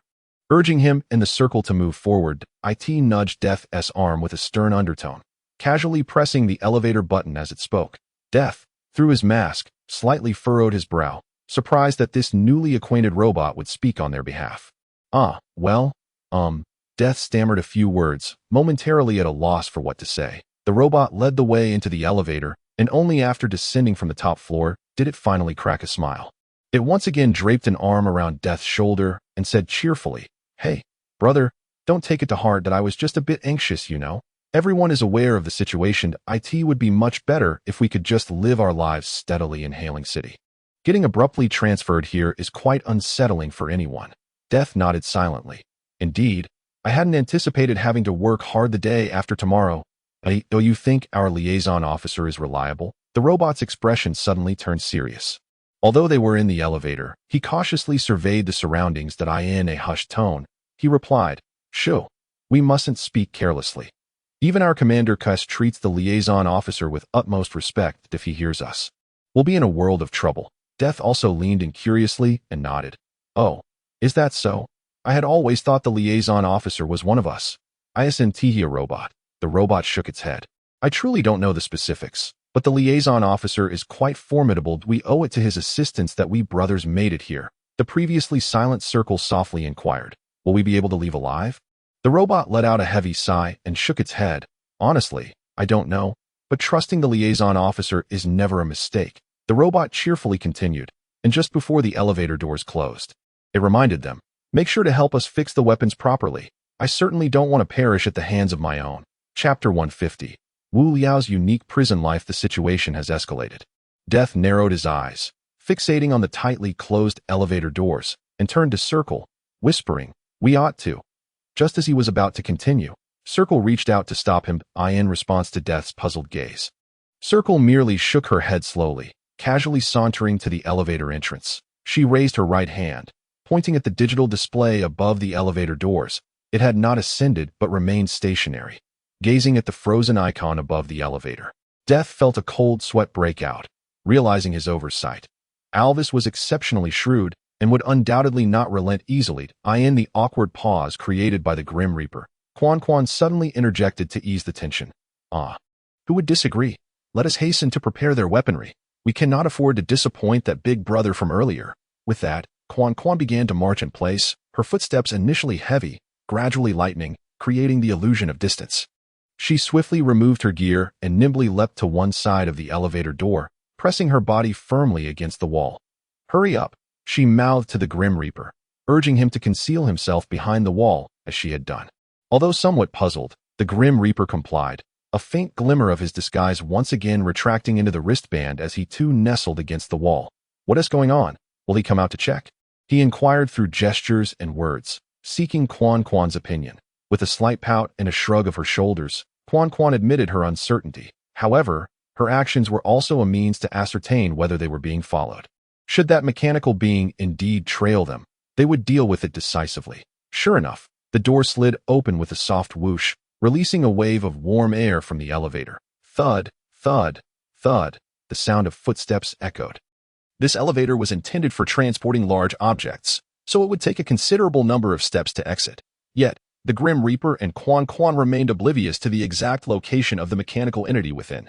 After exchanging a swift glance, Quan drew a dagger from her thigh-high boot. The footsteps continued, drawing unmistakably nearer, their approach imminent. The corridor's cold, fluorescent lights cast a chilling glow reminiscent of moonlight, glinting off Quan's dagger with a bone-chilling radiance. Suddenly, a metallic clang resonated as the mechanical being's left foot touched the corridor floor. Quan's heart raced. She was reluctant to eliminate the mechanical entity unless absolutely necessary, as such an action could alter the subsequent behavior of the machines. Holding her breath, she raised the dagger high, poised for a lethal strike. From a parallel perspective, the mechanical being's gun barrel emerged from the elevator, revealing a gun body measuring nearly 30 centimeters within Quan's line of sight. "No issues here," the mechanical voice suddenly resonated, and as the words fell, the mechanical being ceased its movements. Surveyed the corridor, its gaze sweeping over the surroundings, which appeared eerily devoid of life, with a self-deprecating chuckle. The mechanical being remarked, "I told you, the officer is excessively cautious. In these times, who isn't just trying to make a living?" Quan cautiously stepped back 2 paces, meticulously monitoring the fluctuating numbers on the elevator display until it reached the top floor, at which point she exhaled a long sigh of relief. Approaching the Grim Reaper, she patted his shoulder. "All right, we are in the clear. Let us proceed." Following the government's official announcement, the crowd of protesters began to disperse. Even the usually bustling Guanggu bunker was nearly devoid of people at that moment.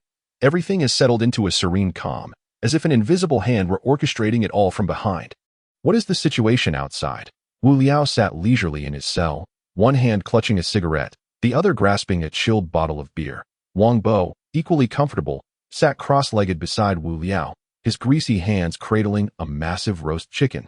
Savoring every bite with delight, there is hardly anyone around. I reckon those children were merely playing house. Today, when I ventured out to fetch some food, there wasn't even a shadow in sight. The guard, who previously held a rather unfavorable opinion of Wu Liao, was now seated face-to-face with him in the cell. Really? Wu Liao placed the cigarette between his lips and leaned slightly forward. The guard immediately understood and offered a lit lighter, as Wu Liao's demeanor bore little resemblance to that of a common prisoner. Rather, it suggested a superior inspecting a subordinate's establishment. Wu Liao released a series of smoke rings. The guard straightened up, awkwardly chuckling in agreement. Yes, indeed, those protesters have long since departed. Now outside the Guanggu bunker, there isn't a soul in sight. Wu Liao nodded subtly, contemplating his next course of action. The guard, cautiously observing the perplexity etched on Wu Liao's face, quickly exchanged a tentative glance with Wang Bo, fearing any dissatisfaction Wu Liao might harbor regarding his service. Wang Bo chuckled, raised his right arm to shake it out, revealing part of his forearm. Unbothered, he wiped the grease from his face with his arm, shaking his head and grinning at the guard. No worries, you should know him well enough. He is merely pondering the state of affairs outside. The guard then awkwardly smiled, nodding repeatedly. In recent days, General Reno had taken direct action against the Guanggu bunker, coupled with Tang Yukai's continuous provision of benefits to some of the guards. Each guard received promises of promotions and wealth, along with tangible benefits, leading to a cessation of any harassment towards Wu Liao and Wang Bo, for fear of offending these two gods of fortune. With the elimination of previous barriers, the guards genuinely interacted with the two key individuals and heard tales of Wu Liao and Wang Bo's exploits in Habitat 021, dramatically altering their attitudes towards them. Outside the glass cell, guards stood densely packed, some sitting on the floor. Even the usually authoritative warden, upon noticing Wu Liao not seated on a bench, quietly moved his chair aside. Wu Liao finally lifted his head, his gaze sweeping over the guards. A subtle smile playing at the corners of his lips, he cleared his throat gently, setting the beer aside and extinguishing the cigarette, but on the ground. Now, everyone listen closely. I have exclusive insider information. Secrets no one else knows. Wang Bo rose and approached the window, speaking proudly to the guards outside with a sense of triumph. All right, Wang Bo, let our Liao go enlighten us. With that physique of yours, you'd be a target on the battlefield. A voice from the crowd broke the moment, prompting an eruption of laughter. Wang Bo, feeling somewhat embarrassed, touched the tip of his nose and said with a pout, I am the mainstay of the Grim Reaper team. It's not mere boasting. It was I who facilitated your brother Liao's identity as a hunter. He continued, all right, let us have brother Liao share his tales. The crowd erupted into a lively chatter. Having spent most of their lives in the safe confines of the Guanggu bunker, they had never encountered significant trials, and Wu Liao's stories piqued the interest of these soldiers. Wu Liao cleared his throat softly before propping himself up. Yet, before he could utter a word, the crowd fell silent, clutching an array of snacks as if they were attending a storytelling soiree. This won't do, brother Liao. You are an idol to us all. A slender soldier stood up respectfully, voicing the sentiment of the crowd, which quickly echoed in agreement. Wu Liao shook his head in exasperation, chuckling lightly before launching into his narrative. With a soft crack, someone stealthily switched off the lights in the corridor, leaving only Wu Liao's cell illuminated. The dimly lit hall resembled a concert venue, with the audience gathered around, eagerly munching on their snacks as they listened intently to the climax of the tale. They cheered and applauded, fully immersed in the spectacle. Open the door. A commanding voice resonated through the air as General Reno, clad in military garb, stood at the entrance of the Guanggu bunker, his expression stern. The sentinels at the door stood at attention, saluting respectfully upon seeing General Reno's imposing figure, with a thunderous noise. The gates of Guanggu prison swung wide open, the guards parting to make way. General Reno strode in, followed closely by the rotund Tang Yukai. Why is this prison so dark? Tang Yukai muttered quietly. Having noticed the absence of lights and guards throughout the vast interior, as they approached Wu Liao's cell, a glimmer of light finally appeared. General Reno patted Tang Yukai on the shoulder, leaning in to whisper. Pointing at the group of guards surrounding Wu Liao's cell, "Look at this young fellow. He is quite remarkable, having risen to a leadership role in just a few days." Tang Yukai regarded the scene with a playful smirk. Chapter 151. The escape. Suddenly, a deafening sound erupted from Habitat 021. As Wang Bo spoke, his eyes gleamed with pride as he surveyed the gathered guards. The guards' expressions turned tense. "Guess what?" Wang Bo grinned. Pausing dramatically, the guards were captivated, holding their breath, their heads bobbing in anticipation. "The Bureau of Safety's building has come to life," Wang Bo exclaimed, springing to his feet with arms wide open. "Do you realize? It's a towering structure nearly 1,000 meters high." A chorus of gasps echoed through the crowd, igniting a wave of anxiety among the guards. Wang Bo smiled triumphantly, his hands clasped behind his back as he took a couple of steps in the center of the room. Just as words were about to escape his lips, his gaze suddenly fixed, and an awkward smile replaced the earlier expression on his face. The two figures beside him, one old and one young, were none other than General Reno and Tang Yukai. "All rise," bellowed the guard seated at the forefront. In an instant, all the guards stood to attention, their posture erect. "Salute," they commanded in unison, raising their right fists to strike their left chest in perfect harmony. General Reno wore a smile, lightly waving his hand, prompting Tang Yukai to immediately grasp his intent. He turned his body and took 2 steps forward, declaring, "All right, you have all worked hard. I sincerely appreciate the support from my brothers during these days." A subtle smile danced on Tang Yutsai's face as he continued, "Let me be straightforward with you. These 2 gentlemen are my dear brothers." With a flourish, he produced a stack of cards from his pocket. Predominantly pink, adorned with 5 golden characters, "Sweet Honey Group," he gestured to the nearest guard, saying, "You, please distribute these cards to everyone. I have counted them. Each person gets 1, and not a single individual should be overlooked." As the guard respectfully accepted the cards, Tang Yukai slyly tapped him on the shoulder, a black card silently slipping into his hand. The guard remained oblivious to Tang Yutsai's subtle maneuver. Tang Yukai chuckled with satisfaction, encouraging the guard to distribute the cards as he added, "These cards are all VIP cards from our Sweet Honey Group, and you may indulge in any of our establishments within the next 3 days. With no spending limit." Tang Yukai waved his hand dramatically, feigning the demeanor of a generous benefactor. The guards erupted with joy. Who among them was unaware of Sweet Honey Group's esteemed position within the Guanggu bunker? Regardless of the industry, they reigned supreme. Observing the guards' exuberance, Tang Yukai could not help but feel a swell of pride. Yet, being astute, he crossed his arms and added, "But do be mindful. Do not impoverish me." Laughter erupted from the crowd. "All right, you may all leave. Today, I grant you a day off," General Reno stated calmly. The guards, their faces aglow with uncontainable joy, clustered together, gradually dispersing from Wu Liao's cell. Once the last guard had departed, Wu Liao respectfully stood up and took 2 steps forward. "General Reno, what is this?" Wu Liao inquired, puzzled.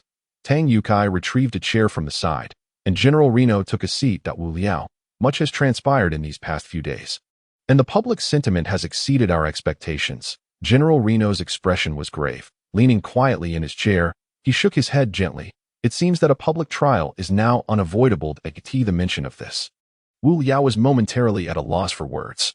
Throughout the recent days, he had come to regard life and death with indifference. However, the matters of slander and distortion weighed heavily on his mind. A bitter smile graced his lips as he shook his head helplessly, clearing his throat before saying, "General Reno, it's all right. I can endure." Tang Yukai, upon witnessing Wu Liao's demeanor, instantly shifted his expression. "Wu Liao, how about this? As long as you are willing to share the technology of Aowilia with me, I'll risk my life to extricate you from this prison today." His face bore a look of apparent distress, as if he had suffered a tremendous loss. Wu Liao shot him a disdainful glance, huffing softly in response. "Enough of your antics. Little Tang, we must discuss serious matters." General Reno also appeared exasperated.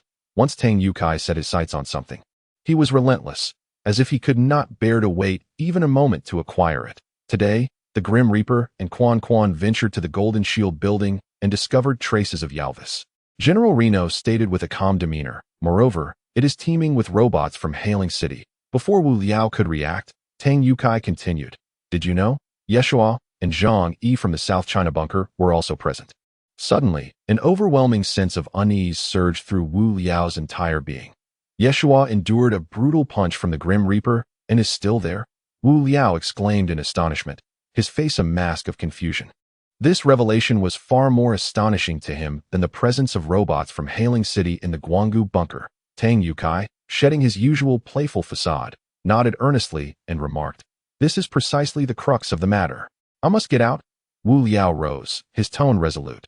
Tang Yukai fished out a black card he had just swiped from the guard and tossed it through the narrow, ventilated window. He beckoned Wu Liao to come closer and whispered a few words before motioning for Major General Reno to accompany them out.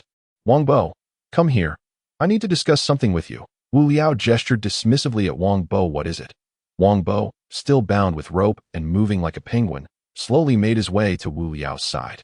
"I'm getting out," Wu Liao said mysteriously. He then lifted the card in his hand and gently swiped it against the electronic lock of the cell, with a series of beeping sounds. The door quietly slid open. Wang Bo hopped eagerly toward the exit, but just as he was about to step through, the door slammed shut with a bang. With a thud, Wang Bo collided with the glass door. His chubby features contorted from the impact, leaving a greasy smudge on the glass. Hey, what's going on?" Wang Bo exclaimed, struggling to straighten himself, glaring resentfully at Wu Liao. "You're leaving, so at least let me go," he shouted at the closed glass door. Watching Wu Liao's retreating figure, Wang Bo fervently sent unkind thoughts toward Wu Liao's family. It wasn't until the prison was engulfed in darkness once more that Wang Bo slowly slid down the wall to sit. "That bastard," he cursed under his breath, and with considerable effort, he managed to reach into his pocket. "Uh-huh," Wang Bo whispered, revealing a small, dark iron ball in his hand. He closed his eyes tightly, silently muttering something. In an instant, the iron ball began to expand at a visible rate, bursting forth in a dazzling spectrum of colors. Before long, a tin figure resembling Wu Liao materialized beside him. The metallic figure before him was indeed the controllable metal of a Wylia. In truth, they possessed such tools that would make an escape quite effortless. Their intention was merely to mitigate influence and prevent the situation from escalating further. Now that a turning point had emerged, Wang Bo felt reassured enough to retrieve the iron ball. The iron skin Wu Liao bore no distinction from the attire worn by Wu Liao himself, save for the absence of facial features. The silhouette was nearly indistinguishable from Wu Liao's own. "Release me," Wang Bo commanded the metallic figure with irritation. Slowly, the figure rose to its feet and clumsily approached Wang Bo, a flash of cold light slicing through the air as the ropes binding Wang Bo were severed. Rising to his feet, Wang Bo stretched his limbs, vigorously shaking his slightly swollen arms that had been restrained. He carried the metallic figure to a corner of the cell, gently pressing its face against the wall. He did not forget to grab a roll of cotton bedding from the nearby bunk, wrapping it snugly around the figure. Taking a few steps back, Wang Bo nodded in satisfaction. From this angle, Wu Liao appeared to be peacefully asleep. "May your endeavors be successful," he silently prayed. He understood that his task was to keep the guards occupied, while only Wu Liao could assist with matters beyond these confines. "Hey, you say the guys are out having a good time, and here we are, the two pitiful souls left to guard the gate," grumbled the guard at the prison entrance, cigarette dangling from his lips as he glared at the card in his hand. His mood evidently sour. "Quit your whining. When the shift changes tonight, I'll take you somewhere nice. I tell you, I went there on my wedding anniversary once, and wow, the food was simply exquisite. A feast for the senses." As he spoke, he suddenly lost his balance and collapsed heavily to the ground. The smoking guard, just realizing something was amiss, quickly became alert, only to find a shadow standing before him. Before he could discern the identity of this figure, he too fell to the floor. Draped in a military coat pilfered from the prison warehouse, Wu Liao carefully donned a wide cotton hat, bending down to relieve the guard of the key to the main gate.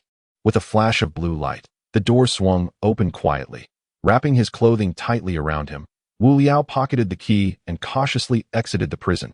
Outside, a throng of demonstrators still filled the streets, brandishing various signs and vociferously expressing their sentiments. "Hey, brother, I want to ask how that scoundrel Wu Liao is faring in prison." A young man grasped Wu Liao's sleeve, holding aloft a sign that read, "Severe punishment for human traitors." In an instant, the crowd gathered around them, bombarding the guard with questions. Indeed, that bastard must not be allowed to escape unscathed. He must be dealt with harshly. The number of people encircling Wu Liao steadily increased. A wave of inexplicable sorrow surged within him.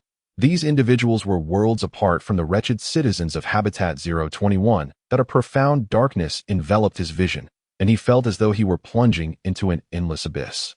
Chapter 152. Interrogation. Is this person out of his mind? If you ask me, he must be in cahoots with that scoundrel Wu Liao. Indeed. Look at him. He hasn't uttered a single word. He is undoubtedly here to assist Wu Liao. Brothers, let us advance. Surround him. Do not allow him to escape. In no time, the crowd erupted with fervor, their collective ire and attention converging upon this jailer. Wu Liao struggled to suppress his mounting rage. He had come to resolve an issue.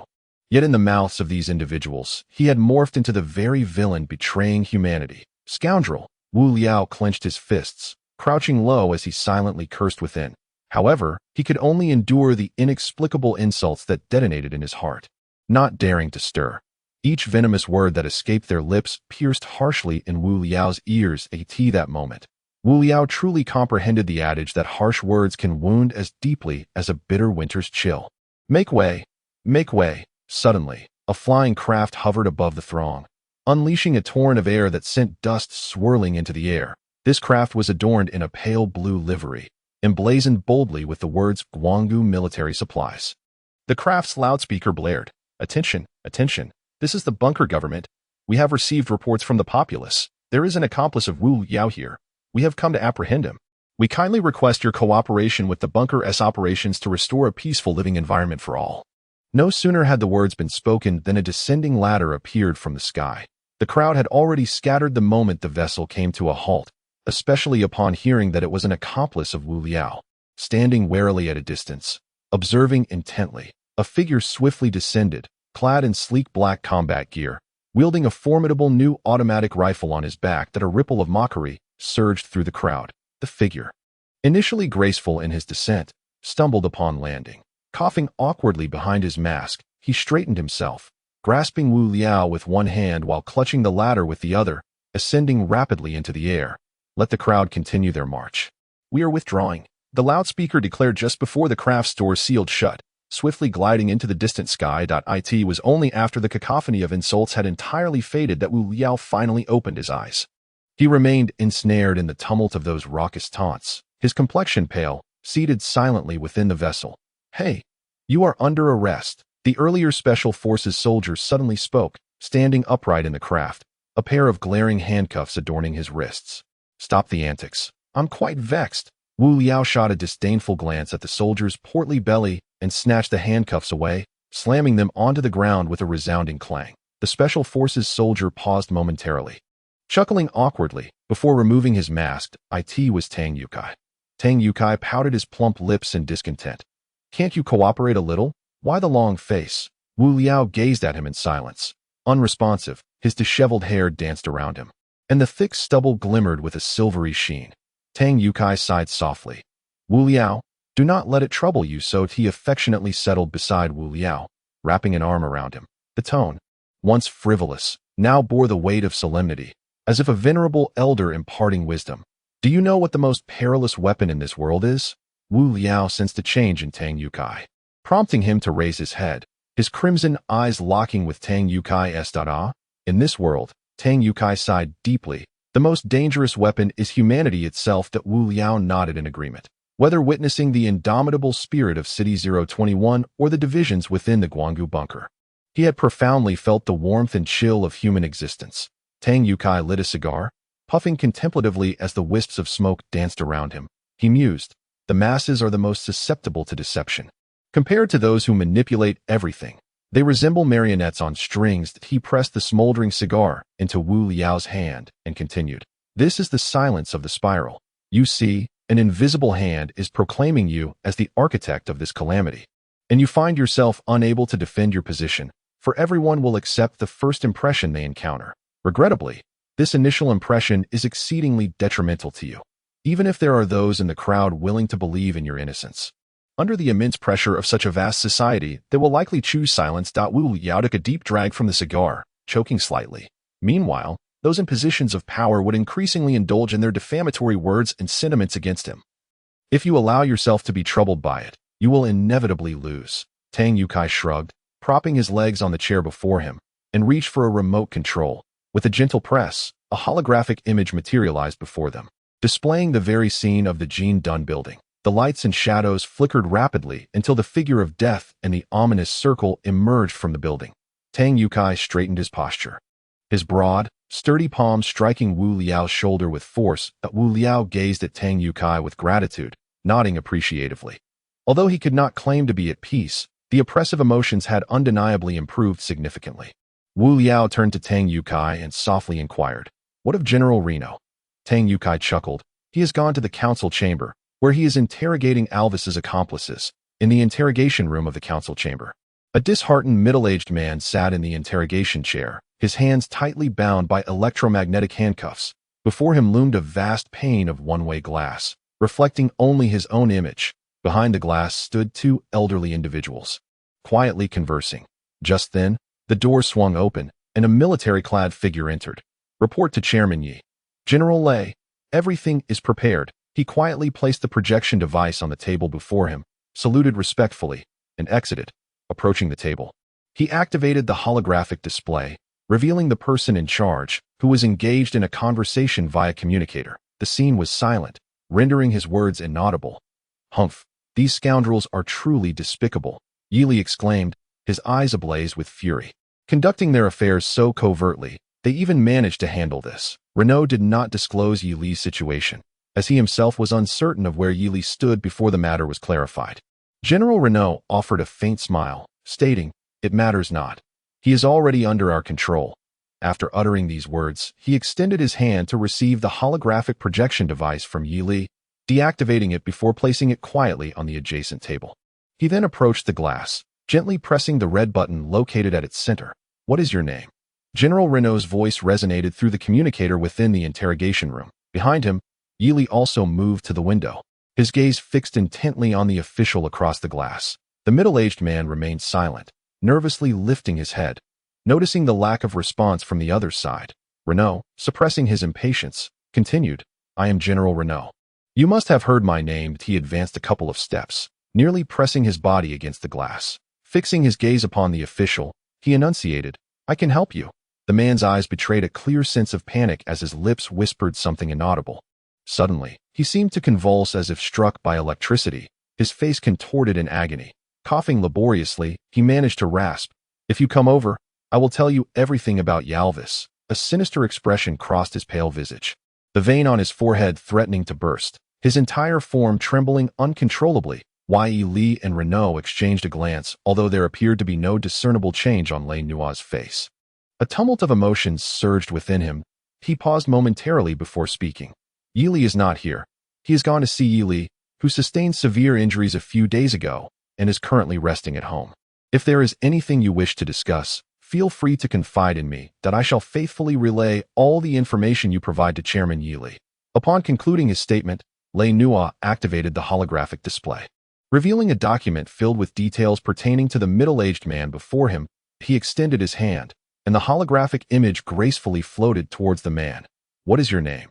"I do not wish to inquire for a third time." General Lei Nua admonished, his gaze fixed upon the name on the document. "Ai Ku." The middle-aged man's lips curled slightly as he replied, "I am Ai Ku." Suddenly, he began to tremble violently, his entire chair shaking and producing a cacophony of sounds against the floor. "Ah!" he howled in agony. I am." Abruptly, an inexplicable metallic voice interjected, "I am Yarvis. Long live hailing city." No sooner had he spoken than the man's face erupted, blood splattering forth like the vibrant petals of a blooming flower. Chapter 153. The list. Upon hearing this from Quan Quan, Tang Yotsai's eyes widened in disbelief. How could this be possible?" he stammered, visibly flustered. Quan Quan, having observed Tang Yotsai's subtle movements, chose to remain silent. "Consider this. The Guanggu bunker is one of the least damaged existing bunkers. Even General Lei Nua mentioned that he received a mysterious phone call before New Year's Eve, which is why it has remained so intact." Quan Quan softly remarked. Tang Yukai furrowed his brow, deep in contemplation. The Grim Reaper seized the opportunity to continue the conversation. "It is indeed possible. Just think about it. We were previously unaware of the existence of Habitat 021. Yet now, we have even encountered the progenitor of the robots." The Grim Reaper's imagination ran wild. "Mr. Tang, do you think it could be that the Guanggu bunker is in fact the ancestor of humanity?" he asked cautiously. Two dark lines appeared on Tang Yotsai's forehead as he struggled to endure this whimsical discourse. Rest assured, The Guanggu bunker has nothing of significance. It is perfectly safe. What are you even suggesting? An ancestor of humanity. Tang Yukai rose and continued. If an ancestor of humanity were to suddenly appear, that would be akin to a resurrection. With that, he sat down in frustration and called to arrange for dinner preparations.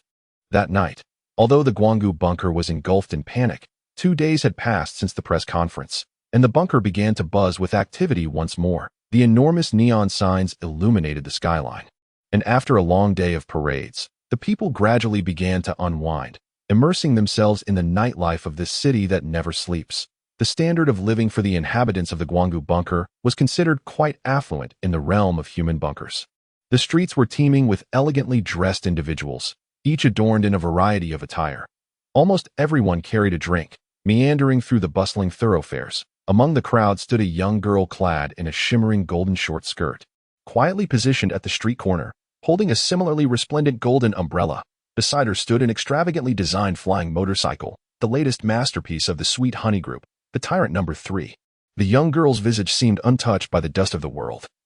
Yet it evoked a sense of deep affection, embodying an indescribable charm. Her proudly heaving bosom, a slim waist that could be grasped delicately, a pert derriere, and those pristine thighs drew attention even amidst the shadows of night. She resembled a maiden who had stepped straight from the realms of a two-dimensional universe. Beautiful lady, how about a drink? A robust man clad only in a pair of flamboyant shorts sauntered by. Raising the beer in his hand, he deliberately puffed out his muscular chest, showcasing his impressive pectorals. Very well, sir, the golden-haired maiden replied with a gentle nod, extending her hand to receive the beer, with a delicate twist of her fingers. The aluminum cap flew off. The girl tilted her head back, gulping down the entire contents in one swift motion. Under the astonished gaze of the brawny man, she returned the empty bottle to his grasp. With a gracious nod, she expressed, "Sir, thank you for the beer. You may take your leave now." Her voice was soft yet imbued with an undeniable authority. The sturdy man, momentarily taken aback, accepted the empty bottle with a sheepish grin and turned away. Number 5. It seems you are quite the charmer. This marks the 5th person to approach you today, does it not? The communicator nestled in her ear emitted a blue glow, revealing Angelina's voice. The golden-haired maiden wore a sweet smile. "Madam, you flatter me. The boss has never shown us any regard." Angelina chuckled with satisfaction. "He dares. Just watch me break his legs." Having just dined with Wu Liao and company, Angelina had immersed herself in her office, diligently completing the tasks assigned by Tang Yukai. Suddenly, a red dot illuminated on the holographic projection before her, swiftly hurtling towards number 5. Number 5, number 5, be aware. The target is about to pass through your sector. Maintain your pursuit. No sooner had the words left her lips than a fully silver spaceship zipped past her. "Understood, madam." With a graceful lift of her golden skirt, in the next instant, she mounted the Tyrant. The motorcycle roared to life. Surging forward, the girl's golden hair danced wildly in the night sky, the wind teasing her skirt, revealing glimpses of allure that drew the gazes of passers-by. Yet she remained utterly unfazed. "Number 5? This is," Angelina began, only to be interrupted by the sweet, syrupy tone of number 5. Lian Hu, commander of the Guanggu government forces, 3rd Division, suspected of collusion with Yalvis, known for his arrogant demeanor and a weakness for women. The maiden articulated all the details of Lian Hu with remarkable fluency. She had memorized every piece of information when Tang Yukai assigned the task. "Very well, proceed with caution. Aim to extract more information. But do not raise any alarms," Angelina cautioned with concern. "No worries, madam. Leave it to me. You focus on monitoring others." Angelina nodded with reassurance, redirecting her attention to another holographic projection. "Number 12. Your target is a young girl. You know what to do next." At that moment, the spacecraft before number 5 abruptly detached from the ground, swiftly ascending into the air and accelerating fiercely towards the southern part of the city. Number 5 smiled gently, then deftly twisted the throttle of the Tyrant. 2 sleek tail wings rose gracefully from either side, and with a thunderous roar, they clamped onto the rear of the Lianhu spacecraft. Leaving behind 2 dazzling trails of white light. In the south of the city lies the habitat of dignitaries from the Optical Valley bunker, replete with numerous private clubs. The Lianhu spacecraft came to a halt in a secluded corner of the southern district, where towering skyscrapers were a rarity. 2 rows of soft yellow streetlights illuminated the sides of the road, surrounded by relatively low buildings that, upon closer inspection, were intricately adorned with exquisite carvings and columns. At the street corner, Lianhu straightened his military uniform and descended with a smile. Directly in front of him stood a charming two-story building that a number of luxurious flying vehicles were parked at the entrance, flanked by long flower corridors that stood quietly on either side, emanating a captivating fragrance. The entrance was quite understated, resembling merely two ordinary iron gates, above which hung the words Nightshade, faintly glowing against the night sky. Lianhu strode inside, and the doormen on either side respectfully nodded, extending a hand to usher him in. A flash of white light streaked across the night sky. It was number 5's Tyrant AS. She maneuvered the Tyrant for landing. She surveyed her surroundings. Lianhu had entered Nightshade, surrounded by residential areas, without detecting any non-human entities or robotic presences. Safety was confirmed. Number 5 softly reported, bringing the Tyrant to a stop by the roadside. Strutting in her high heels, she sashayed into Nightshade. "Good evening, madam. This is a private club, and you appear unfamiliar. To ensure safety, please present your membership card." One of the doormen stepped forward, blocking the path of the ethereal-looking number 5. With a quiet sigh, number 5 suddenly transformed her demeanor. "That scoundrel, Lianhu, damn him, leaving me at home every day while he flits about this wretched place, courting other women." Number 5 placed her hands on her hips, loudly exclaiming, her long umbrella having inexplicably transformed into a luxurious bag made of wild donkey hide. Her eyes ablaze with indignation, she turned sharply to the doorman and demanded, "You, young man, do you think I'm unattractive? Is my figure lacking? Am I unworthy of that scoundrel Lianhu?" This revelation was nothing short of explosive. Number 5 was clad in the briefest of their uniforms, barely concealing her ample bosom, a sight so striking it was almost overwhelming. The doorman swallowed hard, his face turning crimson. Number 5 took 2 steps forward, her proud figure nearly colliding with the doorman's face. "Ahem, ahem." The doorman coughed awkwardly, attempting to mask his embarrassment. "Since you are indeed the wife of Colonel Lianhu, you certainly have the right to enter." He then bowed respectfully, stepping aside while his gaze lingered on number 5's long legs. That it was only after she had sashayed through the door that the doorman came to his senses. Tell me, why would Lianhu neglect such a beautiful wife at home to seek out women here?" he stammered, swallowing hard. "Hey, what do you know? No matter how beautiful a woman may be, once she embodies the essence of a tigress, she is destined to be forsaken by man." The doorman, deeply impressed by the outburst of number 5, couldn't help but shudder at the memory. "Yet, I have never encountered such a strikingly beautiful woman." The doorman inwardly chastised the unfairness of fate. "Hush, be cautious, lest the boss overhears us discussing the guests. We might find our wages entirely deducted." The interior of Nightshade appeared rather unremarkable, resembling an ordinary villa. It was not until 2 sweet-faced young women guided number 5 towards the basement that her astonishment grew. "Goodness!" Number 5 gasped internally. The lower level of Nightshade exceeded her wildest imagination. Each table was attended by bartenders chosen according to the gender of the guests. The male bartenders, their chiseled abs dusted with a layer of golden powder, were particularly eye-catching under the sultry lighting. Meanwhile, the female bartenders, clad in matching 3-piece swimsuits, showcased tantalizing hints of their abdominal definition. Beyond providing standard service, these bartenders also engaged in the role of companions for the guests. Tables were spaced approximately 5 meters apart, with the option of creating secluded areas based on the guest's desires. Lianhu sat at a table near the corridor, surveying his surroundings. "Damn, are there no new faces lately?" He disregarded the 2 female bartenders before him. "Despite their exceptional beauty, I apologize, Mr. Lian, but our establishment operates on a membership basis. So it is rare to encounter new faces," said a young woman, bowing deeply in apology. She was acutely aware of Lianhu's temperament. A single misstep in conversation could provoke his wrath, leading to harsh words or even physical retaliation. Just days prior, she had received 2 stinging slaps for a careless remark, leaving her with indignation she dared not voice. Lianhu was equally unyielding, delivering a sharp kick to the young woman's abdomen.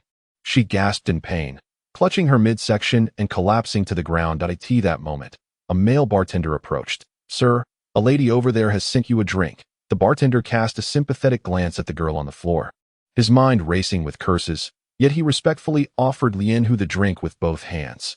Lianhu, impatient, replied, "Just set it down."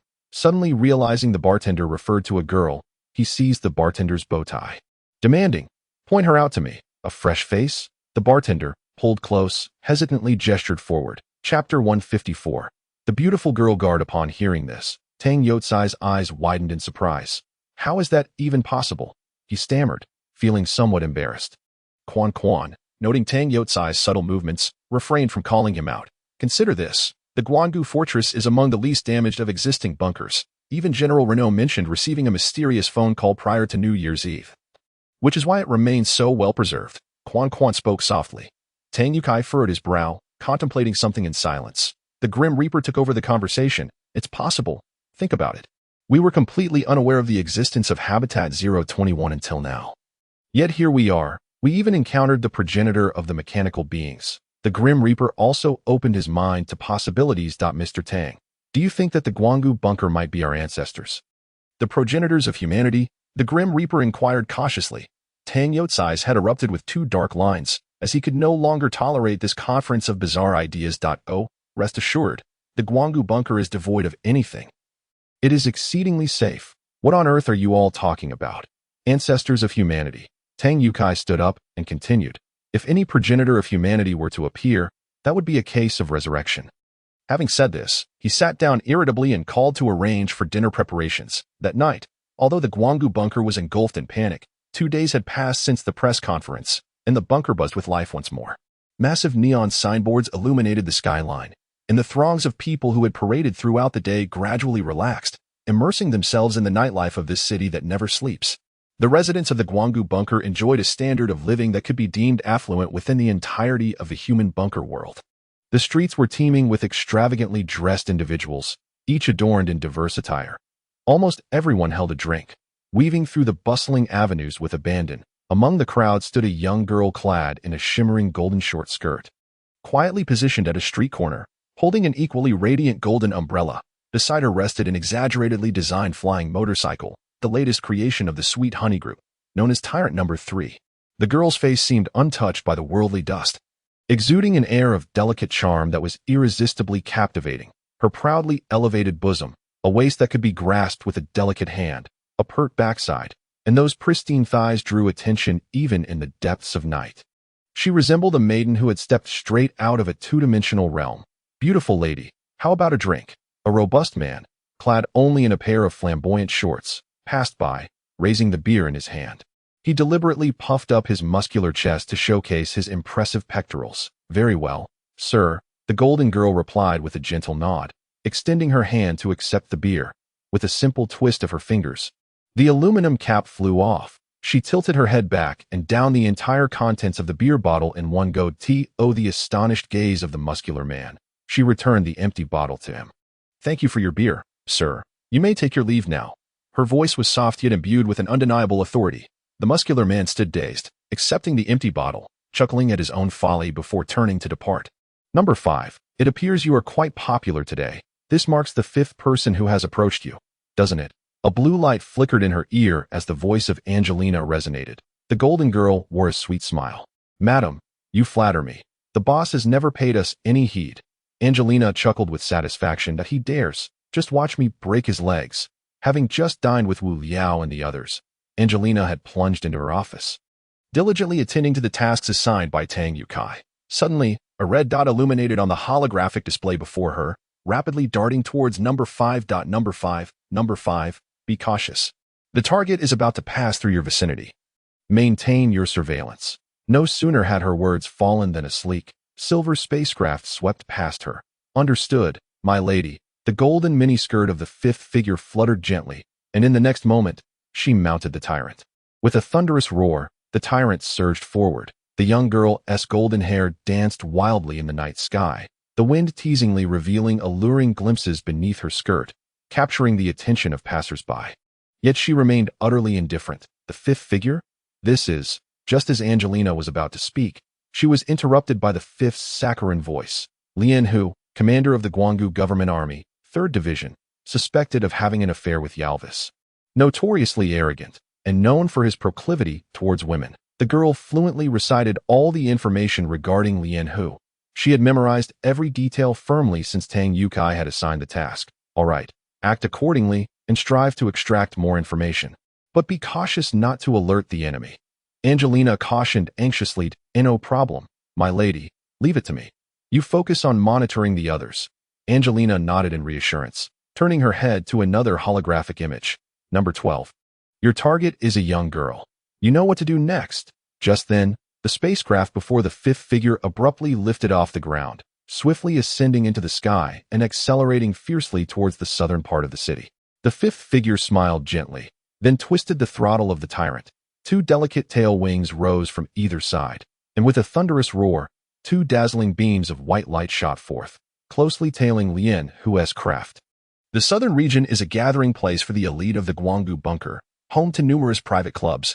Lien Hu's spacecraft came to a halt in a secluded corner of the south, where tall buildings were exceedingly rare. 2 rows of soft yellow streetlights illuminated either side of the road, surrounded by relatively low-rise buildings, each exquisitely adorned with intricate carvings. At the street corner, Lien Hu shook off his military attire. Descending with a smile, directly ahead stood an elegant 2-story building that a multitude of luxurious flying vehicles were parked at the entrance, and long flower corridors quietly flanked either side, their various blooms exuding enchanting fragrances. The entrance was rather understated, appearing to be merely 2 ordinary iron gates, above which hung the words Nightshade, faintly glowing in the night sky. Lien Hu strode inside, and the doormen on either side respectfully nodded, extending a hand to welcome him, and a flash of white light streaked through the night sky. It was the fifth figure's tyrant. As she maneuvered the craft to descend, she surveyed her surroundings. Lien Hu had entered Nightshade, and all around were residential areas. No signs of non-human intelligence or robotic activity were detected, confirming safety. The fifth figure reported softly, bringing the tyrant to a stop by the roadside. Strutting in high heels, she sashayed with a sway of her hips into Nightshade. Good evening, miss. This is a private club. You appear unfamiliar. To ensure safety, please present your membership card. One of the doormen stepped forward, blocking the seemingly ethereal fifth figure. The fifth sighed inwardly, suddenly transforming her demeanor. That bastard. Lien Hu, damn him. Each day, she is left behind at home, while he spends his time in this wretched place, charming every passerby. Number 5, hands on her hips, bellowed loudly, her long umbrella inexplicably replaced by an exquisite bag made of rare donkey hide. Her eyes, ablaze with fury, suddenly turned towards the doorman, launching an aggressive inquiry. Hey, you, do you think I'm not beautiful? Is my figure lacking? Am I not worthy of that scoundrel? Lien Hu. The situation escalated. Number 5 was clad in the shortest uniform among them, barely covering her ample bosom, which was strikingly pale. The doorman swallowed hard, his face flushing crimson. Number 5 took 2 bold steps forward, her proud chest nearly colliding with the doorman's face. Cough, cough. The doorman cleared his throat, attempting to mask his embarrassment. As the wife of Commander Lien Hu, you certainly have the right to enter. He bowed respectfully and quietly stepped aside, his gaze lingering on Number 5's slender legs. That it was only after she had sashayed through the door that the doorman came to his senses. You know, why would Lien Hu leave such a stunning wife at home and come here to seek out ladies? He stammered, swallowing hard. What do you know? No matter how beautiful a woman may be, if she carries the temperament of a tigress, she will inevitably be cast aside by men. The other doorman, deeply impressed by Number 5's outburst, shivered at the thought. Yet, he couldn't help but think, I have never encountered such a beautiful woman. He loudly chastised fate in his heart. Shoo, be cautious that the boss doesn't overhear us discussing the guests. We might end up with our wages docked. The interior of Nightshade appeared remarkably ordinary, resembling a typical villa, until 2 sweet-faced girls guided Number 5 towards the basement. Heavens, Number 5 couldn't suppress an exclamation in her mind. The basement of Nightshade exceeded her wildest imagination. Each table was attended by a bartender suited to the gender of the guests. The male bartenders, their 8-pack abs dusted with gold powder, were particularly eye-catching under the dim, suggestive lighting. The female bartenders, clad in matching 3-piece outfits, sported tantalizing hints of defined waistlines. Besides providing regular service, these bartenders also moonlighted as companions for the guests. Tables were spaced approximately 5 meters apart, with options for creating enclosed spaces based on the guests' preferences. Lien Hu sat at a table near the corridor, surveying the surroundings. Damn it. Aren't there any new faces lately? He ignored the 2 female bartenders before him. Despite their undeniable beauty. I apologize, Mr. Lien, but our establishment operates on a membership basis, thus new faces are quite rare. One of the girls deeply bowed, apologetically stating this. She was acutely aware of Lien Hu's temperament. He could become verbally abusive or even resort to violence over the slightest provocation. Just days ago, She had received 2 slaps from him for a careless remark. Yet she dared not voice her indignation. Lien, who showed no mercy, delivering a brutal kick to the girl's abdomen. She let out a muffled groan, doubling over in pain, collapsing to the ground. Just then, a male bartender approached unexpectedly. "Sir, the lady over there invites you for a drink." The bartender cast a sympathetic glance at the girl sprawled on the floor, cursing silently in his mind. Yet he respectfully offered the drink to Lien, who with both hands. Lien, who, displaying impatience, replied, "Just place it there." Suddenly realizing that the bartender was referring to a girl, he swiftly seized the bartender by the collar. "Point her out to me." "Which girl is it?" "A stranger?" The bartender was pulled close, gently indicating with his finger. Chapter 155. Lien, who takes the bait. Lien, who followed the direction of the bartender's finger. Good heavens! For a moment, he found himself at a loss for words. The girl seated at the corner of the table appeared nothing short of celestial. Her exquisite features, alluring figure, and the luxurious drink in her hand all suggested an extraordinary background. However, Lien, who restrained his usual impulsiveness and began to observe her quietly. It was not until the girl deliberately crossed her legs, inadvertently revealing an incredibly enticing view beneath her skirt, that Lien, who finally stood up, a seasoned player in matters of the heart. He had charmed more than one girl with his status and sweet words, yet he had never encountered one quite like this. He stealthily approached table number 5, pondering which approach to take in initiating a conversation with this enchanting lady. "Beautiful lady, is this drink a gift from you?" Lien, who feigned a gentlemanly demeanor, hands tucked into his pockets, a subtle smile gracing his lips. "Who are you?" Number 5 retorted curtly, not even sparing him a glance. Lien, who was momentarily taken aback, he chuckled awkwardly, lifting his glass. "Isn't this drink from you?" Number 5 tucked a stray strand of hair behind her ear with her slender fingers, exuding a unique allure. "Indeed, I saw you assaulting the bartender and couldn't just stand by, so I intervened." Though her actions appeared seductively graceful, her words lacked warmth, which piqued Lien, whose interest. Ha, ha, ha. He let out an awkward laugh. Nonchalantly signaling the bartender to retreat, he settled into the seat opposite number 5, crossing his legs. "My dear, you see, it's all a misunderstanding. I accidentally bumped into her, and she just fell to the ground." Lien, who sipped his drink and continued, "I must tell you, her behavior would have been considered a scam in the past." Number 5 burst into laughter, finding it amusing that someone would brazenly speak of bullying others in such a manner. Upon seeing her icy demeanor thaw with laughter, Lien, who felt a sense of relief. "You must understand, I am a regular here. Can you tolerate being asked for an extra tip?" "I merely gave her a light lesson," he said with a sheepish grin. Number 5 nodded in acknowledgement, unable to deny that if not for her mission, she would have given this arrogant man a severe reprimand. "My dear, now that we are here, shall I join you for a drink? Let us consider this a misunderstanding."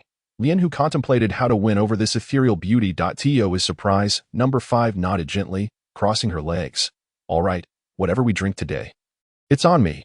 Lien, whose heart soared with joy, secretly exclaiming to himself that he had a chance. He personally raised the surrounding partitions and, upon encountering the bartender, astonishingly slipped a few banknotes into his hands, urging him to leave in haste. Once the partitions were drawn up, Lien, who plopped down beside Number 5, although he had long been salivating at the prospect, he understood that now was not the moment for rash actions. "My dear, what brings you to such a place today? Is there something on your mind?" Lien, who feigned the demeanor of a caring older brother, speaking softly. Number 5 pursed her lips momentarily, her expression instantly shifting to one of melancholy. She then burst into laughter, casually picking up a bottle of wine from the table and reclining comfortably on the sofa. After taking a hearty sip, her gaze transformed into one of disdain. "A superior? Huh? You wouldn't dare cross paths with such a person." Lien, whose heart trembled. Indeed, his suspicions were confirmed. This young woman was generous and strikingly beautiful, undoubtedly a formidable character. However, what man would concede defeat so easily? He raised his glass, clinking it gently with Number 5's, and downed the contents in one go. His thoughts involuntarily drifted to the promise made to him by Alvis earlier. He reached out, wrapping his arm around Number 5's slender waist, glancing around to ensure no one was eavesdropping before leaning closer to her. "Fear not, confide in me. In a few days, I'll be on the path to fortune." Number 5 quietly sipped her wine, her voice barely above a whisper. Bobby, commander of the 2nd Division of the government forces, upon hearing this, Lien, whose eyes seemed to blaze with fury. This Bobby was his direct superior, who often directed harsh words at him. Had it not been for Bobby, he would never have accepted Alvis's terms. Lian-hu let out a heavy snort. Bobby. Huh. That scoundrel is my boss. I never imagined he had such a beautiful wife. With this, the grip of his hand around number 5's waist tightened. I am not his woman. We merely met a few days ago.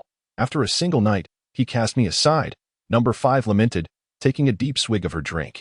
As she spoke, her gaze turned hollow, staring into the distance with an expression that conveyed the world's worthlessness. Lian-hu couldn't help but chuckle inwardly. Such a beautiful girl. And that scoundrel Bobby tossed her aside after just one encounter.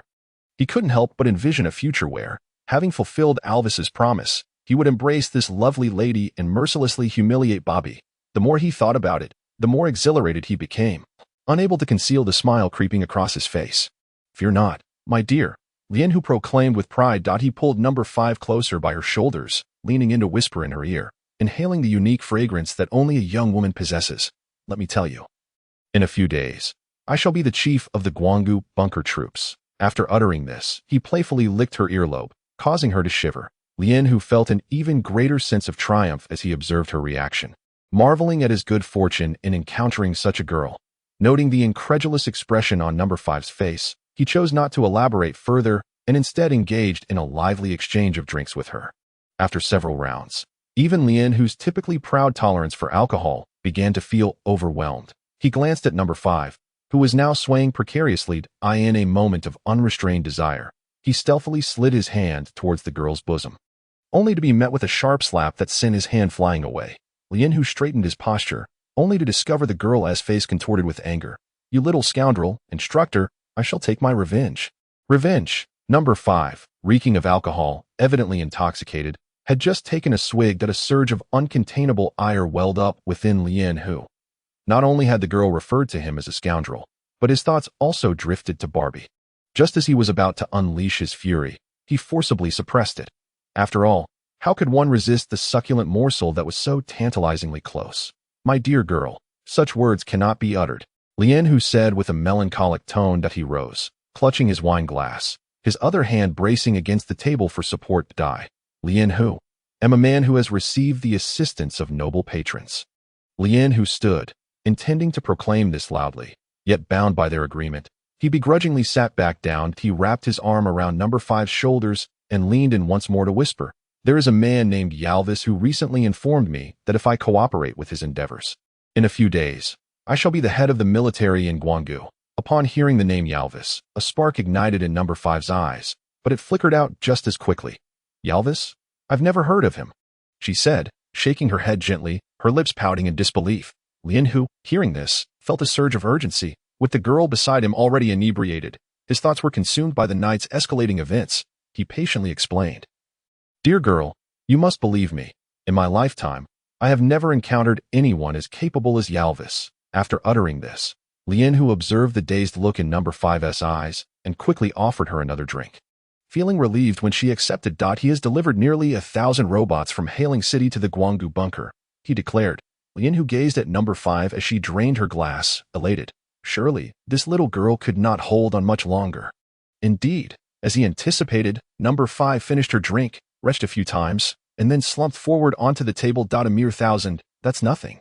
We, in the Guanggu bunker, have hundreds of thousands of government troops. She managed to mumble while resting her head on the table. Lian-hu felt a wave of dizziness wash over him, yet he mustered his strength, heavily resting his right arm on the table, his head thumping against his arm, leaning closer to number 5. He whispered softly, You must understand, these 1,000 men are the elite from Hailing City, and alongside the forces within the Guanggu bunker, Yalvis's men will ensure that in no time, the Guanggu bunker will be under the command of General Chaos. Number 5, swaying as she sat up, pounded her tiny fist against Yalvis's name, playfully saying, Just trying to charm me. The Guanggu bunker is as impregnable as a fortress, even if those 1,000 robots were to come. How could they stir up any considerable waves? Noticing Lian-hu's lack of reaction, she added with concern, This is all information from Barbie. Lian-hu, who had already begun to feel the effects of intoxication, ignited with fury at the mere mention of Barbie. He lifted his head, observing the flushed cheeks of number 5, feeling certain that his scheme was on the brink of success. Thus, he resolved to administer another potent dose. At that moment, number 5's small hand clasped his left hand, gently placing it on her smooth, slender thigh. Lian-hu instantly felt a surge of masculinity, convinced that he would surely win over this young lady today. With a smile gracing his face, he proclaimed, "Little girl, let me tell you, just 3 days from now, Yalvis will lead us, around 30,000 strong, along with 31 warships from Hailing City." He felt as though his hand were enveloped in warmth. And upon lifting his gaze, he realized that number 5 had placed his hand over her heart. This little vixen possesses some skill. Yet I, Lien Hu, must have her today, he mused. Suddenly, he sprang to his feet, exclaiming, 3 days hence, I shall be the paramount leader of the Guanggu military. By then, not even a mere Barbie, let alone Renault, will dare act without my approval. With that, he collapsed back onto the sofa with a thud. Clearly inebriated beyond consciousness, number 5 waited patiently for a while, and upon seeing that Lien Hu showed no signs of rising, she reverted to her original demeanor. She lightly tapped her communicator twice. Madam. Lien Hu can be utilized. On the other end, Angelina, wearing a troubled expression, felt a flicker of joy upon receiving this news, while others struggled with their surveillance tasks. Only number 5 had successfully drawn out the conversation. She hoisted the drunken Lien Hu onto her shoulder, settled the bill with the bartender, and then exited the nightshade. Can you believe this tigress managed to bring Lien Hu down? The doorman at the entrance couldn't help but exclaim upon seeing their figures. Chapter 156, Coercion and Temptation. Lien Hu felt disoriented as the sweet-faced girl lifted him into his aircraft, after which he completely lost consciousness. Where am I? Lien Hu thought, feeling parched and drowsily blinking awake. A bone-chilling cold struck him, and although he seemed to be draped in something soft, the chill was inescapable. He abruptly sat up, only to discover he was lying in a cold storage facility, covered by a tattered fishing net. The dizziness from excessive drinking left him momentarily bewildered about what had transpired. Where am I? Lien Hu curled into a ball, perhaps awakened by the penetrating cold. He began to survey his surroundings. The room was approximately 100 square meters, with a height of about 5 meters, and a frigid breeze was being pumped in from the central air conditioning. Surrounding him were stacks of boxed goods, identifiable as products from the largest refrigerated market in Guanggu, the Sweet Seafood Trading Company. Dim blue lights cast a serene glow around the cold storage, devoid of any human presence. Damn it, have I fallen for that little minx's trick? Lien Hu shivered as he stood up, the prolonged exposure to the cold having slowed his blood flow, rendering him somewhat sluggish. He approached the wall and knocked twice, the sound dull and heavy, at least 10 centimeters thick. Bastard! Lien Hu shouted in frustration. He instinctively reached into his pocket for his communicator. However, after rummaging through all his pockets, he found nothing at all. I am the commander of the Guanggu Bunker Government Army. Due to the frigid conditions, his speech was somewhat slurred. Hurry, someone, let me out. Lien Hu's voice echoed through the intercom into the adjacent room. Tang Yukai lay sprawled across Angelina's lap, a cigar clutched between his lips, while in one hand he toyed with a peachwood comb, amusing himself with the few strands of hair that remained. My dear, how long do you think we should keep him here? Tang Yukai lifted his head to gaze at the holographic image nearby, where Lien Hu was already in a frenzy, incessantly shouting and cursing. Angelina, observing the holographic display, couldn't help but shake her head. It should be enough, right? I leave him in your capable hands. Angelina snatched the cigar from Tang Youtsai's grasp, gestured for him to rise, and placed it between her own lips, pinching it delicately between her thumb and index finger before exhaling a thick cloud of smoke. Darling, I entrust him to you.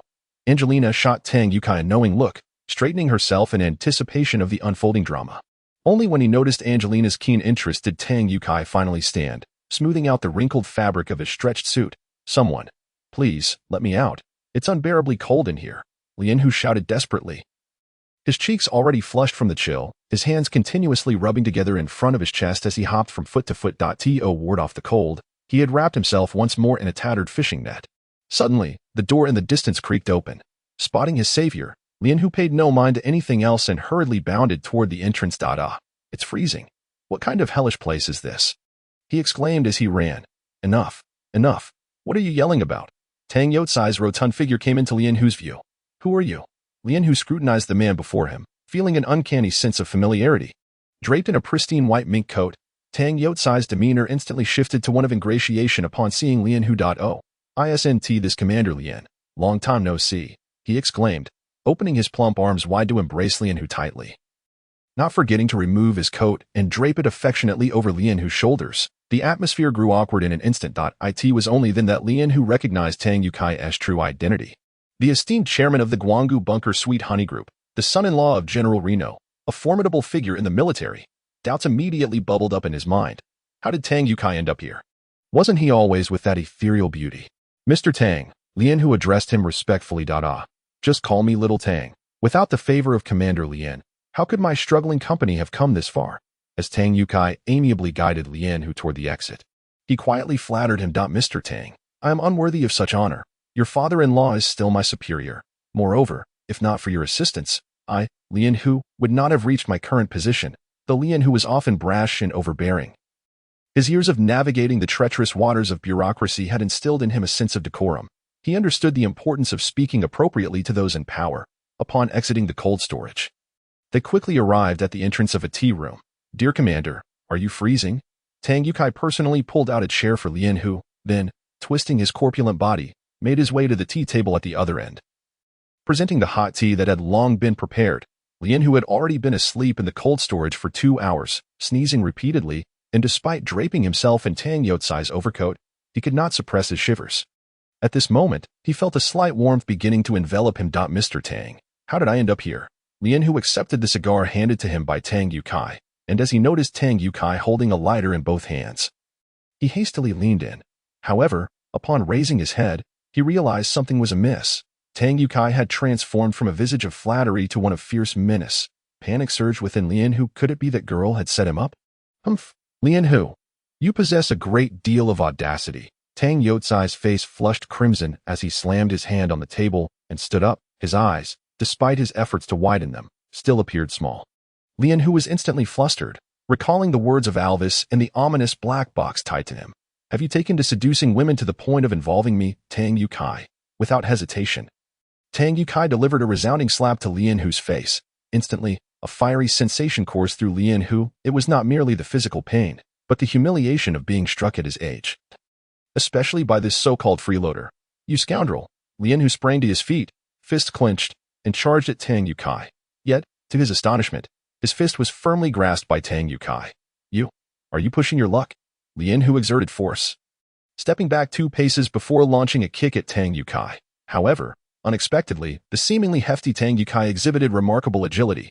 Just before Lien Hu's toes could make contact, Tang Yukai effortlessly sidestepped, seizing Lien Hu's foot and, with a gentle pull, sent him sprawling to the ground in a most undignified manner. Tang Yukai, seemingly unfazed, turned away, clapping his hands, and regarded Lien Hu with a mocking expression. With such meager skills, how dare you board Alvis's sinking ship?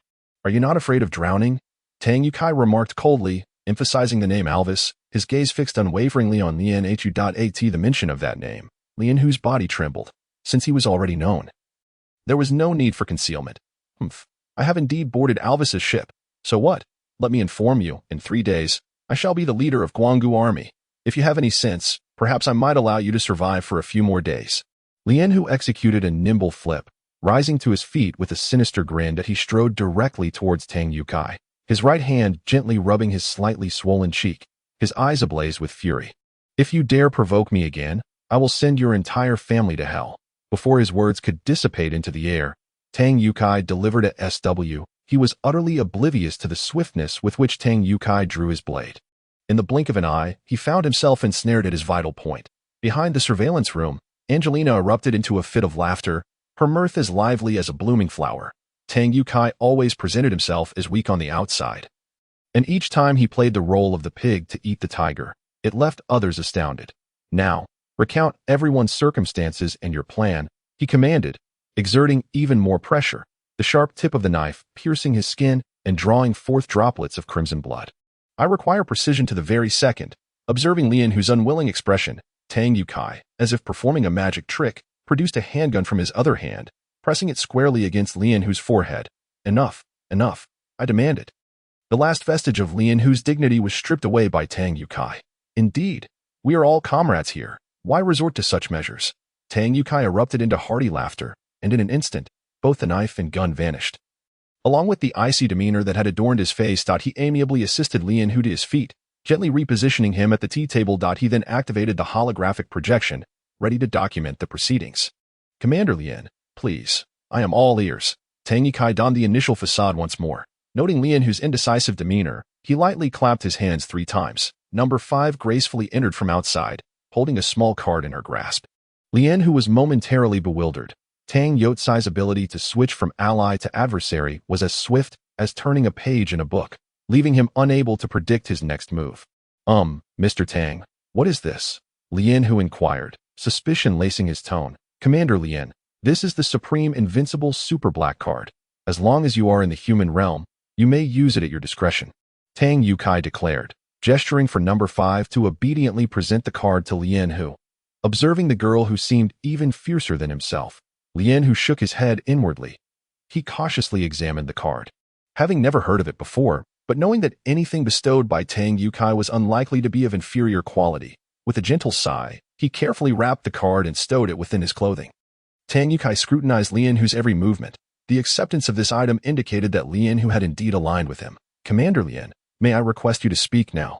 Tang Yukai beckoned, prompting number 5 to position herself behind Lien Hu. Chapter 157. The witness number 5 obediently moved to stand behind Lien Hu. Mr. Lien, is the pressure acceptable? She inquired sweetly, as if she had never met Lien Hu before. Lien Hu was utterly perplexed, unable to fathom the current situation. Just moments ago, they had been engaged in a physical confrontation, and now he was being offered cards and attended by a beautiful woman, leaving him thoroughly bewildered.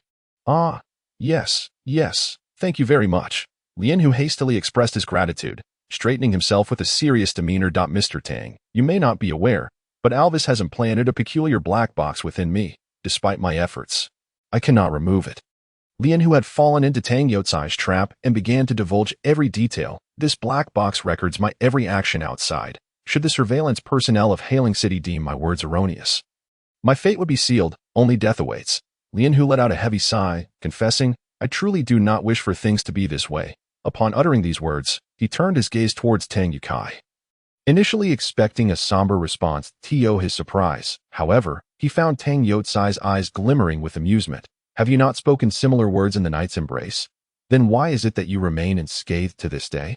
Tang Yukai remarked with a playful tone, sipping from his hot tea that moment. Lien Hu realized, indeed, how was it that he had come to no harm? Tang Yukai gestured. Number 5. Obediently, number 5 emerged from behind Lien Hu, producing a small, pitch-black box from her leather bag. Upon seeing it, Lien Hu recognized it as his own, yet he was perplexed as to how Tang Yukai had managed to obtain it. Tang Yukai chuckled softly. While you were at the club, she had already enacted a signal blockade on you. He pointed at number 5 with a hint of mirth. Then, adopting a tone tinged with regret, he added, Lien Hu, did you truly believe I wished to confine you in a cold storage? Lien Hu was once again taken aback, shaking his head in bewilderment. Observing Lien Hu's confusion, Tang Yukai continued, the removal of this box necessitates sub-zero conditions. Hence my only option was to keep you in the cold storage. After saying this, Tang Yukai offered him a cup of hot tea, his expression warm and cheerful. Lien Hu smacked his forehead in realization. Does this not align perfectly? From the outset with number 5, to the cold storage, and now to the standoffish Tang Yukai. Was this not a meticulous effort to rescue him from the abyss? Overwhelmed with emotion, Lien Hu felt tears welling up. To him, Tang Yukai had transformed into a veritable savior. Thank you, Mr. Tang. Rest assured, I shall divulge everything I know. Not a single detail shall be amiss. Witnessing Tang Yotsai's look of exasperation, Lien Hu was further convinced of the latter's unwavering consideration for him. Yarwizi has been at the Guanggu bunker for over a month. Lien Hu spoke softly, recalling each of his encounters with Yarwizi. I was likely among the first he saw. He articulated each word deliberately, striving to maintain a calm demeanor, fearful that Tang Yukai might miss his intent. A month ago, Tang Yukai murmured thoughtfully. By the timeline. A month prior was indeed the time of the Lulin bunker's relocation. What, then, could Yarwizi's objective be? It should not solely concern Wu Liao. Tang Yukai pondered quietly, furrowing his brow in contemplation, noticing Tang Yotsai's demeanor. Lien Hu felt a wave of concern. He hastily added, I inquired about his intentions, and he merely mentioned he was here to reconnect with some old friends. Tang Yukai lightly tapped on the table. Old friends, Mr. Tang, did I perhaps say something amiss? Lien Hu responded cautiously from the side. Tang Yukai forced a grim smile, then shook his head, gesturing for him to continue. Nodding, Lien Hu proceeded, I recall during one meeting, he mentioned that the Guanggu bunker had debts that needed settling. He subsequently promised that once his plans came to fruition, he would secure my identity and status. Tang Yukai nodded thoughtfully and inquired, You have been communicating through this little black box, have you not? With a sudden slap to his forehead, Lien Hu exclaimed internally how astute Tang Yukai was. Indeed, Mr. Tang, this is precisely it. However, have you inadvertently compromised it? Might he become suspicious? Tang Yukai gently shook his head. I have merely dismantled the explosive device and made modifications to the system. It will only be triggered when you make contact with him. Lien Hu nodded gratefully, already treating Tang Yukai as kin. The scheduled time is 3 days hence. We shall rise from within, and he will personally oversee the operation, with the fleet from Hailing City also in attendance. Tang Yukai waved his hand dismissively. I am already aware of this. Share something novel, Mr. Tang. I will relay all the specific arrangements when he contacts me. Lien Hu began to assert his stance. Tang Yukai nodded slightly. Is that all? Lien Hu furrowed his brow in deep contemplation, when suddenly he seemed to recall an incident from a meeting at the Jinan building, where he had spotted 2 Yulius. He hastily declared, Mr. Tang, I suspect they are creating bioengineered beings. What? Tang Yukai exclaimed, recalling the previous encounter at the Yilu villa and the remarkably lifelike robotic butler. Lien Hu meticulously recounted his observations to Tang Yukai. They conversed throughout the night, and by dawn, the simulated sky outside began to brighten. Well then, I shall leave the rest to you. Just relay any developments to her, and she will convey them to me. Tang Yukai personally escorted Lien Hu and number 5 out of the Sweet Honey building, kindly patting Lien Hu's shoulder before their departure. Lien Hu gazed at Tang Yukai with gratitude, his heart fully devoted after their night's discourse at that moment. As he looked at number 5, he felt nothing but pure admiration, devoid of the initial lustful intent. Watching Lien Hu's craft depart, Tang Yukai finally exhaled. Standing quietly outside the building, lost in thought. Wu Liao, I leave that to you. I will send the address immediately. Tang Yukai uttered a few words before hastily disconnecting the communicator. The vibrancy of the Guanggu bunker had become vividly apparent to Wu Liao over the past few days. Yet he had never imagined that such a place could harbor its share of filth. This area, resembling a slum, astonishingly lay at the very heart of the Guanggu bunker. Are you certain this is the place? Wu Liao softly inquired of a sweet-looking girl beside him. The girl replied with a smile. Indeed, Mr. Wu Liao, this is the address provided by Mr. Tang. She was also a member of Tang Yotsai's beautiful girl guard. Resembling number 5, yet dressed in a somewhat more professional uniform that securely encased her alluring figure, lacking the eye-catching nature of number 5, Wu Liao curiously surveyed his surroundings. The area comprised tenement buildings, each colossal structure adorned with a plethora of windows, representing individual rooms. The windows bore the marks of years of accumulated grease, while the gray-black walls stood tall, with a few children from the vicinity playing below. Although they appeared somewhat disheveled, their living conditions were significantly better than those of the inhabitants of Habitat 021, to the very least. One is warmly clothed, well-fed, and free from the anxiety of having the roof suddenly torn away. This is a shelter, the girl remarked to Wu Liao, observing his puzzled expression. Over the years, anyone entering the Guanggu bunker from the outside has been temporarily deprived of the various conveniences offered by the Guanggu bunker and has been uniformly relocated by the government to this place. Wu Liao nodded in a manner that suggested partial understanding.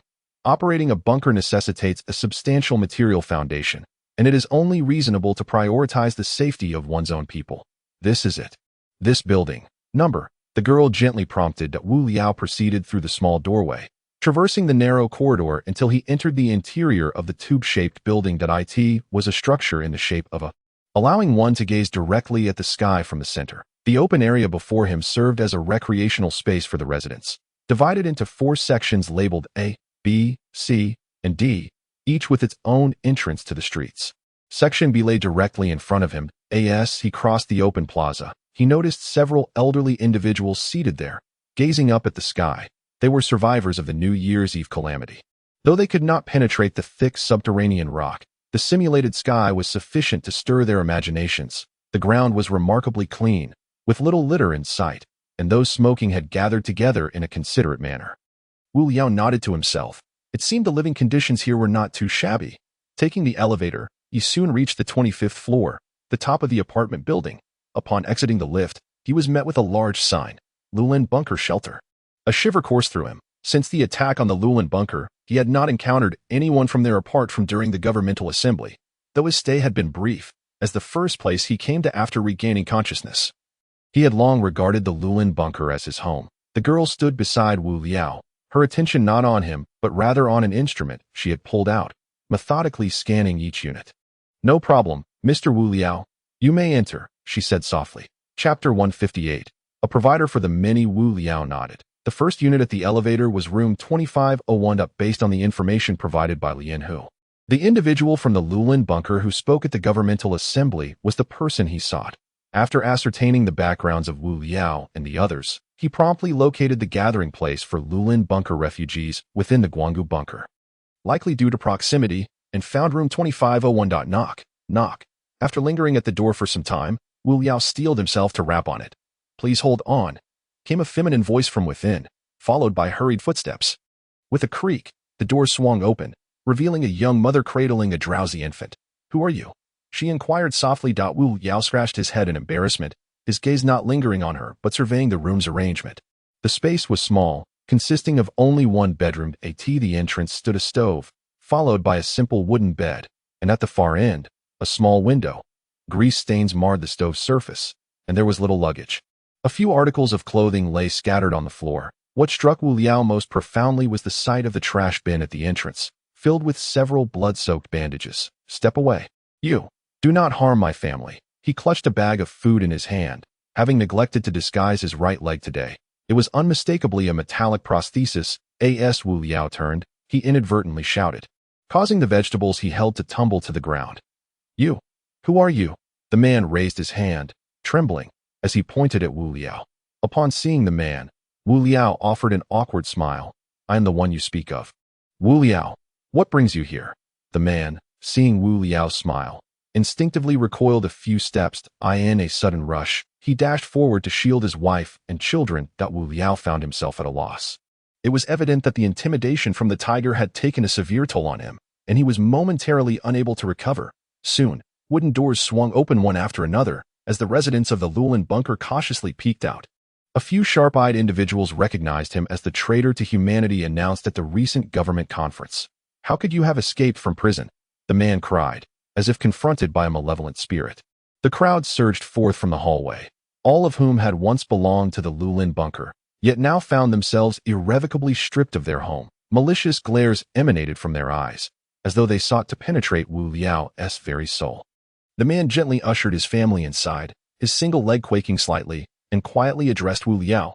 "I am a member of Commander Old Hunter's Guard. You may not have seen me before, but I have always remembered you." He drew a heavy breath and admonished loudly, "Your presence in the Lulin bunker, accompanied by a dog, has utterly disrupted our lives." The clamor of voices grew increasingly tumultuous within the crowd. "Indeed, were it not for you, we would not have lost our home. Wu Liao, you owe us our Lulin bunker." Wu Liao inhaled deeply. He often berated himself over this matter, yet the homeland had already perished, leaving him powerless.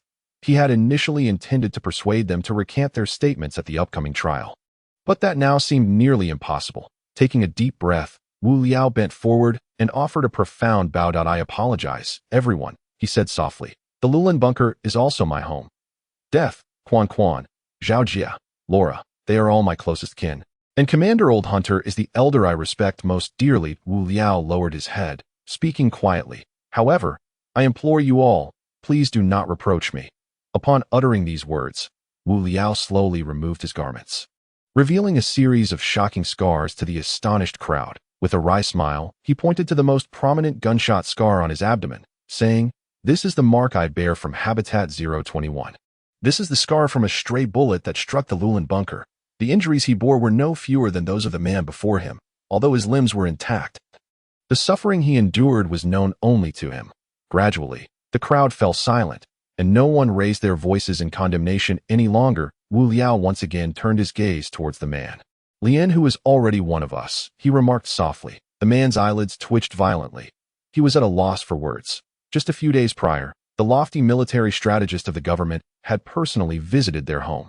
After enduring a barrage of blows and threats to his family's lives, he ultimately decided to identify Wu Liao at the administrative conference. In truth, he had witnessed firsthand the valiant efforts of the Grim Reaper squad at the Lulin bunker, and he had also observed Wu Liao's actions at the 021 habitat during the conference. However, in consideration of his family's safety, he could only step forward to identify Wu Liao and unjustly label him a traitor. An elder in the crowd, having caught wind of the unfamiliar name mentioned by Wu Liao, emerged from the throng. "Who is Lian Hu?" Wu Liao smiled faintly, choosing silence while directing his attention back to the man before him. "Shaoli, who is Lian Hu? What exactly transpired?" The man lowered his head and quietly recounted the entire ordeal of Lian Hu's threats, divulging the truth with utmost sincerity. The crowd fell into a profound silence. Just a day ago, they had accepted the government's rumors, believing Wu Liao to be the traitor. Now, he no longer expected anyone to stand in solidarity with him. Just as he was about to step into the elevator, the elder called out to him.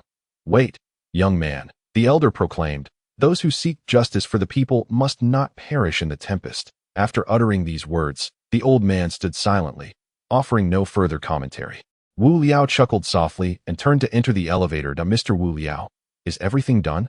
the girl inquired, tilting her head. Wu Liao nodded. "All is well now. Let us seek out the Guanggu Central Hospital." In room 3306, Yili lay quietly on the bed, devoid of any signs of life. This should not be the case. The Grim Reaper stood quietly outside the door, peering through the small window at the comatose Yili. Tang Yukai nodded. There were far too many questions surrounding Yili. From their initial encounter, he had appeared at the foot of the villa, discovered alongside Abi. However, ever since he had been rescued, his demeanor had become increasingly erratic, and his attitude had plummeted. Moreover, Yili was known to be a notorious flirt. How could it be that the information provided by the girl indicated he had dismissed her entirely? This raised doubts in Tang Yotsai's mind. Could it be that Yili was truly coerced by Yalvis? Tang Yukai murmured softly. Just then, a doctor arrived for rounds. A physician accompanied by 2 nurses pushed open the door to the intensive care unit and entered quietly. After a lengthy operation on the complex machinery, they eventually emerged. Their heads hung low. "What is the situation?" the Grim Reaper inquired gently. The doctor shook his head. "There are still no signs of life. It is peculiar, much like Abi you brought in a few days ago. Although there are signs of breathing and all internal organs appear normal, he simply cannot awaken." With that, the doctor hurriedly departed. Tang Yukai and the Grim Reaper lingered outside for a while, utterly perplexed by what had transpired. Before they left, their faces clouded with confusion. "Do you think Yili will be like AI by?" Tang Yukai whispered. He laid bare all his doubts. After a long moment of contemplation, Death replied, "The Yili I encountered at the Golden Shield building that day was indeed very composed, almost taciturn. From the moment he was backstage, I did not observe him engaging in conversation with anyone. Considering your insights into Yili, do you believe he would behave in such a manner?" Tang Yukai shook his head. "Absolutely not. In my recollection, Yili has always been exceedingly arrogant and domineering. He relishes making friends and presents himself as if he were above everyone else." Once Tang Yukai articulated his thoughts, he had internally confirmed that Yalvis had coerced Yili, inflicting some degree of harm upon him when he refused to cooperate. Death took over the conversation. "So, the Yili I saw at the Golden Shield building that day was an imposter?" Tang Yukai nodded, having considered this possibility repeatedly, concluding it to be the most plausible explanation in light of the current situation. Death continued. "Therefore, the commander of the South China bunker who appeared that day, Zhang Yi, must also be a fabricated identity, created through some technological manipulation, bearing an identical appearance." He elaborated. "If both Yili and Zhang Yi are mere facades, they lack the authority to mobilize the military. Thus, we have gained 2 additional chances of success." Enlightened by this realization, Tang Yukai promptly retrieved his communicator and dialed Yili's number. "Commander Yi." An elderly voice answered on the other end. "Yes, it's me." "Xiao Tang. What has happened?" "Commander, has anyone contacted you recently?" Tang Yukai inquired. The voice of Yili responded, "No, everything is normal." Just as Tang Yukai was about to say something further, a sudden loud bang erupted from the communicator. It was the sound of gunfire. Death keenly observed the change in Tang Yotsai's complexion and urgently asked, "What happened?" Tang Yukai, his face ashen, shook his head and pressed his ear closer to the communicator. Hello, you bastard." Tang Yukai cursed vehemently before rushing towards the helipad. Death followed closely behind, utterly perplexed by the unfolding chaos. At the council center, Yili's residence, the renowned commander of the Guanggu bunker now lay lifeless on the ground.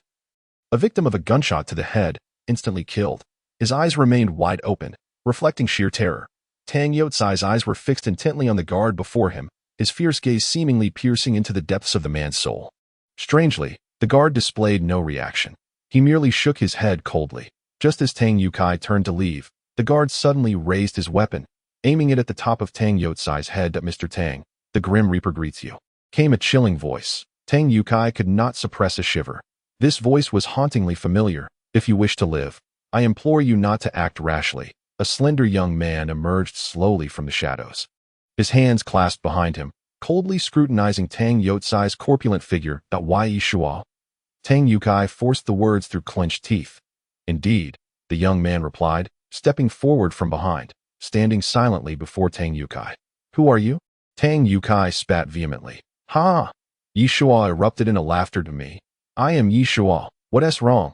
Can you not recognize me? As Yi Shua approached, he inadvertently stepped over Yi Li's lifeless body, yet his expression remained utterly unchanged. Tang Yukai narrowed his eyes, coldly assessing the young man before him. Every aspect, the tone of voice, the expression, the demeanor, was indistinguishable from Yi Shua's. Even the habitual squint of his left eye was identical. Impossible! Tang Yukai shouted. Yi Shua smirked slightly. Ah, so today is finally your day to be toyed with. With that, Yi Shua advanced, raising his right hand to deliver 2 forceful slaps across Tang Yotsai's face. TSK, how forgetful the affluent can be, Mr. Tang. Yi Shua uttered these words coldly. He then pivoted to face the Grim Reaper. You dare lay a hand on me? Yi Shua bellowed, lunging forward with a sudden burst of energy. Landing a heavy punch squarely in the Grim Reaper's abdomen. The force of the blow caused the Grim Reaper to bend over. However, just as he prepared to retaliate, a gun was pressed against the back of his head. Yi Shua smiled ominously. What is this? Do you visit me at the hospital every day? Am I truly that significant to you? Casually, he picked up a wine glass from the table, tossing it lightly in his hand before striding towards Tang Yukai and bringing it down forcefully upon his head. The glass shattered instantaneously, and blood trickled down from the top of Tang Yotsai's head. Yet Yi Shua was not finished. He followed up with a brutal kick to Tang Yotsai's ample midsection. How does it feel? Tang Yukai, surprised. Yi Shua brushed. This man, who is ostensibly my father, dares to demand that I apologize to someone who has caused me harm. Yi Shua paused for a moment, and coldly uttered 2 words. Dream on. Tang Yukai felt a surge of panic within him. Could it be that his previous deductions were entirely misguided? He gritted his teeth and inquired. Then, who is the person lying in the hospital? Upon hearing this, Yi Shua found amusement. Mr. Tang, you should be aware of this, shouldn't you? I never imagined you would forget your own expertise. Yi Shua crossed his legs and said with a hint of mockery. Tang Yukai was taken aback. Yalvis had indeed recognized him. Yi Shua chuckled, glancing back at the Reaper. Similarly, your 2 subordinates are in the same predicament. He paused for a moment. They have never set foot in the Guanggu bunker. The Reaper roared menacingly. Where are they then? Yi Shua smirked, lightly beckoning with his finger. Suddenly, the guards behind the Reaper raised their rifle butts and struck him fiercely on the head, causing him to crumple to the ground. Yi Shua rose, approached the Reaper, and delivered a brutal kick to his body. They are in the heavens. After uttering this, he stood quietly in place, gently waving his hand. At that moment, 4 or 5 guards simultaneously responded. Yes, as shadows flickered, they swiftly removed their outer garments, revealing gleaming metallic exteriors, each adorned with the emblem of Hailing City. You scoundrel! It truly is you, colluding with Hailing City, Tang Yukai declared with a fierce countenance. But before he could react, he was seized by 2 robotic enforcers gripping his shoulders tightly and ushering him away. Yi Shua smiled faintly. He slowly approached his father's office chair, inhaling deeply before gradually pulling it out and taking a seat. Come in, Yi Shua called out, and from the shadows of the room emerged 4 or 5 robotic figures with an eerie grace. Ready. Yi Shua uttered coldly, then comfortably propped his feet on the desk. Quietly awaiting the execution of the subsequent plan, the robots adeptly began their tasks, seizing Ye Li's legs and dragging him across the floor. After a few steps, they encountered a wooden box on the ground. The robots effortlessly tossed Ye Li into it. Yi Shua observed coldly as the robots discarded the man who had raised him into the box, his expression unwaveringly icy, devoid of any flicker of emotion. The remaining robots swiftly retrieved a long mop. Diligently clean, however. Will Kuos truly entrust the command of the Guanggu bunker to me? Yi Shua furrowed his brow as he spoke. Despite his illustrious lineage, he had achieved nothing in his lifetime and was unwilling to live in the shadow of his father.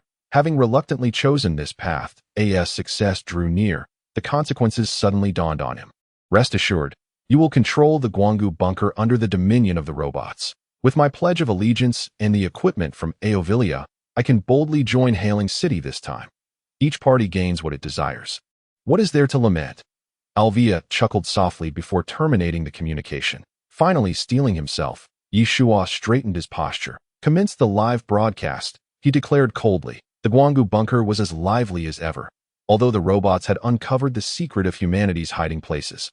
Within 2 days, these indulgent souls would cast it aside. The Sweet Honey building boasted the largest holographic projection equipment in the entire Guanggu bunker. As the clock struck 3, the holographic image that had been displaying advertisements abruptly ceased. Wang Jian, who was live streaming, waited impatiently for the signal to resume, but, after a long wait, angrily terminated the broadcast and stormed into the director's studio. What has happened? Wang Jian shouted in fury. Brother Wang, a staff member called to him apologetically. What is it? Wang Jian replied tersely. Their HUBC salaries were calculated based on recording duration. A minute lost meant a reduction in income. The staff member swallowed hard and handed over the communication device. Wang Jian snatched it up. Hello. Is this Wang Jian? A cold male voice on the other end replied, devoid of warmth. Who are you? Wang Jian roared. Keep your voice down. I'm not deaf. The male voice growled menacingly. Sensing the hostility, Wang Jian hastily lowered the device and covered it with his hand. Who is it? He whispered to the staff member. Brother Wang. It's a call from the commander's office. The staff member replied softly. Lowering his voice, Wang Jian furrowed his brow in confusion. Why would the commander suddenly call for him by name?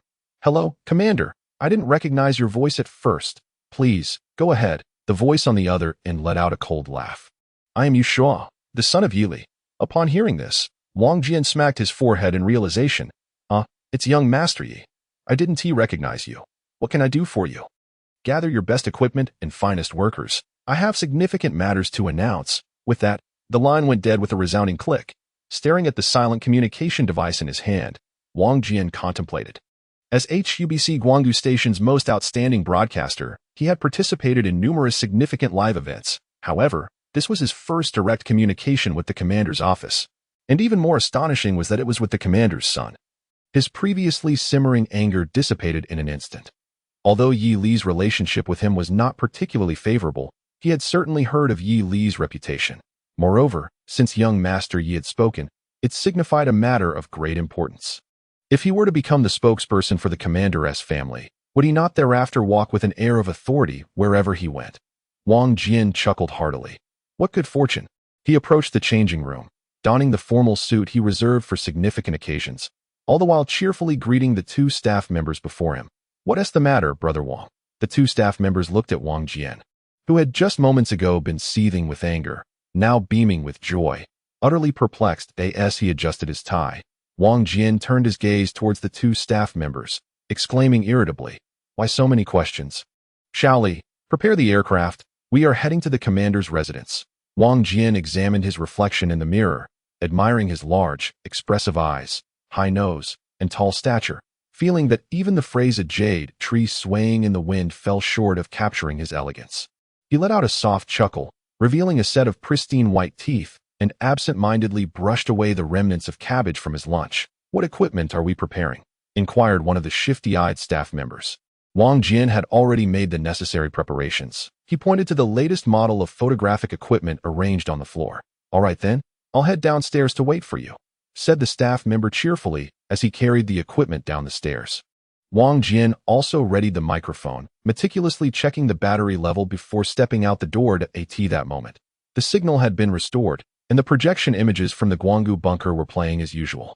A flying vehicle emblazoned with the letters HUBC swiftly traversed the sky, passing by the Tianmimi building, and flying eastward for 5 kilometers to reach the Parliament Hall. The aircraft elegantly turned a corner and smoothly landed at the main entrance of the Yi residence. Hurry up, Wang Jian urged while curiously surveying this bastion of power in Guanggu. Wow, he exclaimed, marveling at the grandeur of the commander's abode. The entrance was flanked by a row of vigilant guards, leading to 2 imposing metal gates that stood closed. The Yi residence boasted 5 stories, adorned with traditional Chinese red bricks and green tiles, with enormous floor-to-ceiling windows extending from the 5th floor down to the hall. Who goes there? The guards, alert at the first hint of an approach, swiftly positioned themselves before Wang Jian. With a sycophantic smile, he extended his left hand. However, The guards showed no inclination to shake hands. Merely stepping aside as the gate creaked open, his two subordinates trailed behind him, scurrying through the entrance. These two little wretches, once I make it big, I doubt they'll even merit a glance. Wang Jian cursed silently in his heart. Hey, let us head straight to the 5th floor. Yishua's call came through, delivering a cold, terse command before abruptly ending the communication. Let us go. Up we go. Wang Jian beckoned to his two subordinates, walking with utmost reverence through Yishua's residence, hardly daring to breathe. The elevator soon came to a halt, the melodious chime signaling its arrival, and the metallic doors slowly opened.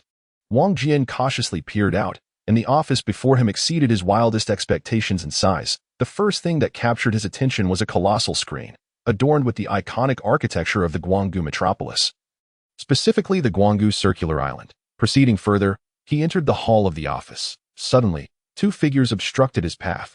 Wang Jian inadvertently bumped his head against them, producing a resounding thud. My apologies, Wang Jian repeatedly expressed. But as he raised his head, a chill of dread coursed through him. Were these robots? Two metallic figures, gleaming silver, stood silently before him, their crimson singular eyes fixated on Wang Jian, sending shivers down his spine. Wang Jian spat vehemently. The two staff members behind him dared not utter a sound. However, after a considerable pause, the robots remained motionless. Wang Jian cautiously stepped to the left, only to find that the robots still did not react. At that moment, he breathed a sigh of relief. Thinking, merely models, he examined the two robots with curiosity, summoning the courage to lightly tap one. Bang. Bang. The hollow sound echoed, and they remained utterly still. Wang Jian nodded in satisfaction, reflecting on how exceptional the commander was to have such exquisite robot models at home. While he nodded in admiration, he turned to reprimand his two subordinates, who stood frozen in place. Are you Wang Jian? Suddenly, a cool voice emerged from ahead. Wang Jian turned to see none other than Yishua. Although he had never seen him in person, Yishua was a frequent subject of sensational news. Yes, that's me. Wang Jian immediately nodded and bowed, scrutinizing Yishua closely. Yet, a flicker of confusion crossed his mind. Why was Yishua clad in the commander's attire? His gaze lingered on Yishua. Puzzled. What's the matter? Am I not allowed to wear this outfit? Yishua disdainfully surveyed Wang Jian from head to toe. Of course not. The commander is your father. It is entirely permissible for you to wear your father's clothes. Wang Jian chuckled awkwardly, eager to divert Yishua's attention. He snatched a camera from his subordinate's hands and held it up. So, young Master Yi, what shall we film today? Yishua's lips curled into a slight smile as he walked confidently to the desk and seated himself. Wang Jian hastily began issuing commands, proceeding without even seeking Yishua's consent, instructing the two subordinates to roam around the room. He then eagerly approached Yishua, silently showering him with flattery. Young Master Yi, you appear quite spirited. After we finish filming, might you introduce me to Commander Yi Li? Wang Jian inquired, nervously rubbing his hands, his eagerness palpable, upon hearing his father's name. Yishua's expression darkened immediately. His ambition to usurp Yi Li was far more complex than mere assassination. Gaining the people's allegiance would require a lengthy journey. Wang Jian, perceptive and astute, was adept at reading the room. It's all right. Young Master Yi, how about this? I'll film and then take my leave. Wang Jian, fearing to provoke Yishua's ire, quickly adopted a more agreeable demeanor. Yishua's malevolent gaze swept over Wang Jian like a razor-sharp blade, as if poised to pierce his heart at any moment. Wang Jian was taken aback by the ferocious gaze, retreating a couple of steps as if struck, just as he was about to speak. He was startled by Yishua's words. Oh, it's not that I won't let you see. If you wish to see, come and take a look here. These words were almost forced out through clenched teeth. Yishua stepped aside, revealing a simple wooden box behind him, and there lay a bloodied and mangled head. Wang Jian's eyes widened, and he swallowed hard. As a frequent visitor to the news, he recognized Yi Li even if he were turned to ash. Yi, young Master Yi, please, don't frighten me with such props. Wang Jian involuntarily staggered back 2 steps, his legs trembling uncontrollably. He desperately reminded himself that this was merely a prop. Oh, then why not touch it?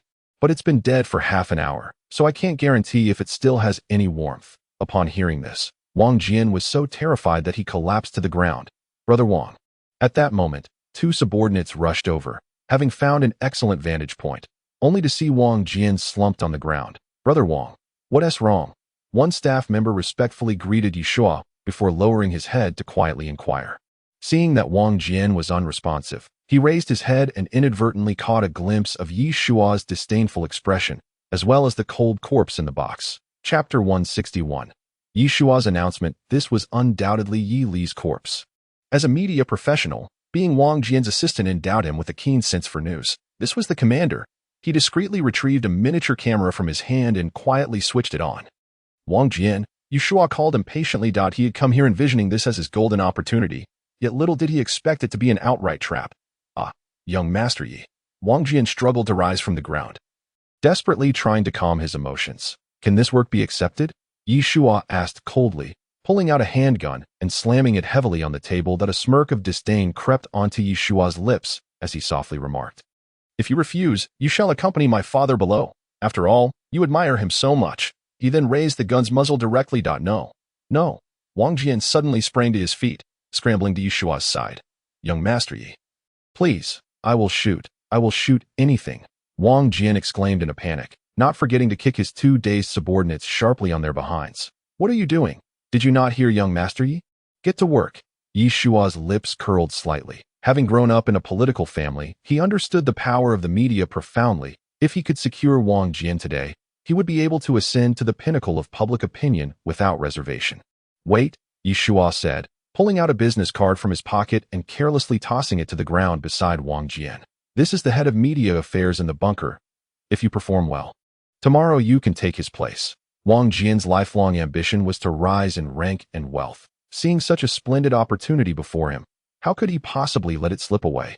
He drew in a deep breath, bending down to carefully tuck the business card into his pocket. "Young Master Yi," he said, "what are we filming?" Suddenly, an urgent announcement interrupted the moment. The holographic images throughout the Guanggu bunker sprang to life in unison. Dressed in formal attire, Wang Jian appeared on the screen, with Yi Li's office as the backdrop. At noon today, Commander Yi Li of the Guanggu bunker tragically passed away due to a sudden heart attack. Currently, the body is undergoing further examination. On screen, Wang Jian took a deep breath, his hand holding the microphone gently falling to his side as he bowed deeply. When he rose, there were even a few tears glistening in his eyes. He feigned nonchalance, discreetly wiping away the tear that had slipped down his cheek, and he took a couple of sniffs. "At present, I am at Commander Ye's residence, bringing you this sorrowful news." As he spoke again, there was a hint of a quiver in his voice. "I apologize for delivering such heartbreaking news. Now, I invite Commander Ye's son to address you all." Wang Jian bowed once more, and the screen faded out. Approximately 2 seconds later, Yeshua, clad in the commander's uniform, appeared on screen. "Greetings to all comrades of the Guanggu bunker." Yeshua's gaze seemed somewhat unfocused, and he appeared utterly despondent. "Today, my father has left me." He removed his military cap, carefully tucking it under his arm. Closing his eyes, he inhaled deeply. "In accordance with my father's last wishes, I will temporarily assume the position of commander of the Guanggu bunker." Yeshua donned his cap once more, stepping forth with resolute grace from behind the expansive desk to stand by the window. With a steadfast expression, the flag of the Guanggu bunker billowed in the wind outside. Yeshua solemnly pledged. He proclaimed loudly, his right fist firmly pressed against his left chest, "For the glory of humanity." With these powerful words, the screen abruptly cut off. "Young Master Yi, the task is complete." Wang Jian, shedding his earlier composure, now wore the demeanor of a sycophant. As he gathered his equipment, he turned to Yeshua, saying, "Tonight, I will speak with the studio and expedite the production of several special segments, ensuring that you are presented as a benevolent leader in the shortest time possible." "I should be the leader," Yeshua asserted with an undeniable tone. Ahead of him lay his father's lifeless body, and he suddenly found himself lacking the courage to take another step forward. Yeshua's complexion turned pale. He seemed to retreat 2 steps, his breathing becoming inexplicably rapid. Fortunately, he managed to brace himself against the cabinet, narrowly avoiding a fall to the ground. The crew member who had previously surreptitiously filmed Yi Li's body observed this scene, a slight smirk playing at the corners of his mouth. Sensing that Yeshua's reaction was more dramatic than Yi Li's demise, he discreetly activated the camera once more, shifting his body slightly to capture the complete scene. Someone, Yeshua suddenly cried out, his voice filled with despair, as if he had lost his very soul. At that moment, 2 robotic figures, previously stationed by the screen, marched in with synchronized steps, rushing into the room. In a fleeting moment, the robot collided gently with the staff member, capturing the scene. Such a delicate contact. Unintentionally, he loosened his grip, causing the miniature camera to softly tumble to the ground, rolling forward a few paces. Fortunately, it did not fall too far, merely 2 meters away, and he observed the two robots continuing to approach Yeshua. He lunged forward, catching the camera deftly between his hands. Breathing heavily, he gradually rose to his feet, only to discover Yeshua was engaged in conversation with the two robots, seemingly oblivious to his presence. As he turned, he found himself confronted by the furious gaze of Wang Jian. "What are you doing?" Wang Jian exclaimed vehemently. It was this very call that drew Yeshua's attention. Why Yeshua stepped forward, dismissing the two robots in front of him with a wave of his hand. His pallor was alarming. While his eyes blazed with fury, his lips moved, forming a few terse words. "What is going on?"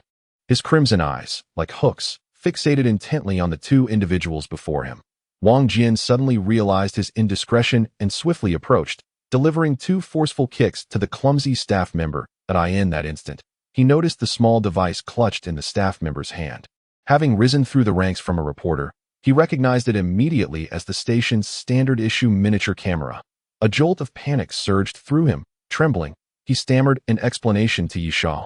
"Well, young Master Yi, this fool tripped while handling the robots." He then raised his hand and struck the staff member across the face. "You, get lost. What are you doing here, making a fool of yourself?" "Young Master Yi, we shall take our leave now," Wang Jian hastily called out to Yeshua's retreating figure, shoving the staff member towards the exit. It wasn't until they passed through the screen that he breathed a sigh of relief. Beads of sweat forming on his forehead. Li Feng. "What on earth are you doing?" he hissed furiously, his voice low and menacing. Had Yeshua discovered them moments ago, not only would Li Feng be in peril, but he himself would be unable to leave this place today. Li Feng, gripping the miniature camera, trembled uncontrollably, fully aware that if discovered, he might be entombed in this exquisite residence forever. "Hurry up!" Wang Jian snatched the camera from the staff member's grasp and turned to exit. It was only once they were seated in the flying vessel that Wang Jian finally exhaled deeply. The fewer people who knew about this incident, the better. Should it leak, everything would be ruined. After entering the coordinates for the station, the spacecraft roared to life, propelled by 2 white streams of energy, entering the lower orbit. "Brother Wang." Li Feng looked at Wang Jian with deep gratitude, his heart racing with trepidation. Wang Jian waved his hand dismissively. "Forget it. You've been with me long enough. Such incidents must never occur again." Li Feng nodded vigorously, reflecting on the fact that for someone capable of turning against even his own father, extinguishing their lives would be as effortless as crushing an ant. "Brother Wang, what shall we do now?" Li Feng ventured tentatively. Wang Jian activated the holographic display within the vessel, swiftly scanning through the information before gritting his teeth resolutely. "Destroy it." Compared to Jean, it is undoubtedly the promises of Yeshua that are far more alluring. One must look out for oneself, lest the heavens and earth conspire against them. This matter should not be spoken of to anyone. Wang Jian gently draped his arm around Li Feng's shoulder. "If we execute this venture successfully, we shall soar to great heights, since young Master Yi has just pledged to me that, upon my assuming responsibility for the media, the position of station director will be yours." Wang Jian took a deep drag from his cigarette, gazing intently at the crimson ember, lost in thought. "Understood." Li Feng hastily nodded. "We are like grasshoppers on the same rope.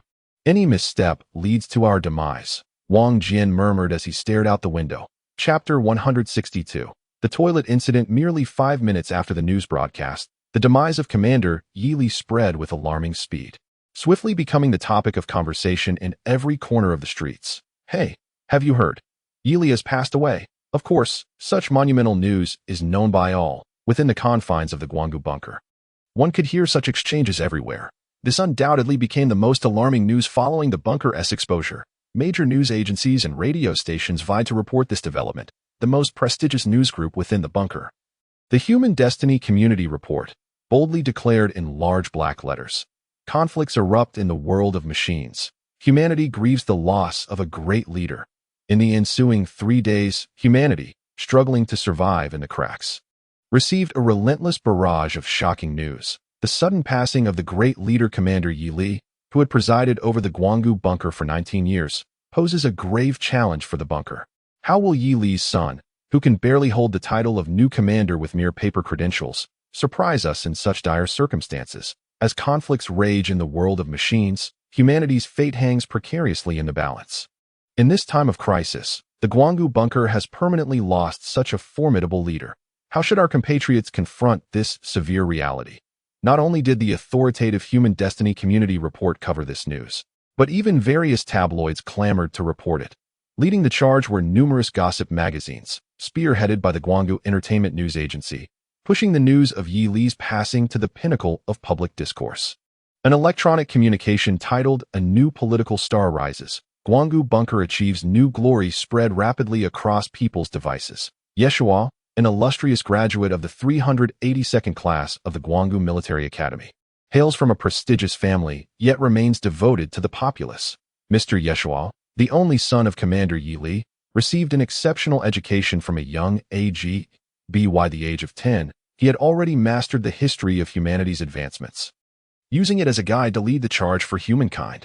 At 11, he began physical training under a personal coach and is said to now adeptly handle various firearms and small combat aircraft. At 15, he entered the Guanggu Military Academy with outstanding results, completing in 2 years what took other students 5. He was hailed as the most talented individual in 5 centuries of Guanggu metropolis. At 17, he assumed a significant role within the government, following a unified decision by the Guanggu Council. After 2 years of experience, he now faces the untimely demise of Yi Li. What delightful surprises might this youth, who has grown alongside the era of the bunker, bring us? Let us await with bated breath. Within the confines of the Guanggu bunker, individuals, in pursuit of spiritual fulfillment, are increasingly inclined to select entertainment-oriented news reports. The moment this news broke, it swiftly captured the attention of society at large. Within a mere 3 hours, it was shared nearly 10 million times across various online forums. It is noteworthy that the resident population of the bunker is only 5 million. At the southern living square of Guanggu City, crowds of individuals clad in red and black garments have gathered en masse out on one side. A colossal black and white portrait of Yi Li is held aloft.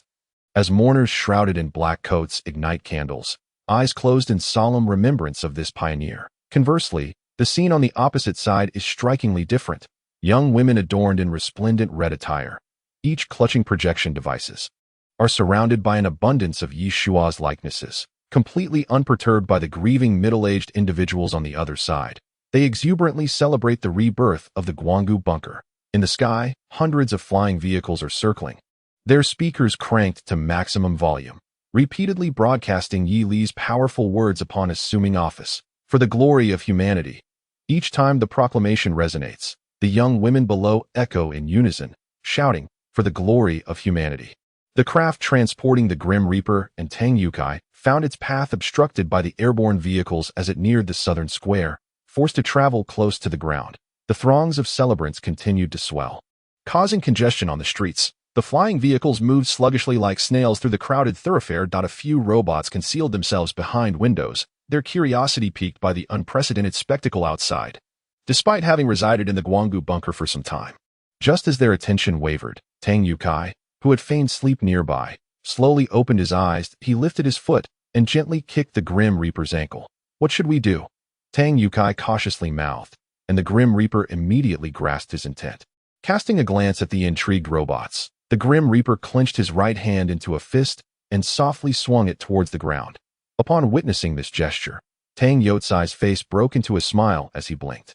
Suddenly, Tang Yukai let out an unexpected shout. Clutching his stomach with a pained expression, his entire body began to spasm slightly as he gradually squatted down, pressing firmly on his abdomen. "What are you doing?" One robot, noticing Tang Yotsai's distress, stood up anxiously and crouched beside him. Given that Tang Yukai, Angelina, and Reno were among the few individuals specifically highlighted by Yalvis, who had repeatedly emphasized the importance of safely escorting Tang Yukai to the Golden Shield building, the robot dared not act rashly. Furthermore, seeing Tang Yotsai's harmless demeanor naturally lowered the perceived threat level. As he continued to grimace in pain while clutching his abdomen, Tang Yukai gasped, "Buddy, you know there are 3 urgent needs for a person. What is happening to him?" The robot inquired of its companion nearby. "I am aware that my database contains an extensive compilation of human physiological activities based on my analysis." This automaton cast a glance at Tang Yotsai's actions, his legs crossed, squatting down, hands clutching his abdomen, and beads of sweat dotting his forehead. It appears that he has indulged excessively. surpassing the capacity of his gastrointestinal system, thereby exerting pressure on the neural pathways of the brain. Signaling a need for excretion, the automaton solemnly recited the causes of diarrhea from its database. What nonsense! I need to relieve myself, Tang Yukai bellowed, trembling all over. What should we do? The several automatons exchanged glances. Momentarily at a loss. Up ahead. Pull over. There is a public restroom. Take him there to relieve himself. The automatons finally reached a unanimous decision. The vehicle accelerated sharply, executing a swift maneuver to align the hatch with the entrance of the restroom. After a brief consultation, they decided to split into two groups. One to escort Tang Yukai to the lavatory, and the other to remain on standby. As the hatch opened, Tang Yukai immediately dashed out.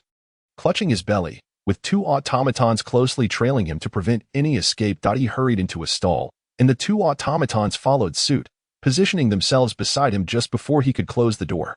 Hey, I need to use the restroom, Tang Yukai protested loudly. Apologies, Mr. Yarvis has issued orders to keep a close watch on you until you enter the Golden Shield building, the automaton, who had previously elucidated the principles of diarrhea, spoke quietly. His companion abruptly shut the stall door with a resounding thud and secured the lock tightly. Thus, within this barely 1 square meter stall, 3 individuals were squeezed together. Tang Yotsai's protruding belly was almost pressed against the automaton's frame, while the 2 tall automatons had to stoop due to the height constraints of the stall. This position feels rather intimate, Tang Yukai mumbled, lifting his head to find the singular gaze of the automatons fixated upon him. Could you turn around? Tang Yukai grumbled in dissatisfaction. According to human physiological norms, the presence of other beings nearby tends to suppress one's urge to excrete. The encyclopedic automaton spoke up quietly. The 2 singular eyes exchanged glances and, with considerable effort, turned within the cramped stall, bumping their heads against the door, bending and twisting like 2 contorted twists of dough. Tang Yukai found himself pressed tightly against the wall. It was challenging even to stand, let alone squat. The usually affable automaton, after rotating its head a full 180 degrees, patiently advised Tang Yukai that he couldn't help but chuckle dryly. He had initially thought it would not go this smoothly. Yet these automatons from Hailing City proved to be unexpectedly amiable. He shook his head in bemusement, inhaled deeply, and tapped his toes backward before the 2 robots could react. Tang Yukai deftly pressed his fingers against the ground and propelled his entire body upward.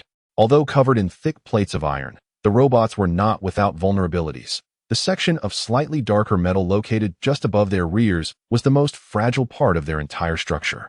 Tang Yukai charged forward with great fervor, driving his right elbow forcefully into the robot's weak spot. That a flurry of blue sparks erupted, and the singular eye of the robot flickered erratically before ceasing all activity. With a sudden exertion of strength, he seized the incapacitated robot and effortlessly tossed it into the adjacent compartment, as if discarding a mere toy. Chapter 163. Escaping amidst chaos. At that moment, another robot had just managed to right itself. Before it could fully comprehend the situation, Tang Yukai had already dashed in front of it. With a swift maneuver, he seamlessly circled to its rear and unleashed a powerful punch against the robot's back. The sound of cracking echoed as this robot too succumbed to a loss of power, collapsing limply onto the ground. All of this transpired in the blink of an eye. Despite his seemingly corpulent physique, Tang Yukai unleashed an astonishing force, resolving the fate of both robots in mere moments. With a satisfied smile, he clapped his hands and carelessly tossed this robot into the restroom compartment. Subsequently lifting the door panel and aligning it, he raised his hand and gently tapped. And indeed, the sound was noticeably crisper compared to other locations. The Grim Reaper furrowed his brow. The manual of the Hunter Association stated that the core component of a robot was analogous to that of a human, residing in the head. Why then did it seem to have shifted to a different location when spoken of by Tang Yukai? He quietly voiced his query. Tang Yukai mysteriously waved his hand.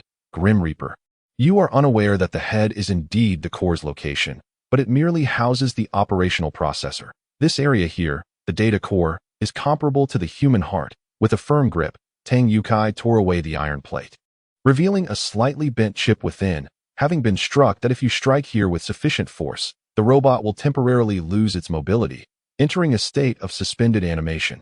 After approximately 10 to 20 minutes, it will recover.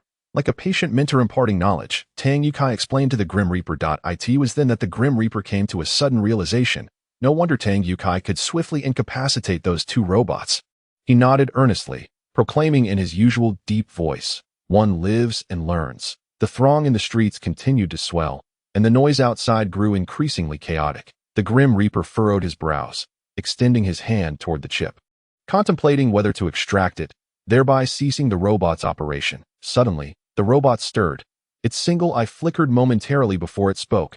"Tang Yukai, is that truly you?" The Grim Reaper instantly became alert, swiftly drawing the firearm attached to the robot and pressing it firmly against its head. Only then did he recognize that the voice was strikingly familiar. It was Yalvis. A sense of foreboding surged through Tang Yotsai's mind.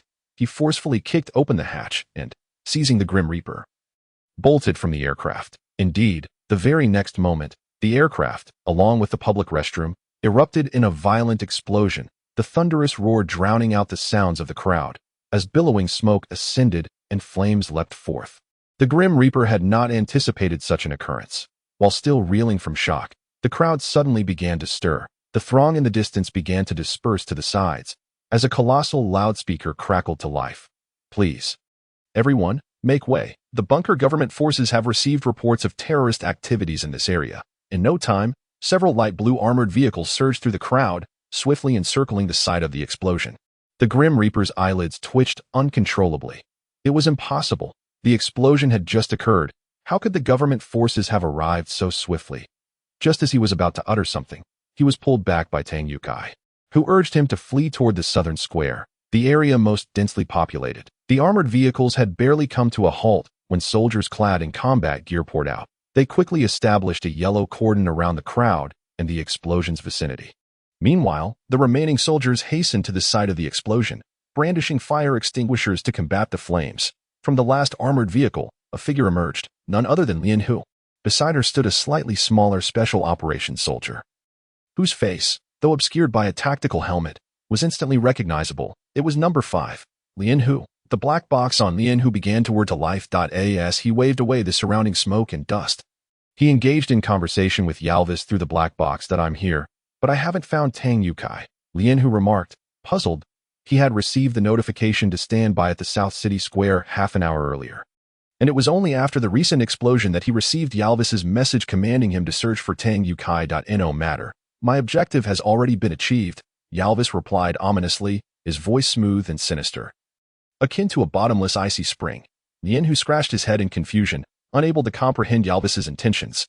"You need to find a black box, one just like yours," Yalvis instructed from the other end of the communicator. "Once you locate it, come back here, and let your men remain behind. This way, the credit for solving the bunker terror attack will be firmly in your grasp."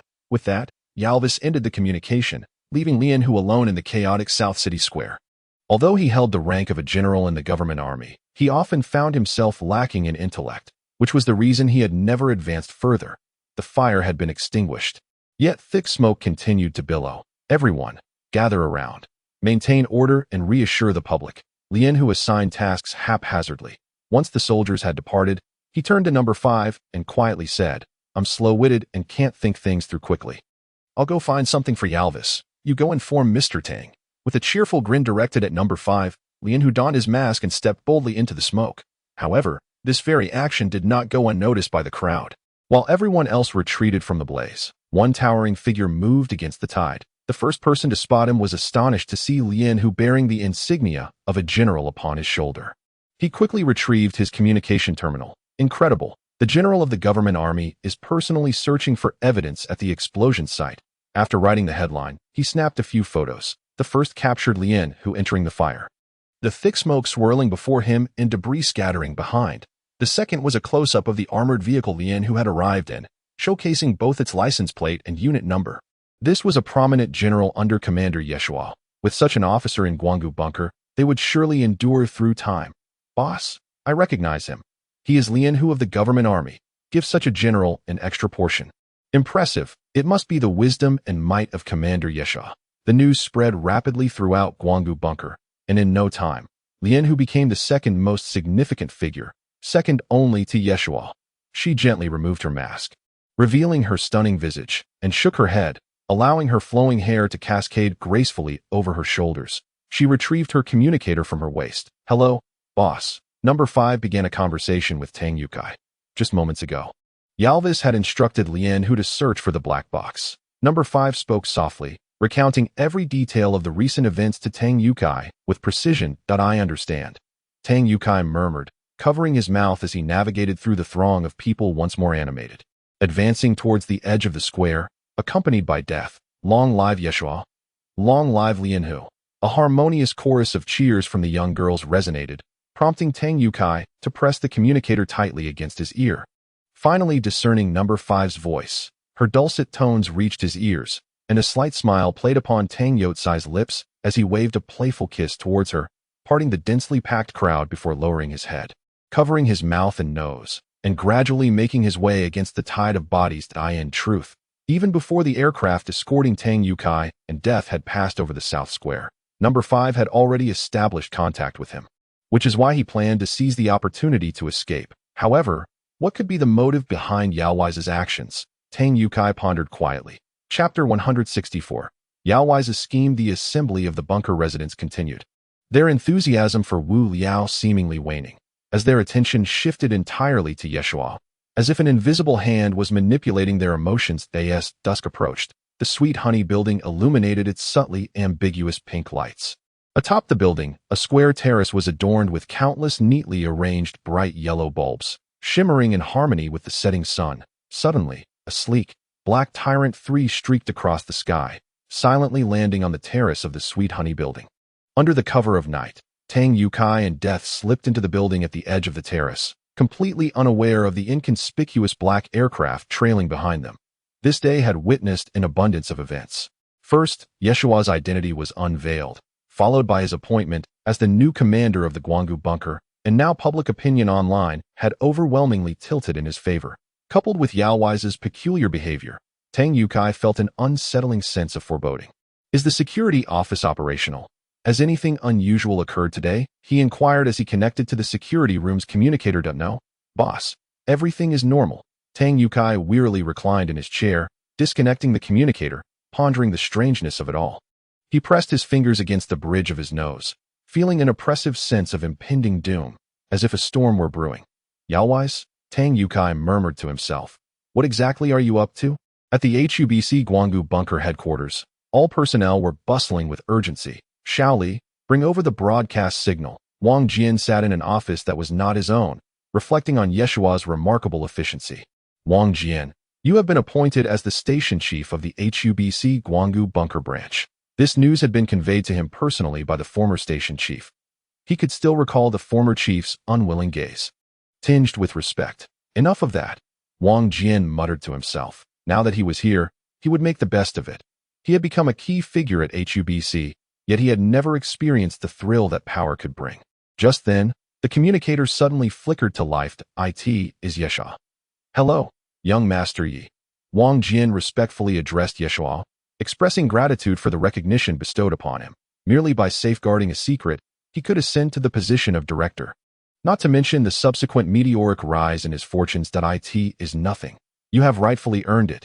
Yeshua's tone was unexpectedly gentle, a stark contrast to his previous demeanor. Wang Jian swallowed hard, acutely aware of the exhilarating sensation of having a benefactor. Young Master Yi, we are hastily preparing your documentary, Wang Jian remarked, eager for praise. However, to his surprise, silence emanated from the communicator. After a prolonged pause, Yeshua's voice finally broke through. Do not concern yourself with that for now. Wang Jian, I have an important task for you. Can you undertake it? Wang Jian's heart raced at the mention of an important task. If even Yeshua emphasized its significance, fulfilling it would surely catapult him to success. He excitedly rubbed his hands together, having completely relegated the death of Yi Li to the recesses of his mind. Speak. I, Wang Jian, shall be at your service, he exclaimed, springing to his feet with clenched fists. It is this. My father was murdered by Tang Yukai, Yeshua stated calmly, his tone devoid of any fluctuation. And yes, it is crucial to emphasize a gunshot to the head, he added as a cautionary note. Upon hearing this, Wang Jian was taken aback. Tang Yukai, the chairman of the Sweet Honey Group, held a 20% stake in the HUBC Guanggu station, not to mention his status as the head of a leading enterprise. Due to work-related matters, Wang Jian had been fortunate enough to meet Tang Yukai on several occasions. What? Is there a problem? Yeshua inquired nonchalantly. No. Wang Jian's mind struggled to process the information. He had not anticipated that Yeshua would direct his ire towards Tang Yukai, the seemingly amiable yet immensely wealthy figure. But during our live broadcast today, it was stated that Commander Yi Li, "Oh no, your father," passed away from a sudden heart attack, Wang Jian softly reminded him.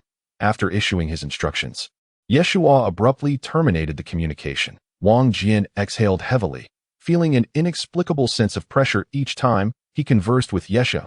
He straightened his posture, lit a cigarette, and opened the video file. The location depicted in the video was precisely Yi Li's residence, which he had just visited. While Yi Li AP beside Tang Yukai stood an unfamiliar figure, whose countenance bore a fierce expression, vehemently interrogating the guards. It was then that he witnessed the scene of Yeshua issuing orders for their removal. Wang Jian furrowed his brow, and in an instant, he comprehended Yeshua's intentions. It was nothing short of a scheme to frame him. Ha. Wang Jian suddenly erupted in a laughter. Yeshua's willingness to provide him with such invaluable original material signified his complete trust. From that moment forth, Wang Jian officially relinquished his sense of propriety and morality. In his heart, there resided but one concept: power. Yet, he remained oblivious to the small aircraft hovering outside the office window. "Will he expose us?" inquired a robot within the aircraft. "Keep a close watch on him. Should he engage in any suspicious activity, eliminate him immediately." Another robot brandished a firearm. However, how could Wang Jian be aware of his precarious situation? The visuals remained solely from within the aircraft, rapidly transitioning until arriving at a critical moment. Tang Yukai, accompanied by two robots, entered a public restroom, while the unknown man grappled with the robots inside the aircraft.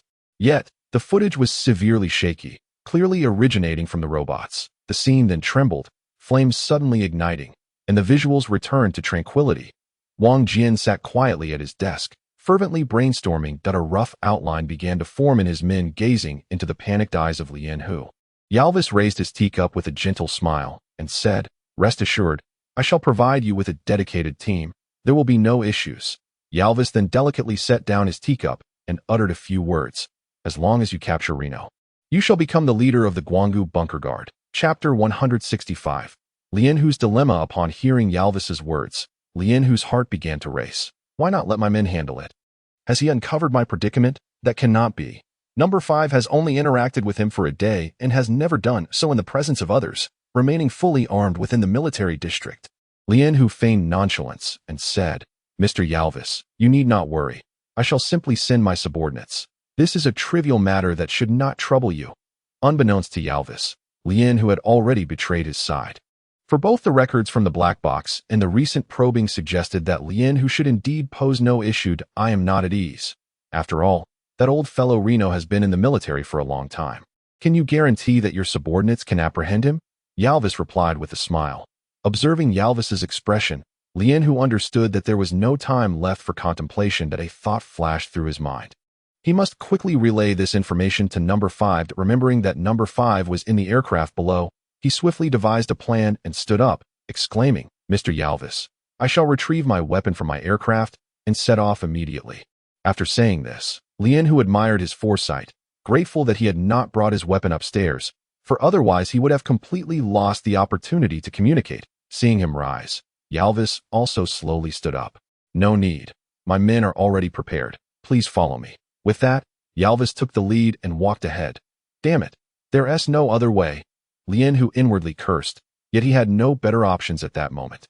So he dejectedly followed in Yalvis's wake. After just one turn, they arrived at the docking area on the top floor of the Jinan building, where a pale blue-painted aircraft sat quietly in place. "Mr. Lian, I wish you every success," Yalvis said softly, crossing his arms. Although his voice was gentle, it resonated with undeniable authority. However, these robots were entirely different from those Lian Hu had previously encountered in the Jinan building. They appeared slightly smaller, resembling ordinary human stature. Moreover, their faces were not adorned with the singular eye typical of ordinary robots, but rather featured human-like facial features. The proportions of their limbs were impeccable, each seated in their respective positions, exuding an air of lethal intent. "Here goes nothing." He took a deep breath, turned, and boarded the aircraft. This military transport vessel glided silently through the night sky. "General Lian." The robot seated at the forefront addressed him. "According to the orders from Officer Yalvis, you are now our commander." With that, it gave a gentle wave towards Lian Hu, for this mission to the Guanggu bunker. It had specially equipped itself with the latest combat suit from the armament center in Hailing City in preparation for any unforeseen circumstances. Although Lian Hu was unaware of the origins of these robots, he felt an unprecedented sense of power in their every movement. Due to the peculiar circumstances of the Guanggu bunker, Lian Hu had not witnessed the frenzied robots on New Year's Eve. However, the recent encounters with these waves of robots had already opened his eyes to new possibilities. Awkwardly, Lian Hu nodded, contemplating how to relay this information to Tang Yukai. How should I address you? This was Lian Hu's first close encounter with robots, and he was uncertain about the appropriate form of address. My name is Lingna, the robot replied, nodding at Lian Hu, a slight twitch at the corner of its mouth revealing its limited capacity for expression. Lingna? Lian Hu mused to himself. The name seemed somewhat feminine. Did robots possess distinctions of gender? She gestured towards the other robots beside her, saying, "You see, from a human perspective, they all belong to the male category." Lingna moved closer, sitting right beside Lian Hu, and continued, "Although our exterior may not reveal any differences, this inclination towards human-like gender consciousness manifests in our daily behaviors. Robots with differing inclinations can easily connect and develop emotions akin to those of humans.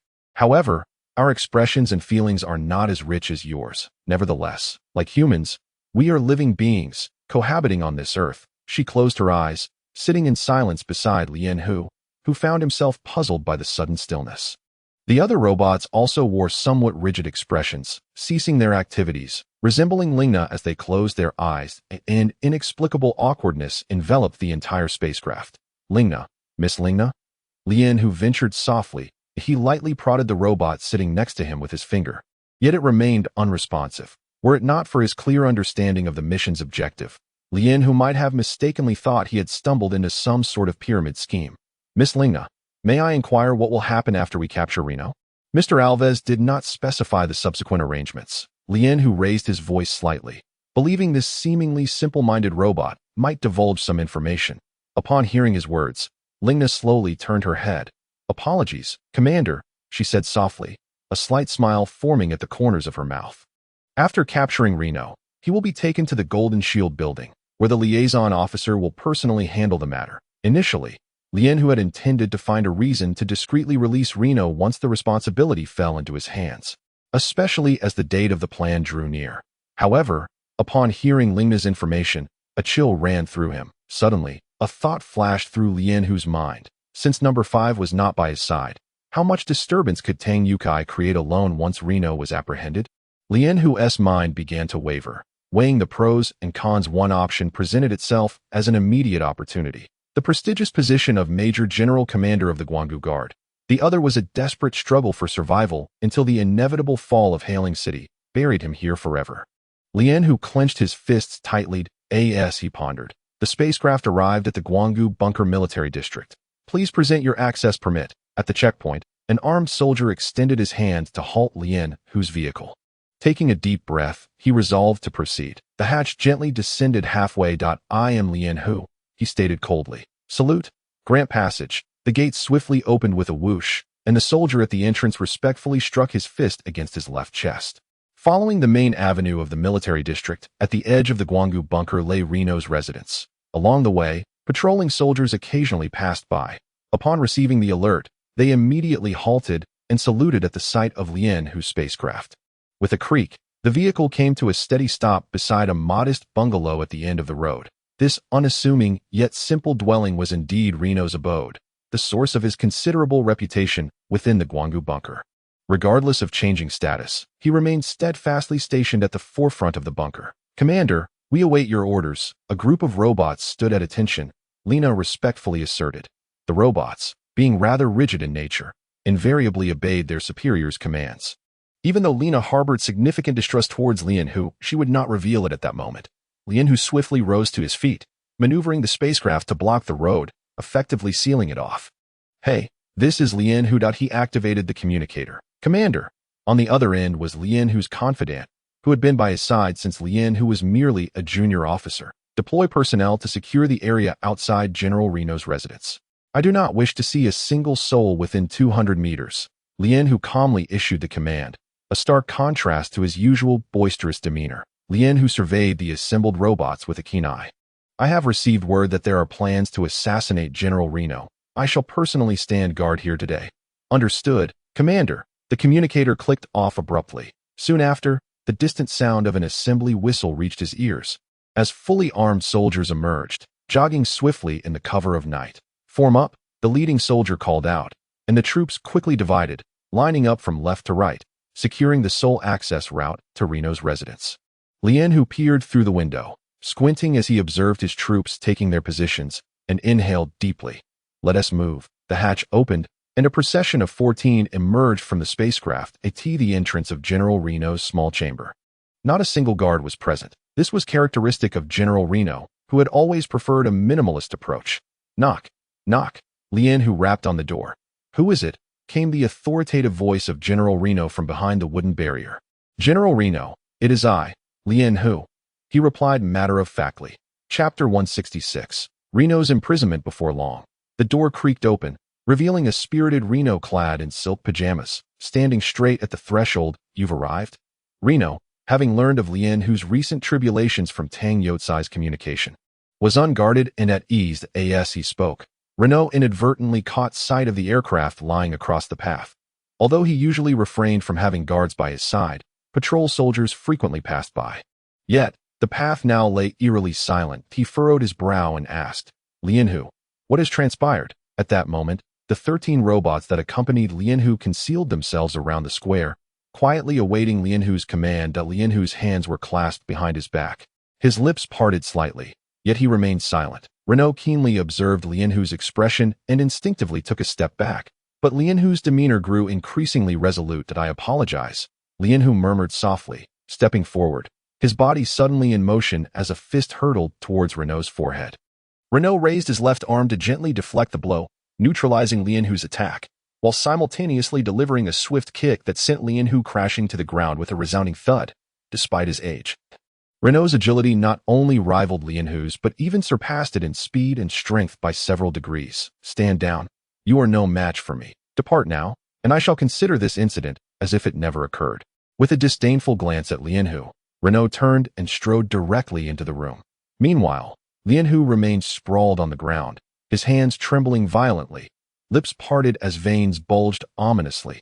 Just days prior, he, a commanding officer of the regular army, had been ruthlessly trampled by a rotund figure like Tang Yukai, and today he faced the derision of this aged and waning general. An unparalleled sense of humiliation surged within him. His disgrace did not stem from a lack of skill, but rather from Reno's contemptuous tone. All of this was because I lack authority.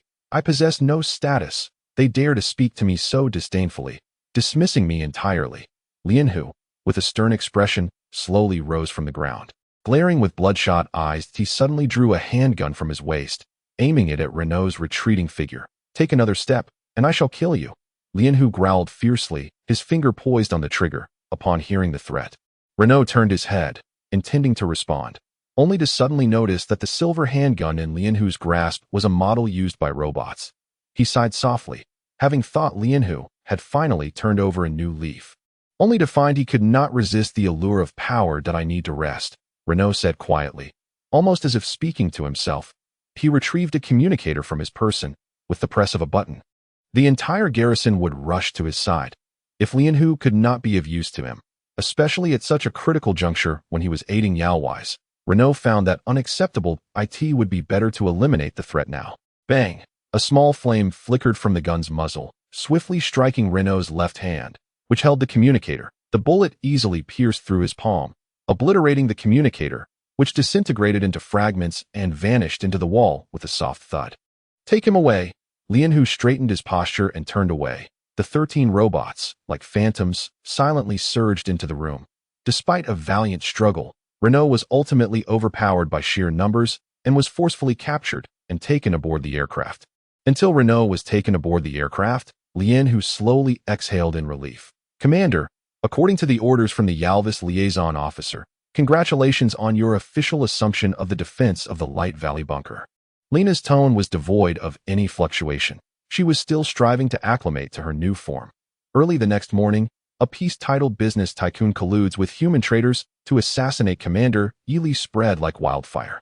This authoritative report released by HUBC swiftly dominated the headlines of the Light Valley bunker. The news was presented in video format, depicting the Grim Reaper and Tang Yukai personally executing Chairman Yi Li, causing massive chaos in the southern square. Shortly thereafter, another report titled Commander Yi Lu Takes Command. Lien, who secretly detains traitors, became the talk of the town. You might wonder, wasn't General Renault always renowned within the confines of the Light Valley bunker? How could he suddenly collude with traitors? You see, Renault is Tang Youcai's father-in-law. Without Renault's orders, how would Tang Yukai dare to brazenly assassinate Yi Li? Precisely. This must have been meticulously orchestrated and planned. Yet it was unexpectedly unraveled so swiftly by Commander Yi Lu. Renault must be severely punished. Tang Yukai must be held accountable. Within the forum of the Light Valley bunker, the populace was abuzz with discussion. The power of the individual often appears so helpless before mass media. Once the elite group controlling the media veers off course, the passive audience, inundated with media information, inevitably loses their capacity for judgment. Next, we interrupt with an urgent announcement. The holographic image displayed a well-dressed anchor, eloquently speaking. It was Zhang Jian. That night, both he and Li Feng had not slept. They spent the first half of the night completing the task assigned by Yi Lu. And in the latter half, they received the sudden news of Renault's imprisonment from Yi Lu. Following Yi Lu's directives, they hastily produced that news segment. The screen showed a weary young man clad in splendid military attire. Seated at the parliamentary hall's table, surrounded by prominent figures from the Light Valley bunker, in the early hours, Yi Lu convened an emergency political conference, where all the dignitaries from the Light Valley bunker secretly gathered in the parliamentary hall. After 2 hours of deliberation, they finally reached a consensus. Yi Lu lightly cleared his throat, his gaze sweeping across the faces of the dignitaries before settling in front of the camera. Greetings, residents of the Light Valley bunker. He began. Yi Shua gently tapped his right fist against his left chest, his eyes bloodshot and fatigued. I apologize. It is only now that I can provide you with an explanation. With a slow sigh, Yushua continued, yesterday, in order to prevent panic and to avert any sudden rebellion by Renault, I had no choice but to state that my father succumbed to a sudden heart attack. With that, a drop of murky tears slid from his reddened eyes. Now, I believe everyone has seen the 2 reports from HUBC. It was only after Renault was under Lien Hu's control that I dared to release those pieces of news.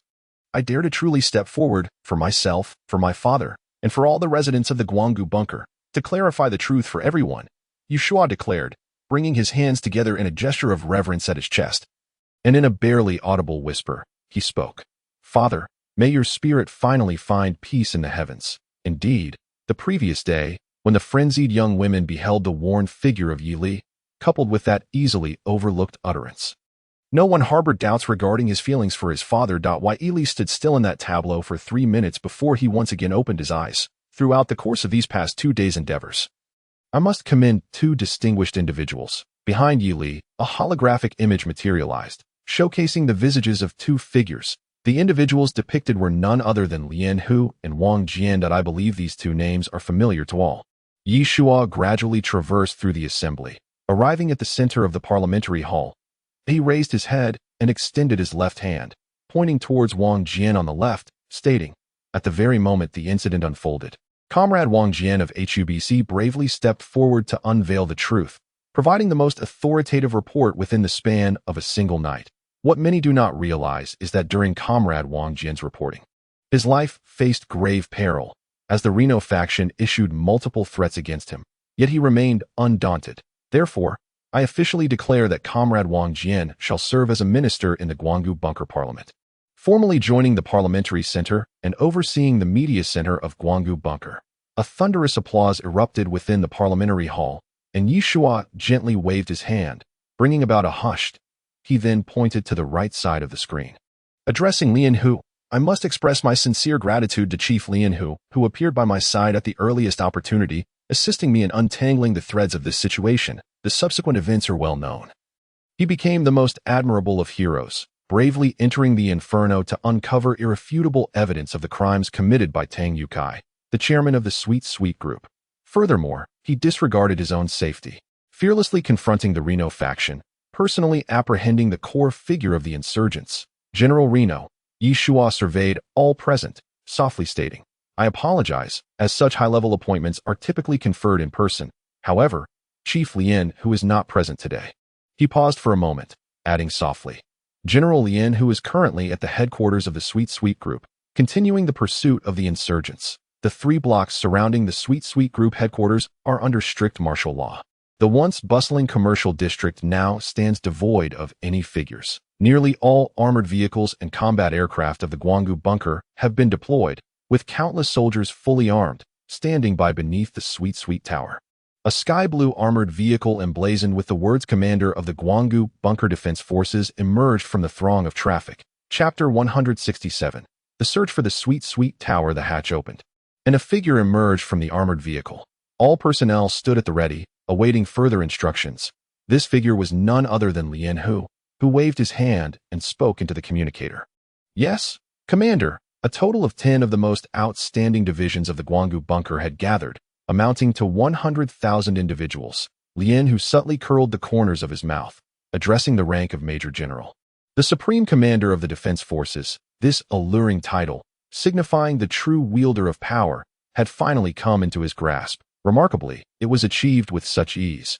Merely by adhering to Alvis's orders, he savored the unprecedented taste of authority. Reporting to Your Excellency the Commander, we have arrived at the designated location and await your command. Lien Hu's figure materialized on the live broadcast, standing gallantly in the street, flanked by fully armed soldiers. After speaking, he respectfully saluted the camera before him. All the holographic images across the city reported this news, with 5 million eyes in the Guanggu bunker fixated upon the screen. That White Ely solemnly nodded. Commence. Lien Hu on screen nodded in affirmation. Yes. He turned around, his expression serious as he proclaimed loudly. Action. Nearly 500 various combat aircraft ascended into the sky, leaving a trail of flames as they completely sealed off the aerial passage to the Sweet Honey building. Armored vehicles densely packed on the ground slowly advanced towards the Sweet Honey building, the rumbling mechanical sounds causing the ground to tremble slightly. All ground combat units marched forward in perfect unison. This marked the first time in the 19-year history of the Guanggu bunker that such a massive military operation was conducted. Early riser Wu Liao, holding a cup of hot tea, stood by the window. Suddenly noticing an endless array of aircraft surrounding the Sweet Honey building, rendering it impenetrable, he rubbed his eyes again, mistakenly believing he was still dreaming. Glancing down, he saw the ground swarming with fully armed soldiers. Countless armored vehicles racing towards the Sweet Honey building. This is bad, Angelina exclaimed loudly, shaking the slumbering Tang Yukai beside her.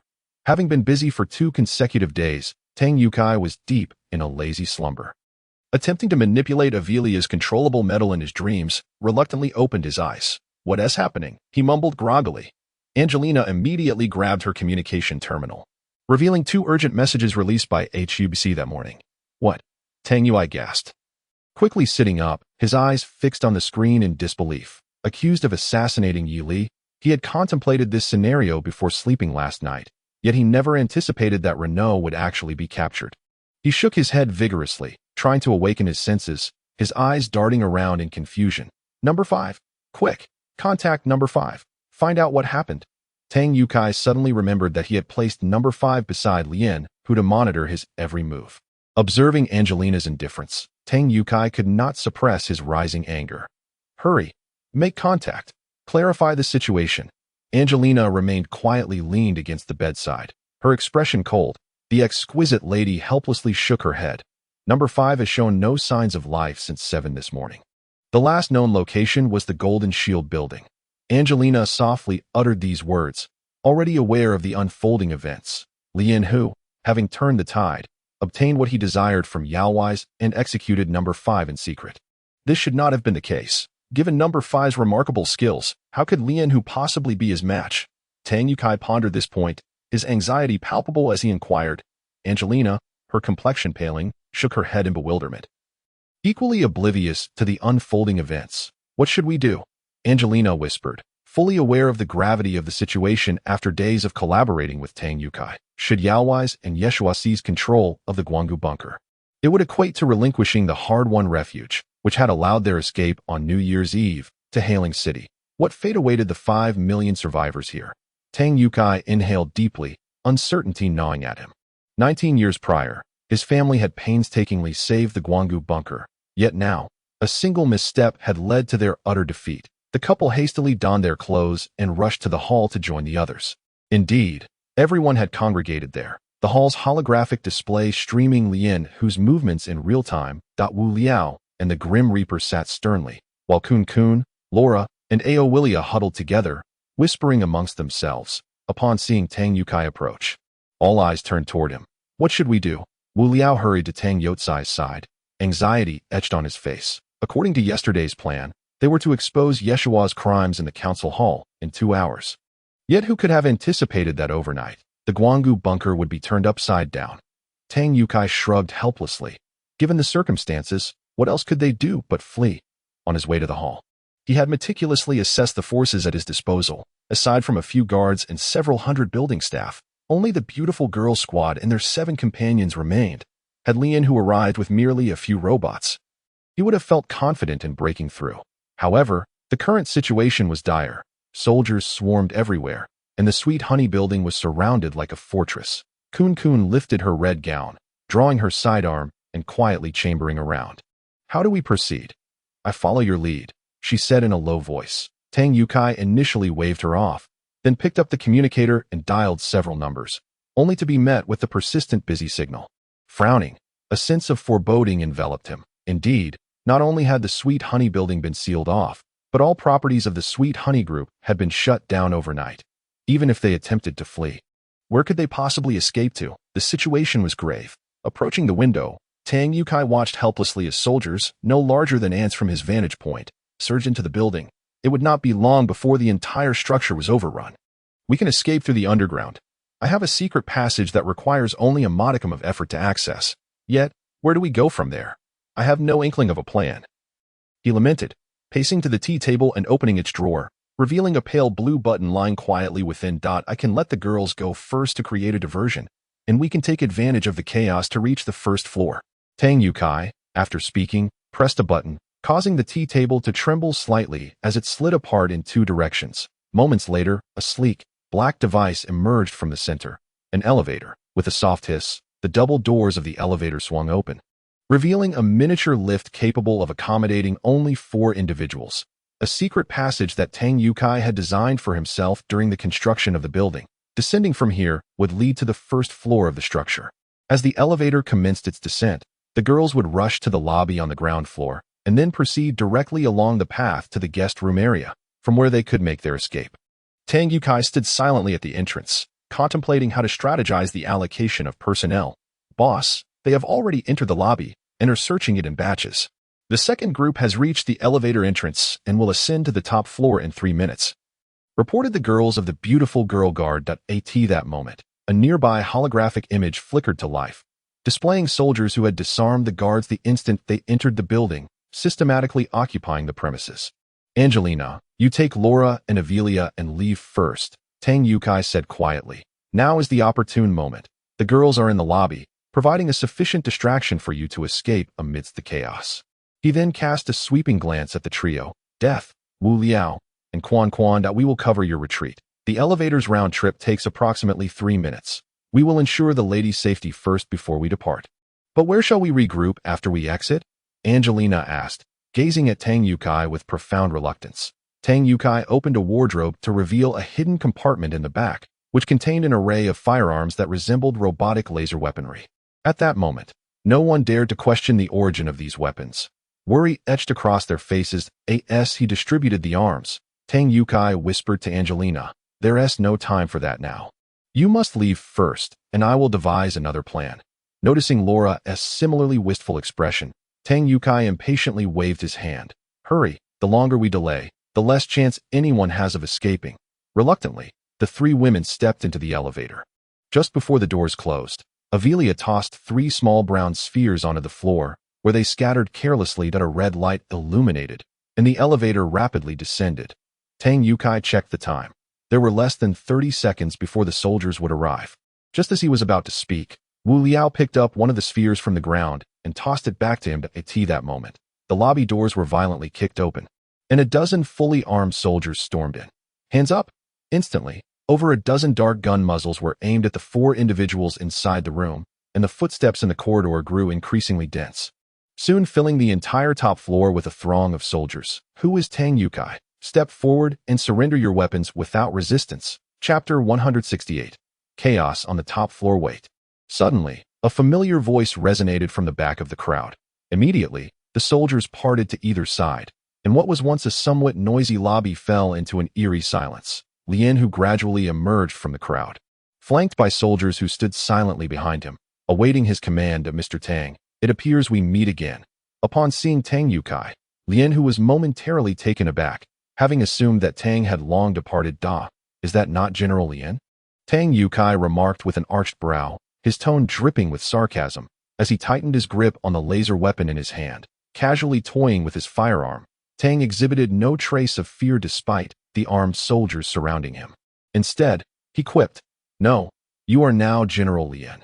Tang Yukai possessed his own calculations. His audacity to confront Lien, who in such a crowded setting, stemmed from the recording he held, one that implicated both Lien and himself. Should this information reach Alvis, it would undoubtedly spell trouble for Lien, who as well. A sinister smile crept across Lien, whose face as he narrowed his eyes, uttering, "I must thank you for this, Mr. Tang." He emphasized the title, leaving Tang at a loss for words. The soldiers behind them remained silent, for as soldiers, their duty was to obey orders, and until Lien who spoke, none would dare take action.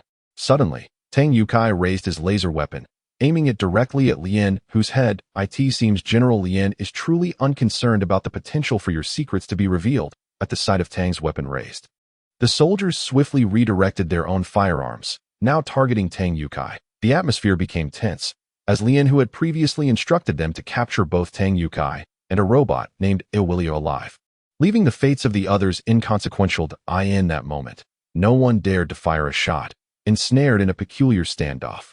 Lien, who smirked, shaking his head with a soft clicking sound at Mr. Tang, he said disdainfully, "There's no need for your concern.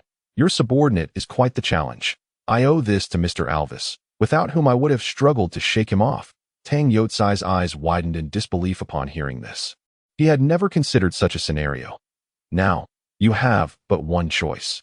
Lower your weapon and approach me, and I might consider sparing your friends a complete demise. Tell me, whose head would you prefer to see burst first?" His weapon finally settled on the head of a girl named Quan Quan. Why not start with this lovely young lady? With that, the dark muzzle of his gun steadied on Quan Quan's exquisite face. Upon witnessing this, Wu Liao instinctively crouched like a cheetah poised to pounce on its prey, gripping his weapon tightly. Having undergone enhancements in numerous battles, he felt confident in his ability to eliminate Lien, who before he could pull the trigger. Even Tang Yukai found himself at a loss that he had been the one to lead the death squad to the Guanggu bunker, and if his actions were to endanger them now, he would blame himself for eternity.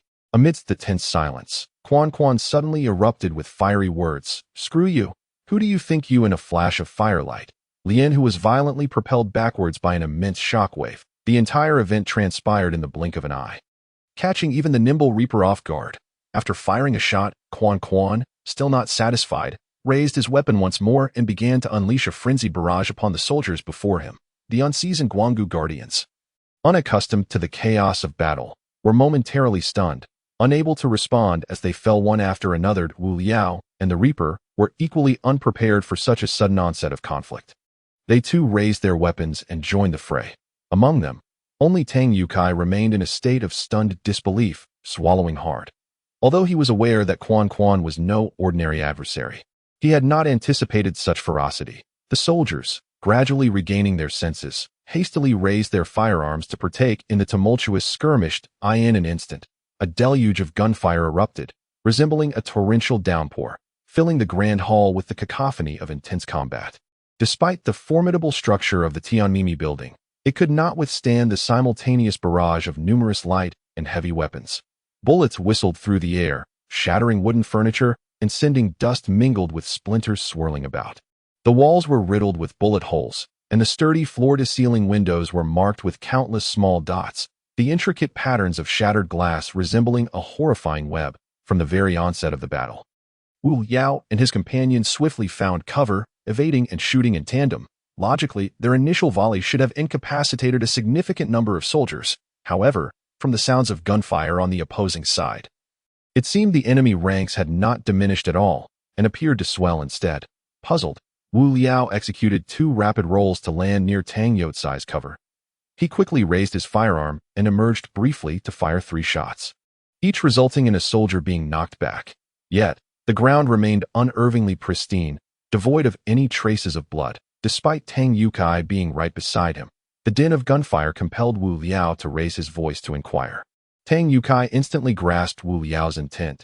"If we were to kill a few soldiers today, wouldn't we be playing right into their hands?" He shouted back, his face flushed. He had anticipated a conflict would arise, and thus had preemptively calibrated the energy density of these laser weapons to the lowest setting, ensuring they would merely incapacitate the opponents momentarily, with full combat readiness returning after 30 seconds.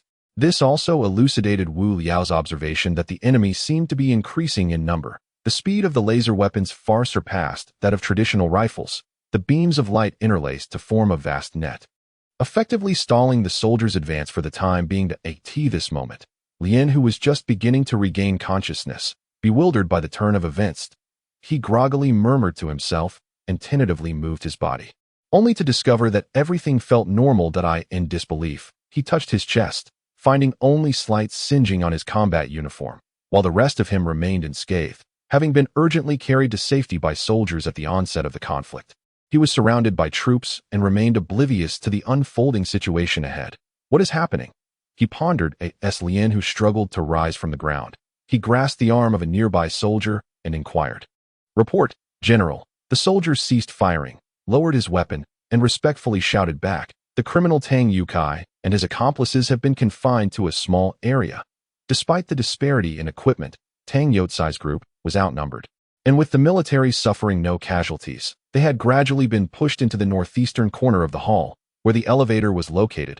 Upon hearing this, Lien, who nodded in satisfaction, and to his delight, he produced a large megaphone from seemingly nowhere. It was time to conclude this affair, he thought, with all his might.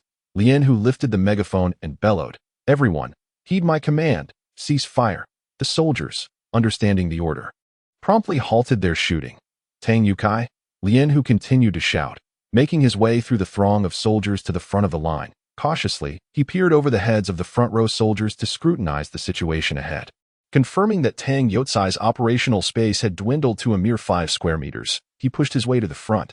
"Tang Yukai, today, I have decided to spare you. If you are willing to step forward, I shall not harm a single one of your accomplices." Lien, who remarked, feigning sincerity. He was convinced that Tang Yukai posed no threat of retaliation, as his men had nearly occupied the entirety of the upper levels. With a sud bursting forth from the cover with his rotund figure, he hurled the small orb, exuding a fragrance reminiscent of violets, directly into the most densely populated area of the crowd. Chapter 169. A Desperate Escape. To hell with it. Tang Yukai exclaimed indignantly as he cast the small sphere from his hand. Suddenly, he was enveloped by an overwhelming floral aroma, swiftly followed by a tremendous storm that swept across the entire hall.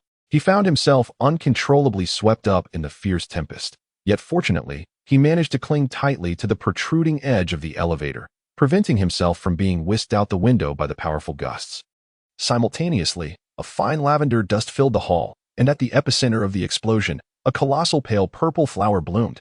Its 4 petals, a delicate blend of white and lavender, revealed several golden stamens at its core, from which the intoxicating fragrance emanated. With a heavy sigh of relief, Tang Yukai realized he had made the right choice. Had he thrown the more potent white orb, he surmised he would have already ascended to the heavens. The storm's intensity began to wane, at least enough to spare him from being lifted into the air despite his nearly 200-pound weight. Seizing the moment, he peeked out, and indeed, the unprepared soldiers, lacking any cover, were sprawled all over the hall. Just then, the elevator's indicator light finally turned red, and the doors swung open with a resounding thud. In the fleeting seconds of opportunity, they had a chance to escape the hall. "Hurry!" Tang Yukai urged anxiously, twisting his ample form to make a beeline for the elevator. Wu Liao and Quan exchanged a glance before swiftly emerging from behind their cover, dashing towards the elevator. The Grim Reaper glided effortlessly through the obstacles. A mere 5 meters was a trivial distance for them. Once inside the elevator, a collective sigh of relief was released. The elevator, designed to accommodate 4 individuals, was already cramped with the 2 large men, Wu Liao and the Grim Reaper, while Quan, though smaller, found herself squeezed by the considerable bulk of Tang Yukai. Leaning against the elevator door, Wu Liao faced Tang Youtsai's ample belly. desperately rising onto his toes to carve out a sliver of space for himself. Suddenly, the sound of hurried footsteps echoed from the elevator shaft, followed by a barrage of gunfire, and a furious shout of "Damn it!" rang out. Quan pouted, glancing at her petite laser weapon, shaking her head as she lamented, "What a pity, I didn't manage to eliminate that bastard." Wu Liao grinned, noting Quan's ever-fiery temper. "You really are full of surprises, aren't you?" he whispered to Tang Yukai. "Where did you get that giant bottle of perfume?" Tang Yukai chuckled, his small eyes narrowing into slits of mirth. "Wu Liao, you should pay attention. I have many secrets." Wu Liao laboriously shrugged in the confined space and produced the small brown orb that Ovelia had tossed to them from his jacket pocket, raising it towards Tang Yukai. It then dawned on Tang Yukai that he too possessed one, though he had been unaware of its purpose, mistaking it for an unfamiliar floral scent egg, which had deterred him from using it hastily. "Initially, I had intended to don my battle armor and make a swift escape through the skies. Yet I never anticipated that you would successfully lead us out." Wu Liao had contemplated wearing his armor to flee from above, but the skies outside were densely populated with flying vehicles, making such an exit a last resort. Thus he reluctantly chose to place his trust in Tang Yukai. "What?" Tang Yukai exclaimed, his eyes widening in disbelief as he painstakingly retrieved the inconspicuous little sphere from his pocket.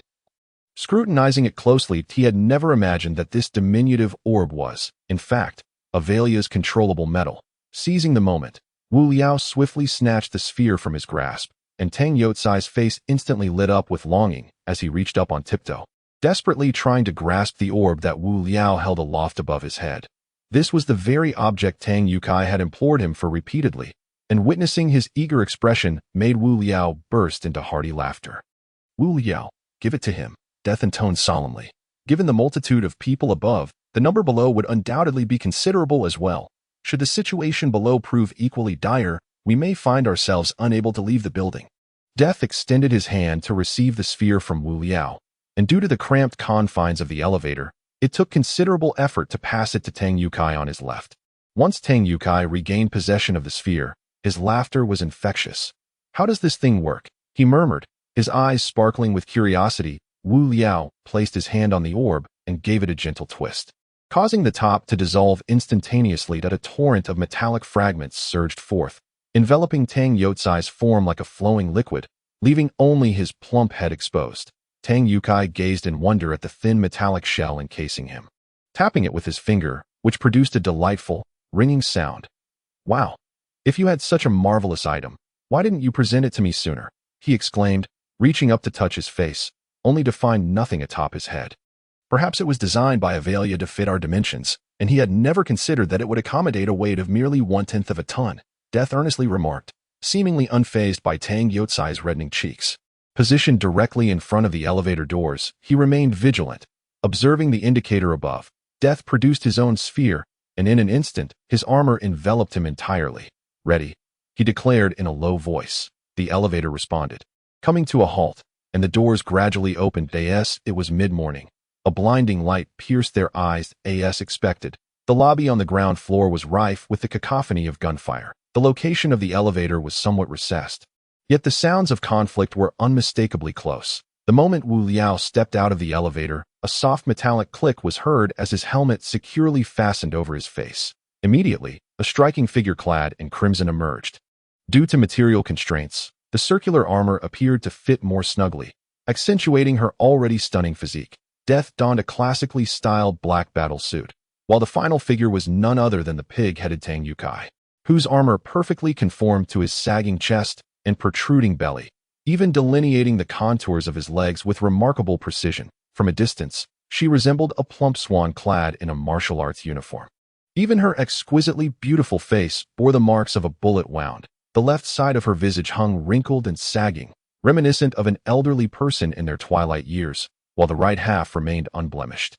In her hand, she clutched an unfamiliar weapon, the barrel showing signs of melting from prolonged use, with the sight at the muzzle now a sticky mess, appearing utterly incapable of firing again. "Boss," the golden-haired girl sweetly remarked.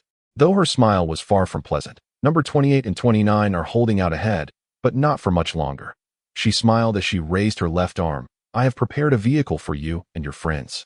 A flying apparatus strikingly similar to an armored car. With it, you should be able to endure. Please, follow me." With that, the golden-haired girl hurriedly led the way. The gunfire behind them gradually diminished, but suddenly, she shuddered and halted in her tracks. Apologetically, she stated, "Boss, you must go. Proceed along this path, and I will hold them off." Just as she prepared to withdraw from the battlefield, number 28 and 29 were finally overwhelmed and fell, leaving her as the last survivor of the beautiful girl guard. Upon hearing this, Wu Liao immediately furrowed his brow as he took a steady step forward. "I will help you rescue them. We shall leave together." Clad in battle armor, he felt confident that he could hold out for a while longer. And thus, he was inspired by the thought of saving others. Quan resolutely stood behind him, while Death silently took a step forward. The golden-haired girl shook her head. "Guests, you must depart." Yes, she spoke. The pursuers closed in, and an armored vehicle thundered through the foyer, bearing down upon them. Having donned battle armor for the first time, Tang Yotsai's earlier eagerness dimmed. He understood the combat prowess of the beautiful girl guard. Though it could not compare to Wu Liao's abilities witnessed on video, nearly 30 of them had been unable to withstand the assault. Now that even they were faltering, their chances seemed bleak. "You must leave quickly. 2 minutes ago, these soldiers began employing heavy weaponry, and it was then that we started to suffer significant losses," the girl softly said, her expression unexpectedly resolute. "We have uploaded all core data to the database prior to the battle. I believe it won't be long before the boss can restore us." Suddenly, a barrage of bullets began to rain down at their feet, accompanied by small rockets streaking towards them with fiery tails. With a thunderous explosion, one detonated beside them, causing a portion of the building to collapse violently. More soldiers emerged into their line of sight, led by a figure bearing burn marks on his face. "Lian Hu. Let us go," Tang Yukai murmured softly. Wu Liao stamped his foot in frustration, flames erupting beneath him as he levitated into the air. He glared fiercely at Lian Hu, who was in pursuit, before reluctantly turning his head and disappearing into the elongated corridor. The golden-haired maiden gazed at their receding figures, gently patting her chest twice. In an instant, her entire form seemed to become ethereal, suffused with a delicate golden glow, just as the pursuing forces were about to arrive. This enchanting girl unexpectedly detonated, a colossal blaze swiftly engulfing the corridor, accompanied by a thunderous roar that echoed like a clap of thunder. The rooftop at the site of the explosion collapsed with a resounding crash, shrouded in thick smoke, thereby sealing off the escape route of the relentless pursuers. Chapter 170. The secret of Reno. Once the smoke had cleared, the path ahead had been irrevocably obstructed, leaving the pursuers in a state of helplessness. "The bastard! Bastard!" Lian Hu's voice escalated from a low growl to a furious roar, his face flushed with rage and then turning pale, the veins in his neck bulging dangerously. Nearly bursting, beads of sweat dotted his forehead, and froth gathered at the corners of his lips as he pounded his fists against the armored vehicle, producing a dull thud on his very first day as a newly appointed Major General of the Guanggu Bunker Defense Forces. He had been thoroughly humiliated, having been knocked down twice in front of everyone, and despite deploying a third of the Guanggu Defense Forces, he had failed to capture these few individuals. The tumult of rage and humiliation churned within him. Refusing to abate, "What's the situation outside?" Lian Hu turned to the soldier beside him, bellowing in fury. The soldier, terrified, dared not utter a word. Report, Major General, no traitors have been found." His voice grew increasingly faint, eventually dwindling to a sound barely audible, akin to the buzzing of a mosquito. "Let us go." He watched as the soldiers reformed their ranks, gradually moving out in an orderly fashion, before picking up the communicator. "Mr. Yalvis," Lian Hu struggled to temper his tone, striving for a semblance of composure. "I'm sorry, we didn't capture anyone. It's all right, Major General Lian." Yalvis' effeminate voice resonated, surprisingly devoid of any reproach. A flicker of doubt crossed Lian Hu's mind. "But we mobilized so many people. Yet, we achieved nothing. Do you know why I didn't allocate those robots to you? Instead, I had you lead the Guanggu Defense Forces?" Yalvis mused, idly toying with a teacup. Lian Hu furrowed his brow. Indeed, the earlier operation to apprehend Reno had been clandestine, but what was the purpose of this ostentatious display? Yalvis chuckled lightly. Without this spectacle, how would it demonstrate their strength? In that moment, realization dawned upon Lian Hu, and he nodded vigorously into the communicator. "Mr. Yalvis is truly astute." After saying this, Yalvis ended the call, rising from his seat to stretch his limbs gently, then directing his gaze toward the holographic image at his side.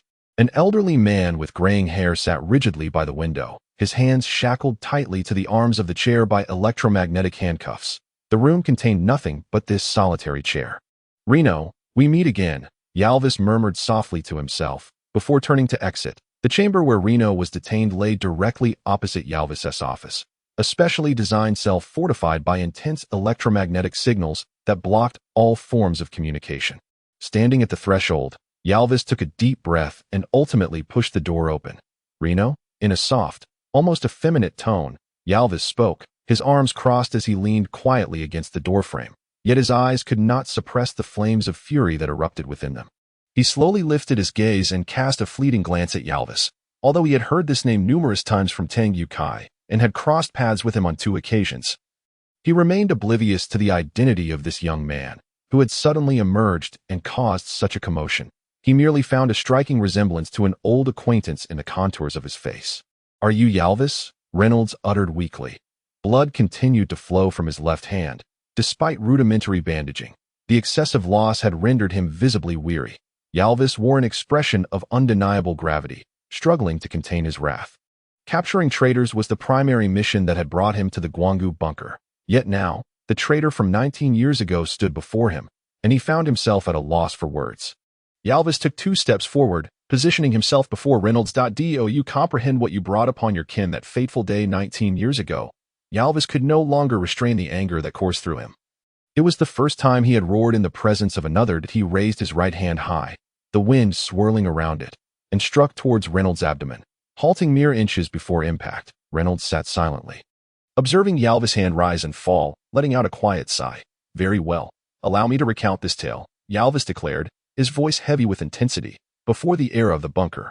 A significant portion of the mechanical beings served humanity dutifully, providing a myriad of services without complaint. However, humanity mistakenly believed itself to be the sovereign of the world, meting out violence upon them, which gradually birthed a sentiment of hatred within some of the mechanical beings. These sentient machines began to congregate by region while continuing to serve humanity, forming the earliest organizations to resist human tyranny, namely, Hailing City, Sky City, and the forebears of the existing mechanical world. Reynolds and Yalvis were both part of a human organization known as Miracles, which provided maintenance services to these mechanical factions. The human military and police soon discovered the activities of these mechanical organizations and had previously dispatched heavy forces to suppress them.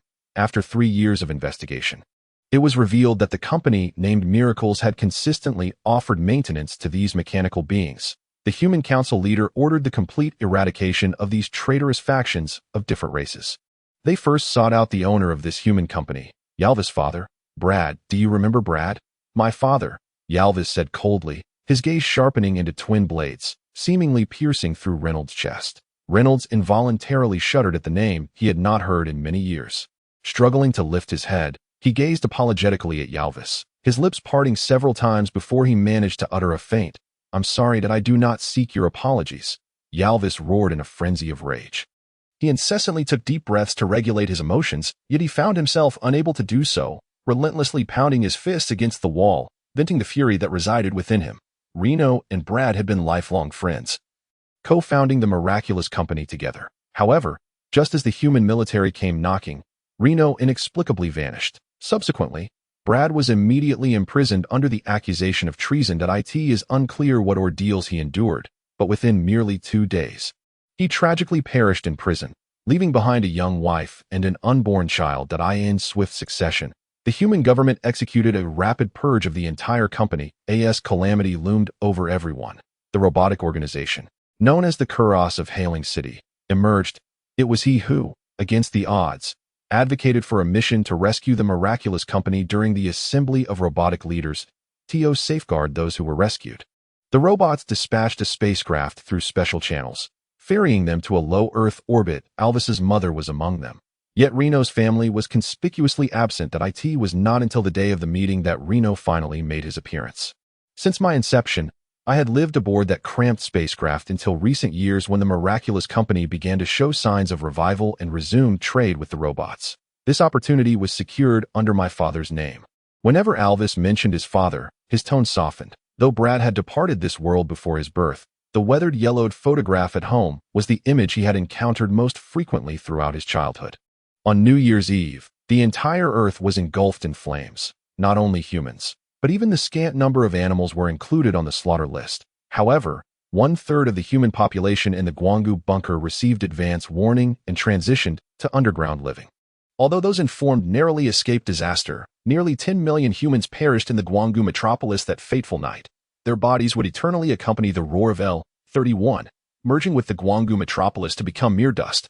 It was precisely because humanity failed to uphold their agreements that the robotic leaders condemned the members of the miraculous company to perpetual exile beyond Earth, forever barred from returning home. Alvis recounted the past in hushed tones, driven by two reasons for his arrival at the Gwangu bunker. Reno, why did you disappear back then? Alvis finally managed to rein in his emotions, now solely wishing to uncover the tale of what had transpired. Reno let out a bitter laugh, as this matter was known only to him. Even Tang Yukai and Angelina remained oblivious. Do you not find certain aspects of your narrative perplexing? He continued, in truth. Your story is largely coherent, but are you certain that the robots who rescued the miraculous company were indeed the same ones from New Year's Eve? Upon saying this, his profound gaze locked onto Alvis. Chapter 171. Reno is dead. Upon uttering these words, Alvis was suddenly drenched in cold sweat. Fine beads of perspiration trickled down from beneath his tousled hair as goosebumps erupted across his entire body. What do you mean? Jarvis abruptly stepped forward, seizing Renault by the collar, his immense strength lifting Renault upward with surprising force. The sudden action left Renault gasping for breath, and as his body ascended, the wound on his left hand made contact with the cold shackles, eliciting a grimace of pain that it was only then that Jarvis recognized the severity of his actions and ceased his aggressive motion. Renault, exhaling a sigh of relief, leaned back against the chair, weakly panting for air, and after a full minute of intermittent breaths, he spoke. Do you believe that Kyoros, who defied public opinion to save the lives of hundreds of employees, could personally slaughter billions of humans? Renault quietly posed this question, fixing his gaze on Jarvis. For a moment, the secret chamber was enveloped in an eerie silence, broken only by Renault's labored breathing. Jarvis closed his eyes, lost in contemplation, envisioning Kyoros in his mind, a bloodthirsty monster, hardly the type to expose his hidden powers for the sake of a few humans who had aided him. Suddenly, he opened his eyes wide, finally grasping the crux of the narrative. Renault, what transpired during your 2-day disappearance? Jarvis realized that Renault was the key to this entire incident. If he revealed the truth, all enigmas would be unraveled. Renault, Jarvis instinctively raised his voice as he noticed Renault bowing his head in silence. Renault, tell me, what on earth happened? When Jarvis called Renault's name for the 3rd time, he could no longer contain his frustration and pushed the elderly man before him. Renault's body first collided with the back of the chair. Then he gently leaned forward. But fortunately, his wrists were tightly shackled. Otherwise, he would have collapsed at Jarvis's feet, sensing the gravity of the situation. Jarvis quickly placed his hand on Renault's nose, realizing with horror that his breathing had ceased. Impossible, impossible. Faced with the imminent truth, Jarvis suddenly panicked, hastily unlocking the electronic handcuffs and laying Renault flat on the ground, pressing forcefully on his chest. Alas, Renault displayed no signs of life, lying motionless on the floor. The room remained intact, yet Renault had departed without warning. When Jarvis came to this grim realization, he floundered about like a headless fly, nearly losing his balance several times as he stumbled out of the small room. The riddle he had pursued throughout his life had evaporated into thin air at that very moment. Mr. Jarvis? At that moment, Lien, who happened to emerge from the elevator, dragging a long box behind him. Upon seeing Jarvis in such a distraught state, Lien, who immediately became alarmed, dropping the box and rushing to Jarvis's side to support him.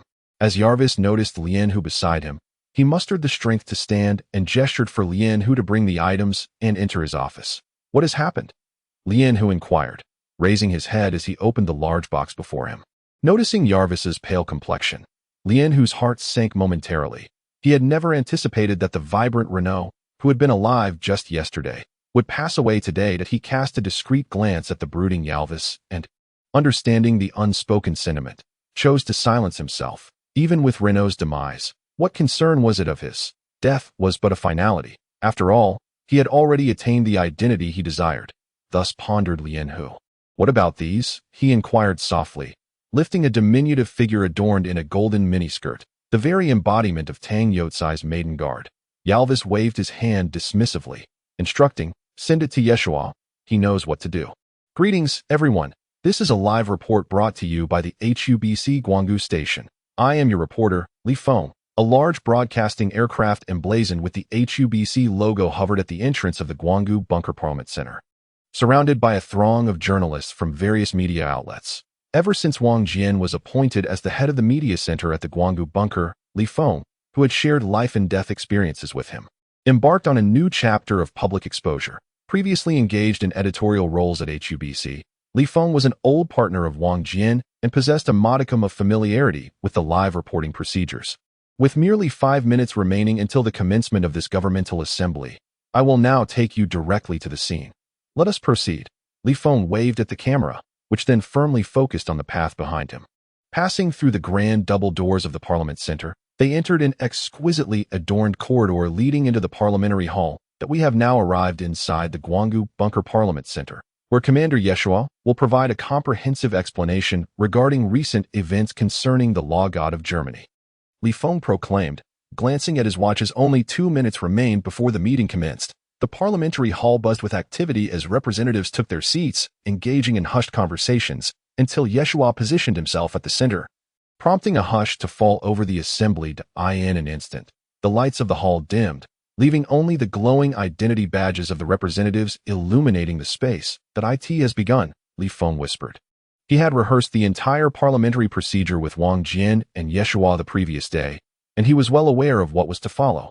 Yeshua rose, a spotlight illuminating him as all gazes converged upon him.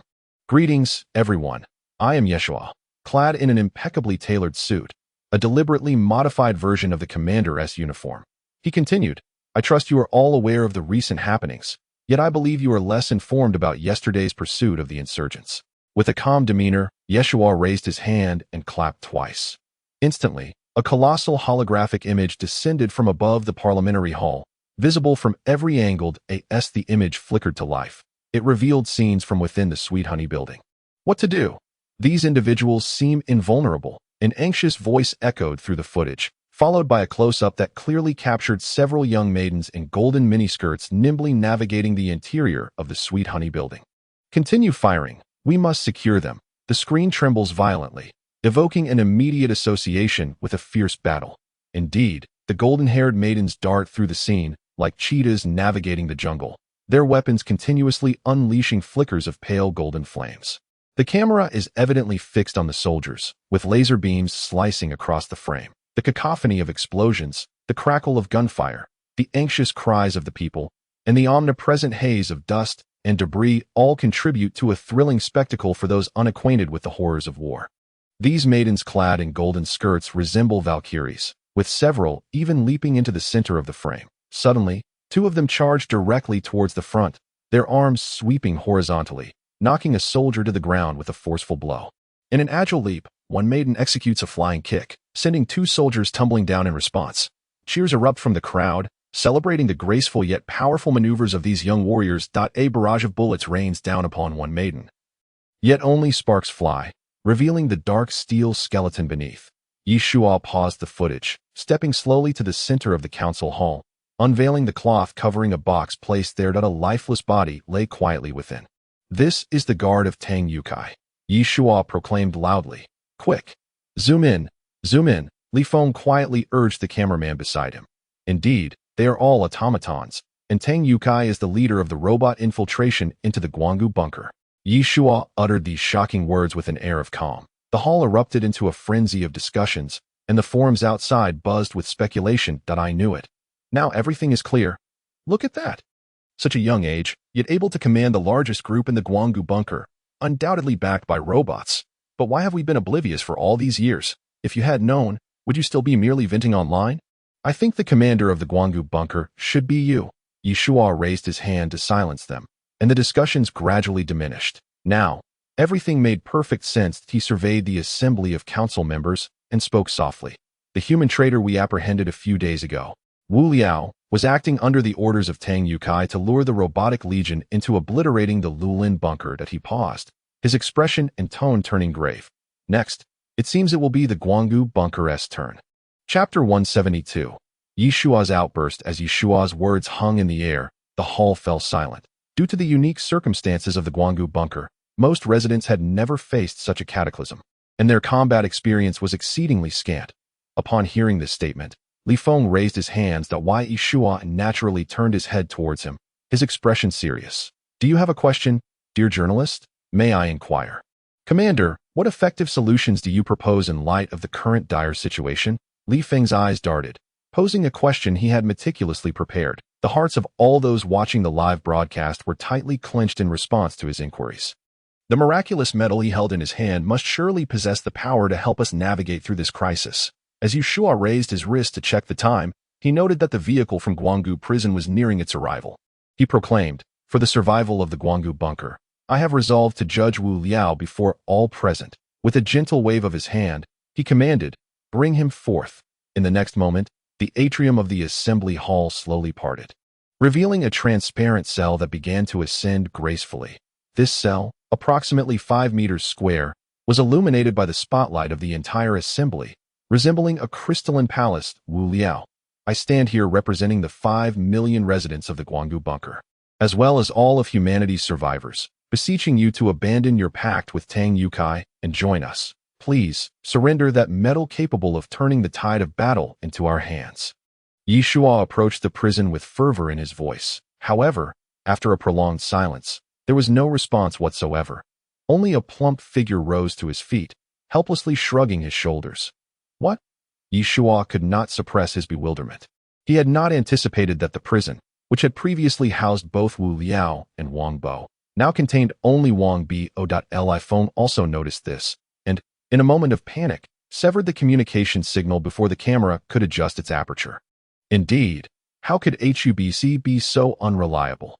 Waiting in anticipation for the unfolding drama, the online forum was abuzz with fervent discussions, mirroring the sentiments of countless viewers engrossed in the holographic projection. Like the multitude watching from afar, Wu Liao sat silently before the holographic display. After their escape from the skyscraper yesterday morning, they had made their way directly to the shelter center. The kind elderly gentleman from the Lulan bunker had personally prepared a small room for them. Though modest, it was their sole refuge within the Guanggu bunker at this moment.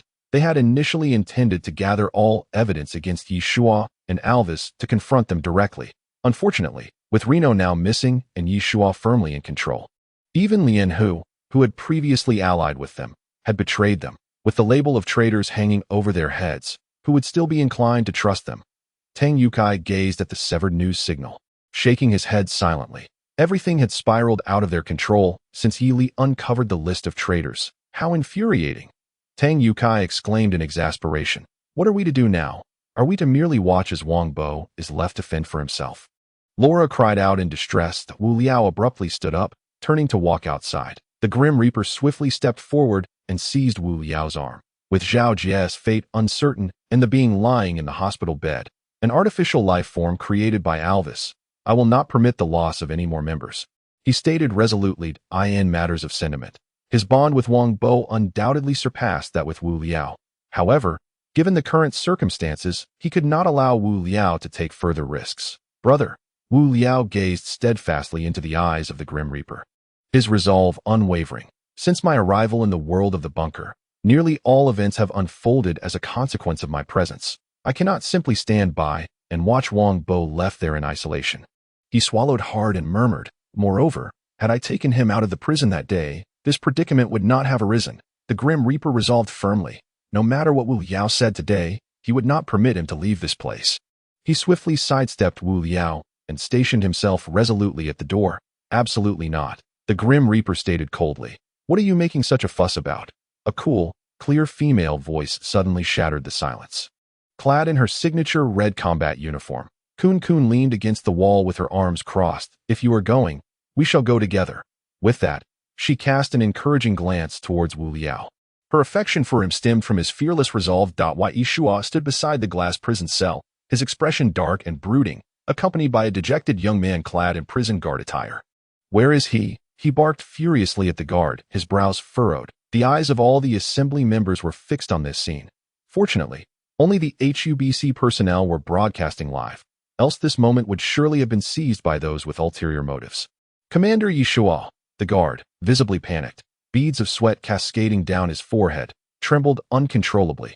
Just moments before departing, he had seen Wu Liao resting beside him. How could he have vanished now? He swallowed hard, stuttering. He was just here. In a sudden burst of rage, Yi Shua kicked the guard violently to the ground, his fury reaching its zenith as he drew his sidearm. Who has visited the prison in the past few days? Yi Shua spoke in a chilling tone, crouching down to press the dark muzzle of his gun against the guard's temple. The guard's heart raced, his breath becoming labored as he felt a dampness beneath him. A puddle of pale yellow liquid slowly seeping into the ground. Because at that time, you were not yet the commander. Useless, Yi Shua scowled, coldly dismissing him with that single phrase as he rose slowly to his feet. Not only had he lost face, but the remainder of his plans had also been thrown into disarray. A gunshot reverberated through the loudspeakers, echoing throughout the assembly hall. The unfortunate guard's mind shattered. Blood gushing forth as his eyes widened in disbelief. The center of the assembly fell into a chilling silence. The gravity of Yi Shua's true nature finally dawning upon them. It was uncertain who among the crowd stood up first. Initially intent on condemning Yi Shua's misconduct, they quickly slunk back into their seats in fear. Suddenly, a large contingent of armed soldiers, approximately 200 strong, surged into the assembly hall. Anyone who has dissenting opinions will be executed on the spot. Fully armed, Lian Hu stood at the center of the hall, sternly admonishing the assembly members. Wu Liao, where is he? He coldly spat out 4 words. Although Wang Bo found himself in such a predicament, he exhibited no fear whatsoever, instead responding with poise. Of course, I am here to gather evidence to tarnish your reputation. A cold smirk appeared on Yi Shua's face, having spent so long in prison. You are likely oblivious to the circumstances outside. He leaned closer to the small window, his voice dripping with malice. Tang Youcai's entire empire has been confiscated, and Renault is dead. I advise you to confess sooner rather than later. I will grant you a swift end. With events having unfolded in this manner, Yi Shua felt no need to conceal the truth any longer, directly announcing Renault's demise in front of everyone.